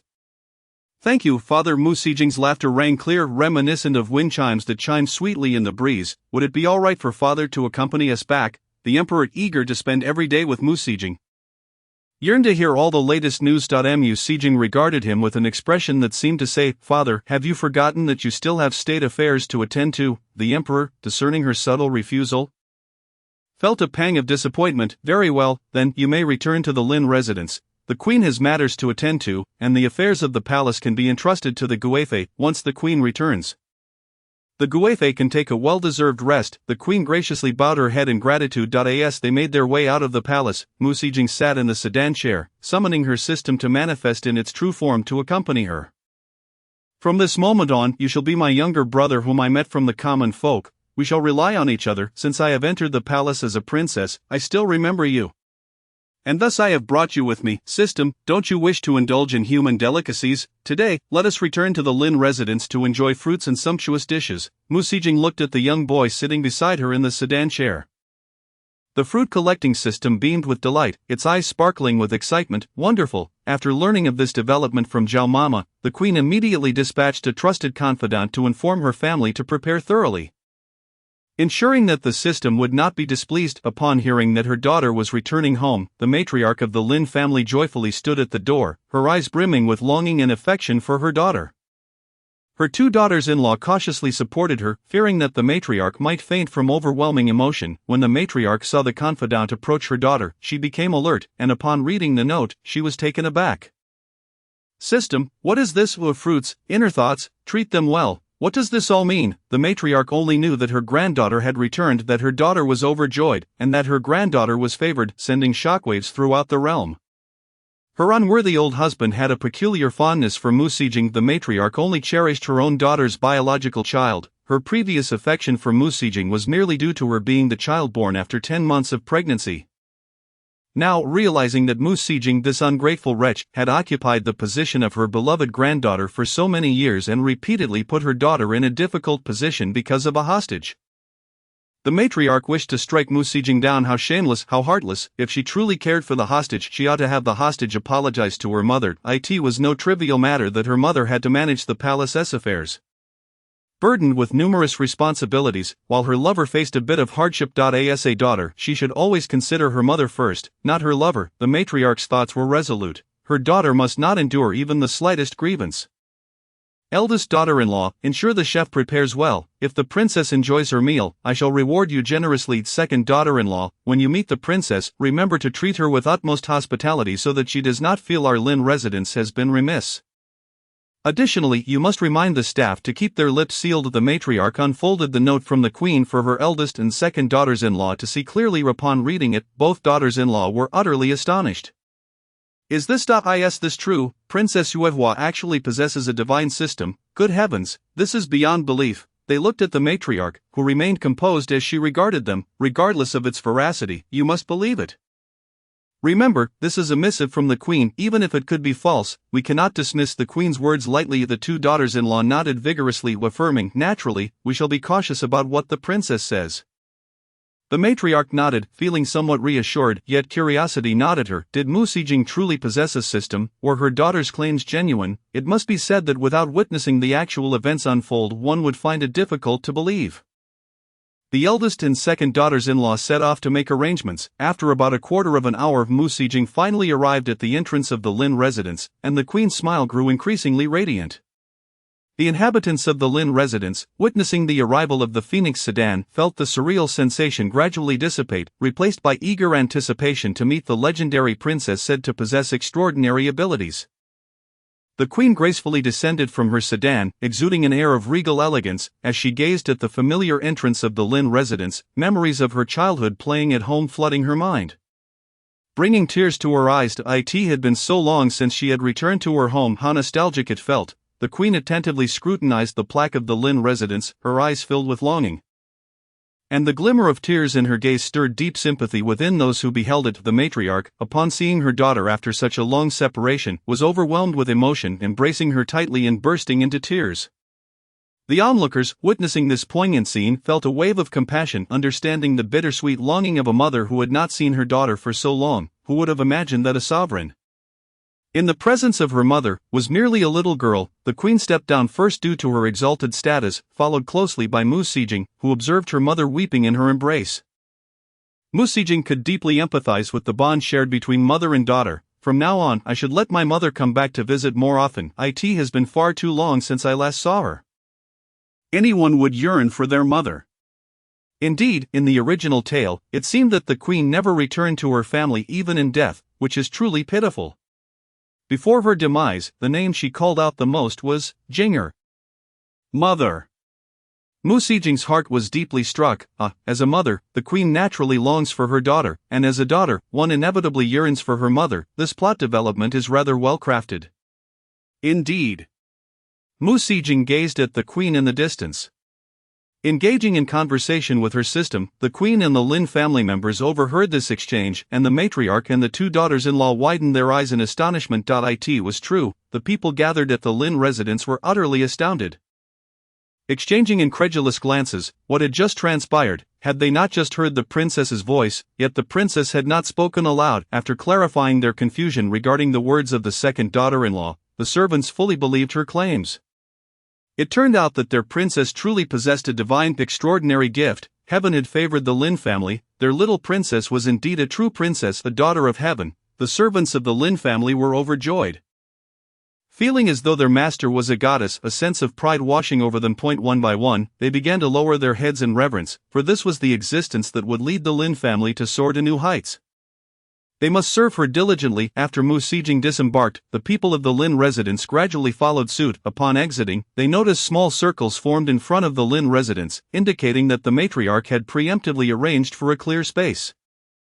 Ensuring that the common folk would neither hear nor comprehend Mu Sijing's inner thoughts, this was also beneficial, allowing the matriarch to feel more at ease. The matriarch reflected on her devoted wife. Realizing how dependable she was, and his love for her deepened. Such a wife was indeed a blessing to spend a lifetime with. The matriarch stroked his beard, preparing to speak when a voice interrupted, startling everyone. "Why did you not call for me when you returned home, mother? After all, I am your daughter." The newcomer was none other than Mu Sijing, clad in a light blue palace attire resembling a beautiful flower in full bloom. Delicate floral patterns adorned her face, and a faint design in light blue graced her forehead. Upon recognizing this pattern, Mu Sijing experienced an inexplicable sense of familiarity. "Oh, look who has come, the false princess."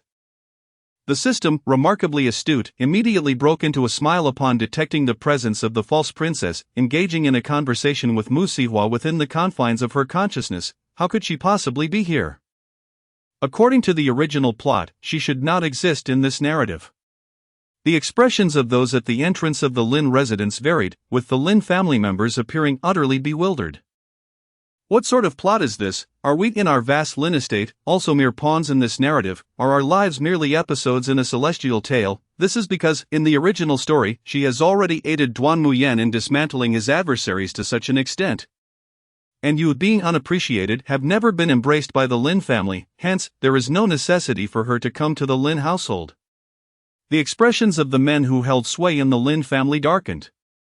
Their murderous intent becoming increasingly palpable, the matriarch gradually grasped the implication, realizing that Mu Sijing had undoubtedly engaged in actions detrimental to the Lin family, all for the sake of that Duan Muyan. The two daughters-in-law slowly began to comprehend, having never been fond of Mu Sijing as a child who could harbor ill will against the darling little lady. They had genuinely cherished her, however, as they matured. Both the aunts and grandmothers discerned that Mu Sijing favored the company of men relishing in their affection and seeking their embrace. Two uncles and a maternal grandfather were sought after daily, with goodnights exchanged every evening.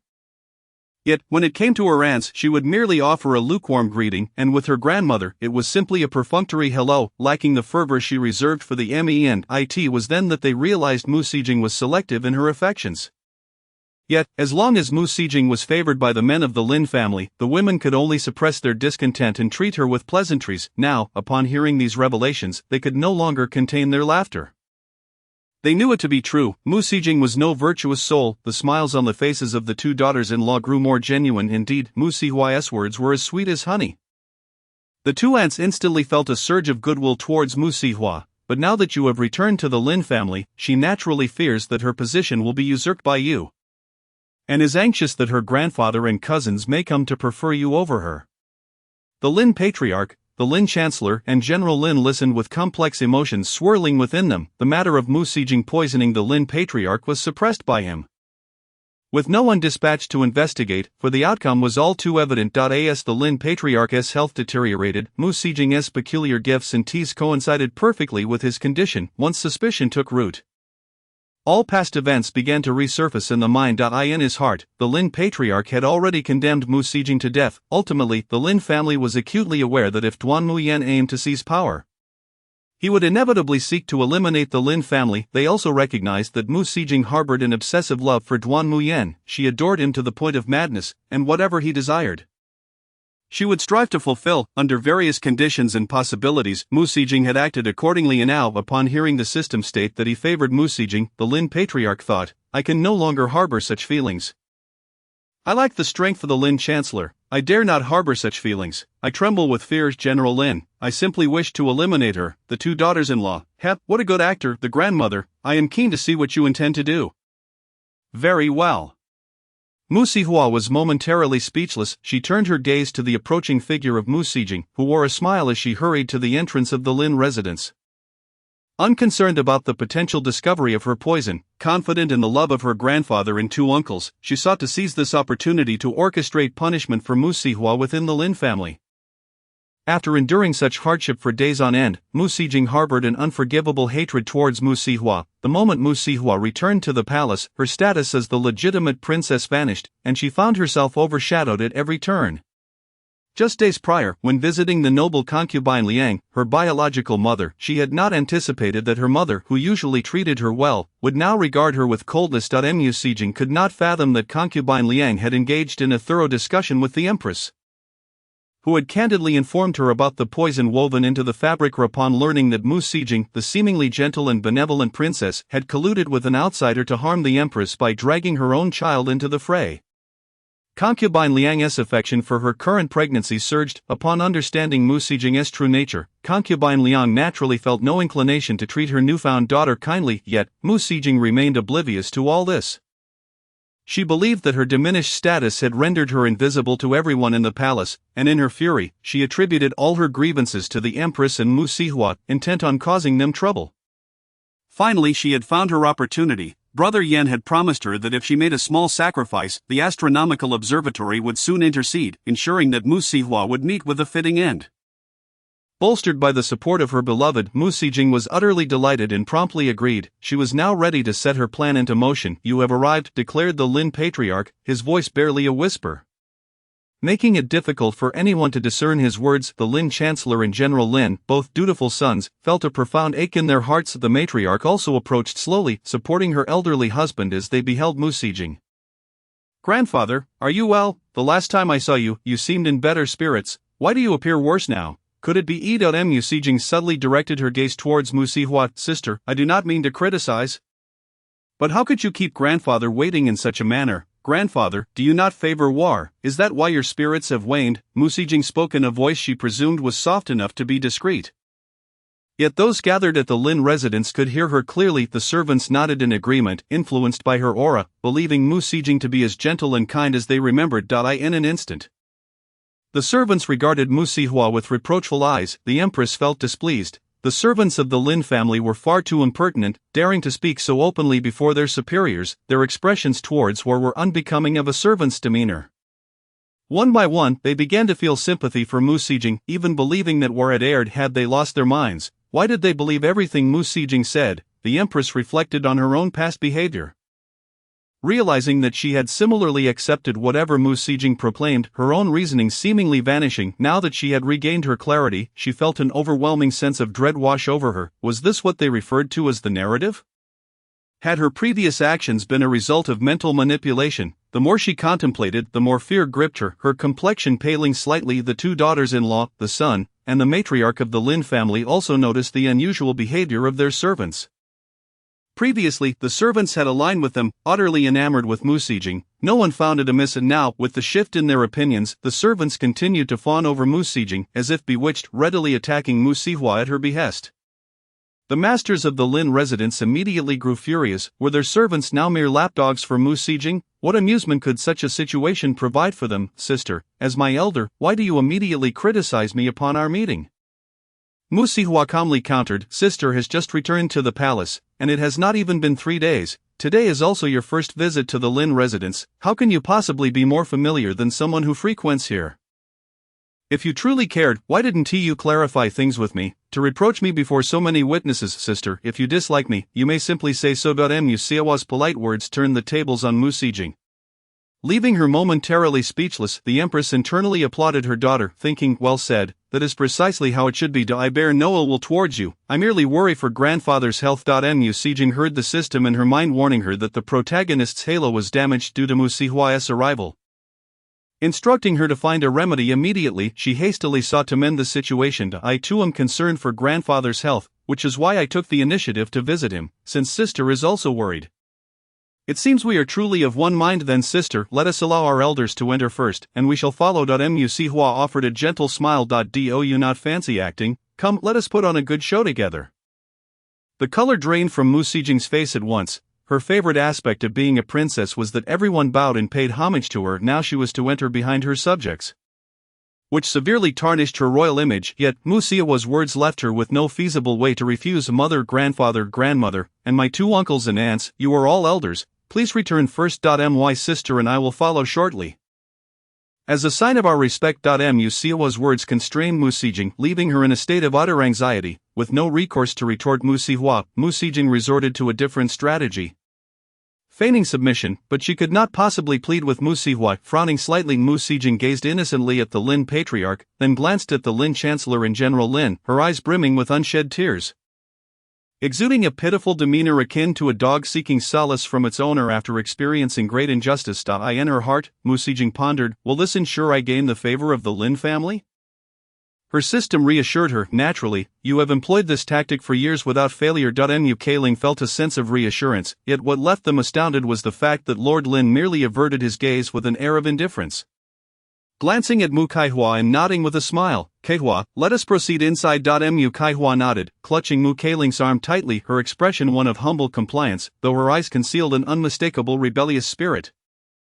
The Lin family moved ahead, and only then did Mu Kaihua lead Mu Kailing towards the Lin residence. "Do you not know that I am a princess?" Mu Kaihua remarked leisurely. "Do I need to explain how you obtained your position as a princess?"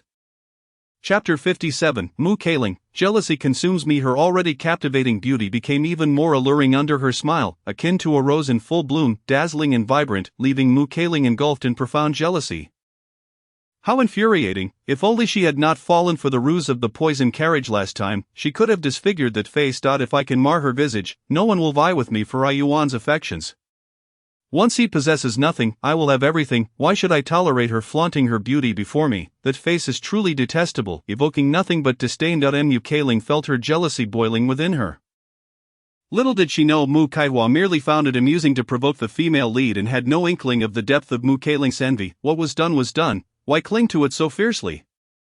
With no one watching, Mu Kailing discarded her gentle facade. Mu Kaihua was entirely unfazed by her act, and there was no need for Mu Kailing to continue the charade. Finally stopped pretending, Mu Kaihua quipped. How much better it would have been to act this way from the start. Do you not tire of your masquerade? You may not be weary, for you relish in your act, but I find it exhausting and insincere. Mu Tsaiwa's laughter was melodious, her youthful voice surpassing even the chimes of the wind bells in its sweetness. Mu Kailing loathed her voice, soft and syrupy, precisely the kind that Mu Yuan cherished. For years she had imitated Mu Kaihua, yet upon encountering her, she felt utterly defeated. Why was it that Mu Kaihua not only possessed beauty but also a charming voice, after all the years of her striving to emulate her? As soon as Mu Kaihua appeared, all of her efforts vanished, all her carefully cultivated image was completely obliterated by her presence. Mu Kailing could foresee the myriad of individuals who would come to despise her thereafter. Yet, none of this mattered. What truly gnawed at her was the thought of losing Yuan's love. His affection was her reason for existence. Without it, what remained for her? Mu Kailing's gaze towards Mu Kaihua grew increasingly filled with malice. Her heart simmered with resentment, which her own system stealthily absorbed. System, your jealousy fuels our power, the system whispered to her. Fear not, the immediate concern is to bring down the Lin family. Without them, your Yuan's endeavors will flourish. With the Lin family gone, the grievances they inflicted upon you will be avenged. Gradually succumbing to the system's manipulation, Mu Kailing found her control slipping away, increasingly convinced of the merit in its words. Her focus shifted from Mu Tsaiwa's face to the Lin family. Yes, there was still the Lin family. Mu Kaihua ushered Mu Kailing into the main hall of the Lin residence, where the family members were already seated. Adhering to the hierarchy, thus, the Empress occupied the primary seat while Lord Lin took the secondary one. They claimed the two finest positions in the hall, and upon entering, Mu Kailing felt a surge of discontent. After all, this seat had always been hers when Mu Kaihua was absent. In the absence of Mu Kaihua, she had enjoyed the privilege of being the center of attention, accustomed to receiving the best of everything. And now, witnessing the lack of adulation directed at her, her composure began to fray. A sister, upon meeting grandfather and mother, you, as the younger generation, ought to perform a grand gesture of respect, Mu Kaihua asserted, firmly pressing Mu Kailing's hand down. With the force of gravity pulling her, Mu Kailing stumbled and fell to her knees, her face turned crimson with indignation. After all, she was a princess of Deqin. How could she endure such humiliation? These individuals were merely future subordinates of Yuan, and yet they dared to bully her. With a resentful glare directed at Mu Kaihua, she reluctantly attempted to rise, only for Mu Kaihua to anticipate her move and summon the system to exert a powerful pull. Rendering Mu Kailing immobile. A sister, what are you doing? Mu Kailing feigned a gentle smile. Deqin has its edicts. As a princess of royal blood, all must bow before me. I owe no such respect to them. If the censors were to witness this, it would surely reach the emperor's ears, causing trouble for grandfather's family. Internally, Lord Lin scoffed. The Lin family had made tremendous sacrifices and contributions for the nation. Who dared to challenge them in the court? Such folly could lead to one's demise. General Lin and Prime Minister Lin also sensed Mu Kailing's lack of awareness. Utilizing such tactics against them was ill-advised. Given their status in Deqin, while Deqin had its edicts, the Lin family was not to be trifled with. They were her maternal grandparents, the parents who had nurtured her mother, and her two uncles who had showered her with affection over the years. Even in the face of vast disparities in status, it was customary for children to pay their respects to their uncles and grandparents. The gathered audience relished the spectacle. After all, they had cared for this ungrateful wretch for years. Only to see her treated thus. Sister, you should be aware of the sacrifices the Lin family has made for Deqin, Mu Kaihua continued. Surely, even if father were to learn of your show of respect towards the Lin family, he would not perceive a breach of royal dignity, but rather commend your character as sister. As women, should we not prioritize the greater good of our nation? This statement was Mu Tsaiwa's deliberate retort to Mu Kailing. Mu Kailing was known for her double standards. In the original narrative, she had proclaimed in the brothels that women ought to prioritize the nation's interests rather than engage in seductive behaviors to entice scholars. Her protagonist halo had garnered her widespread praise in the capital, with all extolling her sense of justice. In an instant, the business of the brothels dwindled, forcing the women there to sell themselves for mere survival. Mu Kailing's words achieved her desired effect, yet she failed to recognize that without the support of those affluent men, the brothel business would not have thrived as it did. After delivering her message, she left, leaving behind women who, despite their best efforts, could not escape their fates, resigned to watch their circumstances deteriorate under the weight of destiny. Had she truly been dedicated to her country, risking her life on the front lines, everyone would have praised her, yet she was caught up in a romance with Enmu Yuan while espousing national righteousness. What an irony! For the sake of Enmu Yuan, the villain, she had wholly forsaken the family that raised her. Diqin, what right did she have to speak of national righteousness? She remained blind to the suffering of the common folk under Enmu Yuan's rule, oblivious to the heavy taxes imposed upon them to fund her indulgences. The thought of the original narrative's conclusion, in this life, I am truly happy, I healed Enmu Yuan, enjoyed the privileges of being an empress, and he forsook his harem for me, which satisfied me, made Mu Kaihua want a wretch. You may be satisfied, but what of the people, what of the Diqin royal family, what of Diqin's loyal subjects? Mu Caihua's internal musings were clearly heard by the Lin family, who grew increasingly appalled by Mu Keiling's demeanor. The empress's expression darkened. After all these years treating Mu Keiling like a daughter, she found her lacking even in basic decency. Indeed, my sister speaks truthfully, you have merely spent time with grandfather, who dotes on you. Hence your lack of respect was not born of unwillingness, Mu Kaihua said, casting a glance of desperation towards Lord Lin. However, Lord Lin merely lowered his head to sip tea, pretending not to notice. Mu Keiling's heart seethed with resentment as she turned her gaze towards Prime Minister Lin and General Lin, but they exchanged glances with their wives and remained silent. Understanding their stance, Mu Keiling's bitterness deepened. How infuriating! Women were indeed troublesome. Consumed by rage, Mu Keiling begrudgingly performed the gesture of respect, while Mu Kaihua executed it with genuine sincerity. Though the actions were identical, their attitudes revealed stark contrasts. Mu Keiling's demeanor was one of feigned reluctance, while Mu Kaihua approached the gesture with heartfelt respect. The reason was simple: Mu Kaihua had witnessed the Lin family's narrative before entering the story. They had sacrificed everything for Diqin. And even as the plague ravaged the populace, threatening lives, they had instinctively taken up arms to protect the citizens, despite being weakened by the poison Mu Keiling had inflicted upon them. In the end, the rats, under Enmu Yuan's command, devoured them entirely, leaving no trace behind. Their bones were presented to the empress, causing her to fall gravely ill, while Mu Kaihua harbored disdain for the Lin family's contempt for the original character. She nonetheless admired their bravery and fearlessness. Rise, for I too have enjoyed the fruits of life. Now, I have 2 granddaughters to pay me their respects. Come, this is a red envelope from your grandfather. Your grandmother has one as well, and we must not forget Aunt. The Lin family members eagerly presented their heartfelt tokens to the 2 individuals, and their maids promptly accepted them. Only then did Mu Sijing feel a modicum of satisfaction. In contrast, Mu Sijia disregarded these gestures entirely and proceeded directly to the matter at hand. System, can you detect toxic substances? Do you take me for a drug-sniffing dog? But you are an artificial intelligence. That may be true, but I am not a drug-sniffing dog. However, you could be. Chapter 58. The Poison Clan. Mu Sijia internally rolled her eyes at the system. The poison in Duan Muyan's possession is sourced from the Poison Clan. Yet why is its potency even greater than that of the clan itself? Because he conducts experiments on humans, using humans as subjects naturally yields the highest lethality. The system's nonchalant demeanor left the Lin family members in a state of shock for quite some time.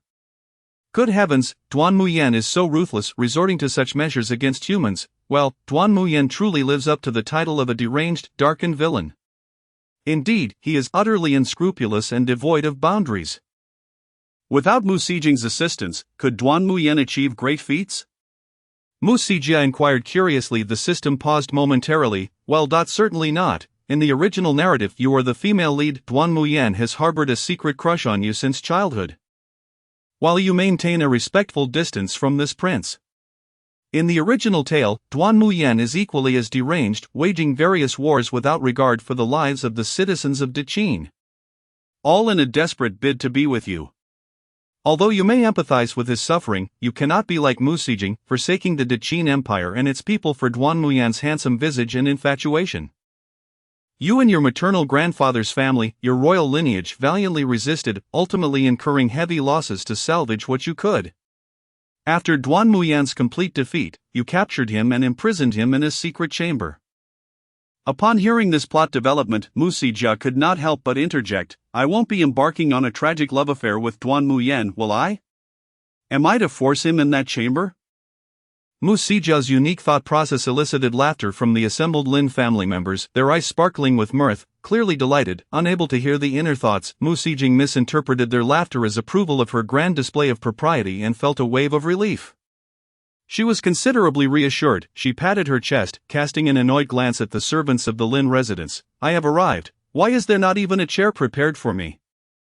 The servants, caught up in the entertaining conversation, were momentarily stunned by Mu Sijing's reprimand. It was indeed a lapse on their part. They had forgotten that Princess Yixing could not stand for long, and they apologized profusely. The Empress regarded her coldly, and with a single look, the servant calmly brought forth a chair, though it had no armrests, merely a small round stool. Mu Sijing could discern the Empress's deliberate intent. Feeling a wave of discomfort, Mu Sijing thought it was exceedingly petty of the Empress. Their years of companionship seemed worthless in her eyes. For the sake of a newly entered daughter, she treated her own foster daughter, who had accompanied her for so many years, so unfairly. Mu Sijing felt deeply aggrieved. Mother is biased. The Empress regarded Mu Sijing with an expression that suggested she anticipated her unreasonable outburst. Silence, sit down. The Empress had no desire to engage in a verbal sparring match. She had yet to hear the gossip surrounding her biological daughter's affairs. This was the first time Mu Sijing faced such a fierce reprimand from the Empress. And for a moment, she forgot what she intended to say and sat down in a daze. Mu Sijia had no interest in the unfolding drama on Mu Sijing's side. However, upon hearing the word bias, she turned her head, her eyes wide with disbelief. Who is she accusing of bias? She's claiming your mother is biased. The system appeared unfazed. Is she mentally ill? Who doesn't treat their biological child with more kindness? Does she genuinely believe herself to be the Empress's true daughter? There is no helping it. Having been a princess for so many years, she has grown accustomed to receiving the utmost treatment, naturally believing herself deserving of such. A foolish simpleton with a muddled mind. Mu Sijia scornfully remarked. Continue with the gossip. What happened to Duan Muyan after I locked him in the secret chamber? The Lin family members listened with rapt attention. You used the poison intended for the Deqin soldiers and citizens on him, watching as he was rendered unable to live or die. While in the original narrative, you merely observed coldly, demanding he hand over the antidote to save himself or face a deathly fate. Wow, I feel so enlightened. Mu Sijia exclaimed in admiration. If Duan Muyan, a character so depraved and unscrupulous, were to engage in a romantic plot with her in the original story, ultimately devolving into a captivity play, she would genuinely feel nauseated. However, Duan Muyan stubbornly refused to yield the antidote, instead revealing a monologue that caused the book to explode in popularity online. Would you like to hear it? Absolutely. Mu Sijia responded without hesitation. Duan Muyan gazed at the frigid woman before him, a faint smile gracing his lips. Mu Sijia turned her head, locking eyes with Duan Muyan's gaze, brimming with affection. What kind of gaze was it? It was one that beheld a confidant, a radiant moonlight, and the purest petals within his heart, filled with tenderness, warmth, sincerity, and acceptance. In his eyes, one could discover all the positive emotions of love, as well as its darker facets. Tender infatuation, obsessive madness, cherishing purity, and surging desires. The positive and negative emotions intertwined like two serpents, one white and one black, each seeking to conquer the other, entirely occupying Duan Muyan's gaze. Ultimately, unable to conquer, the two serpents formed a peculiar balance, intermingling black and white, merging into Duan Muyan's eyes, which shimmered with both darkness and light. Mu Sijia was momentarily entranced, gazing for a long while. She had never scrutinized Duan Muyan's eyes so intently. Only in her childhood had she glimpsed the youthful innocence in his eyes, filled with nothing but hatred for the world. Living amidst light and love, Mu Sijia was unable to comprehend his darker side. Yet being inherently kind-hearted, Mu Sijia would always offer him a smile and occasionally share some food when they met. Duan Muyan and Mu Sijia exchanged glances, and suddenly he began to open his heart, sharing his innermost thoughts. After so long without speaking, the moment he began, his throat felt as if it were aflame. Mu Sijia hastily poured him a glass of water to soothe his throat. Duan Muyan looked at Mu Sijia, his eyes brimming with boundless affection. Mu Sijia felt as though she might drown in the depths of that profound love. At last, Duan Muyan spoke. The first time I saw you, you were the Empress's most beloved princess, frolicking beside her, when your gaze unexpectedly fell upon me. You blinked, resembling an adorable little girl greeting me, and at that moment I was consumed by jealousy, resentment, and disdain.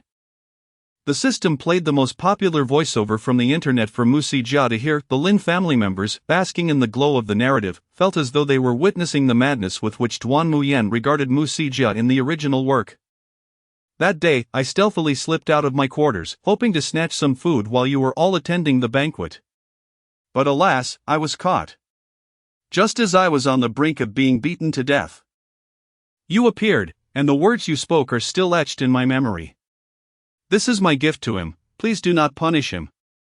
You smiled at the eunuchs, and your smile, illuminated by the sun, was extraordinarily beautiful, akin to the most exquisite diamond or the finest bouquet, blooming in all its glory. Yet at that moment I could not help but feel why. I received the food you bestowed upon me, and with the blanket you sent, I managed to survive the winter. The Ministry of Internal Affairs treated me with contempt. How I struggled each winter, feeling as though I could not endure and would freeze to death. In summer, I felt unbearably hot, filled with agitation. Thus I lived, brimming with resentment and bitterness. Initially, you merely sent me a few items, but eventually your attention drifted away from me, and you ceased your gifts. I began to resent you. How could you extend kindness just once and never again? I sought to create trouble for you. It was I who pushed you into the lake when you were a child. And your foot, did it not sprain? That too was my doing. I caused you endless trouble, eagerly anticipating the sight of your displeasure, yet each time I beheld you, you merely frowned for a moment but never punished your maidservants. Gradually, I resorted to increasingly despicable acts, yearning to witness your unhappiness. Yet you never behaved as I had imagined, meting out punishment to your servants. But you did discover my misdeeds. I had thought you would inform your father and mother, that you would wield your power to have me executed. I had prepared myself for death. But what I never expected was that you would spare me. The only change in my demeanor has been one of profound coldness. When you inquired about my desires, I implore you not to stir chaos within the palace any longer, should harm befall you. It would be unfortunate, but if it were to affect your esteemed mother or father, the consequences would be far graver. At that moment, I deliberately expressed, I wish for us to be friends. I was fully aware of your reluctance. Given your discerning nature in choosing companions, and with my character being so flawed, I held no expectations that you would acquiesce, yet, to my astonishment, you did. I cannot articulate the extent of my joy at that moment. My happiness lingered for quite some time. However, it was not long before jealousy consumed me, questioning why others could enjoy such camaraderie with you, why your mother could see you daily, and why you smiled so warmly at others while maintaining a frosty demeanor towards me. The more you behaved this way, the more discontented I became. I yearned for you to gaze upon me with genuine joy, to smile sincerely. Later, I discovered that your father was deeply troubled by the plague, which in turn caused you great distress for both him and the suffering populace, leading to a visible decline in your health. I provided you with a remedy for the plague, which you relayed to your father, resulting in a quick alleviation of the affliction among the people, and your joy was palpable. It was the first time I witnessed your smile. You embraced me, expressing your gratitude, stating, "Thank you so much." Without you, I cannot fathom how long this oppressive atmosphere would have lingered. I felt my heart racing on that day. Chapter 59. The cost of enduring affection. Mu Zihua could not suppress her frown. Is this what it means to be moved? I merely wished to express gratitude to him for his assistance to the people. The system, interrupted, replied with some irritation, "Do not interrupt me, allow me to finish." Mu Zihua acquiesced, "Very well, please continue." As Duan Muyan concluded, Mu Zihua, who had been quietly listening, suddenly interjected, "I was solely expressing my gratitude for your antidote, which saved my Daqin." Her eyes were filled with despair. Fixed intensely on Duan Muyan, the brokenness in her gaze evoking profound sympathy. Duan Muyan simply smiled and continued, "I am aware that your gratitude was genuine and not a reflection of true need.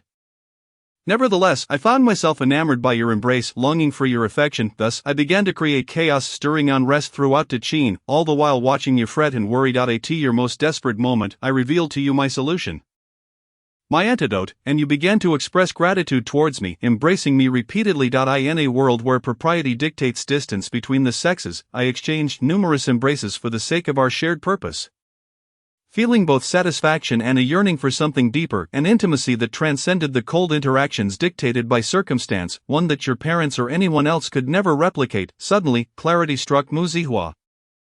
The unresolved thoughts she had harbored found their source, and understanding dawned upon her. She slammed her hand on the table, furiously fixing her gaze on Duan Muyan. questioning him word by word. The sound of her hand striking the table startled the Lin family members present, who were momentarily taken aback by the sudden noise, wondering what extraordinary phenomenon was unfolding. You have rendered me amnesiac, embedding your manipulative insects within my limbs and mind, all in pursuit of your so-called desire for unparalleled closeness? The Lin family was stunned. The queen's expression shifted to one of grave concern as she cast a worried glance at her daughter, Mu Zihua, horrified that such despicable tactics were employed against her. Lin Laohou tightly gripped his cup, anger surging within him at the thought of his granddaughter being subjected to such cruelty. A treacherous usurper, a wretched hostage employing such means to harm the princess of Diqin, utterly despicable. Lin Xingxiang and Lin Jiangjuan's faces flushed with rage. The unfolding narrative was unbearable, igniting a fire within them that could scarcely be contained. The servants of the Lin family exchanged incredulous glances at Mu Zihua, aghast at the horrifying events they were hearing, reminiscent of tales from ancient lore where the princess suffered at the hands of Duan Muyan, the treacherous hostage. The thought of insects, such vile creatures, infiltrating the princess's body was simply appalling. In an era where social hierarchies were rigidly upheld, the revelation struck like a nuclear bomb, leaving all present to regard Mu Zihua with a mix of pity and sorrow. Duan Muyan gazed at Mu Zihua with a smile, and she realized she had spoken the truth. He was indeed a deranged individual. Unyielding, she pressed on with her inquiries. Lin Laohou furrowed his brows, questioning how much more torment Duan Muyan could inflict upon Zihua. Despite the narrative being one of fiction, Zihua's existence was meant to alter the course of events. However, Duan Muyan's madness posed a significant threat to her safety. It would be prudent to eliminate him. This thought resonated with the others present. Lin Xingxiang and Lin Jiangjun exchanged glances, and upon receiving their father's approving nod, they collectively resolved to eradicate Duan Muyan and ensure Mu Zihua's protection. The two aunts, upon hearing such gruesome tales, paled visibly, having never encountered such macabre accounts, hastily sipping tea to steady their nerves. You annihilated my maternal grandfather's family. My grandfather was devoured by insects. My uncle was lured into a trap on the court floor and was consumed by poisonous ants, ultimately succumbing to a horrific fate. My other uncle, a valiant general, met his demise at your hands on the eve of his anticipated battle, driven to despair and taking his own life. As for my two aunts, hailing from noble families, you feared they might uncover your schemes, so you orchestrated their disgrace in public, stripping them of their honor, and subjected them to 7 days of excruciating poison before they perished in agony. You have laid waste to my family, have you not? Is this not your intention, to bind me to you? Mu Zihua glared at the restrained Duan Muyan, demanding an answer. The Lin family members were nearly driven to collapse upon hearing the brutal fates of their kin. Duan Muyan's cruelty was astonishing, inflicting such harm upon his own kind. Lin Laohou rapped his cane to restore order, urging everyone to remain calm, for no harm had yet been done. As the patriarch of the Lin family, his presence provided some semblance of reassurance, though unease lingered in the air. Lin Xingxiang and Lin Jiangjun clung to their wives, offering comfort. The queen's face drained of color, grappling with the reality of her family's plight. Duan Muyan confirmed every accusation, detailing the insidious methods he had employed to execute his plans, asserting that he had methodically eliminated members of the royal family using poison-laden insects. Some had not fully perished, remaining alive as living vessels for the insects, held in a state of torment. This, he explained, was the epitome of suffering. Upon learning that her own elder brother, the crown prince, had been subjected to such a fate, Mu Zihua's fury erupted. Grasping a knife, she plunged it fiercely into Duan Muyan's chest. The Lin family members were taken aback by her decisive action. The queen lamented, "My prince, Duan Muyan," as Duan Muyan observed Mu Zihua's anger. He found his joy only amplified. Your vivid expression of emotion is something I truly cherish. My desires are simple. I seek only you. I have forsaken my family, my homeland, and everything else, yet you remain my singular obsession. I believed that by becoming more like me, you would come to love me, yet you refuse to embrace my essence. My life, aside from you, holds no value. If I am to perish at your hands, then so be it. I shall consider it a completion of sorts. Dying before you signifies the best conclusion I could hope for. Regaining her composure, Mu Zihua reflected on her nation, her people, her royal lineage, and her ministers. Everything in Diqin had been obliterated due to Duan Muyan's machinations. Natural disasters and calamities had stripped the realm of its former glory, leaving the populace in despair, while the nobility found themselves destitute. Within the royal family, aside from her ascension to empress, none remained alive. The land lay in ruins, and the foundation of Diqin had crumbled, leaving Mu Zihua enveloped in a profound sense of unreality. A fierce hatred surged within her, a resentment stemming from her failure to eliminate Duan Muyen at the outset, loathing the depths of his cruelty and questioning why she had ever entangled herself with him. If only she had never provoked him, perhaps everything would have unfolded differently. In her heart, she chastised herself mercilessly, wishing to obliterate her own visage, yet Duan Muyen had proclaimed that his affection for her was not rooted in her appearance. As long as she lived, he would seek to possess her entirely. While Mu Zihua yearned to extinguish Duan Muyen's life, she now found herself reliant on his antidote to salvage the fate of Diqin. Mu Zihua felt utterly exhausted. Every single day of her life after encountering Duan Muyen was a relentless struggle. Perhaps death was the only true end, yet she could not allow herself that escape. The people behind her, the widows of her ministers, and the royal family awaited her to rise. She could not falter. As Mu Zihua gazed at Duan Muyen, she considered comforting him gently, but she found herself incapable of such tenderness. Instead, she could only muster a tone as gentle as possible to inquire, "Hand over the antidote, Duan Muyen, I implore you." However, Duan Muyen erupted into a frenzied laughter. "At last, I have awaited your plea for mercy. Mu Zihua, there is no antidote. I have concocted antidotes for every poison to ensure my own survival, but this particular poison I have reserved solely for you. I have not created an antidote. Moreover, the precious ingredients necessary for crafting an antidote have long been destroyed by my orders. In this world, no antidote exists." Upon witnessing Duan Muyen's unrestrained grin, Mu Zihua felt as if her very soul had departed from her body. Her unwavering perseverance, it seemed, had been utterly in vain, unable to endure any longer. Mu Zihua interrupted, "Is this truly my fate? Indeed, Duan Muyen is a mad villain who will undoubtedly target you." Mu Zihua cursed Duan Muyen in her heart. Am I not the protagonist in this tale? Is this all there is? Indeed, that is all. Mu Zihua pondered whether the author had developed an infatuation with Duan Muyen given the undue favor shown towards him. "What is the final outcome?" she asked. Wishing to escape the grim narrative surrounding her. Your conclusion is rather straightforward. You will exhaust yourself in the pursuit of an antidote, ultimately succeeding after attempting to infuse your own blood into the concoction. It turns out that a parasite previously implanted by Duan Muyen within you will react favorably with this antidote. In the end, after perfecting the antidote and saving only those of utmost importance, you will hasten to bear a royal child. However, once the child matures, you will find yourself unable to endure any longer, leading to your demise. Whose child did I bear? I do not know, it remains unwritten. Mu Zihua was utterly astounded. Was this truly the direction of the plot, to descend so tragically upon the protagonist? The Lin family began to sense the palpable discord. The author had lavished considerable attention upon Duan Muyen. Yet Mu Zihua's character was sketched with such brevity. Although Duan Muyen ultimately meets his end, the malevolence he perpetrated exacted a heavy toll on both Diqin and Mu Zihua. The Lin family frowned.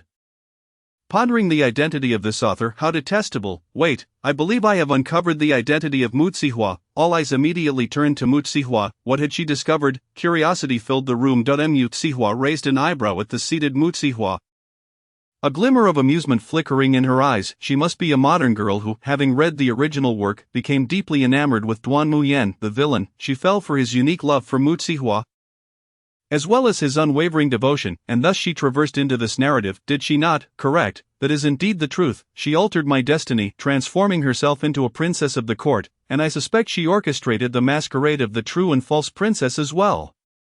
Contemplating this, Mu Zihua felt this theory bore the greatest likelihood. The Lin family fell into a profound silence. How was this even possible? The young Mu Zihua had merely been an infant. How could she have orchestrated her ascent to royalty? Lord Lin shook his head, struggling to believe that Mu Zihua possessed such cunning. Indeed, she too was equipped with a system, which aids her in altering her identity to facilitate her approach to Duan Muyen. Her system's mission is to heal Duan Muyen. Mu Zihua raised an eyebrow, but that cannot be right. According to the plot she has modified, there is no healing. Duan Muyen remains as ruthless as ever, showing no signs of becoming benevolent. The healing does not entail transforming him into a good person. It means becoming the one who holds his heart, providing him with love and support. The system's explanations grew increasingly intricate. Despite their disbelief, the Lin family had no choice but to accept that Mu Zihua had indeed been plotting from the very beginning, when she traversed into this world. Though she inhabited a child's body, her mind was that of an adult. She and her system conspired together, altering her status to assist Duan Muyen. All those years spent ingratiating herself with the Lin family, befriending the empress, were merely to aid Duan Muyen. She truly loves Duan Muyan. Mu Zihua scoffed. The Lin family felt a complex swirl of emotions. So all those years of friendship, all the kindness shown by Mu Zihua had been for the sake of Duan Muyan?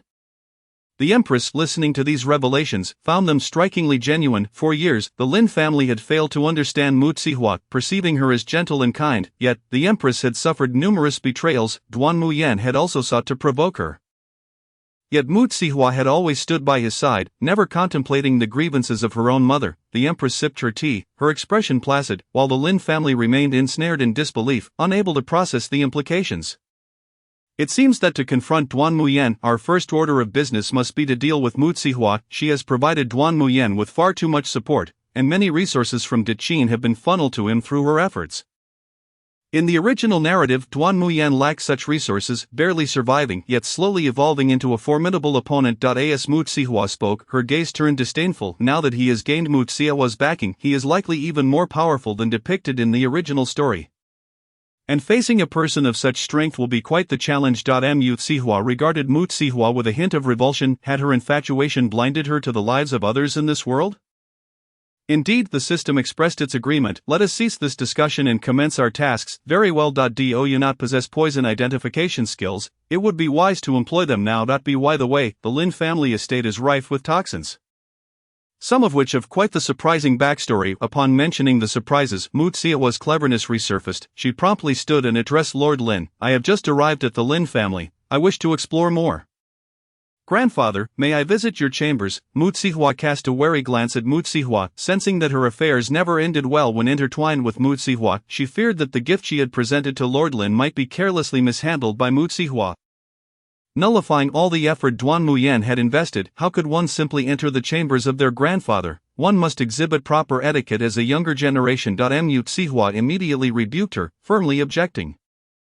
What urgency is this? Why are you so flustered? Mu Zihua raised an eyebrow, retorting without reservation. I grew up at my grandfather's side. I understand his heart better than anyone. Mu Zihua stood her ground. She could not bear to part with any of Duan Muyan's sentiments and would not permit Mu Zihua to intrude. Grandfather, do you concur? Mu Zihua chose to ignore Mu Zihua entirely and directly posed her question to Lord Lin. With a genial smile, Lord Lin replied, You are my beloved granddaughter. How could I possibly refuse? Mu Zihua's expression darkened instantly. How could this be? Had Lord Lin not been her grandfather, why was he now siding with Mu Zihua? Did she truly begin losing the affection of her family after her parents' love faded? Why was Mu Zihua so insufferable? Why did she always oppose her? Mu Zihua's resentment towards Mu Zihua burgeoned further. Unable to restrain herself, Mu Zihua retorted to Grandfather, Your health is fragile. The astrologers have declared Mu Zihua to be inauspicious. Should she enter your chambers, she may disturb the tranquility of your spirit. Lord Lin shot Mu Zihua a disapproving glare. When have I heard the astrologers label Mu Zihua as an inauspicious person in the court? You, residing in the depths of the palace, how could you possibly know? Lord Lin's stern inquiry left Mu Zihua reeling. This formidable figure, the War King of Deqin, was no mere title. His presence was commanding, and even the typically bold Mu Zihua struggled to meet his gaze. From Lord Lin, Mu Zihua sensed an overwhelming aura of a ruthless warrior. Steeped in the bloodshed of countless battles, Mu Zihua felt fear creeping in. She feared death, but more so, she dreaded perishing before ever receiving Duan Muyan's love. Lord Lin, observing Mu Zihua's lowered gaze, recognized her trepidation. He then directed a similar gaze towards Mu Zihua. Mu Zihua, in turn, expressed her thoughts to her system. Lord Lin is truly impressive. His aura is formidable. This is the essence of a military leader. Indeed, Lord Lin is one of the most distinguished generals in the original narrative. Lord Lin silently mused, proud of his granddaughter's audacity, noting that she was far superior to the one who would betray their kin. Grandfather, I have also heard discussions within the palace. The astrologers have presented a petition indicating that Mu Zihua is inauspicious. Mu Zihua timidly asserted, Enough, I suspect this is related to your dear Duan Muyan. Mu Zihua internally scoffed. Oh, what makes my beloved granddaughter inauspicious? You, who have replaced her, have thrived without a hint of misfortune. Lord Lin's words greatly astonished Mu Zihua. She had not anticipated that this man, who cherished Mu Zihua so dearly, would openly advocate for her. Did he not fear causing Mu Zihua distress? Mu Zihua cast a curious glance at the venerable Lord Lin, who, upon noticing her gaze, responded with a gentle smile that startled her. The character seems to be out of character. Mu Zihua quickly voiced her frustrations to the system. It's a normal phenomenon. Characters are vibrant and will naturally evolve due to your alterations. This is a commonplace occurrence and nothing to be concerned about. Fine. Mu Kaihua conceded to the system's explanation. Meanwhile, the venerable Lord Lin sensed her fright and felt a pang of anxiety. Fortunately, the system managed to smooth things over. He was immensely grateful for the system's assistance. If the system were to take the form of a young boy who desired something, Lord Lin would certainly provide him with the finest. Mu Kaijing bit her lip, her expression one of deep resentment. Grandfather, just because your granddaughter has returned, you treat me this way. The bond and time we shared over the years have all been misplaced on my part. Grandfather, I have already suffered greatly at the hands of the Emperor and Empress these past few days. I thought you would be different, yet you are just the same. Taking a deep breath, Mu Kaijing continued, her voice trembling. Grandfather, my feelings for you are genuine, as any granddaughter's affection should be, yet all you see is your own bloodline connection. Grandfather, you will come to regret this. Mu Kaihua, the Celestial Monitoring Agency stated. If it were not for your return to the palace, the drought plaguing the Great Qin would not have occurred. You are the calamity of the Great Qin. After finishing her outburst, Mu Kaijing wiped her tears and fled. Mu Kaihua, does she believe herself to be the protagonist of a redemption tale, thinking that because of my malicious interference, she has lost everything? Most likely. Surely she doesn't think that grandfather and the Emperor and Empress will pursue her to the ends of the earth. Do you? Absolutely, she has always believed herself to be the heroine of a novel. I am baffled by her thought process. Is her world composed entirely of various novels? I have no idea. All I know is that she loved reading novels before her transmigration. Readers who love novels suffer from a poor reputation. After airing her grievances, Mu Kaihua, seemingly indifferent, followed Lord Lin to take a glance at his bedroom. Chapter 60, The Abundance of Poison. Upon arrival, she immediately detected the presence of toxins. This painting is crafted with poisonous pigments and has been hanging on the wall daily. It is bound to have an effect. This bedded goodness, even the pillows are laced with poison. This cup.my word, the quilt cover is intertwined with poison. This book. I can only say that Duan Muyan is truly remarkable. The adhesive binding the pages is toxic. Solidifying and becoming nearly undetectable. Duan Muyan's handiwork is truly exquisite. No, Lord Lin is entirely residing in a den of toxins. It is a wonder he hasn't collapsed by now. Mu Kaihua surveyed the room, thoroughly alarmed by the overwhelming presence of poison. Indeed, your grandfather's health is failing. He has but a month left to live. Will you not save him? The system inquired. Lord Lin grew anxious. He had not been particularly kind to Mu Kaihua. In the court, he could still oppose her. Both Minister Lin and General Lin felt a twinge of apprehension, hoping that Mu Kaihua would save their father, yet if they were to switch places, they would be reluctant to intervene. The Empress, too, felt a sense of urgency gazing at Mu Kaihua. After a moment of hesitation, Mu Kaihua finally spoke up, her voice resolute. Of course we should save him, after all. He is a citizen of the Great Qin and he has sacrificed so much for the Great Qin. I must do something in return. As Mu Kaihua gazed at the toxic-filled room, a cold, sharp glimmer flickered in her eyes. We must rescue Lord Lin. As long as he remains, Duan Muyan will be wary and dare not act recklessly, allowing us more opportunities to observe. The system readily agreed with Mu Kaihua's assertion. Then let us proceed with the rescue. Yes, indeed.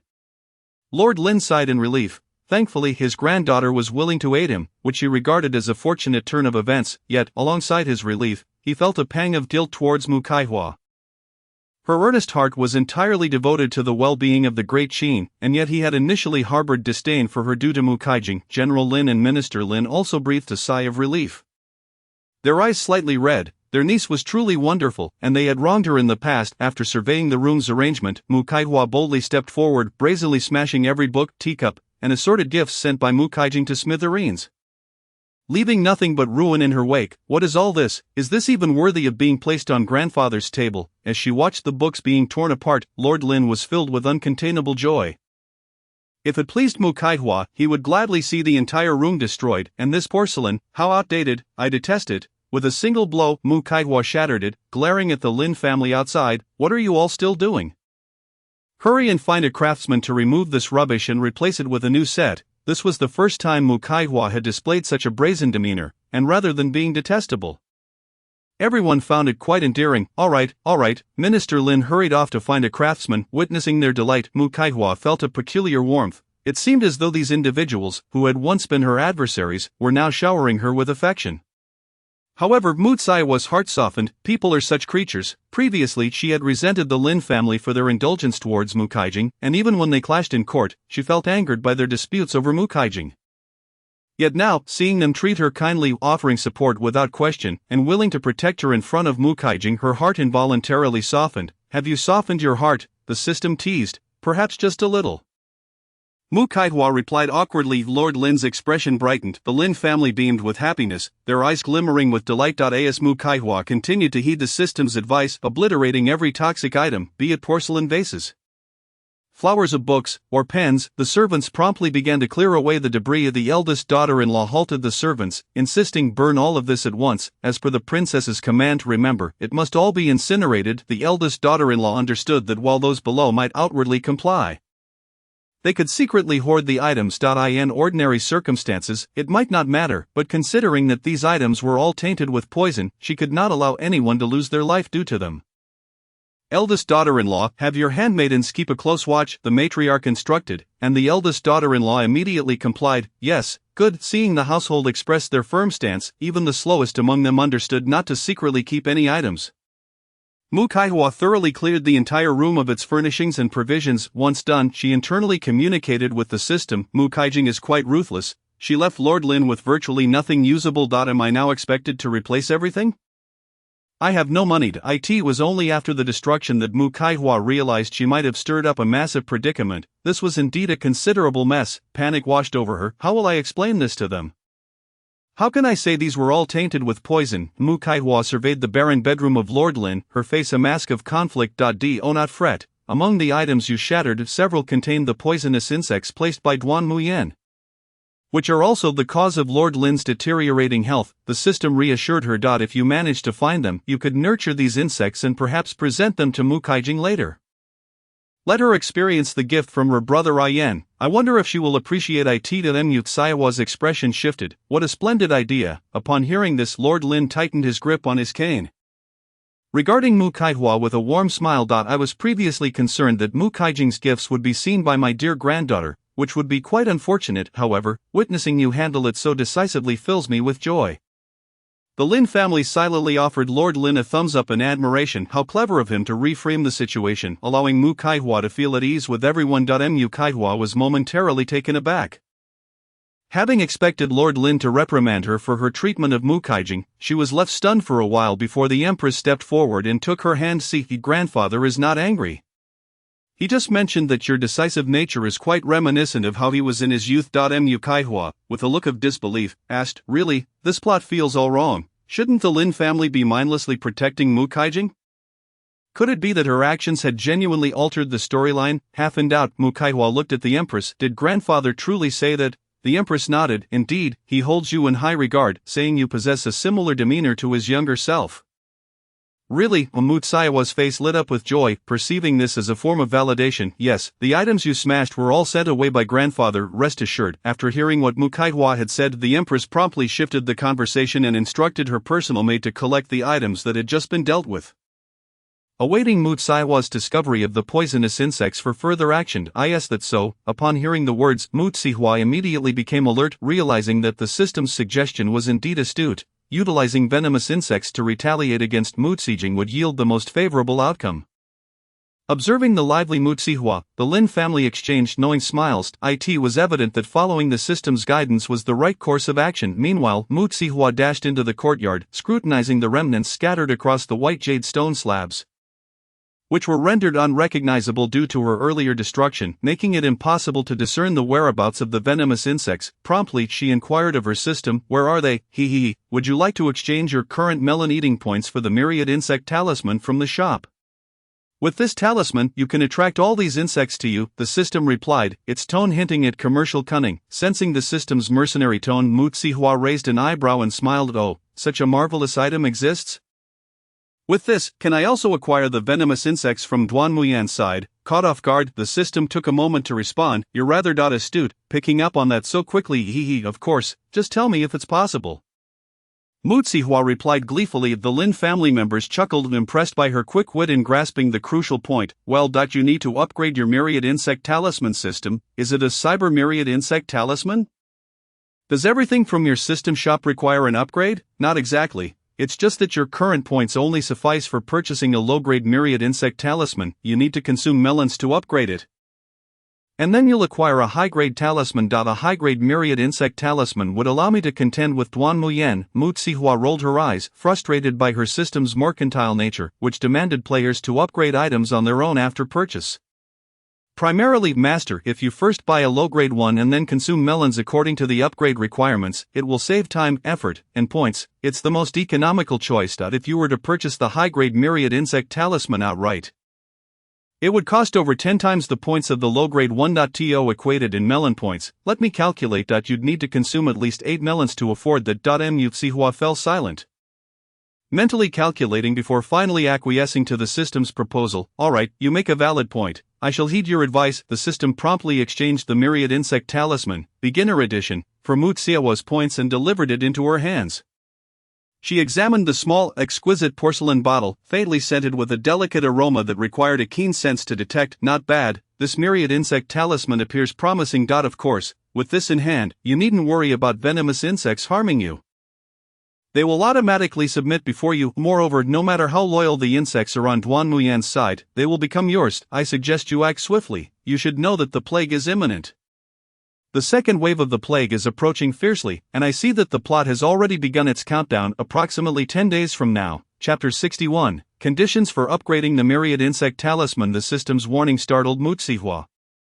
Initially, she thought there was nothing to worry about, but now, with the system's intelligence, she felt a surge of panic. I must hurry to eliminate all the venomous insects on Duan Muyan's side before the plague arrives. Actually, they can be utilized effectively. Venomous insects are merely tools, neutral in nature. The system interjected. However, they can be employed as instruments of reconciliation with the Poison Clan. If they see their most cherished entities being safeguarded here in Daqin, they will surely be moved and willing to engage in dialogue. Mu Zihua nodded, recognizing the merit in this strategy. She had gleaned some knowledge about the Poison Clan from the historical records of Daqin during her travels. Their existence was extraordinary, serving as the most formidable weapon compared to other nations. Although Daqin would not perish immediately without their assistance, it would indeed be perilous. Understood. Mu Zihua retrieved the Myriad Insect Talisman and crouched down, hoping to discern if any insects would emerge from it. The Lin family, intrigued by the system's enigmatic discourse, shared their curiosity and skepticism. Was the Myriad Insect Talisman truly such a remarkable item?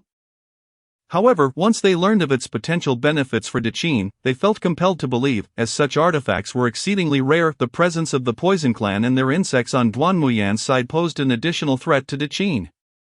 Hence, it was paramount that Mu Zihua truly stepped up to the challenge. The Lin family, deeply connected to Daqin, especially Lin Laoho, who held profound affection for the nation, did not wish to see the realm he had painstakingly built be undermined from within by Duan Muyan. As officials or relatives of officials within the Daqin court, the Lin family felt a sense of anxiety regarding the impending plague, fearing that Daqin might not endure the onslaught.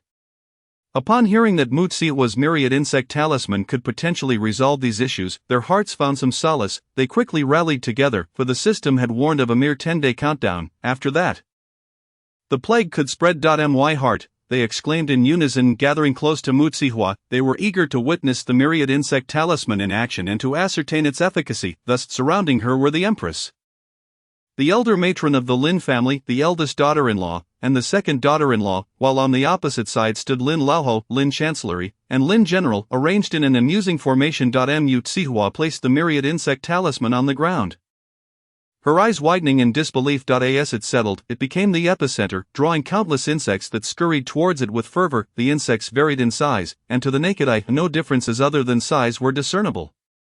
Yet, the sight was undeniably terrifying. The eldest daughter-in-law let out a shriek, nearly fainting. I didn't realize my sister-in-law had a phobia of clusters. Quite normal. This scene is unsettling, to say the least. Indeed. Mu Zihua observed the swarm of insects converging upon the Myriad Insect Talisman, feeling a chill run down her spine. How on earth do these insects survive? Have you forgotten? These insects primarily feast on human blood and flesh. Your grandfather is among their favored meals, given your grandfather's formidable reputation.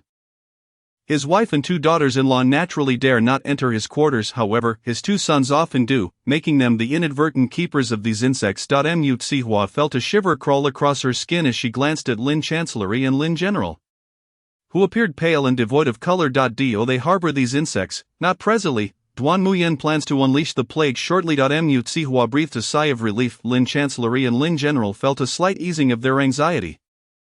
Yet they remained troubled, harboring resentment towards Mu Xijing and Duan Muyen. The audacity of a hostage from an enemy nation was infuriating. They resolved that when the day came and his insects vanished, leading to the gradual decline of his power, the Lin family would not spare Duan Muyen. Unbeknownst to Duan Muyen, he was already etched into their memories, preoccupied with thoughts of his own insects. Alright, it seems all the insects have been absorbed. Wait, there's still a large insect. Its venom is more complex, and this particular insect possesses its own intelligence, making it resistant to the control of the low-grade myriad insect talisman. As the insect crawled into the myriad insect talisman, it visibly shrank, and from within, it was impossible to discern the multitude that had been there moments before. The Lin family members were left in astonishment. Realizing that Mu Xihua's system might indeed be a form of divine sorcery, truly remarkable, after their astonishment, they felt a sense of pride. Their kin, Mu Xihua, was a child of the gods. This was a cause for celebration. If she possessed such extraordinary abilities, surely they too could bask in her glory. Smiles adorned the faces of the Lin family members. Once Mu Xihua secured the myriad insect talisman, she turned to Lin Laohou to explain. This was gifted to me by a Taoist during my childhood. It is said to absorb all the world's toxins, and my longevity is attributed to it. Lin Laohou nodded in understanding, although the myriad insect talisman was impressive. It was terrifying for the Lin family. Who among them would willingly engage with insects? I'll store it in the system's space. Very well. Mu Xihua felt a sense of relief. That large venomous insect must be tamed quickly. Otherwise, it may scent blood and stealthily creep onto a person to siphon their flesh and blood. Goodness, that's truly horrifying. The insects you describe are utterly repulsive. Mu Xihua was taken aback. Merely hearing the system's description was unsettling enough. Should it come to pass, she shook her head, desperately suppressing her thoughts. What are the conditions for upgrading the myriad insect talisman? Mu Xihua was now frantic. She had no desire for casualties. The Lin family members gasped in shock. The servants and attendants were even more frantic, fearing they might be preyed upon by the insects. Despite their panic, they dared not voice their concerns in the presence of the princess, adhering to the family's code of conduct. Lin Laohou was quite pleased with this. Mu Xihua, however, remained oblivious to such matters. Her urgency lay solely in the upgrade. I just checked for the host. You'll need to consume a total of 3 melons, 1 large and 2 small, to proceed. Then let us hasten. Mu Xihua could not afford to wait any longer. Absolutely. The first melon. The Lin family actually has a female protagonist in a chasing wife story, and she is of the same generation as you. Guess who it is? Mu Xihua wore an expression of astonishment. The protagonist of a chasing wife story, initially a devoted admirer, only to become indifferent and then pursued in return. Well summarized. Ha ha, the system chuckled. How would I know? I've just arrived at the Lin residence. Perhaps I should engage in some small talk with my aunts to uncover the truth. Ha ha, go ahead. I feel that just one question from you will reveal the identity of the protagonist. It would be even more delightful to enjoy gossip in front of the protagonist, the system remarked with unabashed glee. The Empress, having already tasted the gossip, was aware of the system's power, although she was worried about her father's health and concerned about whether her brothers were unwell. The system had mentioned that a particularly venomous insect remained undiscovered, so upgrading the Wanchonggu was of utmost priority. By the way, do you think this poisonous insect will escape while we are away? Mu Xihua raised her foot to leave, suddenly recalling the remaining poisonous insect, mostly fearful that it might cause harm. Not to worry, the daylight is just right, the insects only emerge at night. The system assured her. With that confirmation, Mu Xihua promptly returned to the hall, where she greeted her 2 aunts with a sweet and adorable smile. Eldest aunt, why haven't I seen the rest of the Lin family? Upon hearing Mu Xihua's thoughts, both her aunts instantly realized who she was referring to. You won't believe it. That person truly fits the description of an initial devoted admirer. As for what happens later, that remains uncertain. The people of the Lin family were well aware of her presence, but due to the old marquis's reputation, they were forbidden from spreading the word. Thus, even though everyone in the Lin family knew of the female admirer, they only whispered about it privately. It was quite surprising that the princess had figured it out so quickly. It seemed the system was indeed extraordinary. Everyone became increasingly convinced that the system was a divine gift. A symbol of mystery and a treasured artifact that would assist the princess in altering the outcome of fate. Others looked at Mu Sihua with curiosity, although they all knew, hearing the system reveal this piece of gossip on its first encounter was truly astonishing. Soon, they all came to terms with it. It seemed that for the system, the world might hold no secrets. It could discover whatever it wished to know. What distinguished this system from the omnipotent methods described in ancient texts? The young masters and misses of the Lin family had all gone to the family school to study. Eldest aunt gazed at Mu Sihua's face, displaying a gentle smile. As a noble lady of a prestigious family, she was stunningly beautiful, likely a renowned beauty in her youth. At that moment, her smile melted Mu Sihua's heart, leaving her only able to think about her eldest aunt's captivating visage. I'm awestruck. My eldest aunt is so beautiful. Mu Sihua repeatedly whispered this to herself. The system echoed her sentiment. Your eldest aunt is indeed beautiful. It's a pity she met such a tragic end. It seems Mu Sijing was envious of her looks and well, it's better not to dwell on it. It's a bit terrifying. Chapter 62, Lin Residence. Is our family really that unfortunate? Can you give me a rough idea? Upon hearing about her beautiful eldest aunt's grim fate, Mu Sihua instantly felt displeased. How could a beauty meet such a tragic end? The one who should suffer a grim fate is Duan Muyen. You know about Ling Qi, right? It was used on her face, and it was done while your eldest aunt was still conscious. Mu Sijing, Mu Sihua was furious. Does her jealousy mean she targets anyone even more beautiful than her in the later stages? Indeed, many palace maids serving in the palace have fallen victim to her cruelty. I can hardly keep track of the names. Mu Sihua took a deep breath. Mu Sijing, you love-struck fool. And yet you engage in such ruthless competition. Even if you engage in competition, how dare you take lives? Is there no law in your mind? I will ensure you learn what the law truly is. At that moment, Mu Sihua completely forgot her earlier resolution to enjoy gossip and leave. Eldest aunt instinctively touched her face, a look of bewilderment crossing her features, although she wasn't particularly fond of Mu Sijing. She had maintained decorum and offered her due respect. Why would Mu Sijing resort to such violence simply because of her beauty? Eldest aunt felt her strength wane, leaning against her sister-in-law. The younger aunt and eldest aunt had been close friends since their youth. Now, seeing eldest aunt's condition, the younger aunt felt a surge of anger and deep sympathy for her sister-in-law. No, I must protect eldest aunt's beauty. For now, let's focus on the gossip. We can discuss this later. Mu Sihua calmed herself and decided to prioritize enjoying the gossip. Yes, eldest aunt, when will they return from school? I just arrived at the Lin residence and would like to see my maternal family. Mu Sihua thoughtfully replaced her royal self-reference with my, warming the hearts of the Lin family members. They couldn't help but think of Mu Sijing, who placed great importance on her princess identity and would never refer to herself as I. Day in and day out, the words this princess seemed to be glued to her lips. Previously, the Lin family didn't think much of it, even feeling that Mu Sijing truly embodied the demeanor of a princess. Now, witnessing Mu Sihua's kindness and her ability to offer sweet words of comfort, the Lin family felt a sense of significance in Mu Sihua's heart. If you wish to see them, that can be arranged. I've already sent someone to have them dismissed from school early. Eldest aunt replied with a graceful smile. She was inherently charming, and her smile made Mu Sihua feel as if the vibrant summer sun was shining upon her face, intense yet warm. Mu Sihua was captivated by this smile, momentarily lost in it, when the system's voice erupted in her mind, frantically reminding her. To the school, there are 3 pieces of gossip there that will satisfy the upgrade of one Chonggu. Hurry, the system's sharp voice nearly overwhelmed Mu Sihua's thoughts. She furrowed her brow but ultimately agreed. Alright, let's not disturb them. Since they are studying diligently, why not go and see? Mu Sihua suggested with a smile. And the Lin family had no reason to oppose her. They all chimed in eagerly. Sure. Thus, due to their advanced age, the old marquis and the old madam were carried in a palanquin, while Lin Qingxiang and Lin Jiangjun escorted Mu Sihua the empress and their wives slowly toward the school. As they strolled, Mu Sihua was left in awe for quite some time. My goodness. The ancient houses have so many doors, while they are enormous. No, do we have to walk that far? The Lin family is truly affluent, their gardens are vast, and their houses are numerous. I am quite impressed.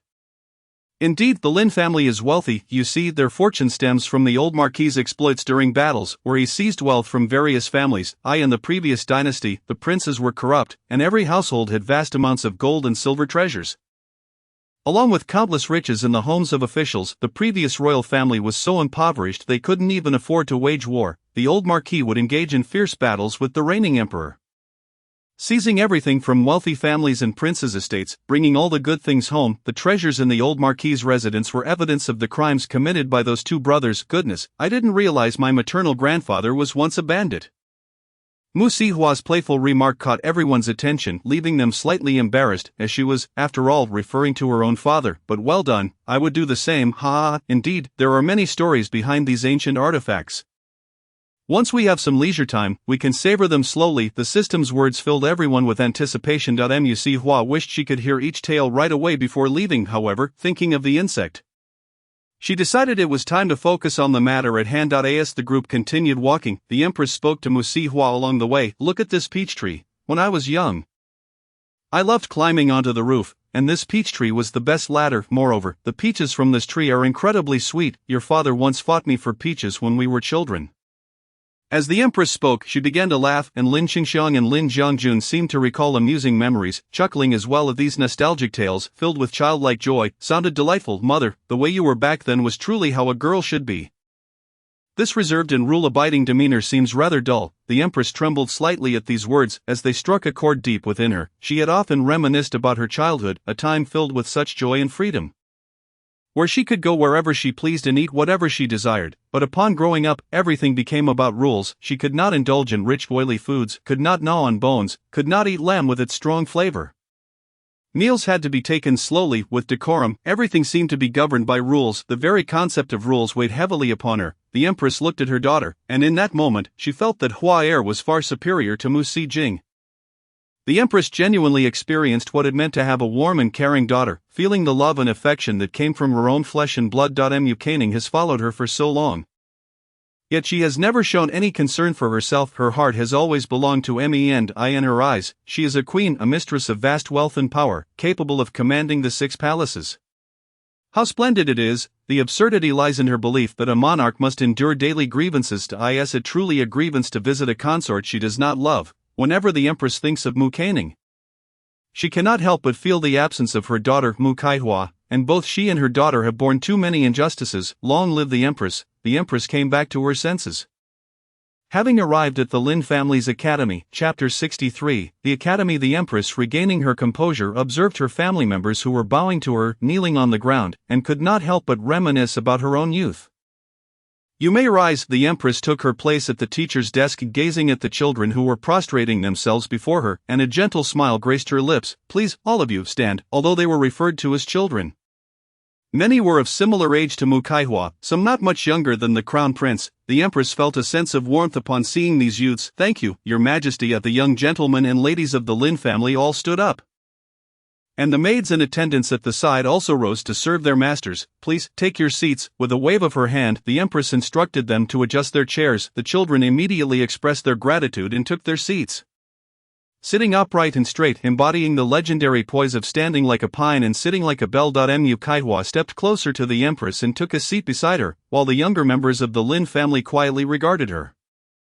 Mu Kaihua too observed them. Such splendid genes, look at my cousins and their striking appearances. Mu Kaihua was indeed a connoisseur of beauty, gazing at her similarly aged cousins, each possessing their own unique charm, to the point where she nearly drooled. You are quite beautiful as well, my lord. The system's comment was met with unanimous agreement. The presence of the system had already been conveyed to the Lin family, so when the children heard its voice, they were only slightly astonished and did not disturb Mu Kaihua. He. Gossip, gossip. Recalling her purpose, Mu Kaihua urged, and the system immediately sprang into action. All right, pay attention. That young lady in the pink skirt, have you noticed her? Mu Kaihua raised her eyes, and almost all the members of the Lin family, including the Empress, shifted their gaze to the woman clad in pink. The young lady in the pink skirt felt a flush of color rise to her cheeks, shy under the scrutiny of so many. Mu Kaihua continued her dialogue with the system. I see her. To be honest, her outfit today does not quite suit her temperament. Her aura leans towards that of a cold, aloof beauty, and she carries a strong scent of scholarly elegance.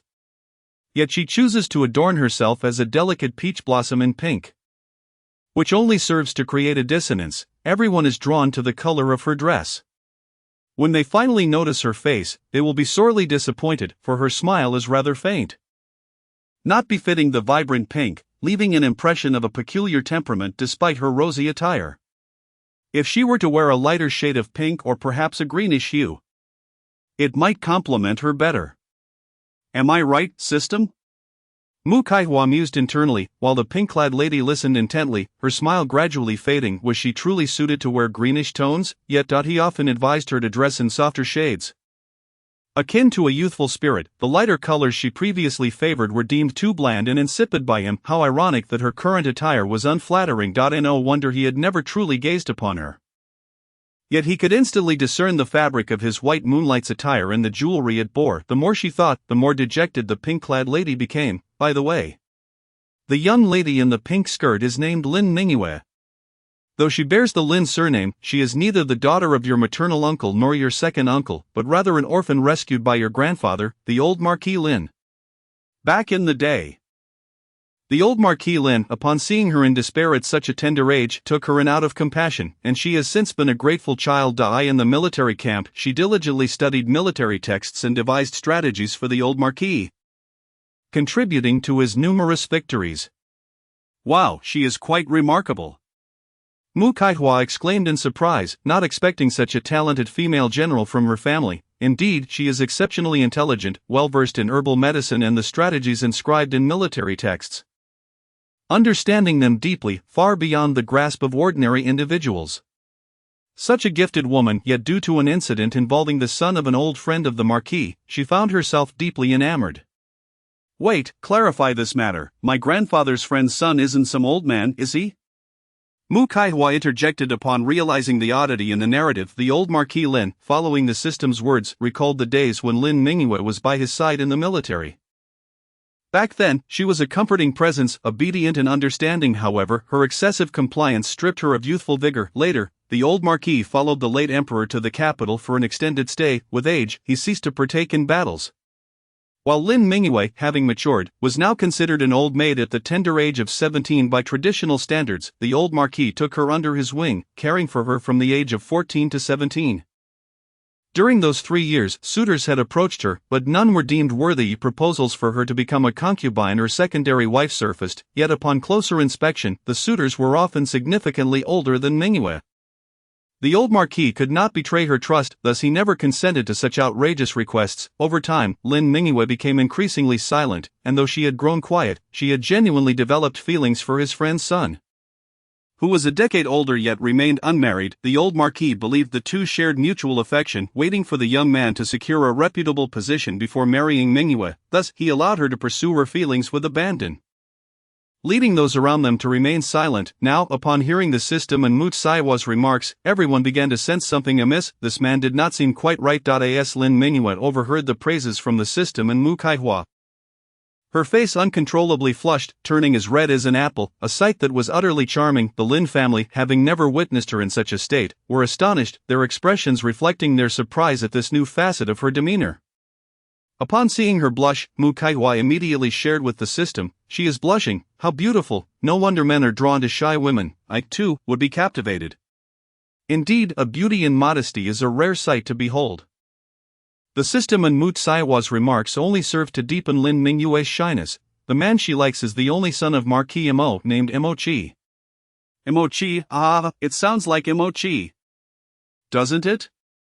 It feels as though Marquis Mo has been thoroughly worn out by his son, hence naming him Imochi. My lord, your imagination is quite vivid. Yet it does make a certain amount of sense. Mu Kaihua stifled her laughter, inwardly thinking, of course, Imochi grew up in the military camp and has always held a fondness for Lin Mingyue, captivated by her beauty, her charm, and her remarkable abilities. Naturally, it is human nature to admire strength. Everyone is drawn to those who excel. Indeed, during the time Lin Mingyue spent in the military camp, she was far more joyful and unrestrained. All were soldiers, and the daily training left little room for concern about her. During that period, Lin Mingyue resembled a free-spirited breeze to Imochi, akin to the moon suspended high in the sky. However, upon returning to the capital, Imochi succumbed to a psychological pitfall common among most men. He perceived Lin Mingyue as excessively aloof and lacking in vivacity, and deep down, he harbored the unsettling thought that her camaraderie with the men in the military might have compromised her purity.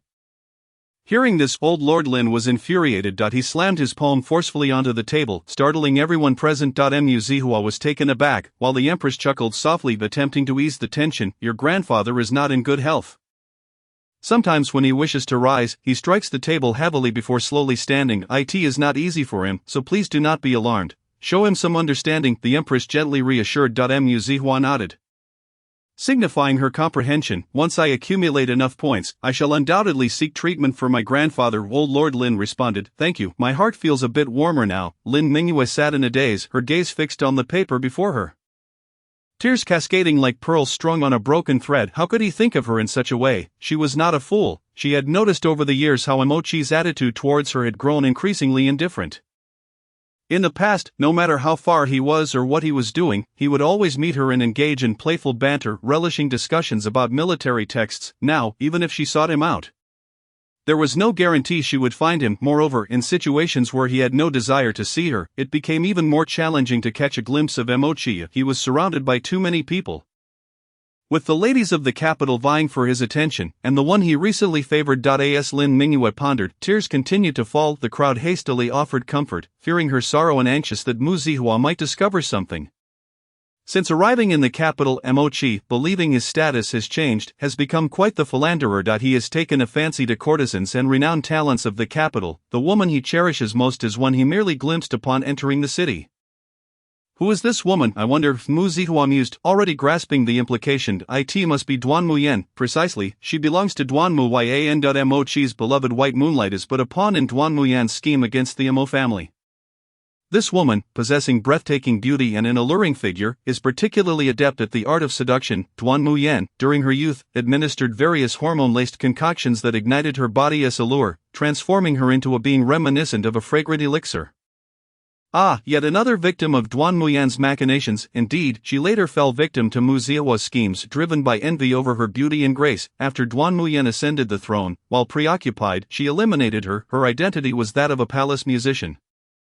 She attracted many suitors, while Duan Muyan consistently ensnared her with love potions. Each month's antidote merely increased the dosage for the next, cultivating her into a being slowly consumed by desire, until it became insatiable. Ultimately, she entangled herself with nearly every young man in the capital. If it's from her perspective, it seems rather suitable for a narrative, yet, such a forced viewpoint is unbearable, Mu Zihua remarked. She is steeped in despair regarding this life. As for the reasons, one might grasp them upon closer contact. Understood, Mu Zihua silently noted, returning to the tale of pursuing love. Emochi, infatuated with the musician, found himself unable to extricate his thoughts from her, yearning to see her day and night. The musician, however, skillfully wielded the male attention. Once acquired, she showed no appreciation, and what was unattainable only served to heighten her desire. The men present all touched their noses, bemused by the system's intricate revelations. She perpetually dangles Emochi, denying him closeness, yet occasionally, she feigns affection before Lin Mingyue, or deliberately seeks his embrace, aiming to provoke Lin Mingyue's heartache. Mu Zihua suddenly had a revelation. Wait a moment, I believe I have discerned the scheme. This is also Duan Muyan's ploy. She, well-versed in human nature, fears Lin Mingyue, a rare talent in military texts, might continue her studies, thus utilizing Emochi to disrupt her focus. Precisely, Duan Muyan has effectively ensnared both individuals through the musician. Lin Mingyue, in disbelief, turned her gaze towards Mu Zihua, astonished by the revelation. Was the truth truly this convoluted? Chapter 65. The female protagonist no longer wishes to be a doormat. She had always been bewildered as to why her arrival in the capital rendered her so despondent. She often compared herself to other young ladies, lamenting her lack of musical skill, dance prowess, and the arts to charm a future husband, concluding that was why Emochi seemed disinterested in her. She recalled an instance when she inadvertently overheard a conversation between the musician and Emochi. The musician, as the system described, was gentle and passionate, exuding an indescribable charm. Her very words were delivered in a tone Lin Mingyue believed she would never master. She inquired of Emochi, "Why have you not sought out Lin Mingyue recently? She has pursued you to the extent that the entire capital is aware of this seemingly innocuous question," when uttered by the musician. Brimmed with affection and allure, Lin Mingyue vividly recalled Emochi's response. "I do not fancy her cold demeanor nor her propensity for somberness. I much prefer you. Your laughter is delightful, and I find you particularly captivating when you smile." The musician's laughter, enchanting and resonant, only deepened Lin Mingyue's feelings of inadequacy. "You do not like her. I have assisted old Lord Lin in numerous campaigns. My talents lie in military texts, how she longed for Mochi to declare his affection for her. A sliver of hope and fantasy flickered within her as she forced herself to witness the unfolding scene. However, the next moment, Mochi's words shattered her illusions. How could I possibly be attracted to a woman more formidable than a man? I prefer girls who are gentle and compliant, like you. Lin Mingyue was at a loss for her thoughts. All she felt was a profound ache in her heart, as if it were shattering into pieces. The sound of her heart breaking echoed within her. I do not like Lin Mingyue at all. She is cold and never smiles at me as you do. Moreover, Lin Mingyue was utterly unrefined. Lacking in the arts, a disgrace among women. In that moment, Lin Mingyue felt as though she were plunged into icy waters, the frigid embrace drowning her consciousness and extinguishing her responses to the world around her. Eventually, Lin Mingyue returned to the Lin residence as if nothing had transpired, resuming her studies and growing increasingly distant, losing interest in everything. Now, after drifting in confusion for so long, Lin Mingyue finally comprehended the reason. The musician had intentionally posed her inquiry, yet tears streamed down Lin Mingyue's cheeks. The chorus of her inner voice echoed simultaneously with Mu Zihua's thoughts. Mochi, lured by the musician, uttered such despicable words.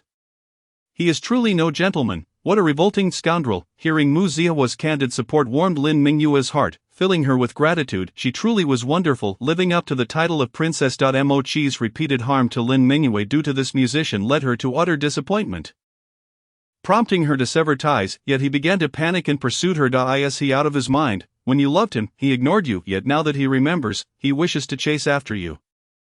Lin Mingyue is clearly out of his league. Lin Mingyue couldn't help but chuckle at Mu Zihua's words. How amusing. Yet, would Mochi truly come to love her after she had lost all hope? Lin Mingyue shook her head internally. It was unlikely. Mochi had never loved her. He had always adored someone else, his white moonlight. Though Lin Mingyue doubted Mochi would pursue her, she found it amusing to hear Mu Zihua voice her grievances on her behalf. What a klitsch plot! It feels so archaic. Indeed, Lin Mingyue will be wronged by the musician, pushed into the water, and then Mochi will miraculously appear to rescue the musician. Casting a disdainful glance at Lin Mingyue, piercing her with the deepest gaze, leaving her heartbroken. Before the musician recovers, Mochi will deem Lin Mingyue malicious and confront her, demanding she care for the musician and apologize. From Mochi's perspective, this is justified, as after the musician drowns and falls into a coma, many admirers of hers will seek retribution against Lin Mingyue. However, from Lin Mingyue's standpoint, before the system could finish, Mu Zihua excitedly interjected. In the presence of Lin Mingyue, it is akin to Mochi forcing this seemingly unremarkable individual to relinquish her dignity in a bid to appease the musician, all for the sake of his infatuation with a distant ideal. How could someone as proud as Lin Mingyue endure such treatment? Thus, she finds herself once more in sorrow, ultimately becoming the target of rumors in the capital, despised by its inhabitants. During this period, Duan Muyan's influence burgeoned, solidifying the musician's position within the palace. Fearing that Lin Mingyue might be schemed against, Mochi compelled her to apologize to the dormitory, leading Lin Mingyue to a point of utter disappointment henceforth. Mu Zihua gazed at Lin Mingyue with pity. Regardless of Mochi's intentions, the crux is that Mingyue has been wronged. The musician's own missteps are evident. What right does she have to act in such a manner? Mochi ought to consult Lin Mingyue. If she cannot make decisions for herself, he should involve her elders to mediate. His approach, solely relying on his own methods to safeguard Lin Mingyue, raises the question in her mind, does he truly care for her? Observers began to realize the truth of the matter. Indeed, while Mochi claimed to protect Lin Mingyue in his own way, he could have engaged her in earnest dialogue, yet he chose not to. How had they overlooked this? Mu Zihua's perceptiveness shone through. In tales of pursuing love, the male protagonist often harbors his own burdens, which may be a narrative device, but in reality, why do men hesitate to communicate? Would it be so catastrophic to express his thoughts plainly, allowing Mingyue to understand his perspective? Is it truly that difficult? Mu Zihua silently berated the situation in her mind. If Mochi worries for Lin Mingyue, why does he not voice his concerns? Why must he insist she conform to his notions? You speak the truth. The system conceded. After Mu Zihua expressed her thoughts, she glanced at Lin Mingyue, whose eyes brimmed with unshed tears, her expression evoking an even deeper sense of affection, a portrayal of the long-suffering senior sister. Finally, at her breaking point, Mu Zihua hurriedly stepped forward, wrapping her arms around Lin Mingyue's shoulders. What troubles you? Lin Mingyue dabbed her tears with a handkerchief. I'm fine, truly, I merely recalled some sorrowful memories. Your Highness, it would be best if you maintained a distance from me. Musi Hua tilted her head in curiosity. Why so? Chapter 66, Lin Mingyue's predicament. Lin Mingyue offered a bittersweet smile to Musi Hua. Because I am not a girl of impeccable reputation, my age is considerable, and my unmarried status has rendered me akin to an old maid. Moreover, my affections for General Mochi are well known in the capital. And whispers abound, accusing me of losing my virtue and being licentious. You have just returned to the capital, a daughter of noble birth. Maintaining a close association with me may not reflect well upon you. Lin Mingyue spoke softly, her words laced with a gentle humor. Musi Hua felt a wave of gratitude for Lin Mingyue's peculiar concern for her own reputation, realizing she valued it more than her own. With a light-hearted laugh, Musi Hua embraced Lin Mingyue's frail form. Alas, the people of the capital are often cruel with their words, seeking to tarnish our bond, yet I believe in you, and you must believe in me as well. Correct. Suddenly enveloped in Musi Hua's embrace, Lin Mingyue was taken aback. Your Highness. So approachable. Having grown up in military camps, Lin Mingyue had little experience interacting with peers of her age. The younger members of the Lin family always cowered before her. As their age and status were beneath hers, she was the adopted daughter of the old marquis, only slightly older than them, yet they all feared her. Lin Mingyue understood their apprehension stemmed from a fear that she might report them to the old marquis for misdeeds. However, she would never resort to such actions. The first experience of being embraced left her somewhat disoriented, yet it quickly transformed into a yearning for affection. In Musi Hua's arms, Lin Mingyue felt cherished. Sister Mingyue, as the adopted daughter of my maternal grandfather, you have contributed significantly to the campaigns of Deqin and other armies. We have all borne witness. Remember this, sister, you are already remarkable. The judgments of the world are merely their notions, not your standards. A sister, we need not be subject to anyone's evaluation. Let every woman remember this. Independence among women broadens the horizons of the world. Musi Hua recalled this sentiment, wishing for the future of Deqin to remain uncertain, hoping some members of the Lin family would survive to carry on its legacy. Boys receive guidance from their teachers on independence and how to embody a gentleman. While the education afforded to women in this era still emphasizes the supremacy of the husband's family, I sincerely hope that the children of the Lin family, regardless of gender, remember they are Lin family members. Lin family members must forever be independent and self-reliant. Perhaps some of you may marry into other families, naturally expected to align your hearts with your husbands, yet I implore you to always bear in mind who has treated you well and granted you dignity.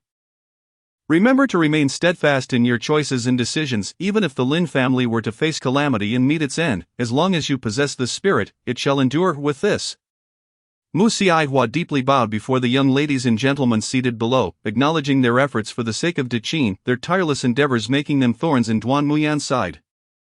The eventual outcome may not be favorable, yet Musi Hua now sought to express gratitude on behalf of the entire royal family for their assistance. The young ladies and gentlemen present were taken aback.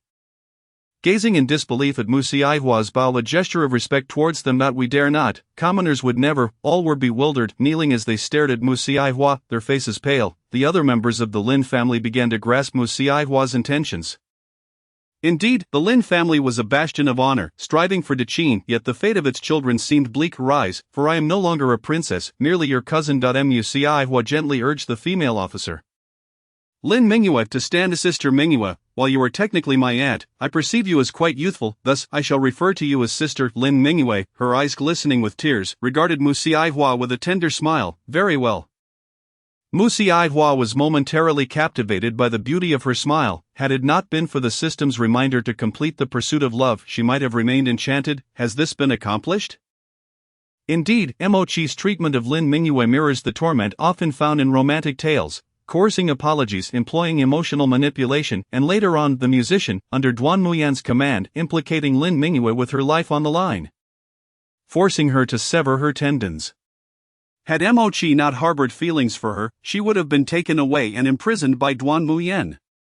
Does it truly matter? Severing her tendons strips her of dignity? Once a warrior for Deqin, Lin Mingyue now finds herself rendered powerless. Given her state of mind, she would certainly choose mutual destruction. Indeed, the pursuit of love has reached its pivotal moment. The chase begins.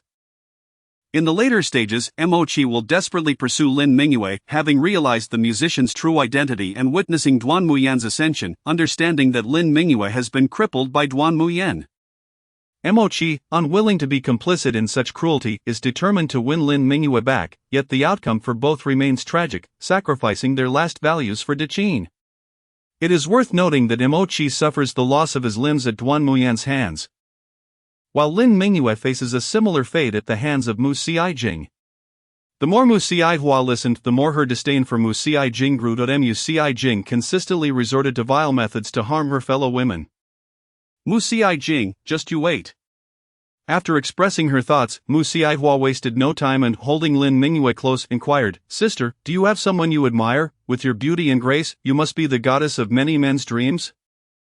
The system immediately burst into laughter. "You are quite the tea drinker.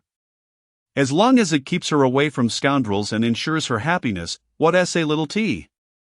Mu Xiaihua did not consider herself overly tea-like, even believing her actions to be commendable. The Fragrance of Top Grade by Luo Chun. The system began to tease again. Mu Xiaihua, incensed, contemplated striking back. "Continue to jest, and I shall not call you for dinner. I had planned to treat you to some delicacies. If you say such things, then perhaps I shall forego it." This tactic evidently worked on the system, which quickly fell silent. All right, I shall not speak further." Mu Xiaihua smiled in satisfaction. Everyone shared a quiet chuckle, surprised by the princess's amusing nature, finding her peculiar charm delightful. "Well then, let us savor the next revelation." Very well. Chapter 67, Betrayal. Indeed. Indeed, let us hasten to finish the remaining 2 revelations. Once completed, we shall indulge in a meal, for I am quite famished. Mu Xiaihua felt exasperated. How could this system be so gluttonous? The system, displeased, retorted, "What do you mean by gluttony? Have you mistaken me for someone else? I am not gluttonous at all. As a system, naturally, I yearn to savor the finest delicacies, for I find myself in a rather pitiable state. I am not a gourmet system, and I possess nothing. I can only rely on myself. After much anticipation, I finally have the opportunity to indulge in culinary delights, and thus I am eager to partake." Alright, Mu Xiaihua had no choice but to first calm herself. Let us begin with the second melon. Upon hearing this, the system promptly commenced its duties. Very well, the second melon is. He. Why don't you guess who it is? At this inquiry, Mu Xiahua's gaze swept over the individuals present. Each person felt the weight of her stare, akin to students awaiting their names to be called by a teacher, filled with trepidation and dread. As though it were a roll call in class. This time, however, it was not merely about answering a question, it was about confronting their grim futures. The moment Mu Xiahua's eyes lingered on someone, a shiver ran down their spine, fearful that her gaze would rest too long on any one individual. In this tense moment, Mu Xiahua's attention ultimately settled on one person for an extended duration. Long enough for everyone's eyes to fixate on him, causing him to grow increasingly flustered. Why was Her Highness gazing at him so intently? Did he possess some flaw unrecognizable to him? Mu Xiaihua shook her head, remaining silent, while she fervently critiqued within her system. Oh my, I remember this person. Isn't he the backstabber from the original text? Indeed, that's him. Did you know he has a close relationship with Duan Muyan? Upon hearing this, the man's expression shifted dramatically, his eyes widening in disbelief. The primary source of his incredulity was that he had concealed his identity so well. How could Mu Xiaihua have discerned it so swiftly? Realizing the reaction of those from the Lin family, he understood they must have overheard his thoughts. Panic surged within him. He had to escape. However, before he could make his getaway, he was swiftly apprehended by the guards of the Lin family. The commoner suddenly recalled he had other matters to attend to and attempted to excuse himself. He looked at Mu Xiaihua, his eyes brimming with alarm. In his perception, she was akin to a terrifying monster. Fully aware of all his schemes with Duan Muyan, "Wait, you cannot leave." Mu Xiaihua did not wish for the meloness owner to depart before she had even savored the fruit. "Your Highness, how can you insist on detaining someone?" The man attempted to protest, but was met with a noxious sock from Lin Qingxiang, nearly causing him to faint from the stench. He is so arrogant. Truly believing himself to be a future noble by blood. Indeed, he has betrayed the Lin family far too many times. Despite losing his parents, the Lin family took him in and provided for his education, hoping he would thrive and bring honor to the nation. Yet, in pursuit of Duan Muyan, he turned against those who had treated him with kindness, although the Lin family has been nothing but good to him. He covets their wealth and status, believing he deserves a share of their nobility. His ungratefulness led him to conspire with Duan Muyan. Mu Xiaihua listened intently, noting the man's increasingly ashen complexion, which bore palpable signs of panic. Is it truly this dreadful? Such is the consequence of ingratitude. Unable to contain herself, Mu Zihua began to vent her frustrations to the system. It was her first encounter with someone so utterly ungrateful. "What is his name?" she inquired. The system cheerfully responded, "He has a name altered by Duan Muyan and another bestowed by the Lin family. Can you guess which name he cherishes most?" Lin Lawood fixed a cold gaze upon the man. "Lin Anshu, do you comprehend the gravity of disrespecting the princess?" Lin Anshu, constrained by the Lin family, glanced at them and realized he was utterly powerless. He had believed his undercover mission within the Lin household was flawless until a princess unveiled his true identity. Kneeling, he began to sincerely apologize. "Your Highness, it was my folly not to recognize your stature. I implore your forgiveness. Your magnanimity is greatly appreciated. Please spare my life." Lin Anshu had intended to expose Mu Zihua's secrets, but upon observing the Lin family's stance, he recognized that such an act would lead to his demise. He was stripped of all dignity, only wishing to survive and redeem himself in the future.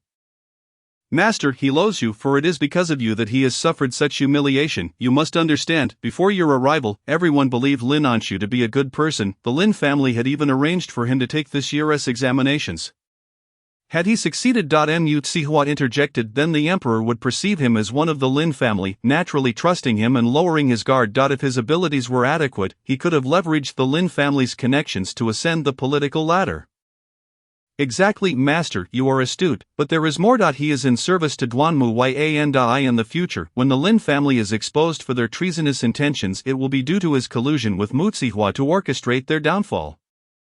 The Lin family remains blissfully unaware, consequently, they will come to realize they have nurtured an ungrateful wretch. The younger generation of the Lin family will strive to vindicate their name, yet Lin Anshu, possessing intimate knowledge of their ways, will go to great lengths to eliminate them. Ultimately, Lin Anshu will become Duan Muyan's most effective weapon, specifically designed to target the remnants of the Lin family." As Mu Zihua absorbed these intricate details, she regarded the man kneeling before her. He was indeed quite handsome, with a fair complexion and features that exuded a distinct aura of a scoundrel, proud and disdainful. With decisive resolve, Mu Zihua delivered a resounding slap across his face, the force of which echoed throughout the room. Lin Anshu cried out in pain, and the members of the Lin family felt a surge of elation upon witnessing the princess's intervention. "During my first appearance, you could not even muster a smile for me. Do you look down upon me, perhaps? Yet I've heard you have a particular fondness for Mu Zihua. At such a tender age, you engage in political maneuvering. Should you someday serve as a minister to my royal father, will you not be a liability to the Qin?" Chapter 68. "Mu Zihua, are you attempting to morally bind me? How amusing, for I possess no morals." Having uttered such harsh words, Lin Anshu could only glare at her exquisite visage, filled with resentment. "Your Highness, as a princess of the realm, how can you be so spoiled? By lineage, I am akin to your cousin. You must understand that the previous Princess Yixing never behaved with such arrogance." Lin Anshu foolishly attempted to impose a moral obligation upon Mu Zihua. Yet she remained unfazed. "Have I given you permission to speak?" She regarded him with a cold, disdainful gaze, as though he were an inconsequential insect. "I am the most favored princess of the current emperor, privileged to reside in the Jade Emperor's terrace, and it is entirely reasonable for me to act as regent. Your earlier comparison to Mu Zihua is entirely unfounded. To accuse me here is akin to rebuking the emperor for his affection towards me. Displaying a blatant disrespect for the royal family and defying the emperor's will." "Lin Qingshan, what punishment do you believe is warranted?" Mu Zihua was solely focused on resolving this matter swiftly to enjoy her final melon. She was eager to upgrade the Wan Chonggu once the necessary conditions were met, unwilling to waste any more time on someone so trivial. Lin Qingshan chuckled, dispelling the notion that the princess was tyrannical. Rather, she was exceedingly benevolent, recognizing their difficulties in dealing with this scoundrel. Mu Zihua had taken it upon herself to address the issue. "Was there another niece as considerate as she? Your Highness has imparted a valuable lesson. It seems we have raised a child with a spiteful heart against the Qin, yet we remained oblivious to it. We share in the blame." Lin Qingshan feigned humility, bowing his head and gesturing as if acknowledging his faults. Mu Zihua internally critiqued her uncle's cunningness. "My uncle is quite astute. He deftly aligns with my intent to deal with this matter." This Lin Anshu, feasting on the Lin family's generosity, ultimately betraying them. "They remain unaware of his treachery, yet I shall not allow it to go unchecked. If they accuse me of arrogance, I will gather evidence to present against them. Let us see what they have to say then." "Indeed, Master, you are remarkably clever. Fortunately, I am merely second best in the world." Mu Zihua feigned modesty with a smile, while Lin Qingshan chuckled to himself, for this niece of his was far superior to the previous false one. How could she possibly be deemed arrogant? Her actions were clearly rooted in deep affection for her family. Upon discovering the presence of an intruder in her home, immediate action was taken, demonstrating a remarkable decisiveness reminiscent of the venerable elder. It is no wonder that he holds her in such high regard. Even he finds himself developing a fondness for this dear niece. He perceives himself as astute, yet in truth, he is merely responding to her silent sentiments.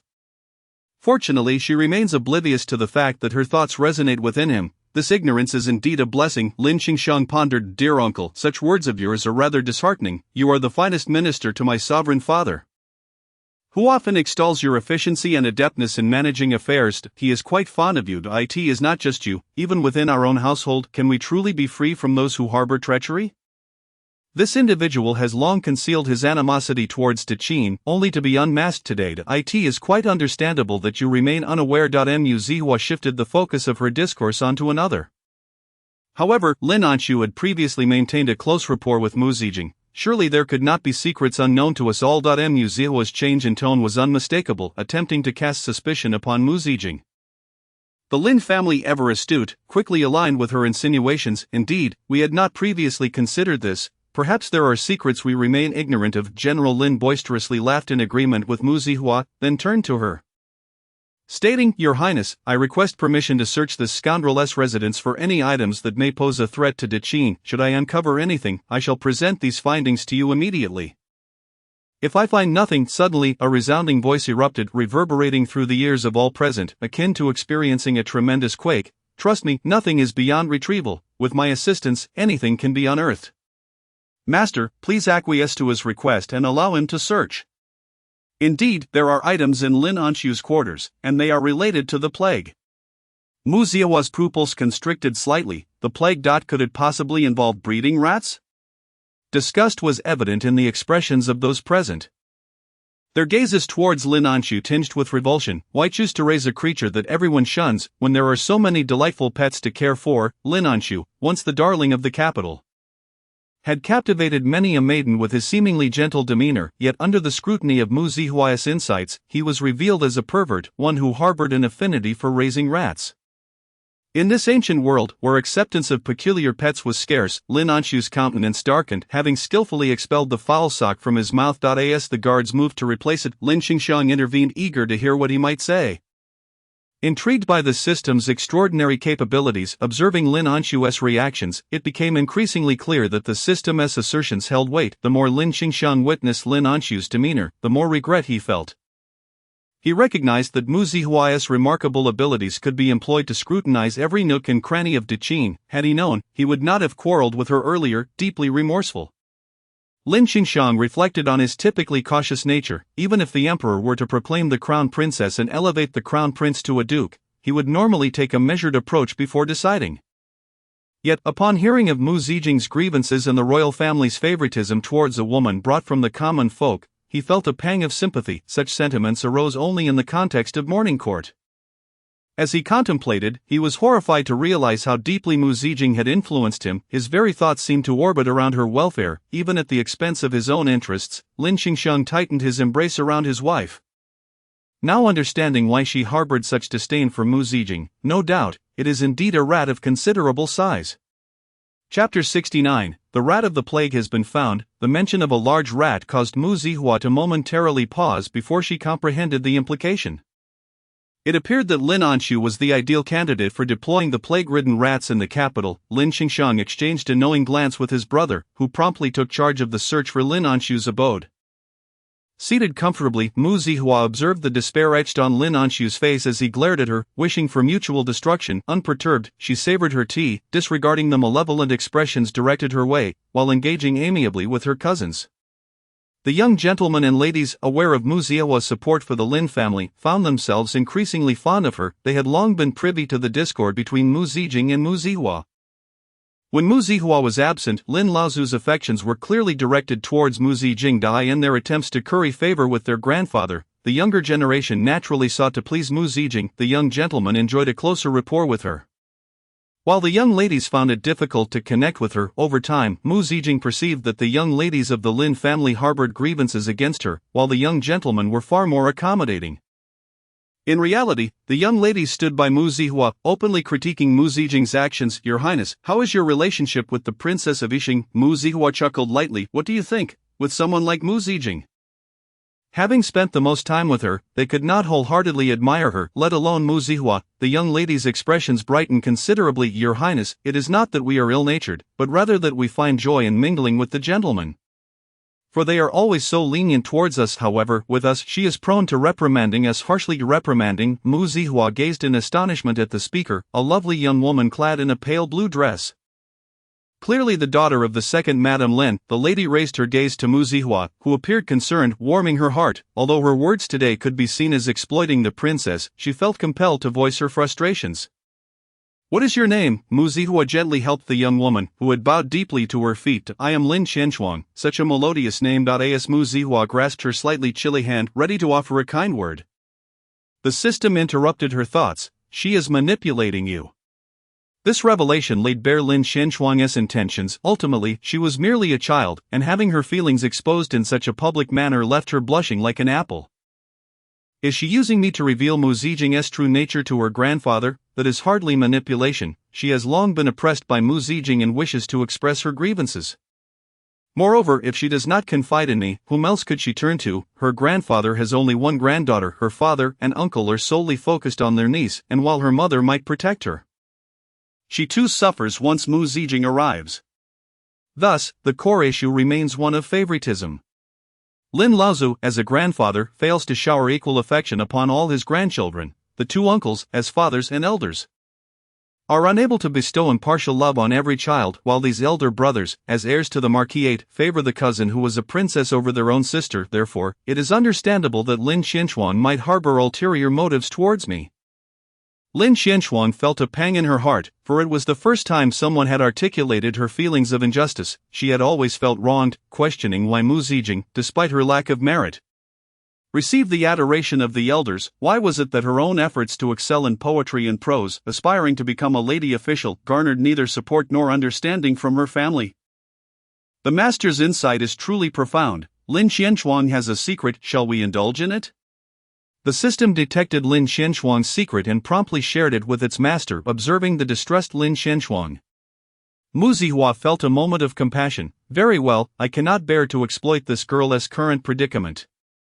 Lin Qianshuang stared in disbelief at Mu Zihua, her eyes wide with astonishment.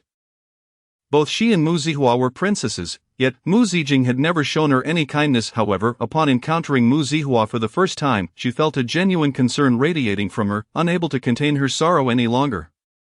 Lin Qianshuang grasped Mu Zihua's hand tightly, bursting into tears. Your Highness, you do not understand. Whenever Mu Zijing is displeased, she takes it out on me, always using her little whip to strike me lightly. She perceives it as a mere flick, yet I experience it as excruciating pain. At tea times, in a fit of anger, she may slap my face and then admonish me not to reveal this to anyone. Left with no recourse, I could only secretly hide at home or don a veil, while my family assumed I suffered from a facial allergy. In truth, I bore the mark of her slap. My face stained with a crimson imprint. Mu Kailing often speaks of her kindness towards me, yet everything in my courtyard was bestowed upon me by my mother. She has never given me anything. On one occasion, when my father gifted me a set of headwear, she snatched it away without a word of discussion. It was only later, upon visiting her in the palace, that I discovered she had hidden my headpiece beneath the vanity box. Never to be worn again. Lin Qianshuang, cradling Mu Zaihuan, wept bitterly. Her actions were deliberate. She sought to deprive me of all that was good, wishing for me to possess nothing. She often claims that I am her dearest friend. Yet her treatment of me is far from kind, and she shows no desire for me to leave her side. I am in such distress, uncertain of what to do. Princess Yuehua, I implore you, please assist me. Lin Qianshuang's tears flowed profusely, evoking deep sympathy from all who beheld her. Mu Zaihuan supported her while engaging in fervent lamentations about Mu Kailing's unseemly behavior. Look, did you see that? Mu Kailing is truly a wretched soul, a bane. She makes the Lin family members live in perpetual unhappiness. Isn't her tumultuous behavior bound to lead to ruin? As Mu Zaihuan vented her frustrations about Mu Kailing's disgraceful conduct, she also comforted Lin Qianshuang. Oh dear, let us not dwell on such matters. The Lin Qianshuang in your arms may well be the future female chancellor. Chapter 70, The Future Female Chancellor, Lin Qianshuang Lin Family? Who, the future female chancellor, Lin Qianxuan? Are you jesting? All the members of the Lin family turned their gaze towards the weeping Lin Qianxuan. Lin Qianxuan's mother, Lady Lin Er, stepped forward, gently embracing her daughter and apologizing to Mu Caihuan. Your Highness, I sincerely apologize. My daughter has lost her composure. Mu Caihuan, gazing at Lady Lin Er's delicate features, offered a warm smile. It is quite alright. Cousin Qianxuan's demeanor is commendable. I perceive no fault. Cousin Qianxuan, do cease your tears. You may very well become the esteemed female chancellor in the future. Mu Caihuan jestingly encouraged Lin Qianxuan, although Lin Qianxuan had already heard the voice of the system, yet, overwhelmed by her emotions, she was unable to ponder anything further. How could I? Mu Kailing often berates me, calling me foolish and unworthy, claiming I am not fit for high office. As Lin Qianxuan spoke, tears streamed down her face incessantly. Her father, General Lin, finally revealed a look of concern, while Lord Lin and Chancellor Lin sighed helplessly at their family's humble sentiments. Why do I feel that Mu Kailing is once again employing psychological manipulation against Lin Qianxuan? Listening to Lin Qianxuan's words, Mu Caihuan felt an inexplicable familiarity. Wasn't this akin to modern psychological manipulation? Many believe that such tactics apply solely to romantic relationships or between parents and children. But in truth, they can be utilized in any close relationship. As long as the bond is sufficiently intimate, there exists an opportunity for such tactics to be employed. Indeed, it is psychological manipulation. This is certainly a juicy piece of gossip. The system was always eager for juicy tidbits. What is BO? The Lin family expressed their confusion. The princess often spoke in terms they could not comprehend, making them feel as though they inhabited entirely different worlds from her. Pray, enlighten us. Mu Caihuan gently wiped the tears from Lin Qianxuan's face with a handkerchief. In the original story where you are the protagonist, Lin Qianxuan ultimately supports you as you gradually restore Deqin to its former glory. Legends of this female chancellor's grace have persisted through the ages, proclaiming that although she is not the biological daughter of Chancellor Lin, she embodies the very essence of the Lin family's legacy. They speak of her slender frame supporting the empress, gradually propping up a crumbling empire, extolling her as extraordinary, noble, and ethereal, using every conceivable praise to celebrate her, for she is worthy of it. She remained unmarried her entire life, leaving no progeny behind. Once, in hopes of preserving the Lin bloodline after her demise, she sought a young man for procreation. However, due to her burdensome duties to the state, the very child she had pinned all her hopes upon ultimately perished. She was denied even the opportunity to mourn, beset by an endless array of responsibilities, the plight of the people, the desolation of the land. By the time she reached her 30s, her relentless toil had taken its toll, leading to her untimely demise. In her final moments, the empress, in despair, personally bore her coffin. Discovering it surprisingly light, it was then revealed that the female chancellor had, for the sake of Deqin, become little more than skin and bones. The populace mourned her passing, weeping in sorrow along the streets for 10 miles. And for 1,000 years thereafter, her tomb was visited by countless worshippers. In the annals of Deqin's history, the female chancellor was deified, later revered by the world through offerings of incense. As for Mu Kailing, her origins remain shrouded in mystery. As you have said, she is a character from a book. Thus she is likely aware of this narrative and, in an effort to thwart Lin Qianxuan, the potential female chancellor, she employs psychological manipulation against her, behavior denial, mental control, and emotional bullying. The more Mu Caihuan listened, the more she discerned the crux of the issue. I believe you are correct. This gossip is undoubtedly genuine. Mu Caihuan regarded Lin Qianxuan, who was depicted in the original text as a potential ally. Lin Qianxuan's current timidity and self-doubt, instilled by Mu Kailing, were precisely what Mu Kailing desired to see. If Lin Qianxuan were not a figure of significance, Mu Kailing would have no need to act in such a manner. I surmise that Lin Qianxuan is precisely the individual Mu Kailing wishes to eliminate. Especially given that Lin Qianxuan is not only capable but also a strikingly beautiful young woman. This surely strikes at the very heart of Mu Kailing's vulnerabilities. After conferring with the system, Mu Caihuan affirmed Lin Qianxuan's unique significance. The Lin family was utterly bewildered. Lin Qianxuan is the future female chancellor. Chancellor Lin gazed at Lin Qianxuan in astonishment. This niece of his, astonishingly akin to himself in essence? As Lin Qianxuan absorbed Mu Caihuan's words, she gradually emerged from her sorrowful state, slowly realizing she was listening to an extraordinary tale. could she truly become the female chancellor, her aspirations had been to serve as a lady-in-waiting for Dechin. She had never imagined that one day she could ascend to the position of female chancellor, that was a rank above all but the emperor. How could a mere commoner, without any official title, dare to dream of such grandeur? Lin Qianxuang instinctively thought, I am unworthy, I will not succeed. Lady Lin Er embraced her daughter, firmly believing in Mu Saihuan's words. After all, the princess was the daughter of a deity. Her assertions must hold truth. Lady Lin Er was filled with excitement and pride, embracing her daughter tightly, her heart swelling with pride. Her daughter was truly remarkable, destined to support Dechin in its resurgence. Congratulations, Master Mu Saihuan, for discovering a talent, the last embodiment of Dechin's spirit. Lin Qianxuang, the female chancellor. Reward, upgrade of the 10,000 insect curse. Congratulations, your 10,000 insect curse has been upgraded to intermediate level. 5 specific pieces of gossip are still required for it to reach advanced level, at which point you will also be able to deal with the insects on Duan Muyan's side.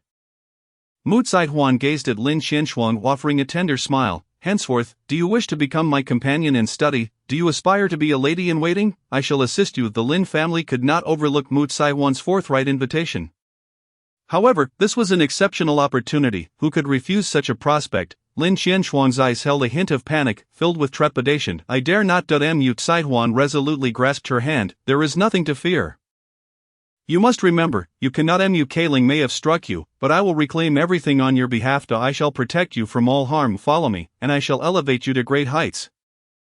How does that sound? Mu Saihuan's countenance, radiant as a flower, bore a smile infused with hope and warmth. Encouraged by her smile, Lin Qianxuang's last vestiges of hesitation melted away. Very well. Mu Saihuan held her hand. Sister Qianxuang, I am not like Mu Kailing. I will cherish you. Lin Qianxuang smiled, finally ceasing her tears. Mu Saihuan leaned closer, soothing her. There, sister, do not cry. Your beauty shines brighter when you smile. If you continue weeping, it shall break my heart. Lin Qianxuang's cheeks flushed at Mu Saihuan's playful teasing. Nearby, Lin Mingyue felt a pang of jealousy. Your Highness, you certainly have many sisters. Laughter erupted among the crowd. Chapter 71, Mu Kailing. Embracing strength. The assembly chuckled as they observed Mu Saihuan.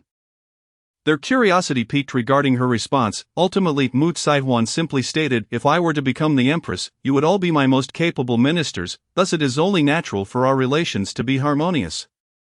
Mu Saihuan spoke with such conviction that her demeanor captivated all present, leaving them in awe of her poise. Lord Lin laughed heartily, exclaiming, indeed, our esteemed princess of Dechin possesses an extraordinary demeanor.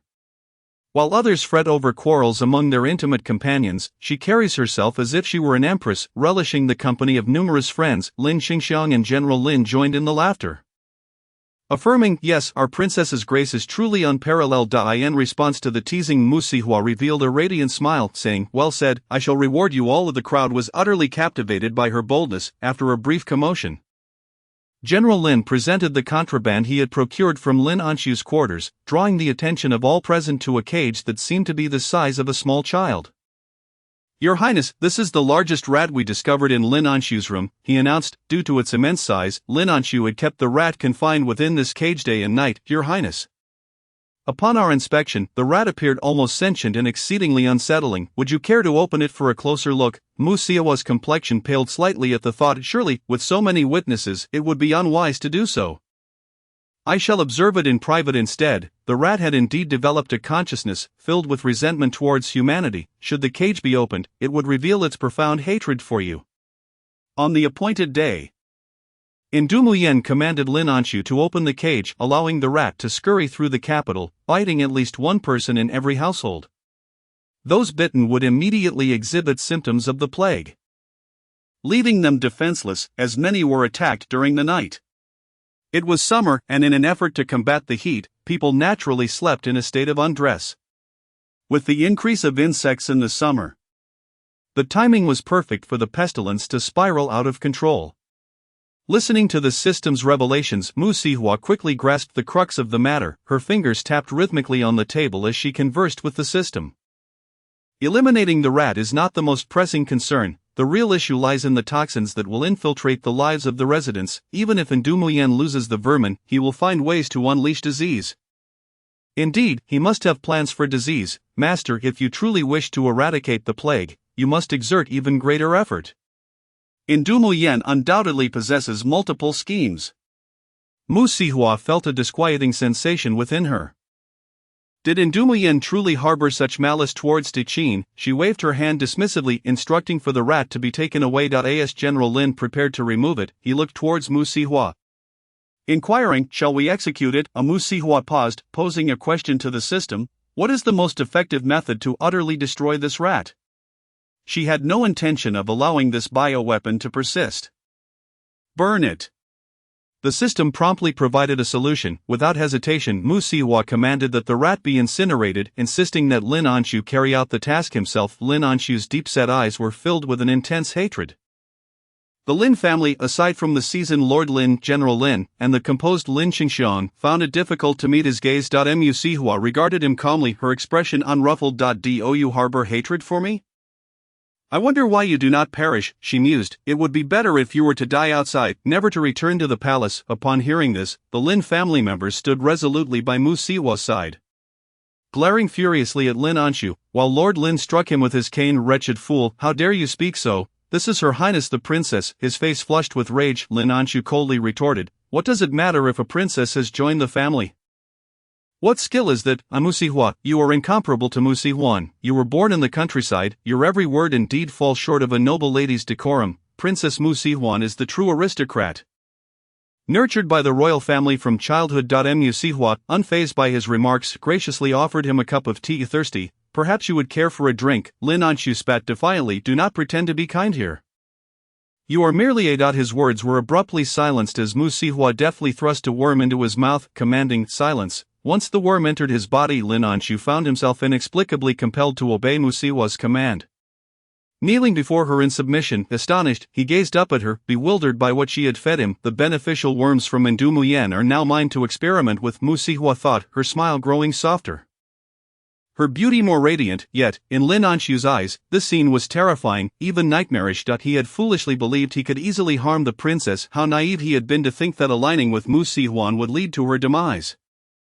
Lin Anshu lowered his head, rendered speechless. No more words. Lin Anshu, if you willingly submit to Ndumu Yan's control, then I shall have you act as his informant. You will relay every scheme you learn from him to us. A contribution to Tichin. That worm I fed you was rather difficult to manage. Do not think to seek assistance from Ndumu Yan to escape my grasp. If the worm detects your desire to break free, it will release its poison, resulting in your swift demise. You may not even have the chance to explain your situation to Ndumu Yen before succumbing to it. Think carefully, uncle. Take him to his quarters and confine him. No one is to approach him. Should anyone inquire, tell him he has offended the princess and is under house arrest. Also, this rat must be tossed into his room. Once Mu Sihua issued her commands, she suddenly seemed to recall something and gazed at Lin Anshu. I nearly overlooked a crucial detail. It is my fault. All your meals will be served in a single portion, and provide him with some kindling to facilitate the rat's incineration. Thus Mu Sihua looked down at Lin Anshu's pallid face and asked, are you truly able to harden your heart and kill it? Demon, Lin Anshu repeated in his mind, despite Mu Sihua's stunning beauty and enchanting smile. All he felt was a profound sense of horror and dread. Uncle, arrange for the cage to be opened so the rat and Lin Anshu can be locked together in the same room. Seal the door and windows, and have the guards prepared with protective gear. The more Mu Sihua spoke, the clearer Lin Anshu's fate became. No, I cannot die. For the sake of wealth and power, he could betray everything. How could he possibly share a room with a rat caught in a deadly struggle? Mu Sihua understood such individuals all too well. Ungrateful and selfish, such a person could not endure for long. The other Lin family members, too, were acutely aware of this fact. They exchanged knowing glances with Lin Anshu, and the guards, understanding the directive, moved to apprehend him as per Mu Sihua's instructions. Lord Lin silently praised the cleverness of Mu Sihua's strategy.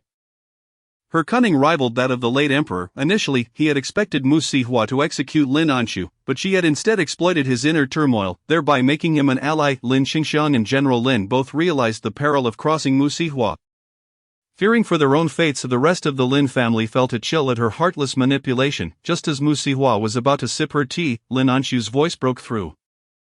I am willing to serve you. Spare me. Mu Sihua raised an eyebrow, feigning innocence. When did I ever ask for your assistance? Lin Anshu fell silent. I was merely threatening you. Help Tichin earnestly, or you shall meet your end. But I have not requested your aid. Understand this, Lin Anshu. A person like you is not worthy of being utilized. Mu Sihua poured her tea over Lin Anshu's head, watching as he gradually regained his senses. Burn the rat, and let us pretend as if nothing has occurred. How you proceed is entirely up to you. With that, the Lin family comprehended her intent and refrained from further discussion, allowing Lin Anshu to determine his course of action. Under Mu Xiao's control, Lin Anshu found himself stripped of all confidence. Your Highness, Lin Anshu declared, I pledge my undying loyalty. Each word seemed to echo in his mind, urging him to survive at all costs. Mu Xihua smiled contentedly, her eyes crescent-shaped, resembling a blooming flower bud in the spring, radiating an exquisite moment. Good dog, be my pet. It is far better than being a dog to Duanmu. Mu Xihua affectionately caressed his head, yet inadvertently tugged at his face lightly. The slight pressure added a hint of crimson to Lin Anshu's fair complexion. Now go and deal with the mice, and then, diligently serve Duanmu Yen. Inform me of any news as soon as it arises. Lin Anshu nodded, feeling utterly numb. Do not be like that. Remember, I am the regent princess. By following me, should Duanmu Yen ever fall, you will have endless good days ahead. Mu Xiao's alluring words whispered in Lin Anshu's ears like dazzling blossoms, producing a delightful melody. Compelled by an unseen force, Lin Anshu raised his gaze to meet Mu Xiao's. She looked at him with a cheerful smile. Master, he still possesses a healing novel secret. It was indeed a splendid twist of fate. Speak, in the future, Duanmu Yen will transform him into a medicinal puppet. Just imagine, such terrifying substances capable of lethal harm invading his body day and night. His form is but fodder for poison worms, venomous snakes, and wolves. He even lost his sight, rendered utterly crippled. Guess who is destined to heal him? Mu Xihua gazed at the man before her, who still retained a semblance of vitality, well nurtured by the Lin family. His physique balanced, particularly his exceptionally handsome face. It was evident that many girls admired Lin Anshu. Outside Duanmu Yen could be this ruthless. Mu Xihua did not expect Duanmu Yen to be so merciless, even towards Lin Anshu, who relied on his own strength. Duanmu Yen despises the Lin family. How could he forget someone raised by them? He believed he could survive, but in reality, Duanmu Yen has always sought to eliminate him. Mu Xihua was not surprised by Duanmu Yan's actions, yet learning of Lin Anshu's tragic fate brought her a slight sense of relief. Is it truly possible to heal in such a manner? Mu Xihua found it absurd that a man so utterly disabled, akin to a mere waste, could still attract a woman's affection. Women are not trash bins, accepting all sorts of refuse, are they? Of course. Despite his plight, he fortuitously found solace in a girl's compassion, who, out of sheer despair, frequently visited him, offering heartfelt comfort. In such a scenario, he gradually developed feelings of admiration. Ultimately, the girl provoked Duanmu Yan's wrath due to her affection for him, leading to her demise at his hands, which plunged him into despair, resulting in his own suicide. In the end, he was reborn, and his first step was to seek out this girl, eventually becoming her beloved. How pitiable she must be, misplacing her compassion. Had she known she was sympathizing with one who was less than a mere dog, I wonder what her thoughts would be. Mu Xihua ruthlessly critiqued. Yet when discussing this good girl, she remarked to the system, this girl is quite admirable, it would be splendid to rescue her from Duanmu Yen. The system replied, indeed, the worm cultivation manor under Duanmu Yen requires numerous pure-hearted girls. You could rescue several from there. These girls are specifically nurtured by Duanmu Yen. What a splendid idea. Mu Xihua said no more, observing Lin Anshu's expression growing increasingly grim. Upon hearing her revelation, Lin Anshu's first instinct was disbelief. But reflecting on Duanmu Yan's methods, he felt a strong likelihood that he would indeed end up like that. Duanmu Yan would not spare the Lin family, because the Empress bears the Lin surname. Because the Empress harmed him, thus, he would eradicate all those named Lin, including himself. Lin Anshu finally comprehended who he could rely on. Congratulations, Master Mu Xihua, you have successfully captured Duanmu Yan's most significant rat, Lin Anshu. Reward acquired. Chapter 73 Lin Manor. I am a professional at acting a fortune beyond measure. Mu Xihua's eyes sparkled. She had never anticipated such a generous reward from the system, astonished that it was simply monetary. System, why have you suddenly become so generous? Because the overarching system stated that providing you with too many valuable items is unwise. Henceforth, rewards will be directly converted into golden points. You can only obtain what you desire through your endeavors. Mu Xihua pouted. The overarching system is rather stingy. The system chuckled awkwardly. No worries, Master, I believe you can achieve your goals with just money. The system suddenly became fervent, encouraging Mu Xihua. Mu Xihua replied. Thank you, but I have confidence in myself. I believe I can succeed. Lin Anshu's willingness to submit saved Mu Xihua considerable trouble, allowing her to easily overlook him. After consuming 3 secrets, the myriad of worms successfully upgraded, and Mu Xihua promptly absorbed the solitary large insect from the late Lord Lin's chamber using the myriad of worms. Now it should be entirely clean. can we burn these remnants? Mu Zihua inquired of the system. The system confirmed. Yes.Mu Zihua immediately had everything eliminated. After a considerable time, she caught the delightful aroma of dishes wafting through the air, and thus she clung to Grandma Lin's arm, playfully exclaiming, "I'm so hungry. Aunt, I long to eat. The food at your house smells divine." The two matriarchs of the Lin family hastily smiled and responded to Mu Zihua, "The banquet has been arranged. We humbly invite Her Highness to grace us with her presence for the meal." The matriarchs regarded Mu Zihua with genuine affection, their admiration sincere and unfeigned. In less than a day's time, Mu Zihua felt that they genuinely liked her. The empress felt reassured, as she had worried that her daughter might not resonate well with the Lin family. Fearing they would not appreciate her and only show bias towards Mu Zihua Jing, now, both parties regarded each other favorably, allowing the empress to finally feel at ease. At the dining table, gazing at the exquisite dishes. The cold appetizers were delicate, while the hot dishes radiated warmth, enticing the senses and provoking an insatiable desire to feast. Mu Zihua smiled at everyone, saying, "I truly apologize, but I have a distant friend waiting at the entrance of Lin Manor. I shall go fetch him." Naturally, the Lin family members would not object, eagerly encouraging her. "Please, go ahead." Mu Zihua smiled, turning to find a small side room adjacent to the grand entrance of Lin Manor. She had previously dispatched the individuals within and instructed the system and her consciousness space to immediately manifest in human form before everyone. "Are you seriously going to bribe them with money? Aren't you afraid they will report you to the Lin family head?" The system was taken aback by Mu Zihua's approach. "Should it not be more covert? Why be so blatant? Rest assured these individuals are in dire need of money. If I slip them some, they will undoubtedly comply. Even if I were to transform into a living being, I am now considered a shipmate with the Lin family, they would not dare act against me." Mu Zihua was unconcerned, her sole desire being to allow the system to partake in a meal, experiencing human cuisine as a token of her appreciation. Upon receiving Mu Zihua's silver, the Lin family's servants promptly took the hint and vacated the area. Displaying no inclination to linger and create trouble for her, the system remarked, "Well, this works too." Mu Zihua replied, "Of course." After the departure of those individuals, Mu Zihua indicated an empty space, signaling the system to transform. Although the system felt it was somewhat inappropriate, the allure of food proved irresistible, prompting it to transform into a young boy. Upon witnessing the system's transformation, Mu Zihua was pleasantly surprised, never having anticipated that the system would become so handsome. Before her stood a boy with a complexion as fair as pearls, his face adorned with a healthy flush, exuding vitality. His features were strikingly beautiful, exquisitely refined to the point of evoking feelings of divine favor. Mu Zihua gazed at his visage, feeling a twinge of envy. How fortunate he was in selecting such a captivating form. Mu Zihua crossed her arms, observing him with a bemused expression. This is the finest appearance I've procured. I had always wished to experience life as a human, yet others have disallowed me. But you, my master, are the best." Mu Zihua raised an eyebrow. "Who are you referring to? What do you mean?" The system was at a loss for words in response to Mu Zihua's inquiry.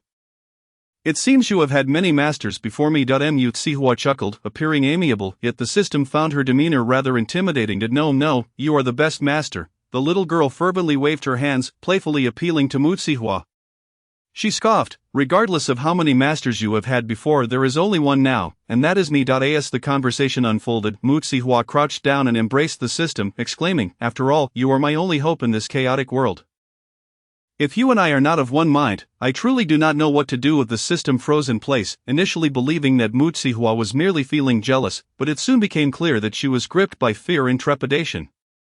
Observing Mu Zihua clinging to her, the system noticed that her once lovely features were now overshadowed by profound dread. In that moment, the system's voice softened considerably. "My master, we will surely survive." Mu Zihua nodded, wiped away her tears, and took the system's hand as they moved forward together. After a while, the Lin family finally awaited the arrival of their guests. Approaching them was the noble and elegant Mu Zihua, accompanied by a small girl. Each step they took exuding an indescribable grace, as if the child could perceive the world's intricate cause and effect. Having seen many individuals in his lifetime, old Marquis Lin immediately sensed that this little girl was no ordinary being. Her demeanor was strikingly cold and distant. "Mother, grandfather, grandmother, and my two uncles and aunts, this is a disciple of a metaphysical master I encountered during my upbringing in the mortal realm. She believes that my lineage is extraordinary, and thus we have formed a bond of brotherhood, with her assisting me on numerous occasions. These are my family members. You need not stand on ceremony." Mu Zihua gazed at the girl, who was the embodiment of the system. and offered a relaxed smile. The system promptly thought of a name for itself. Greetings, everyone, I am Xiaoguo. Old Marquis Lin smiled knowingly. Everyone was aware that this ethereal little girl was indeed the system. But they all understood the importance of playing along with this charade. During the meal, the system, Xiaoguo, delightedly indulged in the exquisite dishes laid out before her, sampling nearly every morsel. The Lin family watched with amusement. Feeling honored that the system took a liking to their culinary delights, throughout the meal, old Marquis Lin served Xiaoguo an abundance of delicacies, which she relished, her face smeared with thick sauces. Mu Zihua observed beside her, feeling as though she had let a glutton into their midst. Please do refrain, your appetite is quite insatiable. Mu Zihua noted that most of the dishes on the table had been devoured by Wu Du. Leaving her feeling a throbbing headache. As she watched old Marquis Lin gazing affectionately at Xiaoguo, instructing the kitchen to prepare more dishes, it became evident that Xiaoguo was still far from satisfied. Eating as if there were no end in sight, noticing that the others at the table had barely touched their meals, Mu Zihua felt a weight of guilt. Alas, I have only just managed to savor something delicious. It is only natural to be unable to control oneself, Xiaoguo replied, gnawing on a pig's trotter. But you have consumed all that there is for others to enjoy. Moreover, your grandfather sees how much you relish the food and has ordered the kitchen to expedite the next portion. Are you a glutton? Mu Zihua mused silently, continually urging the system to eat less, yet Xiaoguo persisted in her feast. The food of your kind is simply too delectable. It appears you were right. I am terribly sorry for being so indulgent. Finally, Xiaoguo recognized that the others had not had enough to eat and hastily set down her utensils, her face filled with remorse. Mu Zihua gently patted her head. Take your time, no one is competing with you. Following me, you shall always have an abundance of culinary delights. Grandfather, my Xiaoguo has endured much hardship over the years. As the child of metaphysics, when there is nothing to eat, she can only rely on breath and meditation. Thus when food appears, she cannot help but feast to her heart's content. This is entirely my fault for not clarifying things with everyone in advance. You must all be unsatisfied, and I sincerely apologize. Mu Zihua held Xiaoguo's hand and bowed to the gathered guests to express her contrition. Old Marquis Lin chuckled, speaking as a benevolent elder. No need for concern. A child's hearty appetite is a blessing, especially when this dear one is your savior, your highness. Old Marquis Lin looked at Xiaoguo with a tenderness that surpassed that directed at any of his grandsons. If you wish, you may take the chefs from my household with you. As for the matter of not being full, the kitchen had already prepared additional dishes beforehand, so there is no need for worry. Everyone. In fact, old Marquis Lin had already instructed the staff to prepare more dishes before Xiaoguo had even finished her meal, fearing that the food on the table would be insufficient to satisfy her. Mu Zihua noticed servants continuously bringing forth a variety of dishes while clearing away empty plates. She began to understand that her grandfather had been diligently caring for both herself and Xiaoguo. This realization filled her with a sense of warmth towards the Lin family. Initially, Mu Zihua's only thought was to prevent the loyal minister of Deqin from falling victim to Duan Muyan's machinations. Given Duan Muyan's twisted nature, attempting to curry favor with him, as her sister Mu Zihua had done, seemed utterly futile. However, if she possessed substantial leverage with the Lin family intact and Deqin free from plague, then even if Duan Muyan wished to act against her, he would have to weigh the consequences. This was the foundation of Mu Zihua's confidence. She was determined to defy fate and alter her inevitable demise. Her gaze grew resolute as she offered a sincere smile to old Marquis Lin. Thank you, grandfather, for your care. Old Marquis Lin, seeing Mu Zihua's perceptiveness, smiled even more broadly. You are my beloved granddaughter, how could I not take special care of you? Mu Zihua seized the opportunity to reveal her true intentions. Then, grandfather, I would like to ask you for a favor. Would you be willing? Mu Zihua's eyes locked onto old Marquis Lin's, who in turn gazed intently at her face. Though they merely exchanged a simple glance, old Marquis Lin comprehended Mu Zihua's heart. Whatever you wish to do, feel free to proceed. You are now a regent princess, and in essence, you are no different from your royal brothers. Old Marquis Lin's tone was gentle, as if a true elder was sincerely advising his younger kin. Thank you, grandfather. Mu Zihua bowed deeply once more, expressing her utmost respect. Old Marquis Lin waved his hand dismissively. If you require anything, do not hesitate to approach your two uncles. You are their niece, and it is far more convenient to seek assistance from family rather than outsiders. Hearing this, Lin Xingxiang and General Lin exchanged glances. Despite their confusion over why their father wanted them to support their niece, their deep sense of filial piety prevented them from opposing him. Alright, Huar, should you need anything, just come to us. We will certainly assist you as best we can. Mu Zihua nodded with a smile. After the meal, she entered the study of Lin Xingxiang, accompanied by General Lin and old Marquis Lin. With Xiao Guo in tow, the presence of Xiao Guo piqued the curiosity of the other Lin family members, who gathered at the door eager to eavesdrop and discover what secrets the system might unveil. Inside the study, Mu Zihua straightforwardly laid out her thoughts. The Lin residence cannot consist solely of Lin Xingxiang and General Lin. There must be other factions at play among the officials in the capital. Are there any who have connections with our neighbors? Old Marquis Lin's sharp gaze fixed upon Mu Zihua, while Lin Xingxiang found himself at a loss for words. And General Lin looked at her in disbelief. After a moment, old Marquis Lin spoke. Are you aiming to seize the throne? Mu Zihua shook her head. I have never harbored such ambitions, but Daqin is already in turmoil. I must wield power to rectify everything. Old Marquis Lin inquired further. Your elder brother, the Crown Prince, has been the heir apparent for many years. Is he not capable of handling matters? This question mirrored the thoughts of everyone present. It seemed unnecessary for a princess to involve herself in such affairs. If my brother were competent, I would not have returned to the palace only to discover the troubling situation. Grandfather, my two uncles. I do not wish to usurp the throne, but I must take action. If my uncles are unwilling to assist me, I shall not force them. I will rely on my own strength to set things right. After Mu Zihua spoke, Xiao Guo leaned in and whispered frantically in her ear. Is my master planning to become an empress? Not at all. Becoming an empress is not my priority. What matters is that I find a way to survive. Mu Zihua instinctively tightened her grip on Xiao Guo's hand, determined to evade a tragic fate, one that would mirror the original narrative, where she was loathed by all and left to suffer in agony. Xiao Guo looked up at Mu Zihua, understanding her fears. Do not worry, we will undoubtedly survive. Mu Zihua smiled, naturally believing in Xiao Guo's words. Yes, indeed. Upon hearing her unspoken thoughts, old Marquis Lin refrained from further comment. In the face of life and death, he empathized with Mu Zihua. In that case, you too should lend her your support, for she is indeed your niece. With a sigh, old Marquis Lin, as the head of the family, expressed his intent, and regardless of the myriad doubts swirling in their minds, Lin Xingxiang and General Lin acquiesced at that moment. Mu Zihua received the answers she sought with great joy, her eyes sparkling as she regarded old Marquis Lin. In that case, I shall provide you with a list of our faction within the Lin family. These officials are our allies. You may use them freely without fear. Originally, these arrangements had been made for the Crown Prince. Prime Minister Lin tentatively broached the subject, noticing that Mu Zihua did not appear particularly displeased, which elicited a sigh of relief from him. After all, they had all supported the Crown Prince for a considerable time. A sudden shift to support Mu Zihua would inevitably require some adjustment. The Crown Prince. Mu Zihua suddenly recalled the guard the Crown Prince had assigned to her, contemplating the matters of the court. A sense of dread began to swell within her. Prime Minister Lin's calligraphy was exquisite, flowing like water, and he had composed 3 sheets filled with names. As Mu Zihua took a glance, she had yet to examine them closely when she heard Xiao Guo's urgent thoughts. There's a problem. Master, some of those individuals have been poached by the factions of other princes, temporarily remaining within the Crown Prince's camp to prepare for internal collaboration. Moreover, some are triple agents. On the surface, they appear to be members of the Lin family, but in reality, they are loyal to the emperor. And more concretely, they serve Duan Muyan. Your maternal uncle's list contains many such individuals.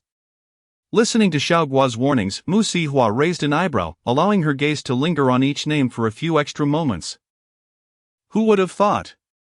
Duan Muyan's ability to win hearts is indeed formidable. Indeed, Duan Muyan has already gained the allegiance of the majority of officials. On your maternal uncle's list, over half are under Duan Muyan's influence. And do you know about this year's scholarly examination? The chief examiner and candidates are all arranged by Duan Muyan. I fear this year's top scholar will undoubtedly be one of his. Prime Minister Lin's complexion turned as pale as paper, for this signified that Duan Muyan had completely seized control of the court. Duan Muyan now possessed absolute authority in the court. At this juncture, aside from the emperor, everywhere was filled with his spies. Whatever he wished to accomplish would be effortlessly within his grasp. Duan Muyan. If what the system stated was true, Prime Minister Lin dared not contemplate it. However, Mu Zihua remained unperturbed. Duan Muyan is the fated male protagonist, favored by the heavens. It is only natural that he would achieve such standing. In that case, we shall investigate each one, rooting out the unworthy and replacing them with true talent. Mu Sihua's eyes sparkled with clarity, a flickering light within them akin to a flame in the dark, subtly glowing. It seemed as if a gust of wind could extinguish it at any moment. Yet only Mu Sihua understood that the flame's persistence resided solely within her. Now that I am here, Duan Muyan, Xiaoguo, let us embark on a grand undertaking. Xiaoguo's eyes widened in shock. Wait, he is the male protagonist, are you certain? Although Xiaoguo was merely a small system, Duan Muyan was a renowned villain across the realms. His misdeeds caused tremors throughout the entire domain. As a modest system, Xiaoguo genuinely feared to confront such a formidable antagonist. Isn't his fortune also at my expense? Mu Sihua smiled. Without Mu Sijing, I remain the female protagonist. He is the villain, and I shall ultimately bring about his demise. But it was because of Mu Sijing's interference that I became the scapegoat. Xiaoguo, are you afraid? Mu Sihua sensed Xiaoguo's trepidation. Her hesitance, I'm scared. He is the great villain, he is truly terrifying. Do you know how he ensures unwavering loyalty and prevents betrayal? He employs poison and curses to control others. And those who betray him meet with a horrific demise, suffering greatly before their end. Duan Muyan has experienced numerous life upheavals and understands all too well how to torment a person's psyche. He has a hobby of documenting methods of torture. That tome has grown voluminous over time. Anyone who reads those accounts would conclude that Duan Muyan is no mere mortal. Thus, master, opposing him leads to dire consequences. You must remain vigilant. Xiaoguo had anticipated that after stating this, Mu Sihua would relent. Instead, Mu Sihua's smile only grew brighter. Lin the Elder's eyes sparkled with admiration. It must be said, Mu Sihua's mindset was commendable. Back in the day, when he conspired with the royal ancestors facing formidable external foes, everyone urged the ancestors to cease their endeavors, yet the ancestors laughed heartily, proclaiming, since they are formidable adversaries, we must engage them in battle, only then will our efforts be justified, and they triumphed. Mu Sihua smiled gently. If he is strong, let him be like the gentle breeze upon the mountain ridge. Xiaoguo, if my presence changes nothing, then perhaps your mission may also falter. Do you truly believe Duan Muyan would spare me? I am the sworn enemy of Mu Sijing. She and Duan Muyan are bound to seek my ruin. Even if we avoid direct confrontation with Duan Muyan, I shall not receive any favor. Therefore, Xiaoguo, I prefer to take the initiative rather than remain passive. Mu Sihua's words left Xiaoguo in contemplative silence. Lowering her gaze towards Xiaoguo's round head, Mu Sihua understood the need for gentleness. Xiaoguo, it's all right. I comprehend your fear of this great villain. Rest assured, I will demonstrate that Duan Muyan is not as fearsome as he seems. Mu Sihua confidently promised within her heart, and Xiaoguo looked up, her face a mixture of confusion and curiosity. The uncertainty in her eyes prompted Mu Sihua to gently gaze down at her, reaching out to caress her head, conveying through her actions, "Don't be afraid, I am here, Xiaoguo." Though unaware of much, felt a deep trust in her master, believing she could survive. In that moment, Xiaoguo unconditionally adored her host. After securing the papers, Mu Sihua turned to her two uncles. Smiling, "Thank you, uncles. By the way, may I temporarily oversee Lin Mingyue, Lin Anshu, and Lin Qianshuang?" The two uncles were momentarily taken aback. Lin Mingyue and Lin Qianshuang were both her companions in studies. Once she returned to the palace, she would inform her father, who would likely grant her request. As for Lin Anshu, all guards would be replaced by her own. Can you agree to this, uncles? Mu Sihua beamed, and surprisingly, Prime Minister Lin and General Lin found themselves at a loss for words to refute her. Ultimately conceding, very well. Seeing that she had secured her family's approval, Mu Sihua was eager to return to the palace. The Empress, however, appeared reluctant. Why not stay with the Lin family for a few days? The Empress's face was filled with reluctance. As Mu Sihua, brimming with enthusiasm to resolve the issues regarding the Minister of Work's younger brother, witnessed this expression, guilt suddenly washed over her. Perhaps I should stay a few days longer. Mu Sihua's heart softened. Are you not going to address the Minister of Work's younger brother's affairs? Xiaoguo asked curiously. I will. The Lin family discreetly followed Mu Sihua at a distance. Eavesdropping upon learning that Mu Sihua would stay due to her softened heart, they found joy in the prospect of further gossip. Then why not return to the palace? Did you not observe how my mother cherishes her family?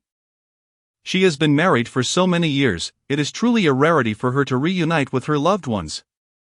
Thus if I linger a few more days, she can spend more time with her family. I believe she deserves this. Mu Sihua glanced at the Empress, who held onto the old lady Lin's hand tightly, her heart feeling somewhat heavy. Upon hearing these words, the Empress felt an inexplicable warmth in her heart. Her daughter was far superior to her foster child, possessing the sensitivity to consider her feelings. The foster child had never shown such thoughtfulness. The old lady Lin was equally touched, realizing her daughter had finally found a caring companion. Very well then. Xiaoguo nodded, showing little opposition. The Lin family prepared a lavish room for Mu Sihua, accompanied by several maids and matrons to attend to the princess. Upon entering, Mu Sihua immediately noticed that all the furnishings were of the highest quality. From the golden-threaded Nanmo screen to the exquisitely embroidered cushions. As she surveyed the room, she beheld a plethora of opulence. Even the servants assigned to her were fair of face and efficient in their tasks. Observing their work, Mu Sihua could easily surmise that they must have served as maids for at least 5 years. She mused, "It seems that my maternal grandfather's family treats me exceptionally well." The servants, though maintaining their composure, unconsciously inched closer to Mu Sihua, clearly delighted to hear her inner thoughts. Indeed, they were thrilled to discover that the legend was true. They could truly hear the princess's thoughts. As night descended, Mu Sihua lay on her bed, snug beneath the covers, gazing at the dim sky while engaging in casual conversation with her system, although the system had taken on a feminine form. After a meal, it informed Mu Sihua that transforming into a human was not a frequent occurrence. It required energy, which could be replenished through gossip. Consequently, the Lin residents prepared a small compartment for Xiaoguo, who promptly reverted to system form, retreating to Mu Sihua's consciousness space. As the night deepened, the maids lit incense, filling the room with a delicate fragrance. Mu Sihua inhaled gently, inquiring, "What scent is this?" "It smells delightful." A maid swiftly approached, smiling as she replied, "This is a fragrance the Empress adored during her maiden days, known as Shallow Spring." Mu Sihua nodded, complimenting, "Indeed, it is truly pleasant." The maid smiled in response. At that moment, Xiaoguo began its work. Guess what I found? This little maid has some secrets too. Come, let us gossip." Mu Sihua instinctively glanced at the maid, who appeared utterly bewildered. How could the princess's gossip system have turned its attention to her? Did she possess a story of which she was unaware? Mu Sihua observed her standing in place, lost in thought, as if in a daze.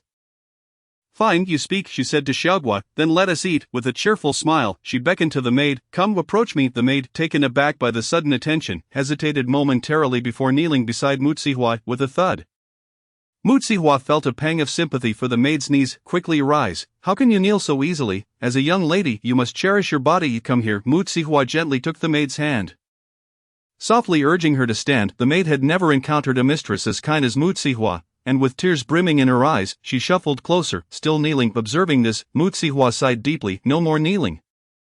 Prolonged kneeling is detrimental to your knees. Listen to me, rise." Mu Sihua's tenderness struck a chord in the maid, who had never known maternal love, and she slowly stood up, tears welling in her eyes. "Sit." Mu Sihua gestured to the edge of her bed. The maid grew more flustered. The strict rules of the Lin household forbade a servant from sitting on her mistress's bed. This was an immense disrespect. The matron and other maids in the room frowned. "Your Highness's grace is deeply felt by us all, but the Lin household has rules. Servants must not offend their masters." "What offense is this?" Mu Sihua frowned. "I do not mind. Why should you? Are the rules above my command? I am still a princess of Deqin, am I not? Is my word not sufficient?" Mu Sihua inquired calmly, yet the servants displayed hesitation and unease. "I understand your predicament. If anyone questions this, simply say it was my allowance. Should anyone punish you for this, they would be directly opposing me." "Enough, sit down." Mu Sihua's final command startled the maid, who trembled as she perched on the edge of the bed.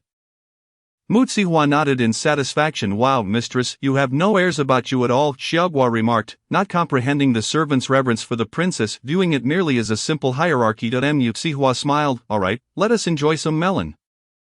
"Okay, this little maid is named Chinka. Her mother despised her greatly. Upon her birth, she was placed directly into icy water, intended to freeze her to death. What a vicious act." Chapter 75, The Hatred of Chinka's Mother. Listening to the system's revelations, Chinka's heart sank. She had always known her mother disdained her, having sold her to a broker when she was merely 6 or 7 years old. However, she had never fathomed that her mother would cast her into the water at birth.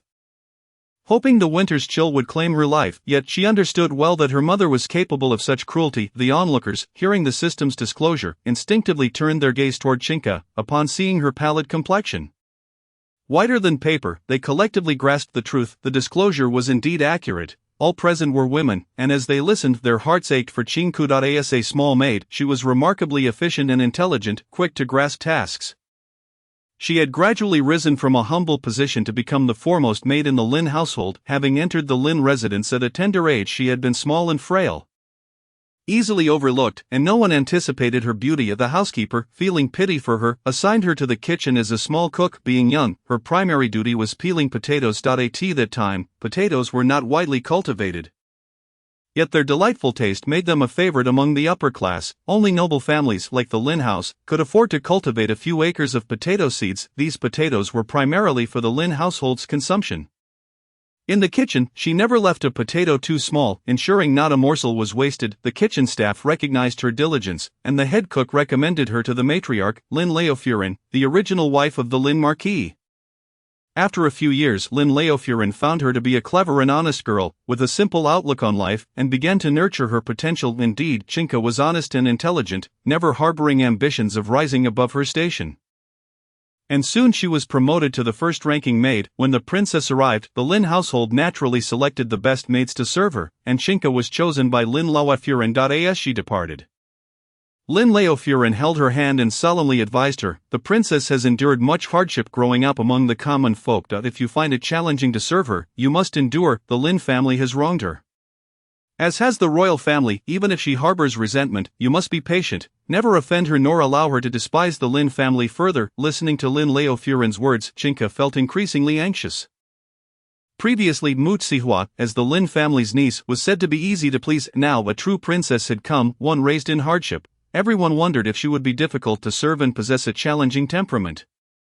It was not that they looked down upon those from rural backgrounds, but they had seen too many who, upon encountering true nobility, became insecure and sensitive, making them hard to please, often lacking respect and tolerance for the maids. Many wives of high officials exhibited such behavior, as did some mothers of successful scholars, unable to reconcile their sudden rise in status with their humble origins. Upon meeting genuine aristocrats, they would become timid. Yet they dared not confront their superiors, often venting their frustrations on the maids. These were the very kinds of guests the maids dreaded. Chinka's anxiety grew as she conversed with Lin Leofurin. However, she could not disregard the mistress's command, and with a heart full of trepidation she entered the princess's courtyard. To her surprise, the princess was amiable and did not resort to scolding or striking the servants. After inquiring about the incense she burned, the princess even smiled and invited her to sit by the bed to listen to the gossip. The princess was truly enchanting, her gentle smile unlike anything Chinka had witnessed in any other woman. Chinka had seen the first and second madams of the household, who smiled sweetly at their daughters, but she had never received such warmth from her own mother. Her childhood memories were filled with her mother's harshness. When she fell ill, her mother remained indifferent, merely uttering curses when she saw her suffering. She had never experienced maternal love, yet today, she felt the warmth emanating from the princess. The princess was stunningly beautiful. Akin to a celestial being, her features exquisitely delicate, while others claimed Princess Yixing was among the most beautiful in the capital. Chinka believed Princess Yuehua far surpassed her. Princess Yixing simply could not compare. And here was this ethereal beauty, smiling gently at her, holding her hand and speaking softly. Being so close, Chinka could even catch the faint scent of the princess's fragrance. The princess is truly magnificent, she thought. She is the most beautiful princess in the world. She had never encountered a being more divine than the princess. As she reveled in the princess's stunning visage, she suddenly heard a child's voice emanating from the princess, revealing that she had been unloved by her mother since birth, and that her mother had even contemplated drowning her. Chinka felt a wave of indignation. Memories long buried resurfaced, enveloping her in a sea of sorrow from which she could not escape. Why did her mother not love her? Was she not a part of her mother? Why did other mothers cherish their children, while her own had wished for her demise from the moment she was born? Chinka grew curious about what else the system would reveal. Chapter 76. The humiliation of Chinka's mother. Indeed, her mother is truly malevolent, the system continued, yet from her mother's perspective she faced great difficulties as well. Moreover, she is not her biological daughter, but rather a bastard born from her mother being forced by her father-in-law, Chinka's grandfather. What? Mutsihua was taken aback. Such scandalous affairs existed even in ancient times? She believed that modern infidelity was more rampant, only to discover that ancient times harbored even greater excesses. Under the constraints of the 3 cardinal guides and the 5 constant virtues, such outrageous events indeed transpired. Chinka nearly lost her footing, swaying a few times, but fortunately her colleagues were quick to support her. "Your Highness, she hasn't eaten much today, and she didn't have dinner either. Perhaps she needs to rest properly. Allow this servant to escort her back to the servants' quarters. No need, let her rest here," Mu Sihua insisted, wishing to see the protagonist through the entirety of the gossip. Noticing the princess's determination, Chinka spoke up. "Your Highness, it doesn't trouble me. I wish to serve you here," with Chinka expressing her desires so no one dared to object. Seeing her pale face, Mu Sihua genuinely thought she was unwell and hurriedly ordered a cup of tea for Chinka, offering her a seat as well. After expressing her gratitude, Chinka settled down, quietly watching Mu Sihua. Once Mu Sihua observed that Chinka seemed better, she resumed her gossip, completely oblivious to the circle of listeners outside the room. The people of the Lin family shared a tacit understanding. They felt that since they couldn't sleep anyway, they might as well listen to Mu Sihua's tales. Even the empress joined in. They stealthily approached Mu Sihua's courtyard and found a pavilion where they could hear her musings without being detected.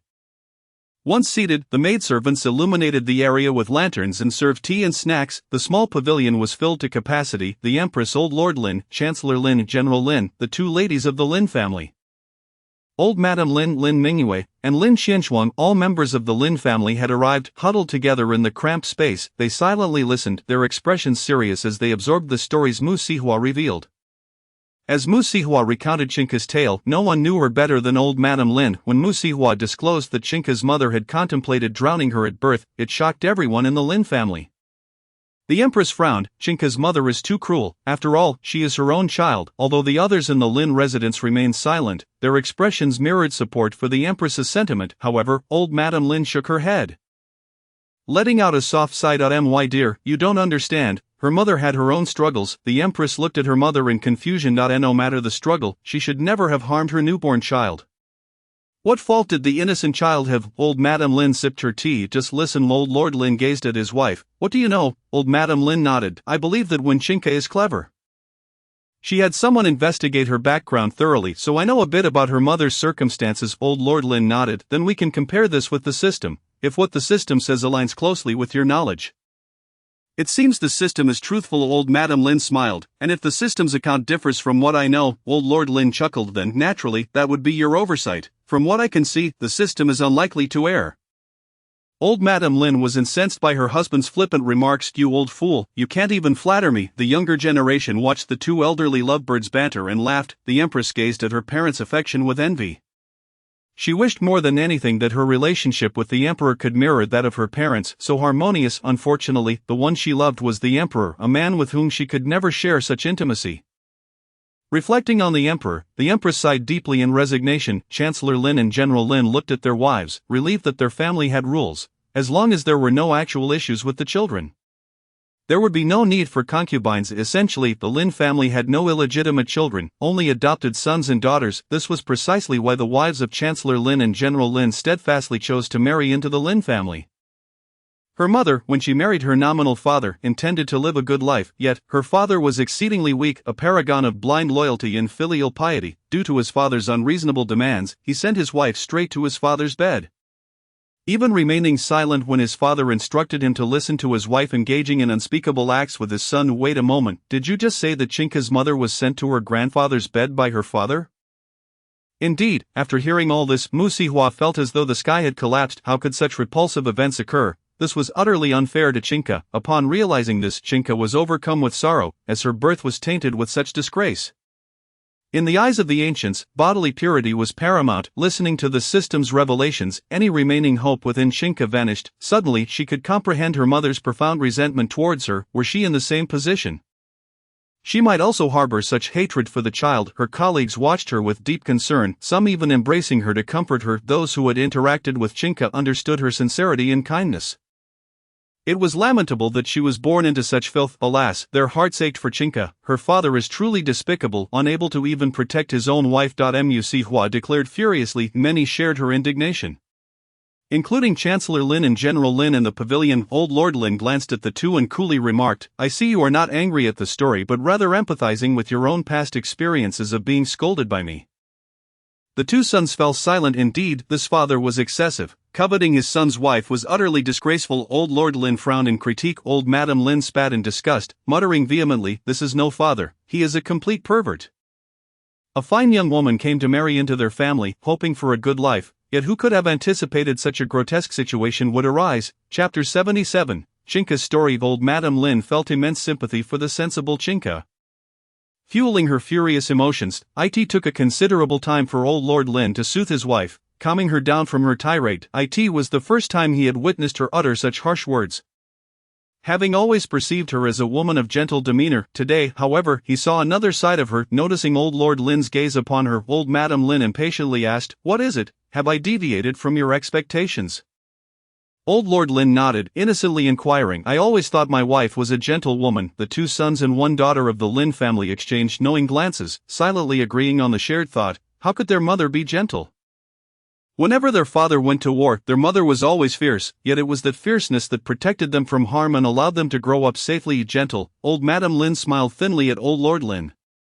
"I was indeed gentle before marrying you. After our union, you spent all your time with your so-called brothers going off to war, claiming it was all for my sake, and then what? You were gone for 10 years.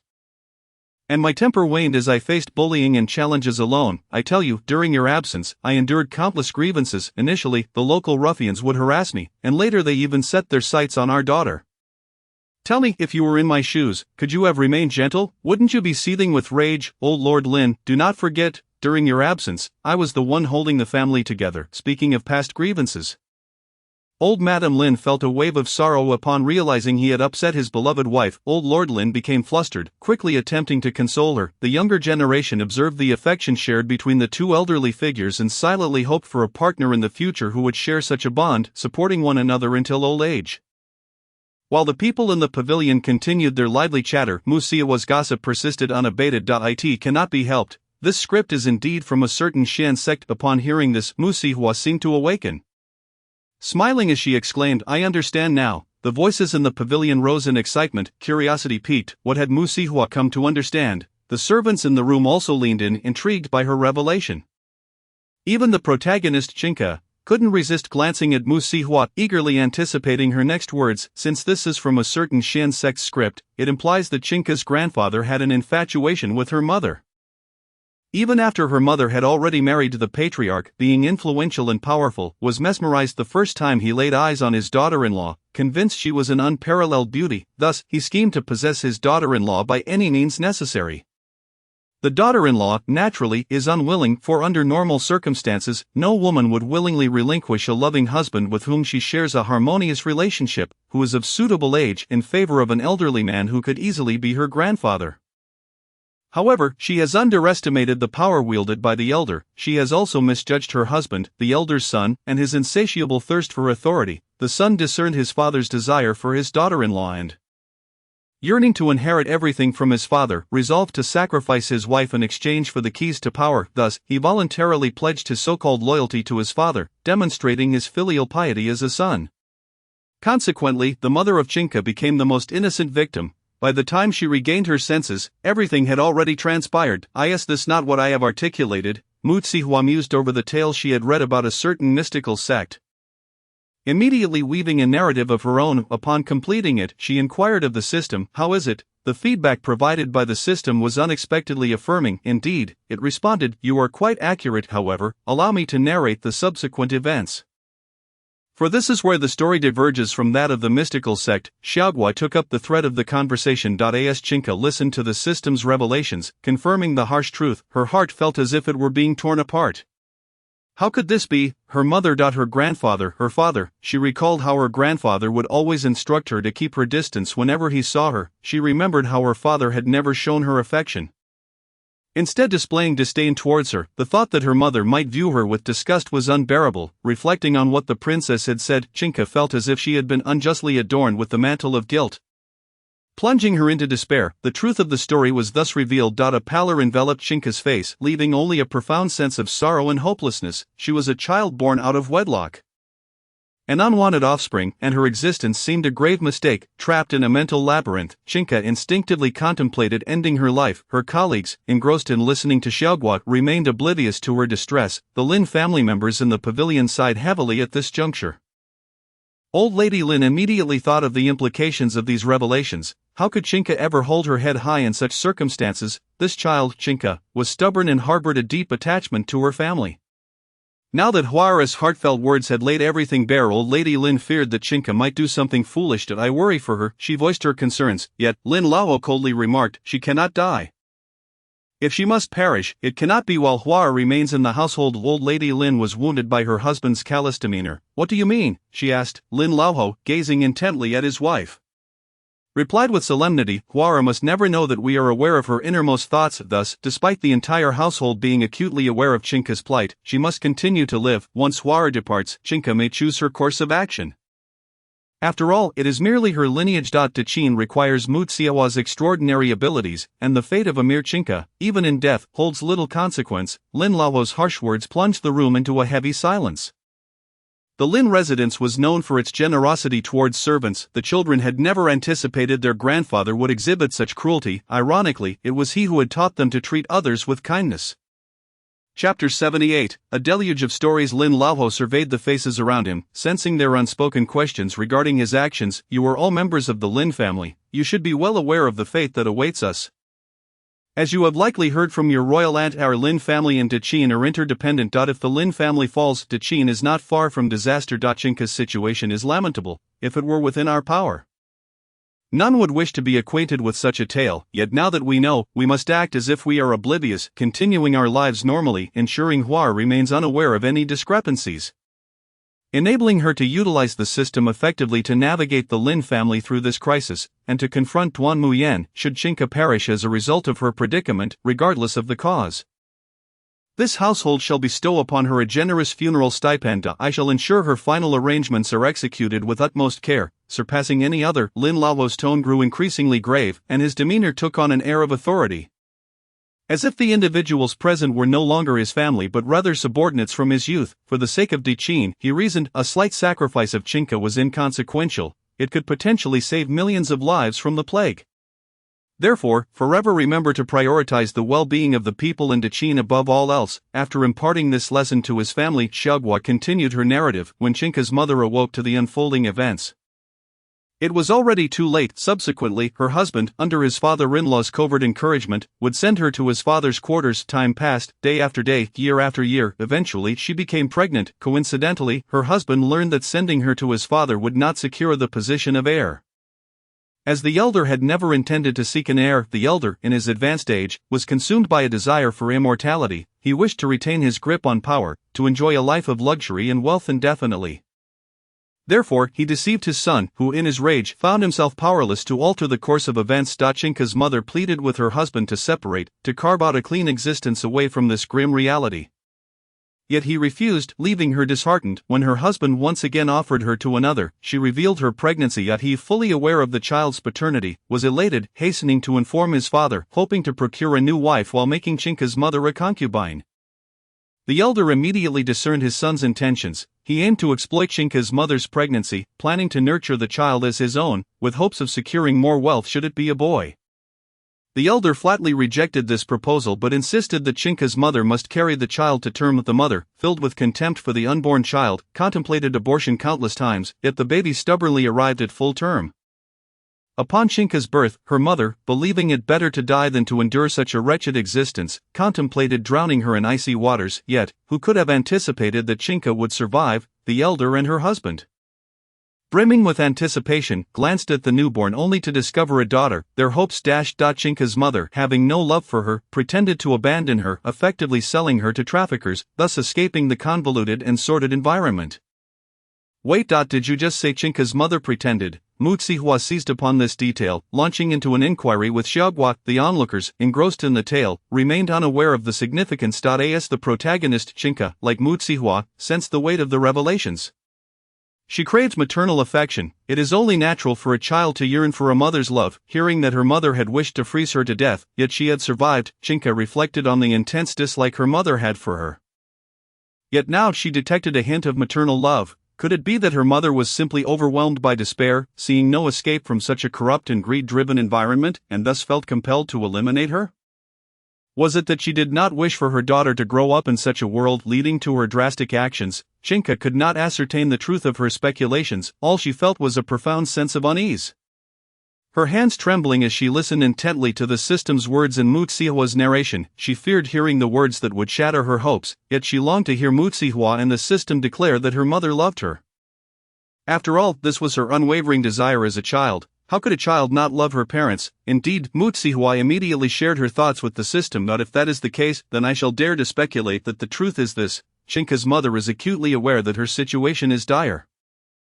For her father is a depraved individual, one might even say he is a demon devoid of any moral compass, masquerading in human form. As for Chinka's father, he is a man without responsibility, incapable of protecting his wife and child when faced with adversity, only knowing to offer his wife to his father in a futile attempt to evade disaster. Chinka's mother, trapped in such a desperate environment, has endured countless torments. Ultimately, she resolves that her daughter cannot survive in such a world. Therefore, the very moment she gave birth to Chinka, her first thought was to drown her. But could she truly do so without feeling a shred of sorrow? After nurturing her for 10 months, even if the child was not the one she had longed for, not born from a moment of love between parents, she was still her child. Chinka's mother did not lack love for Chinka.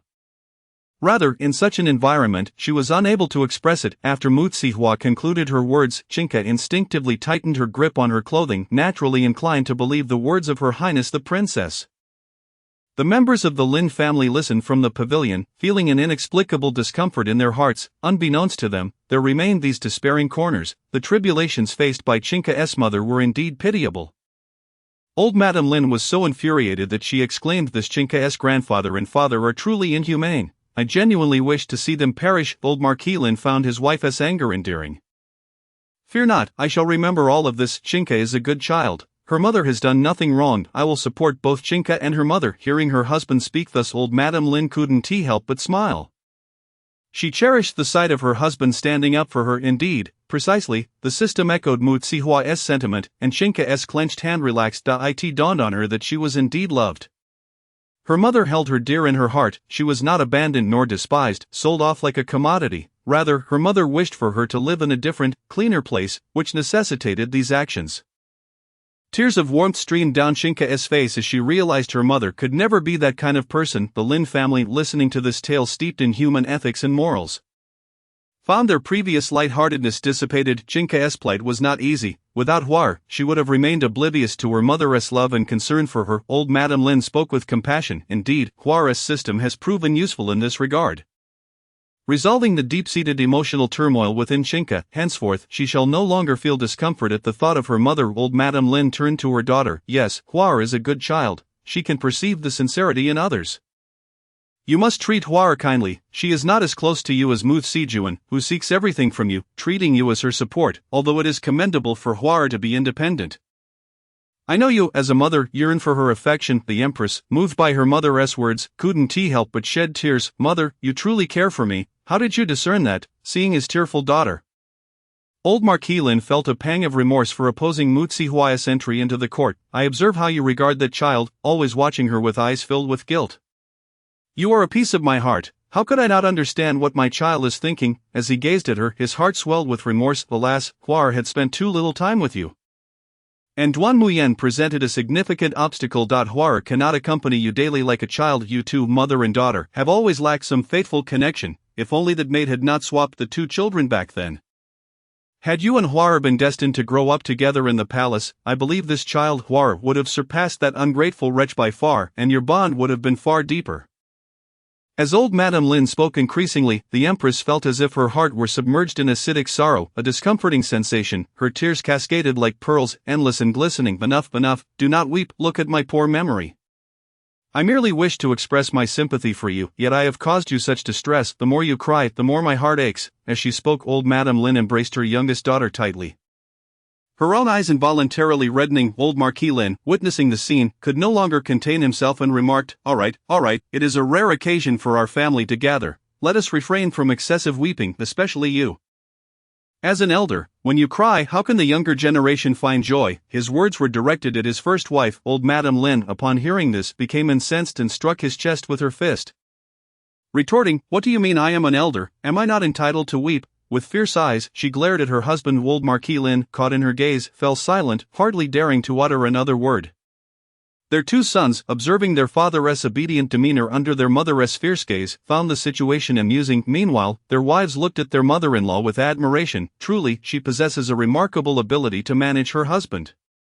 We must learn from her. The reputation of a fierce woman is inconsequential, as long as one's husband is devoted. The two sons remained oblivious to the fact that their wives had become staunch admirers of their mother.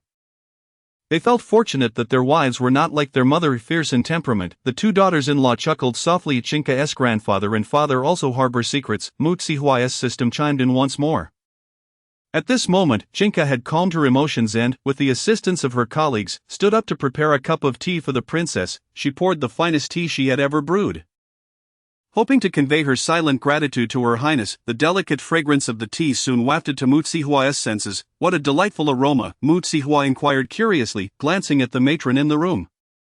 The matron smiled and explained, "Your Highness, Chinka possesses a remarkable talent for brewing tea. The fragrance of her tea can travel far, and the entire Lin household praises her skill." Chinka, enamored with the princess, had just brewed a pot of exquisite tea for her. "Do you not find it delightful?" The matron pushed Chinka forward to present herself to the princess, who held a teapot in her fair fingers.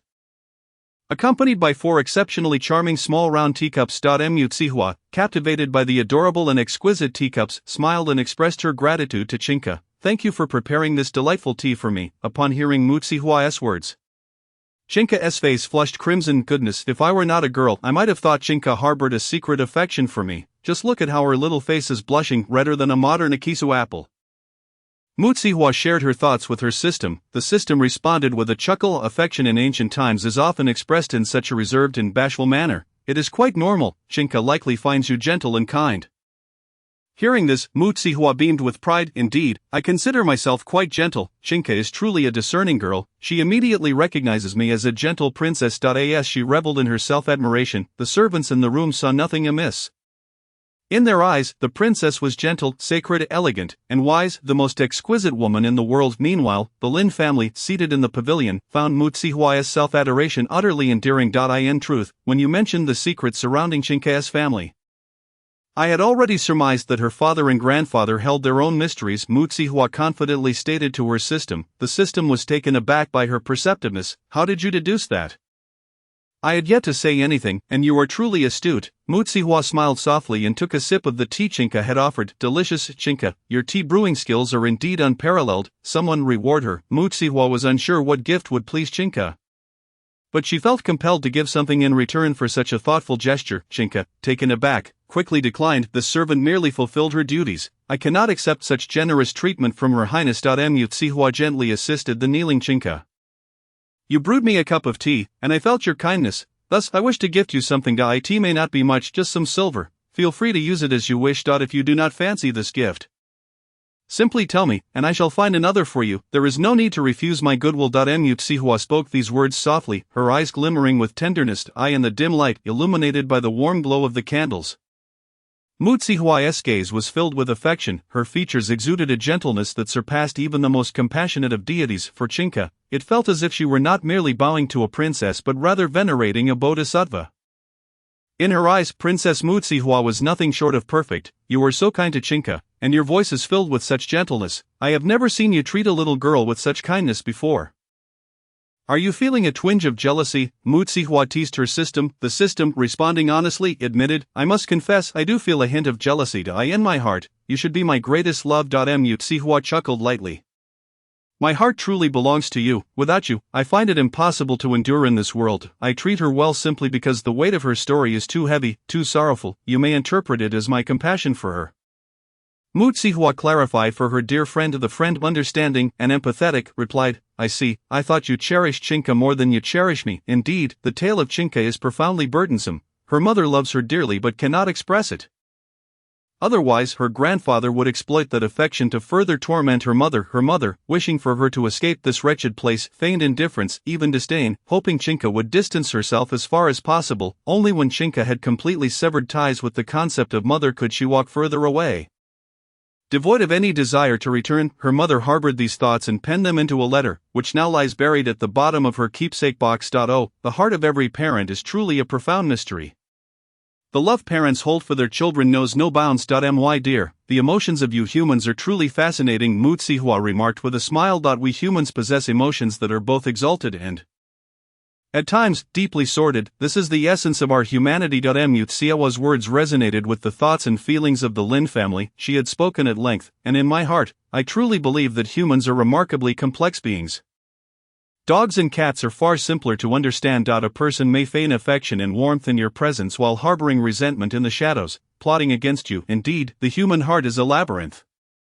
This child, despite her youth, possesses a profound understanding of the world's intricacies. Her years of wandering must have left her with many indelible memories. Lord Lin stroked his beard thoughtfully. Lady Lin, however, felt an even deeper pang of sympathy for her granddaughter, who had endured too much suffering in her life. Tomorrow morning, I must prepare diligently to ensure my granddaughter is well fed and cared for, she resolved. Lord Lin interjected, are you treating our niece as if she were a pig? Lady Lin retorted, have you forgotten, we have another dear friend, Xiaoguo. Xiaoguo is a cherished treasure. We must treat her with equal care. Very well, Lord Lin conceded. The Chancellor and General Lin exchanged knowing smiles. Since Mu Zihua's arrival, their parents had become more animated. The Empress, observing the scene, found it amusing, reminiscent of her own premarital days, where familial harmony reigned. Her parents exchanged playful banter, while she and her two brothers secretly chuckled together. The Empress glanced at her brothers, who shared a knowing look, and the three of them bowed their heads in laughter. Speaking of Chinka's grandfather and father, are you suggesting there is a significant scandal? Mu Zihua inquired playfully, as if inviting Xiaoguo to guess the nature of this scandal. Indeed, it is quite a scandal. How did you know it was a big one? Xiaoguo asked, intrigued. The others also expressed curiosity, and the Lin family began to speculate, scandal, big or small. But how do we distinguish between the two? Chancellor Lin queried, perplexed. General Lin shook his head, indicating he too was at a loss. Lord Lin furrowed his brow in contemplation, yet found himself equally bewildered. Lady Lin's eyes sparkled with inspiration as she boldly declared, I believe the distinction between a big scandal and a small one lies in the lives at stake. If many lives are involved, such as in cases of embezzlement or disaster relief fraud causing civilian casualties, then that constitutes a big scandal. Conversely, if it concerns trivial matters, like illicit affairs, then it is merely a small scandal. Inconsequential in the grand scheme of things. Her mother's reasoning carried some weight. As the Chancellor nodded thoughtfully in agreement, General Lin echoed his brother's sentiments, affirming, indeed. Lord Lin turned to his wife, asking, are you suggesting that Chinka's grandfather and father are embroiled in numerous homicides? Chapter 79, Chinka's grandfather is suspicious. Lord Lin's question left Lady Lin momentarily stumped. It seems plausible, though I am merely speculating. I cannot confirm its accuracy. Her voice diminished to a whisper. The Empress interjected, regardless of right or wrong, let us first hear what Xiaoguo has to say. The group agreed, settling into silence to listen attentively. Mu Zihua sipped her tea while sharing her thoughts with Xiaoguo. It's quite simple, really. I believe Chinka's mother, though a fragile woman, would expect her husband, a man of conscience, to protect her. The others nodded in agreement, finding this perspective sound. A man who cannot safeguard his own wife is hardly a man at all. He might as well become a monk. It is precisely this lack of moral integrity that leads them to act so atrociously towards Chinka's father, evoking greater sympathy for her mother. However, what if Chinka's father is an exceedingly cowardly man, incapable of protecting his wife? Xiaoguo countered. We cannot simplify matters based on general assumptions about Chinka's grandfather and father. The others nodded once more, acknowledging the complexity of the situation. Indeed, Chinka's father seemed quite feeble from what they had heard. It was understandable that such a man could fail to protect his wife. Feeble, that may hold some truth, yet I believe Chinka's father is not merely weak, he desires more, which is why he allows himself to be subservient, indifferent to his wife being coveted by his own father. Were their family destitute, living in a crumbling abode with just a few acres of farmland, struggling to manage everything themselves, even a coward would muster the courage to fight if his father sought to dishonor his wife. Yet, it appears he willingly surrendered his wife to his father to gain more for himself. Such a thing is intolerable for any man, yet Chinka's father seems to bear it without complaint. Setting aside the possibility that Chinka's father harbors some hidden secrets, one thing is certain, he is coveting his father's wealth. Mutsiawa's conjecture seemed a bit far-fetched but received validation from the system. Xiaoguo, who exclaimed, "Wow, you are truly astute, that is precisely the case." Qingke's grandfather is exceedingly wealthy, possessing countless servants. While his estate may not rival a palace in grandeur, it is well lit and immaculate, constructed with the finest materials. Every possession of superior quality. As for Qingke's father, he is merely one of many sons. He does not enjoy favoritism. Qingke's father has long sought his father's approval, desiring to inherit his estate, yet lacking talent and unable to assist his father. He has never garnered much respect, treated merely as a shadow of his father's son, receiving no more than the bare minimum. In truth, Qingke's father lives quite comfortably. He has 2 attendants and commands over 50 maids and servants. His lifestyle is even better than that of some officials' children in the capital. The more Mutsihua listened, the more unsettled she felt. That he is merely an unfavored son, yet he has over 100 people attending to him. How wealthy must Qingke's grandfather be? Is this wealth legitimate? Even officials cannot amass such riches. Could Qingke's grandfather be a merchant? Mutsihua voiced her concerns openly. The system shook its head, stating, "Qingke's family does not engage in governmental affairs. They are quite unique, a uniqueness I will explain shortly. The crux is that they are immensely wealthy enough to employ young strong laborers from nearly 10 villages, and beautiful young women are sent to Qingke's grandfather's residence at a young age." Mutsihua felt increasingly uneasy. Qingke's grandfather is quite the lecher, a local despot. The more she heard, the more intense her discomfort grew. After all this talk, you still haven't revealed the essence of the scandal surrounding Qingke's grandfather and father. Please just tell me what it is, Mutsihua urged impatiently. Oh dear, master, please be a bit more patient, Xiaoguo complained. However, Mutsihua had little patience left. Her mind was consumed with whether this scandal was as intertwined with her own life as she suspected. Stop with the rambling and get to the point. Mutsihua lightly tapped the table, her impatience evident as she spoke. Xiaoguo, not daring to delay, promptly addressed the main topic. Qingke's grandfather was merely an ordinary farmer in the countryside during his youth. Yet he bore a certain fierceness about him, and he had even learned some martial arts from a Taoist priest in his younger days. Occasionally, he would venture into the mountains to hunt and gather firewood. Leading a relatively prosperous life in the locality, the area was simply a common mountain village, relying on the mountains for sustenance. There were many households in the village, and everyone toiled in the fields during the day, only to endure the bitter cold and hunger in winter. Upon hearing this, Mutsihua subtly furrowed her brow. The servants in the room sensed that Her Highness seemed rather displeased at that moment. Only Qingke's grandfather could rely on his skills to gather firewood, ensuring that his household had a steady supply to keep warm, thus avoiding freezing to death. Life continued to pass by in this manner until one day, Qingke's grandfather did not return home for 3 consecutive days, prompting Qingke's grandmother to seek him out. When she found him, he was holding a gold ingot, which he handed to her. Upon her inquiry about its origin, he urged her not to ask further. With that single piece of gold, Qingke's grandfather began to renovate his ancestral home. Over the next decade, his residence expanded in size. The number of servants grew, and the meals at home became increasingly lavish, featuring an array of mountain delicacies and seafood, including abalone. At Qingke's grandfather's home, such feasts became a daily norm, hardly raising any eyebrows.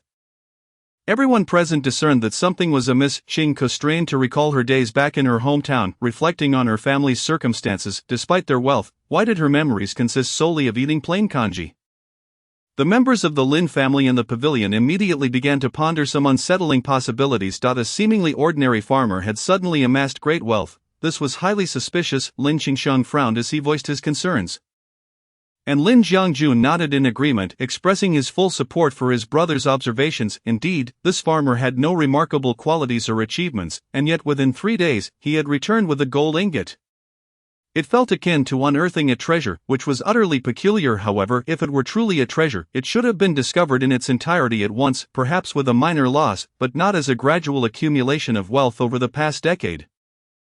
Lin Laohai analyzed the situation further. Indeed, father, you speak wisely. Lin Qingxiang looked at his father, bewildered. So, how exactly did Qingke's grandfather amass his fortune? Lin Laofuran pondered deeply, casting a glance at her daughter.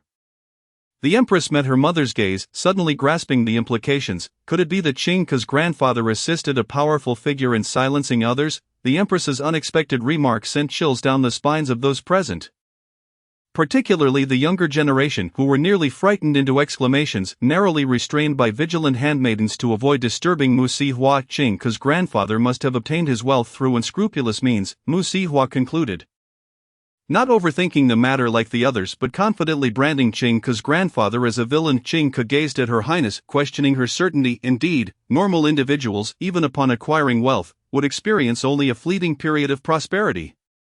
The sustained affluence over a decade implies his involvement with a powerful figure who operates in the shadows, engaging in activities unsuitable for public scrutiny. This powerful figure, under Qing Ke's grandfather's assistance, gradually amassed influence and authority, leading to increasingly generous rewards for Qing Ke's grandfather as well as more heinous deeds to cover up. In this way, under the protection of this formidable individual, Qing Ke's grandfather acquired more wealth, leading a life of increasing luxury, walking a path of moral decay. With wealth came power, and a common man, once endowed with authority, could become exceedingly terrifying. Furthermore, Qing Ke's grandfather had received little education. Being merely an ordinary farmer, once he attained power, it was lamentable that his limited intellect could not conceive of benevolent actions, nor could he comprehend the consequences of his malevolent deeds, harming both others and himself. The system, Xiaoguo erupted in a shriek. You guessed correctly, this is how the story unfolds. Years ago, when Qing Ke's grandfather ventured into the deep mountains to hunt, he initially aimed to catch a rabbit and return home. However, he unexpectedly encountered Duan Muyan and Mu Sijing. The occupants of the pavilion were taken aback. They had not anticipated that Qing Ke's grandfather had once met Mu Sijing. Even more astonishing was the revelation that 10 years prior, Mu Sijing had been involved with Duan Muyan, who was then a hostage from a rival nation, and that the two had even sneaked out of the palace together. The empress could not suppress her widening eyes, incredulously regarding Mu Sihua's chamber. How could the youthful Mu Sijing have been so bold as to accompany Duan Muyan, and who might Duan Muyan have had Qing Ke's grandfather assist in silencing?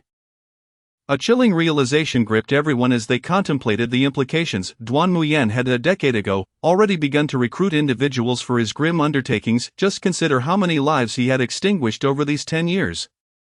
The atmosphere was suffused with a palpable sense of dread as the servants exchanged incredulous looks, unable to reconcile the gentle, kind-hearted Mu Sijing with her acquaintance with such a nefarious character as Qing Ke's grandfather. Duan Muyan had handed him a gold ingot at that time, requesting him to escort them out of the cave. Qing Ke's grandfather, enamored by the sight of money, readily agreed to lead the two individuals out of the wolf's den. After Mu Sijing was rescued, she pointed at the deceased maid and questioned Duan Muyan, "What shall become of this maid? She was sent by the empress to protect me, and now she has perished because of me. If the empress learns of this, she will surely be enraged and punish me with house arrest." At that moment, Mu Sijing was merely fearful of confinement, dreading the loss of future encounters with her beloved. Thus she was anxious and apprehensive, seeking Duan Muyan's guidance on how to handle the situation, yet she forgot that her beloved would only resort to the most brutal and violent means of resolution. Duan Muyan instructed Qing Ke's grandfather to dispose of the woman in the area occupied by the ferocious beasts, allowing them to devour her, although Qing Ke's grandfather felt that such actions were profoundly immoral.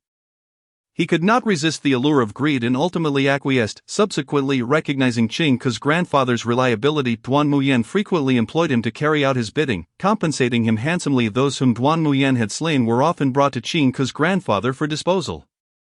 Over time, Qing Ke's grandfather amassed considerable wealth, leading an increasingly prosperous life. Earlier, Qing Ke's grandfather's misdeeds had caught the attention of local officials, who initially intended to apprehend and punish him, however, fearing for his life. Qing Ke's grandfather confided in Duan Muyan. To ensure Qing Ke's grandfather's loyalty, Duan Muyan promised to resolve the situation for him, demanding absolute allegiance in return. Desiring to live, Qing Ke's grandfather accepted the condition. Ingesting the poison Duan Muyan provided, reliant on the antidote he received each month for his survival, Duan Muyan devised a plan to eliminate the official and replace him with one of his own. Once the new official assumed office, he and Qing Ke's grandfather quickly became embroiled in corruption, indulging in debauchery while disregarding the welfare of the common people, ruthlessly exploiting them. This region served as Duan Muyan's stronghold for training private soldiers. With local officials and anyone wielding state power effectively being his minions, their ambitions extended far beyond mere local rule. They aspired to become true emperors, Xiaoguo having deduced the situation with remarkable accuracy. Side.as expected. Qing Ke's grandfather's wealth is inseparable from Duan Muyan's assistance. The support of such a malevolent figure only serves to create turmoil for our great Qing. He is indeed a formidable adversary. Could he have embedded his spies throughout our realm? The system, Xiaoguo reassured her. Not to that extent, but he certainly has many agents in various places. You could say that even your father is unaware of the local sentiments. He is the one most familiar with them. Moreover, he employs a cunning strategy, as the locals remain oblivious to the fact that these corrupt officials are his puppets, believing them to be representatives of the court. Hence they direct their grievances at the emperor. In essence, your father is the unfortunate scapegoat. Mu Si Hua retorted. If my father were to hear you say that, he would surely be infuriated. Not to worry, our shared thoughts will remain unheard. Mu Si Hua mused silently. The others, at a loss as to whether to sympathize with the emperor or not, felt a pang of pity for him. Realizing the weight of the blame he bore, the Lin family, in the pavilion, seethed with anger. Duan Muyan had truly gone too far, treating the Great Qin as his own domain, manipulating it to his heart's content. Lord Lin, increasingly aware of the necessity for a flawless collaboration with Mu Si Hua, understood that failure to do so would lead to a dire outcome akin to the unfolding narrative, wherein Duan Muyan would bring ruin upon the entirety of Qin. A reality they remained oblivious to. You too, he admonished, remember well, as long as it concerns Huar, you are to lend your utmost support. Do you hear me, even if you remain uninformed of the circumstances or the unfolding events? Your cooperation is paramount. The gravity of Lord Lin's demeanor made it abundantly clear to his sons that he was not jesting. The greatest virtues of Lin Qingxiang and Lin Jiangjun lay in their obedience and filial piety. Instantly recognizing their father's seriousness, they understood that non-compliance would likely result in his wrath. With this realization, they had little room for misunderstanding. They clasped their fists in salute and assured their father. Rest assured, father, we shall comply with your every command, whatever endeavors Huara pursues. As her uncles, it is our duty to assist her wholeheartedly. Lin Qingxiang and Lin Jiangjun earnestly pledged their support, prompting a satisfied nod from Lord Lin. Despite their youthful mischief, these boys had matured into reliable young men. It seems that Grandpa Chinka is also a minor force in the region. We must be the first to eradicate this influence. Mu Si Hua remarked with a smile, although to the servants, her expression bore a hint of mockery. I've just conceived an excellent idea that I believe we can implement, since Duan Muyan has infiltrated various corners of our Qin with his own power. I shall return and report to Father Emperor that I wish to tour every territory of our realm. I will declare this as one of the gifts I, as a princess, wish to present to Father Emperor for his birthday celebration. I shall personally depict a map of our Qin for him. As the thought of this promising news crossed her mind, Mu Si Hua's crescent-shaped eyes sparkled with delight. What a splendid idea! We can commence with Grandpa Chinka's household. Moreover, even if you expose the misdeeds committed by Grandpa Chinka and exact justice upon him, no one will trace it back to you, even if Duan Muyan were to discover your involvement. He would be powerless to act, as Chinka serves as the key witness, and your knowledge of his grandfather's misdeeds is derived from him. Your actions stem from compassion for Chinka, leading you to pursue justice. Rather than a vendetta against Duan Muyan, I find this to be a most compelling rationale. Xiaoguo was thoroughly astonished by her master's brilliant ingenuity. With a mischievous grin, Mu Si Hua declared, time is of the essence. Once my mother is willing to return to the palace, I shall bring this matter to the emperor's attention. I wish for my mother to have a heartfelt reunion with her own mother. I've heard that my mother hasn't been home in over a decade. Mu Si Hua inquired with a tone of curiosity. The empress, overhearing this, felt a pang of longing in her heart. Indeed, it had been far too long since she last visited her family. This opportunity to return home was solely thanks to her daughter Dai. In the past, when she was able to visit, it was during the emperor's infatuation with her, as he willingly accompanied her to her home. However, after the emperor took on numerous concubines, his affection for her diminished, and he no longer considered her yearning for home. In former times, the emperor would say, Zitong, let us return home together, I know you miss your parents.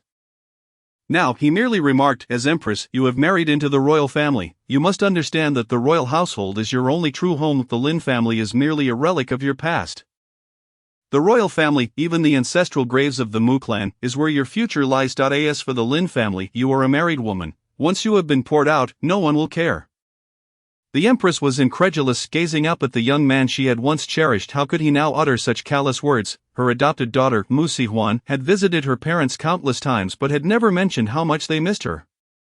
Despite enjoying the emperor's favor, Mu Si Huan had never considered how isolated her mother might feel in the palace. The empress pondered this, realizing how exceptional her daughter Mu Si Hua truly was, though they were not particularly close. She constantly thought of her mother. The old matriarch, filled with gratitude, grasped the empress's hand and said, indeed, interestingly, in the original narrative, your mother could not return home even at the end of her life. Had you not raised this matter with the emperor, it is likely she would have never reunited with her parents. Mu Hua expressed her regret. Alas, I once thought that since we were returning to the empress's family, it would be better for her to be present. However, upon arriving at the Lin family, witnessing their reluctance to part with the empress and her tearful eyes, I found it difficult to leave. The old matriarch could not hold back her tears. What a wonderful child! Mu Sihua is showing such concern for her mother, though it is indeed a pity that remaining in the Lin family limits our freedom. My mother is so beautiful that indulging her is hardly a burden, the empress replied, her words dripping with sarcasm yet tinged with satisfaction. Speaking of which, there are many tales from the palace. You know that palace intrigue is inescapable. Is there no intrigue beyond the palace? Are there no scandals among the officials? Chapter 80, The Empress. True heartbreak is not allowed commotion, of course. There are plenty. The court is rife with tales concerning civil and military officials. Mu Sihua chuckled. If I were to build a rapport with my aunts and persuade them to invite me to any gatherings hosted by noble women, wouldn't we be able to indulge in even more gossip? Absolutely, more people means more tales. Upon hearing her master's enthusiasm for gossip, Xiaoguo realized that her duties would be expedited. Xiaoguo beamed with joy. Alright then, let's retire for the night. Tomorrow, I will discuss with my aunts how we can integrate ourselves into their circles and partake in their gossip. At that moment, those gathered outside the pavilion exchanged knowing smiles. In truth, Your Highness, it was unnecessary for you to convey this to us personally. Since you harbor such intentions, we shall gladly facilitate your efforts. Lord Lin turned to his eldest daughter-in-law. Are there any upcoming gatherings that our Lin family is expected to attend? His eldest daughter-in-law promptly replied, recently, the daughter of the Duke of Song is about to become engaged, and we have received an invitation to the celebration. Upon hearing this, Lord Lin's spirits lifted. This is splendid news. I shall join in the festivities and bask in the joy of the young. His eldest daughter-in-law, ever perceptive and eloquent, quickly praised her father-in-law. Oh, if you attend, it would be a stroke of good fortune for the Duke of Song's daughter. Who isn't aware of the affectionate bond you and my mother-in-law share? Despite the occasional quarrels and disagreements, it is well known that you two are one of the most loving couples in the capital. Many young people aspire to have a marriage as harmonious as yours. The words of his daughter-in-law resonated deeply with Lord Lin, akin to a cat basking in compliments, as he puffed up with pride and looked at his wife with satisfaction. Did you hear that? Even the younger generation acknowledges how fortunate she is to have found a husband like me. Little did he know, even in his old age, he remained the ideal suitor in the eyes of many young women.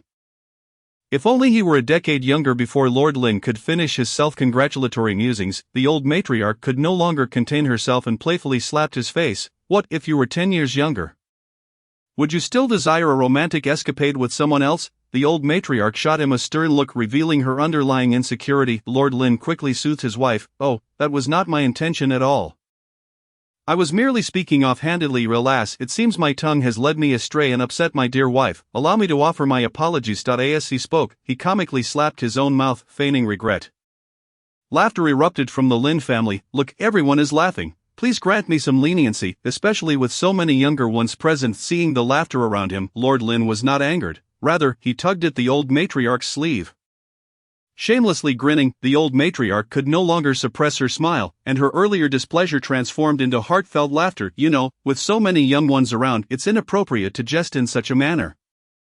Don't you fear leading our sons astray? People like you are only adored by outsiders. It's hard to believe there are so many families vying for a match with someone like me. The old matriarch's lips curled into a smile as she reminisced, in my youth, who didn't say I was beautiful and gracious? It was only when I encountered you, soft-hearted as I was, that I found life with you rather agreeable. Leading me to be swept away, Madame Lin's fair fingers poked insistently at her husband. In those days, you were truly pitiable, and I was excessively kind-hearted, unable to bear your misery, which led me to marry you. Little did I know you would turn out to be so shameless. Had I known, I would never have wed you. Upon hearing this, Lord Lin grew anxious and hurried to placate his wife.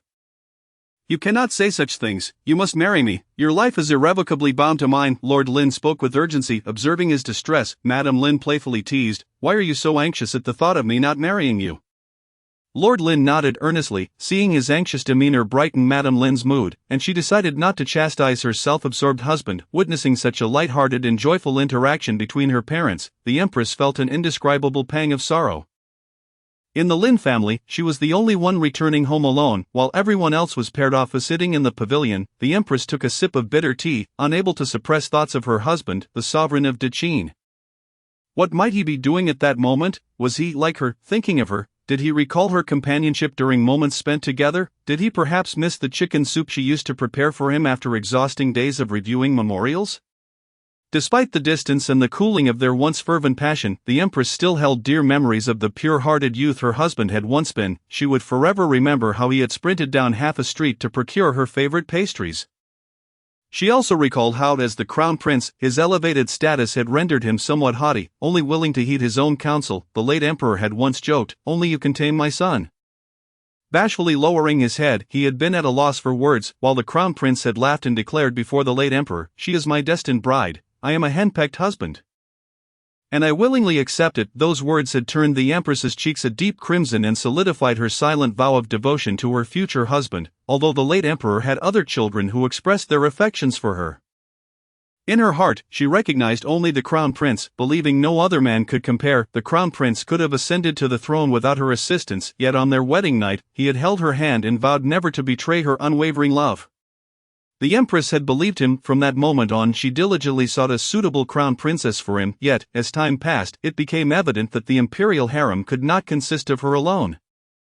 Even the Lin family, her natal home, occasionally sent women her way. Chapter 81, The Emperor visits the Lin residence. The empress transitioned from disbelief to numb acceptance. Initially, she had argued with the emperor, wishing he would forsake these beauties, hoping he would prioritize her above all else. Eventually, she transformed into a dignified and virtuous empress, much like those chronicled in history. With her focus solely on managing the harem, she ensured that everything was orderly, guiding her child to heed the emperor's words and become a filial and capable crown prince. She excelled in her duties, harboring no other desires beyond earning the emperor's affection and genuine respect. Aspiring for her son to one day become the emperor, reflecting on her love story with the emperor, she couldn't help but lament the fleeting nature of love, realizing that no matter how profound it began, it would inevitably wane amidst life's myriad details. Lost in thought, she let out a sigh. Just as she was wallowing in melancholy, a voice suddenly broke the silence, startling everyone. "What is my Zitong pondering? Why the sudden sigh? Are you thinking of me?" The empress froze, swiftly glancing back to see a figure adorned in bright yellow garments. Following the fabric's contours upward, she beheld the very emperor she longed for. Tears welled in her beautiful eyes. "What brings you here, your majesty?" The emperor, unmindful, approached her as everyone in the Lin residence knelt in reverence. "Long live the emperor. May you enjoy peace and prosperity." The emperor quickly reached the empress's side, gently touching her hand. "Why are your hands so cold? Did your attendants not bring you an extra cloak? What if you catch a chill?" Lord Lin and Madame Lin exchanged glances, their hearts swelling with pride as parents, desiring nothing more than to witness their daughter and son-in-law's affection. "Your Majesty, please forgive them." The attendant and palace maids promptly knelt, offering apologies. Do not blame them. I thought it was too warm this evening and did not bring an extra cloak. However, after sitting here, I feel even colder. Were it not for your sudden arrival, I might have already prepared to leave." The empress smiled sweetly. Speaking softly, the emperor wrapped his arms around her. "That will not do. You must always bring extra garments when you go out to shield yourself from the wind. You are delicate, especially after giving birth to our daughter." There were significant matters in the palace, and I was so occupied that I could not visit you. You had to manage state affairs while caring for our young child, which has left you susceptible to illness. The court physician advised you to take care of yourself. You cannot overexert yourself. Have you forgotten these words? The emperor's tender concern was a welcome sound to the empress, one she had not heard in quite a while. A warmth surged within her. Yet she remained acutely aware of the reason behind his sudden attentiveness, because she had given birth to a remarkable daughter. Mu Sihua possessed qualities that could turn the tide for Qin. And this heroic daughter was her child. The emperor's newfound kindness was a means to win over their daughter. The empress felt a wave of fatigue wash over her. The emperor, though an excellent sovereign, had deftly maintained a balance of power, never allowing any faction to dominate the other, whether in the harem or the court. Although the Lin family had rendered great service to the imperial family, they were not a monolithic force in the court. Over the years, the emperor had nurtured many young generals and scholars who had developed their own factions under his patronage. The palace and its surroundings were filled with carefully balanced powers, ensuring no one could overshadow the imperial authority. Now that her daughter held significant influence, the emperor was drawing near. The empress felt gratitude for her daughter but also perceived the emperor's coldness. Were it not for her daughter's extraordinary abilities, he would likely have gradually shifted his affections to his favored daughter, Mu Sijing, neglecting his biological daughter, Mu Sihua. The empress believed in what Mu Sihua had mentioned about the original story. In her heart, the emperor was indeed a cold-hearted individual. "Thank you for your concern, your majesty. After all these years, my health has improved significantly since those early days. If I were still as weak, how could I manage the harem on your behalf?" The empress smiled flawlessly, her expression radiating the care and gentleness of a devoted wife. The emperor was clearly taken with her demeanor. "Please rise. Esteemed in-laws, there are many matters in the palace and state affairs. I hope my visit does not intrude upon you." Lord Lin and Madame Lin would never dare to claim they were disturbed. Lord Lin quickly responded with a smile. "Your Majesty, you honor our Lin residence with your presence. It is a privilege that brings us immense joy." Lord Lin, the Chancellor, also chimed in, attempting to cheer his superior. "What gossip have you heard today? Share it with me, that I too may indulge in some amusement." The people of the Lin residence exchanged glances. Ultimately, it was the eloquent Chancellor who recounted the day's events. Excellent, excellent. In truth, the emperor had long planted his own informants within the Lin residence. After hearing the news of Mu Sihua's revelations, they promptly dispatched letters via carrier pigeons to the emperor. Upon reading these letters, the emperor felt an intensified wariness towards Duan Muyan and resolved to gradually dismantle all of Duan Muyan's power, step by step, when he noticed the Lin residence was brimming with capable talents. He felt a surge of delight. The letters indicated that the people of Lin residence were all loyal to Dechin, ultimately perishing at the hands of Duan Muyan's cruel machinations. The emperor inexplicably felt that his actions were not entirely justifiable. Chapter 82, The Emperor. In a state of panic, for the first time, the emperor began to reflect upon himself as he gazed at these letters. Had he been overly paranoid? Although the Lin family had made significant contributions and held considerable influence in the court of Dechin, his suspicions towards them had led him to employ various methods to undermine their power. However, if they truly harbored loyalty towards him, wouldn't his actions alienate these meritorious subjects? The emperor commenced a period of introspection. As the night wore on, he instinctively yearned to see the empress, only to recollect that she had returned to her familial home at the Lin residence. Ultimately, he could no longer contain his restlessness.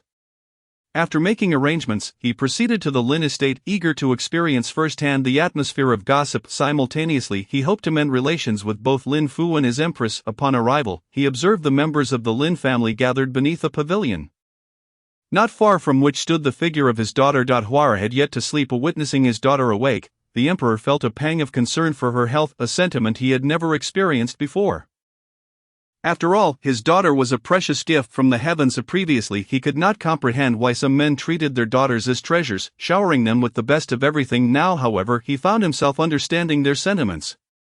As he had become a doting father, longing to spend every moment with his daughter and share in her joys, he was particularly anxious about her well-being, especially in light of the threat posed by Duan Muyan against Dechin. At this moment, his daughter stood as the sole barrier against Duan Muyan's ambitions, a fact the emperor was acutely aware of. Thus, his worry for her was justified. After hearing the reports from Lin Changxiang, the emperor felt reassured that the issues at hand were manageable. Though they had not located the younger brother of the Minister of Works, they had indeed uncovered the grainstock beneath the minister's study. While it was impossible to recover all the embezzled silver from Su Caizhe, they had gathered ample evidence of his corruption. Each of these matters subtly affirmed his daughter's extraordinary abilities. The emperor's trust in her deepened. As for the sedan chair sent by Mu Sijing, it was a trivial matter. The emperor had managed to place a condemned criminal within the chair without Mu Sijing's notice, assigning personnel to observe and record the outcome. Less than a night had passed when news reached the emperor. The condemned man had been completely covered in poisonous insects and had perished swiftly. Upon learning this, the emperor felt a profound sense of survival. Recalling the terrifying Duan Muyan residing in the cold palace, he sensed a taint within the palace itself. Wary even of drinking water, the increasing number of calamities reported by Mu Sihua only solidified his fears. Suggesting that the future she foretold was likely true, the emperor was alarmed. He did not wish to meet a grim fate, nor did he desire to be labeled a fallen monarch. Thus, he felt an overwhelming urge to remain close to his daughter.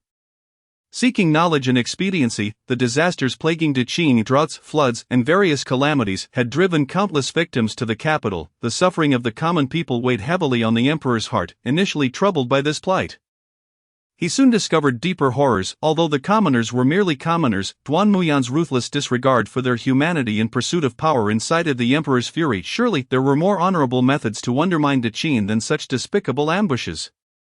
The emperor aspired to be a benevolent ruler. He genuinely cared for the welfare of his people and had always treated them with kindness. Before ascending to the throne, he had witnessed the suffering of many and had been instructed by his father that neglecting the populace could lead to insurrection. Thus, he resolved that, even if he failed the world, he must not fail his subjects. This conviction fueled his determination to be a just emperor, yet, no one had ever informed him of the profound injustice of the natural order. Regions plagued by drought experienced years without rain, while those blessed with moisture faced incessant downpours. The common folk were either tormented by drought or swept away by floods, left with nowhere to turn. The loss of food and the physical toll of these disasters left the emperor feeling utterly distraught. Fortunately, just as he teetered on the edge of madness, his beloved daughter returned, promising assistance. Speaking of which, I truly wish to resolve the drought. The reports I heard during court today were chilling. Mu Sihua rested her chin on her hand, gazing listlessly at the dark night outside. The people are quite pitiful. What the Minister of Personnel mentioned has left me anxious. Fear not, just indulge in some melons. Once you've accumulated enough points, solutions will present themselves. The system's little melon reassured her. Mu Sihua sighed deeply. I must consume more melons. After all, the people cannot wait. The little melon sensed her profound despondency. Although it was not human and could not fully comprehend, it recognized that its master was a good person. Enough of that. The time needed to assist the people through their calamities requires considerable resources, which we currently lack. Our only option is to exchange for melons. The little melon encouraged her. Mu Sihua sighed again. Indeed. All right, my master, let it go.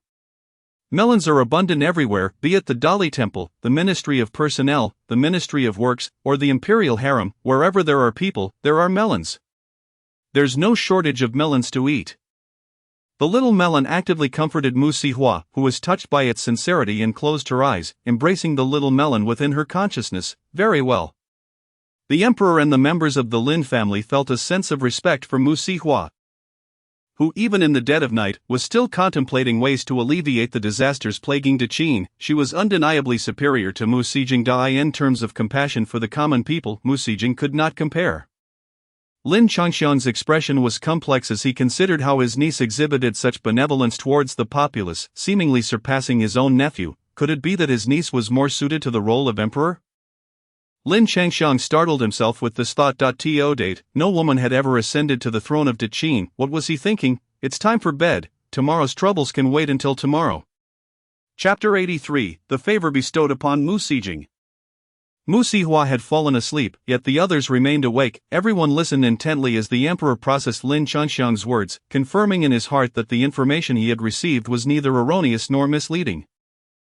It appeared that Lin Changxiang had not deceived him. Pleased, the emperor adopted a gentler tone with the members of the Lin family. Huar was a child of strong will, since she had arranged matters thus, they would proceed accordingly. Lin Xinchuang and Lin Mingyue, from this day forth, you shall be my daughter's companions in study. Attend to her well, and do not disappoint me. The emperor smiled at the two. Though his smile did not reach his eyes, the two young women sensed the underlying scrutiny in the emperor's gaze, yet they stood unafraid, facing him with unwavering resolve. Seeing their commendable demeanor brought further delight to the emperor. Indeed, it was such exceptional young women who were worthy of being his daughter's companions. At this moment, the emperor entirely forgot his previous declarations of impartiality towards Mu Sihua and Mu Sijing. Now, he had completely overlooked that Mu Sijing had once been regarded as his most cherished daughter. Zitong, I have a matter I wish to discuss with you. I hope you will be amenable to it. The emperor rarely spoke with such gravity, and the queen, sensing the importance behind his tone, braced herself for a significant discussion. Please, your majesty, proceed. The empress had come to a realization: if the emperor dared to speak before so many, it indicated that he deemed it acceptable for the Lin family to be privy to this matter. I wish to revoke Mu Sijing's title as princess. His words stunned everyone present. Before Mu Sihua's arrival, Mu Sijing had been the emperor's favored child, known to all and envied by many who did not recognize that Mu Sijing was the emperor's darling, even surpassing the crown prince in esteem. Though she was a princess, she was treated as if she were of royal consort status. Unmarried, her princess residence was already being prepared. Those within the Ministry of Internal Affairs often spoke of how the emperor meticulously selected a unique gift each year for Mu Sijing on her birthday, a gift that had become part of her dowry. The world was envious of Mu Sijing's father's affection towards her, a source of admiration for many. When the royal family announced that Mu Sijing was not the true princess, but rather that a country girl held that title, Countless individuals secretly reveled in Mu Xihua's misfortune. In the eyes of the public, they believed Mu Xihua was destined for hardship and misfortune. After all, how many years of affection have Mu Xijing and the emperor shared? Surely a daughter who has been absent for over a decade cannot possibly compare. Even the Lin family shares this sentiment. How the tides of fortune have turned, leading to this unexpected juncture. Everyone gazes at the emperor, their faces reflecting astonishment. The empress, equally incredulous, looks at the emperor and exclaims, "Your Majesty, what do you mean by this? Have you not always cherished Mu Xijing the most?" The emperor smiles at her and responds, "Consider this. You once lavished affection upon Mu Xijing as well, yet now you do not even utter her childhood name. As her mother, albeit a foster one, how can you claim to have no feelings after so many years together? You have grown thoroughly disillusioned with her, how much more so for me?" The empress still struggles to comprehend. The emperor's previous adoration for Mu Xijing was evident to all, and such a sudden withdrawal of affection leaves one astounded. Noticing the empress and the Lin family's hesitation and bewilderment, the emperor sighed and decided to unveil a long-held secret that had weighed heavily on his heart. In truth, I have harbored a secret for many years. One I have never disclosed to anyone. After much contemplation, I have resolved to share it with you. Upon hearing this secret, perhaps you will come to understand me. The emperor took a sip of tea and began to recount a tale. When the emperor's beloved daughter was born, he had not yet had the chance to see her. At that time, he was inspecting the granaries when he heard a eunuch announce that the empress had given birth. The emperor was so overjoyed that he fainted on the spot. The eunuchs, in a flurry of concern, summoned physicians to assess his condition, but despite their efforts, the emperor remained unconscious. In desperation, the eunuchs even prayed to deities for assistance. This was the first time the emperor had fainted without any prior indication. The royal family was in a state of panic, for the realm could not endure a day without its sovereign. Fortunately, the emperor soon regained consciousness, and the first thing he did was seek out the daughter born to the empress, Mu Xijing. From that moment on, Mu Xijing received the emperor's utmost favor. Upon hearing this brief tale, everyone remained utterly bewildered. "Your Majesty, your fainting has no apparent connection to your affection for Mu Xijing," someone boldly inquired. The emperor chuckled and replied, "I have yet to conclude my narrative. The crux lies in what I witnessed upon losing consciousness." Intrigued, the Lin family leaned in closer, their ears perked with anticipation. The emperor found amusement in their curiosity, relishing the sensation of sharing a captivating story, not wishing to keep them in suspense any longer. He continued, "When I fainted, I felt my limbs grow weak and lifeless, unable to muster any energy. Suddenly, darkness enveloped me, and I lay there unresponsive. Despite the frantic calls surrounding me, I could not open my eyes or utter a word. I suspected I had encountered a spirit pressing down upon me. I feigned calmness, striving to regain strength, but my efforts proved futile. Eventually, I ceased my struggle, and the cacophony faded into silence, leaving an oppressive stillness that filled me with dread. I could almost hear my own heartbeat thudding relentlessly. Yet, amidst this calm, the darkness transformed into clarity, revealing a beautiful young woman before me. You may find it hard to believe, but her appearance was identical to that of the current Mu Xijing." Upon hearing this declaration, the members of the Lin family widened their eyes in disbelief. "Your Majesty, what did you just say? Are you implying that you beheld a girl who bore an uncanny resemblance to Mu Xijing?"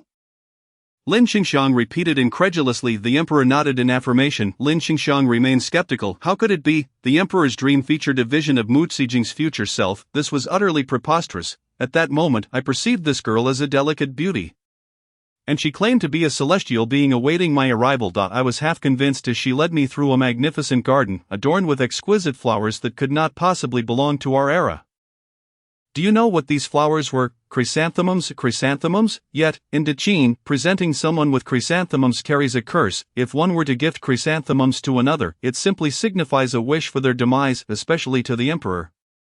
Such a gesture is absolutely forbidden. However, I thought little of it at the time, as I found those chrysanthemums to be particularly resplendent, standing resilient against the frost, compelling me to pluck a few for the empress. Just as I reached for them, the girl uttered words I could not comprehend. Then she began to narrate a story. She proclaimed that the child within the empress was Dechin's blessing, urging me to treat the child well and never allow her to suffer indignities. I thought her warnings were alarmist. How could my child possibly endure hardships? Yet, I found myself speechless, unable to respond, and could only listen to her words. She continued, insisting that I must nurture my daughter with the finest of everything, never neglecting her. Furthermore, she warned that this child was tied to the fate of Dechin.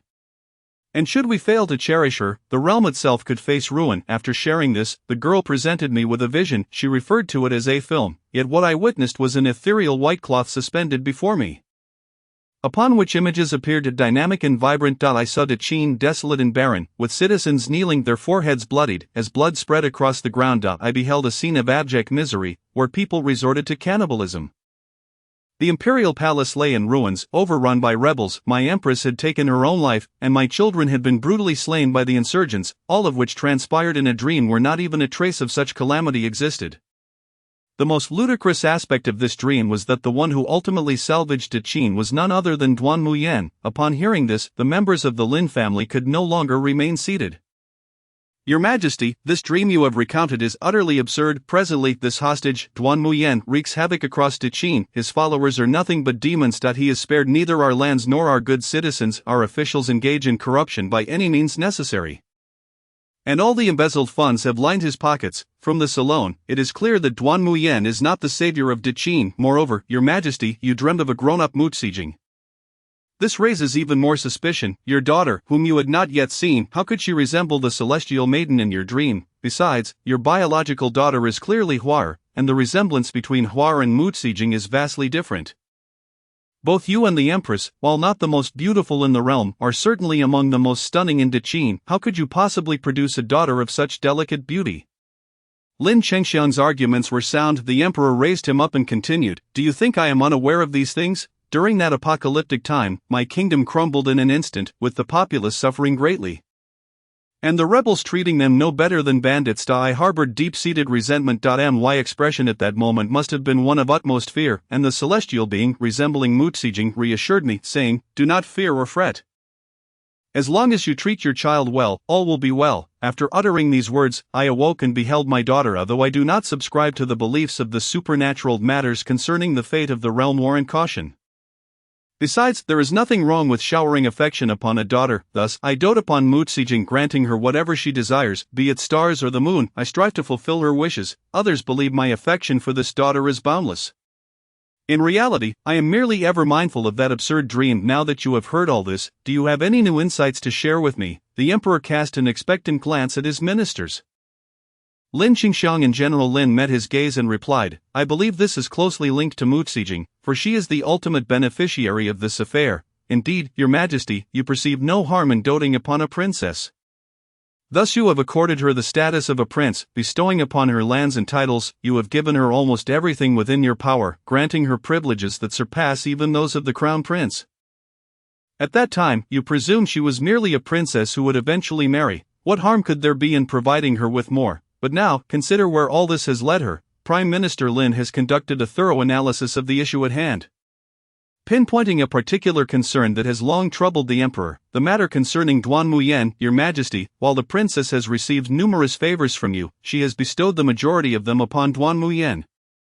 How else could a mere hostage wield such power and audacity within our great Qin's borders? Is it not due to the princess's backing that he feels so emboldened? Furthermore, upon reviewing the trade activities over the years, it has become evident that the Princess Yixing's goods and exports are disproportionately abundant. Whenever the customs officials are ordered to conduct inspections, those affiliated with Princess Yixing invariably issue warnings, often stating, "This is Princess Yixing. Are you certain you wish to proceed with the inspection?" If the emperor were to learn of this, you would not be able to bear the consequences. The emperor, previously unaware of this situation, now finds himself struggling to breathe, consumed by indignation. How dare Mu Xiaojing flaunt the privileges I have granted her in such a manner? I can grant her favor, and I can just as easily retract it.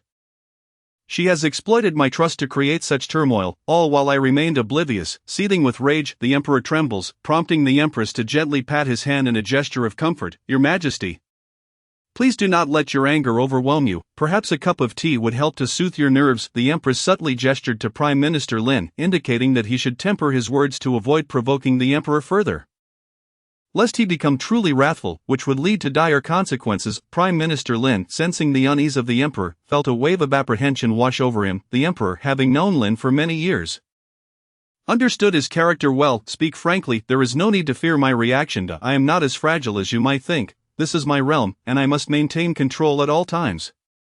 Your Majesty, I have numerous memorials to present, yet for reasons unknown, I often find myself unable to locate them prior to submission. After some time, Mu Xiaojing visits my residence, behaving in a manner that is both docile and considerate, causing me to relent and abandon my intentions to submit those memorials. What matters are we discussing? The Emperor's concern deepened with each word he heard, realizing the gravity of the situation could not be overlooked.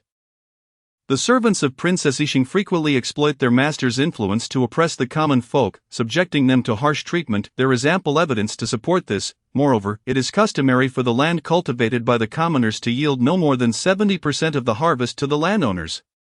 A rule established by our ancestors to protect the populace from starvation, yet, Princess Yixing blatantly disregards the law, demanding as much as 90% of the yield. This means the commoners receive less than 10%.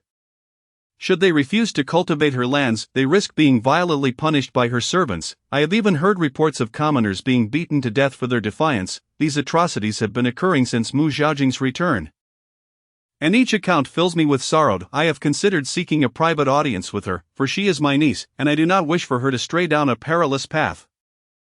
The Emperor trusted Prime Minister Lin's words completely, for they resonated with his own beliefs. Lin, having read extensively, possessed a noble spirit that detested the oppression of the common people, yet, inexplicably, whenever he addressed these serious matters, Princess Yixing always managed to divert his attention, causing him to forget them entirely. It is truly perplexing that I could forget such significant issues that impact the welfare of our nation.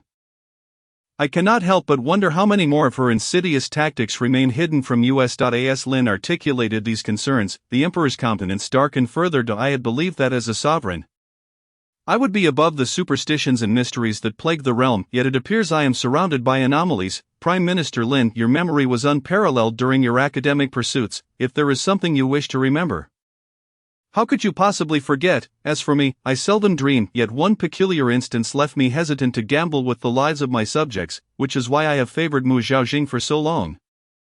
However, it is becoming increasingly clear that all these peculiarities stem from her actions. We have unwittingly nurtured the ambitions of Duan Muyan, a hostage from our enemy's territory, regarding his aspirations for Great Qin.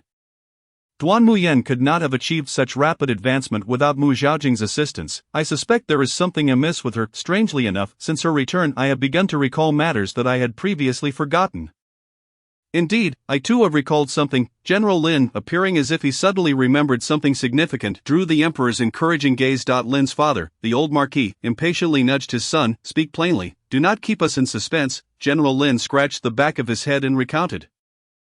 During my military training, Mu Xiaojing approached me, claiming to have discovered a talented individual she wished to recommend. I sternly declined, suggesting that if this person was truly gifted, they should participate in the imperial martial examinations.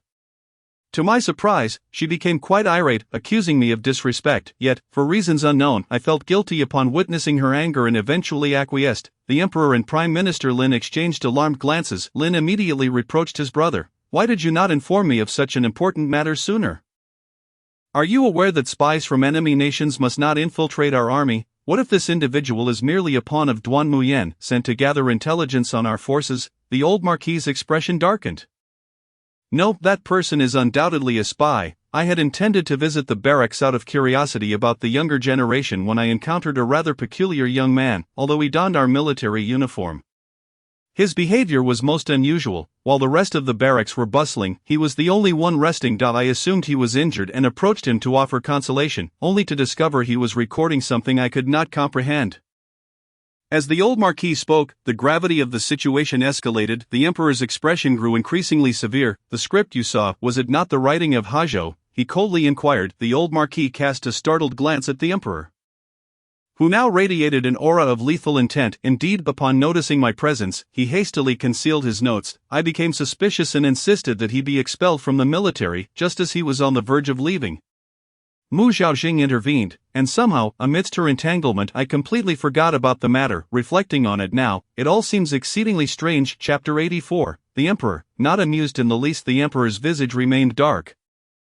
Refusing to utter a word, the Lin family felt the weight of his oppressive silence. Your Majesty, it appears that Mu Xiaojing harbors significant issues, yet we remain unaware of their nature. Lin Mingyue, standing resolutely under the pressure, stated. Despite his inner turmoil, the Emperor suppressed his anger to listen to her words. Perhaps we should tread lightly and not alert the enemy. The Emperor turned to Lin Mingyue. are you suggesting I endure and refrain from confronting her?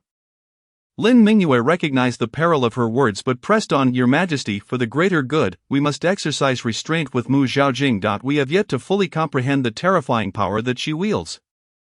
If we recklessly strip her of her title, she will surely seek aid from Duan Muyan. Currently, Duan Muyan has meticulously orchestrated his plans within our great Qin. Should he choose to act out of rage for her, the consequences could be dire. Therefore, Your Majesty, I advise caution. Moreover, our sole ally against her remains Mu Xiaohua. Our immediate course of action should be to align ourselves with Mu Xiaohua, gathering more strength and resources to confront Duan Muyan effectively. As for Mu Xiaojing, we must proceed with caution, treating her as we have in the past. The analogy of boiling a frog in warm water is one I am certain you understand. Your Majesty, in this moment, we must endure. Lin Mingyue is acutely aware of the intricacies of the battlefield and the truths that lie beyond it. She sees through it all. As the Emperor listens to her words, he gradually calms his mind. You speak the truth. I have indeed been too abrupt, he admits. Lin Mingyue, in agreement, replies, Your Majesty, it is not that you have been abrupt. It is entirely natural for you to harbor such thoughts. Had I been in your position, I might have acted even more impulsively. Your Majesty, you have demonstrated remarkable composure, far surpassing that of most individuals. It is merely that the audacity of Mu Xijing has ignited your ire. You, my child, possess an uncanny perception. I do not understand why you have taken a liking to that scoundrel, Amochi. I fail to see what is so captivating about that man. The Emperor, now aware of her pursuit of love, feels a lightheartedness and cannot resist teasing her about it. Lin Mingyue's expression stiffened slightly. Your Majesty, let us not squander time discussing those who are irrelevant. The Emperor casts an approving glance her way. Indeed, the Lin Mingyue I now see resembles the one I am familiar with. Lin Mingyue gazes at the Emperor, astonished. She had always believed that she held little weight or status in his eyes, as he seemed to favor Emochi above all else. I have merely feigned respect for him. In truth, it is you whom I admire most, Lin Mingyue. Although you are a woman, you have accomplished feats that many men cannot. Your grasp of tactics far exceeds that of countless men. The Hajou kingdom envies me for having you as my divine aid. However, when I discovered that you favored Emochi, willing to forsake your beloved military texts for him, I must confess I was deeply disappointed. Upon hearing this, Lin Mingyue is profoundly moved. She had not anticipated that her talents held such significance in the heart of a sovereign. This further affirms that, aside from Emochi, anyone can recognize her worth. Ashamed, she bows her head. It is my fault. I have succumbed to the whims of romance, even willing to overlook the affairs of the state for the sake of fleeting emotions. Your Majesty, I completely understand your anger towards me. However, I have now resolved to change my ways. My feelings for Emochi can no longer compare to my aspirations. The Emperor's demeanor softens further. Then tell me, what do you seek to pursue? Lin Mingyue meets his encouraging gaze and declares, I wish to attain the position of a female official. I aspire to stand in the court like my adoptive father, serving the people with unwavering dedication until my last breath. Lin Mingyue had expected the Emperor to refuse her request, yet he merely smiled gently, filled with approval. Did you know I have long desired for you to enter public service? I believe your talents, if harnessed, would lead to great achievements, yet, I have never understood why, despite our agreement that I would grant you an official position upon your return to the capital, you declined. Surely, it was because of that rascal Emochi. The Emperor gazed at Lin Mingyue with a hint of dissatisfaction. Lin Mingyue nodded. I was lost in the realm of romance. Emochi once expressed his disdain for marrying a female official of higher status, which is why I declined your offer. The Emperor scoffed lightly, delivering a scathing remark. And now, does he seem more dependable than I? The position I offered you is one that countless individuals dream of yet cannot attain. And what did he offer you? Is it something that all people yearn for? It is often said that a man's heart is fickle. I do not expect him to be devoted solely to you for all eternity.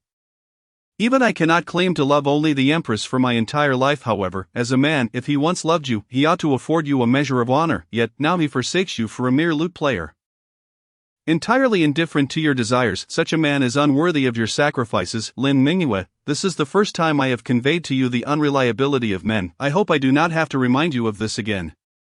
The Emperor truly cherishes Lin Mingyue's military acumen. Within the entire Qin, it is nearly impossible to find someone with a talent as formidable as hers. The art of strategy, training soldiers, and exploiting battlefield vulnerabilities may seem trivial, yet no one has yet matched her proficiency. Lin Mingyue's head bows as she contemplates her thoughts. Only she knows that she reflects. The princess is correct. Emochi is not worth her devotion.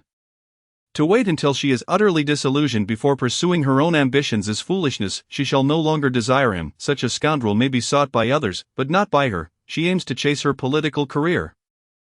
To gaze upon the vast expanse of the Deccan from a higher vantage point. Very well, your words bear merit. I shall proceed as you advised. I shall spare Musijing's life for now, providing her with what she deserves, allowing her to believe I am partial to her. The emperor's gaze turned cold as he stared at the trees in the distance, his expression fierce and unforgiving.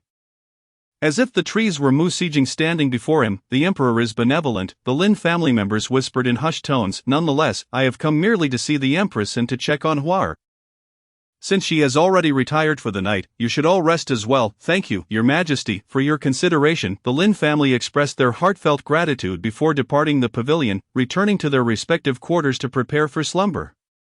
The emperor had come to see Huar. Once everyone had left, the empress felt no desire to maintain her facade any longer and inquired of the emperor with a faint tone. The emperor, noticing her presence, responded without a hint of emotion, as if he were entirely indifferent to her. I have come to see my empress, he said, smiling cheerfully at her. The empress evaded his gaze. I am well. Why are you so cold towards me? The emperor inquired playfully, drawing closer and taking her hand. Your majesty, you once stated that as the emperor and empress, we must uphold the dignity and decorum befitting our positions. I am not your favored concubine and should not act capriciously. I have always held your words in deep regard. I do not dare to overstep. The empress forcefully withdrew her hand, coldly flinging back the emperor's previous admonishments. Upon hearing this, the emperor could no longer feign ignorance. Are you holding a grudge against me? Do you believe I have neglected you and treated you poorly compared to my favored concubine? I would not dare, you would not dare, yet your heart betrays your true feelings. The emperor towered over her, his gaze imposing, yet the empress remained composed. I would not dare. Regardless of the emperor's inquiries, she repeated this phrase with unwavering resolve. The emperor sensed a change in the empress. Do you remember our past? You never spoke to me in such a manner. Each time I approached you with a smile, you would falter, expressing your affection for me in my embrace. The empress recalled those moments, and the memory only deepened her sorrow. And what of you? Have you not changed at all? She murmured, casting her gaze downward. The attendants held their breath, not daring to utter a word. Fearful of interrupting the exchange between the emperor and empress, the emperor's greatest transformation lay in the multitude of people now occupying his heart, no longer placing her in a singularly cherished position. You suspect me because of the favored concubine's words. Your majesty has taken my authority and bestowed it upon your dearest concubine. You often claim that I, as the empress, have received enough and should not seek more.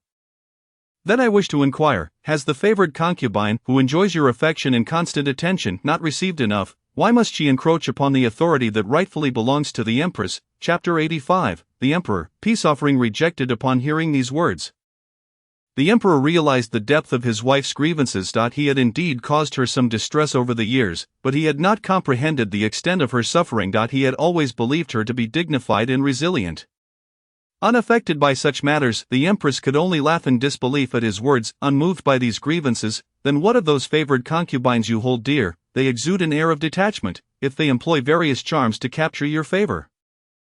Their primary duty should be to serve you well and produce heirs for the royal lineage. By what right do they encroach upon the authority that belongs solely to the empress? The empress spoke with conviction, and even the emperor could not deny the validity of her reasoning. They are my favored concubines. You know that the inner court and the court are intertwined. The emperor felt that communication with the empress had become increasingly difficult and rubbed his temples in irritation. Upon seeing the emperor's demeanor, the empress realized that he had begun to grow weary of her. Very well, I shall retire. If your majesty wishes to indulge, there are plenty of maids or members of the Lin family to choose from. Feel free. I went to find Huar, and surely she must be eager to see me. For I am her own mother. The empress coldly uttered these words before turning away. The emperor, watching the indifferent figure of the empress as she departed, felt a wave of frustration wash over him. Unable to restrain himself, he remarked to his trusted eunuch, "How has the empress transformed into this version of herself? The warmth and patience she once possessed have seemingly vanished, back when I had not yet registered." She exhibited remarkable forbearance, even when the favored concubine had risen above her, asserting her dominance without a word of protest, and now, it appears she has no desire to endure any longer. The emperor found the empress increasingly difficult to communicate with. As the empress walked along reflecting on the emperor's words, she deemed him a great fool. "Your highness, is it not unkind to treat the emperor in this manner?" a concerned maid ventured. The emperor's regard for the empress was shifting. Yet during their Cold War, he lavished attention upon other concubines. There is nothing amiss. My daughter now stands as a paragon of virtue, akin to a saint. Hua understands the significance of her role far better than I do. Even should he indulge other concubines, he would never undermine my standing, for I have borne a daughter of utmost advantage. The Empress spoke of Mu Jihua, a smile finally gracing her lips. Hua is a wonderful child. The maid nodded in agreement, stating, "Indeed, Your Highness, the princess is truly a remarkable child, filial understanding, and considerate qualities that the former Mu Jing could never hope to match." The Empress wholeheartedly concurred, her smile blooming further. Indeed, the Lin family was well aware that the Emperor and Empress had not shared the same chamber that night, yet none among the servants dared to ascend the dragon bed. Transforming from lowly maidservants into concubines in their hearts, the Empress remained the esteemed lady of the Lin household, benevolent, kind-hearted, and always engaging joyfully with the young maidens of the estate. Such a lady, in their eyes, received the same reverence that Mu Jihua currently commanded. While the esteemed lady and her husband maintained separate quarters, to climb into her husband's bed would be utterly shameless. Even the lowest servant possessed a sense of dignity. Thus, the Emperor retired with his personal eunuch to his chambers, while the Empress hurried to Mu Jihua's quarters. Upon entering, the attendants in Mu Jihua's room immediately knelt in reverence upon seeing the resplendent Empress. She gently gestured for them to rise, wishing to avoid disturbing her daughter's slumber. The attendants, understanding her intent, stood quietly. Hua was indeed fast asleep. The Empress approached her daughter's bedside, gazing at Mu Jihua's serene visage, her heart swelling with tenderness. This was her child sitting by the bed. She tenderly caressed Hua's face, her heart softening further at the touch of her daughter's delicate skin. Hua was not like Mu Jing. She was far superior. Heaven is just having taken from her an ungrateful daughter and a discontented husband, yet gifting her with a perfect child. Each time the Empress contemplated this, she felt that fate had not been unkind to her. If she had nothing, it would be one thing, but her vulnerabilities lay with her family, the Lin clan. She wished for their safety. For her children, she desired a life devoid of wealth or grandeur.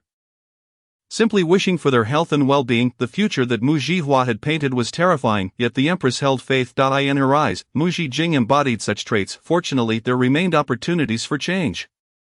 The Empress gazed at Mu Jihua with profound gratitude. She was both her daughter and her lucky star, her most cherished treasure. The following day, when Mu Jihua awoke, she found a woman's silhouette at her bedside. Upon closer inspection, she realized it was her mother, clad in a light purple robe. The Empress lay beside her, holding her close, a hint of sorrow evident in her brow. When awake, she exuded the majesty of a sovereign. Dignified and elegant, yet in slumber, she resembled a delicate, troubled woman, tormented by worries. Mu Jihua observed her mother and began a silent conversation with the system. "Xiaoguo, my mother is truly beautiful, having slept beside such a great beauty. I feel incredibly fortunate." Xiaoguo replied, "Do not belittle yourself, you are a beauty in your own right." Mu Jihua was pleased by this remark. In truth, the Empress had awakened upon hearing her daughter's thoughts but feigned sleep. Curious to know her daughter's perspective of her, "That is true, I consider myself quite the beauty, huh? By the way, why am I not attending court today?" "Because today is a bathing holiday." In ancient times, washing hair and bathing was not as convenient as it is now. Attendants had to boil water, and after bathing, hair would dry naturally or be warmed by a stove, lacking modern conveniences like hairdryers. Thus, Qin has instituted a bathing holiday every 3 days. Imagine the court, with the emperor and ministers, all with greasy hair. Would that not be unappetizing? That would indeed be quite off-putting. Mu Jihua envisioned the scene and felt a wave of nausea. It seemed the bathing holiday system was quite sensible, so your time off is plentiful. For instance, every 3rd day is a bathing holiday. And at mid-month and month-end, there are additional days off. This is also a benefit for officials in Qin. Mu Jihua calculated the days, in a month of 30 days. With a holiday every 3 days, plus the 2 additional days at mid-month and month-end, there are nearly 10 days off. Indeed, aside from prohibiting accumulating time off, all else is permitted in Qin. The benefits are quite appealing, no wonder so many aspire to official positions. Mu Jihua was taken aback, eliciting laughter from those eavesdropping. Unbeknownst to her, the room was filled with individuals sent by the emperor. Empress and Crown Prince, tasked with listening to Mu Jihua's thoughts and reporting back to their respective masters. In truth, only the emperor possessed this power, yet he allowed the empress to accompany him. Believing her to be on his side now, the crown prince, expressing his fondness for the melon, was granted this privilege as well, though it came with conditions. These melons had to be delivered to the emperor first. Before reaching the crown prince and empress, the emperor had arranged for shadow guards to eavesdrop, skilled individuals hidden throughout the palace. To protect Mu Jihua's privacy, there were female shadow guards permitted in the inner chambers. While the male guards listened from outside, the emperor had indeed considered this carefully. Of course, I am a benevolent father, he declared. Yes, indeed, that is why everyone wishes to pursue officialdom. The desire for official positions is a trend that has spread everywhere. Mu Jihua chuckled. As the princess, you have awakened, and we are here to attend to your rising. Mu Jihua nodded, and immediately dozens of maidens quietly entered, bringing hot water, warm towels, and mouthwash. Observing the classical toiletries, Mu Jihua felt somewhat unfamiliar. By the way, why does Daqin not have toothbrushes? She resumed her chat with Xiaoguo. I'm not sure. Are there toothbrushes available in the system shop? I need one, I can't stand this any longer. But master, didn't you plan to save points for disaster relief? Xiaoguo questioned. Fine, forget it. The common people are paramount, I'll find a way myself. After freshening up, Mu Jihua informed her maid that she desired a toothbrush, sketching her desired style for the artisans, something made of bristles slightly stiffer than a brush. Once she finished her morning routine, the empress also awakened. Having overheard her daughter's complaints about ancient inconveniences, she struggled to understand why her daughter found so many things inconvenient. With so many attendants, was it not convenient? However, she wisely chose not to inquire. Upon seeing the empress awake, Mu Jihua greeted her mother cheerfully. Mother, good morning. Hearing her daughter refer to her with this endearing term, the empress momentarily froze, then broke into a smile. Why not call me father instead?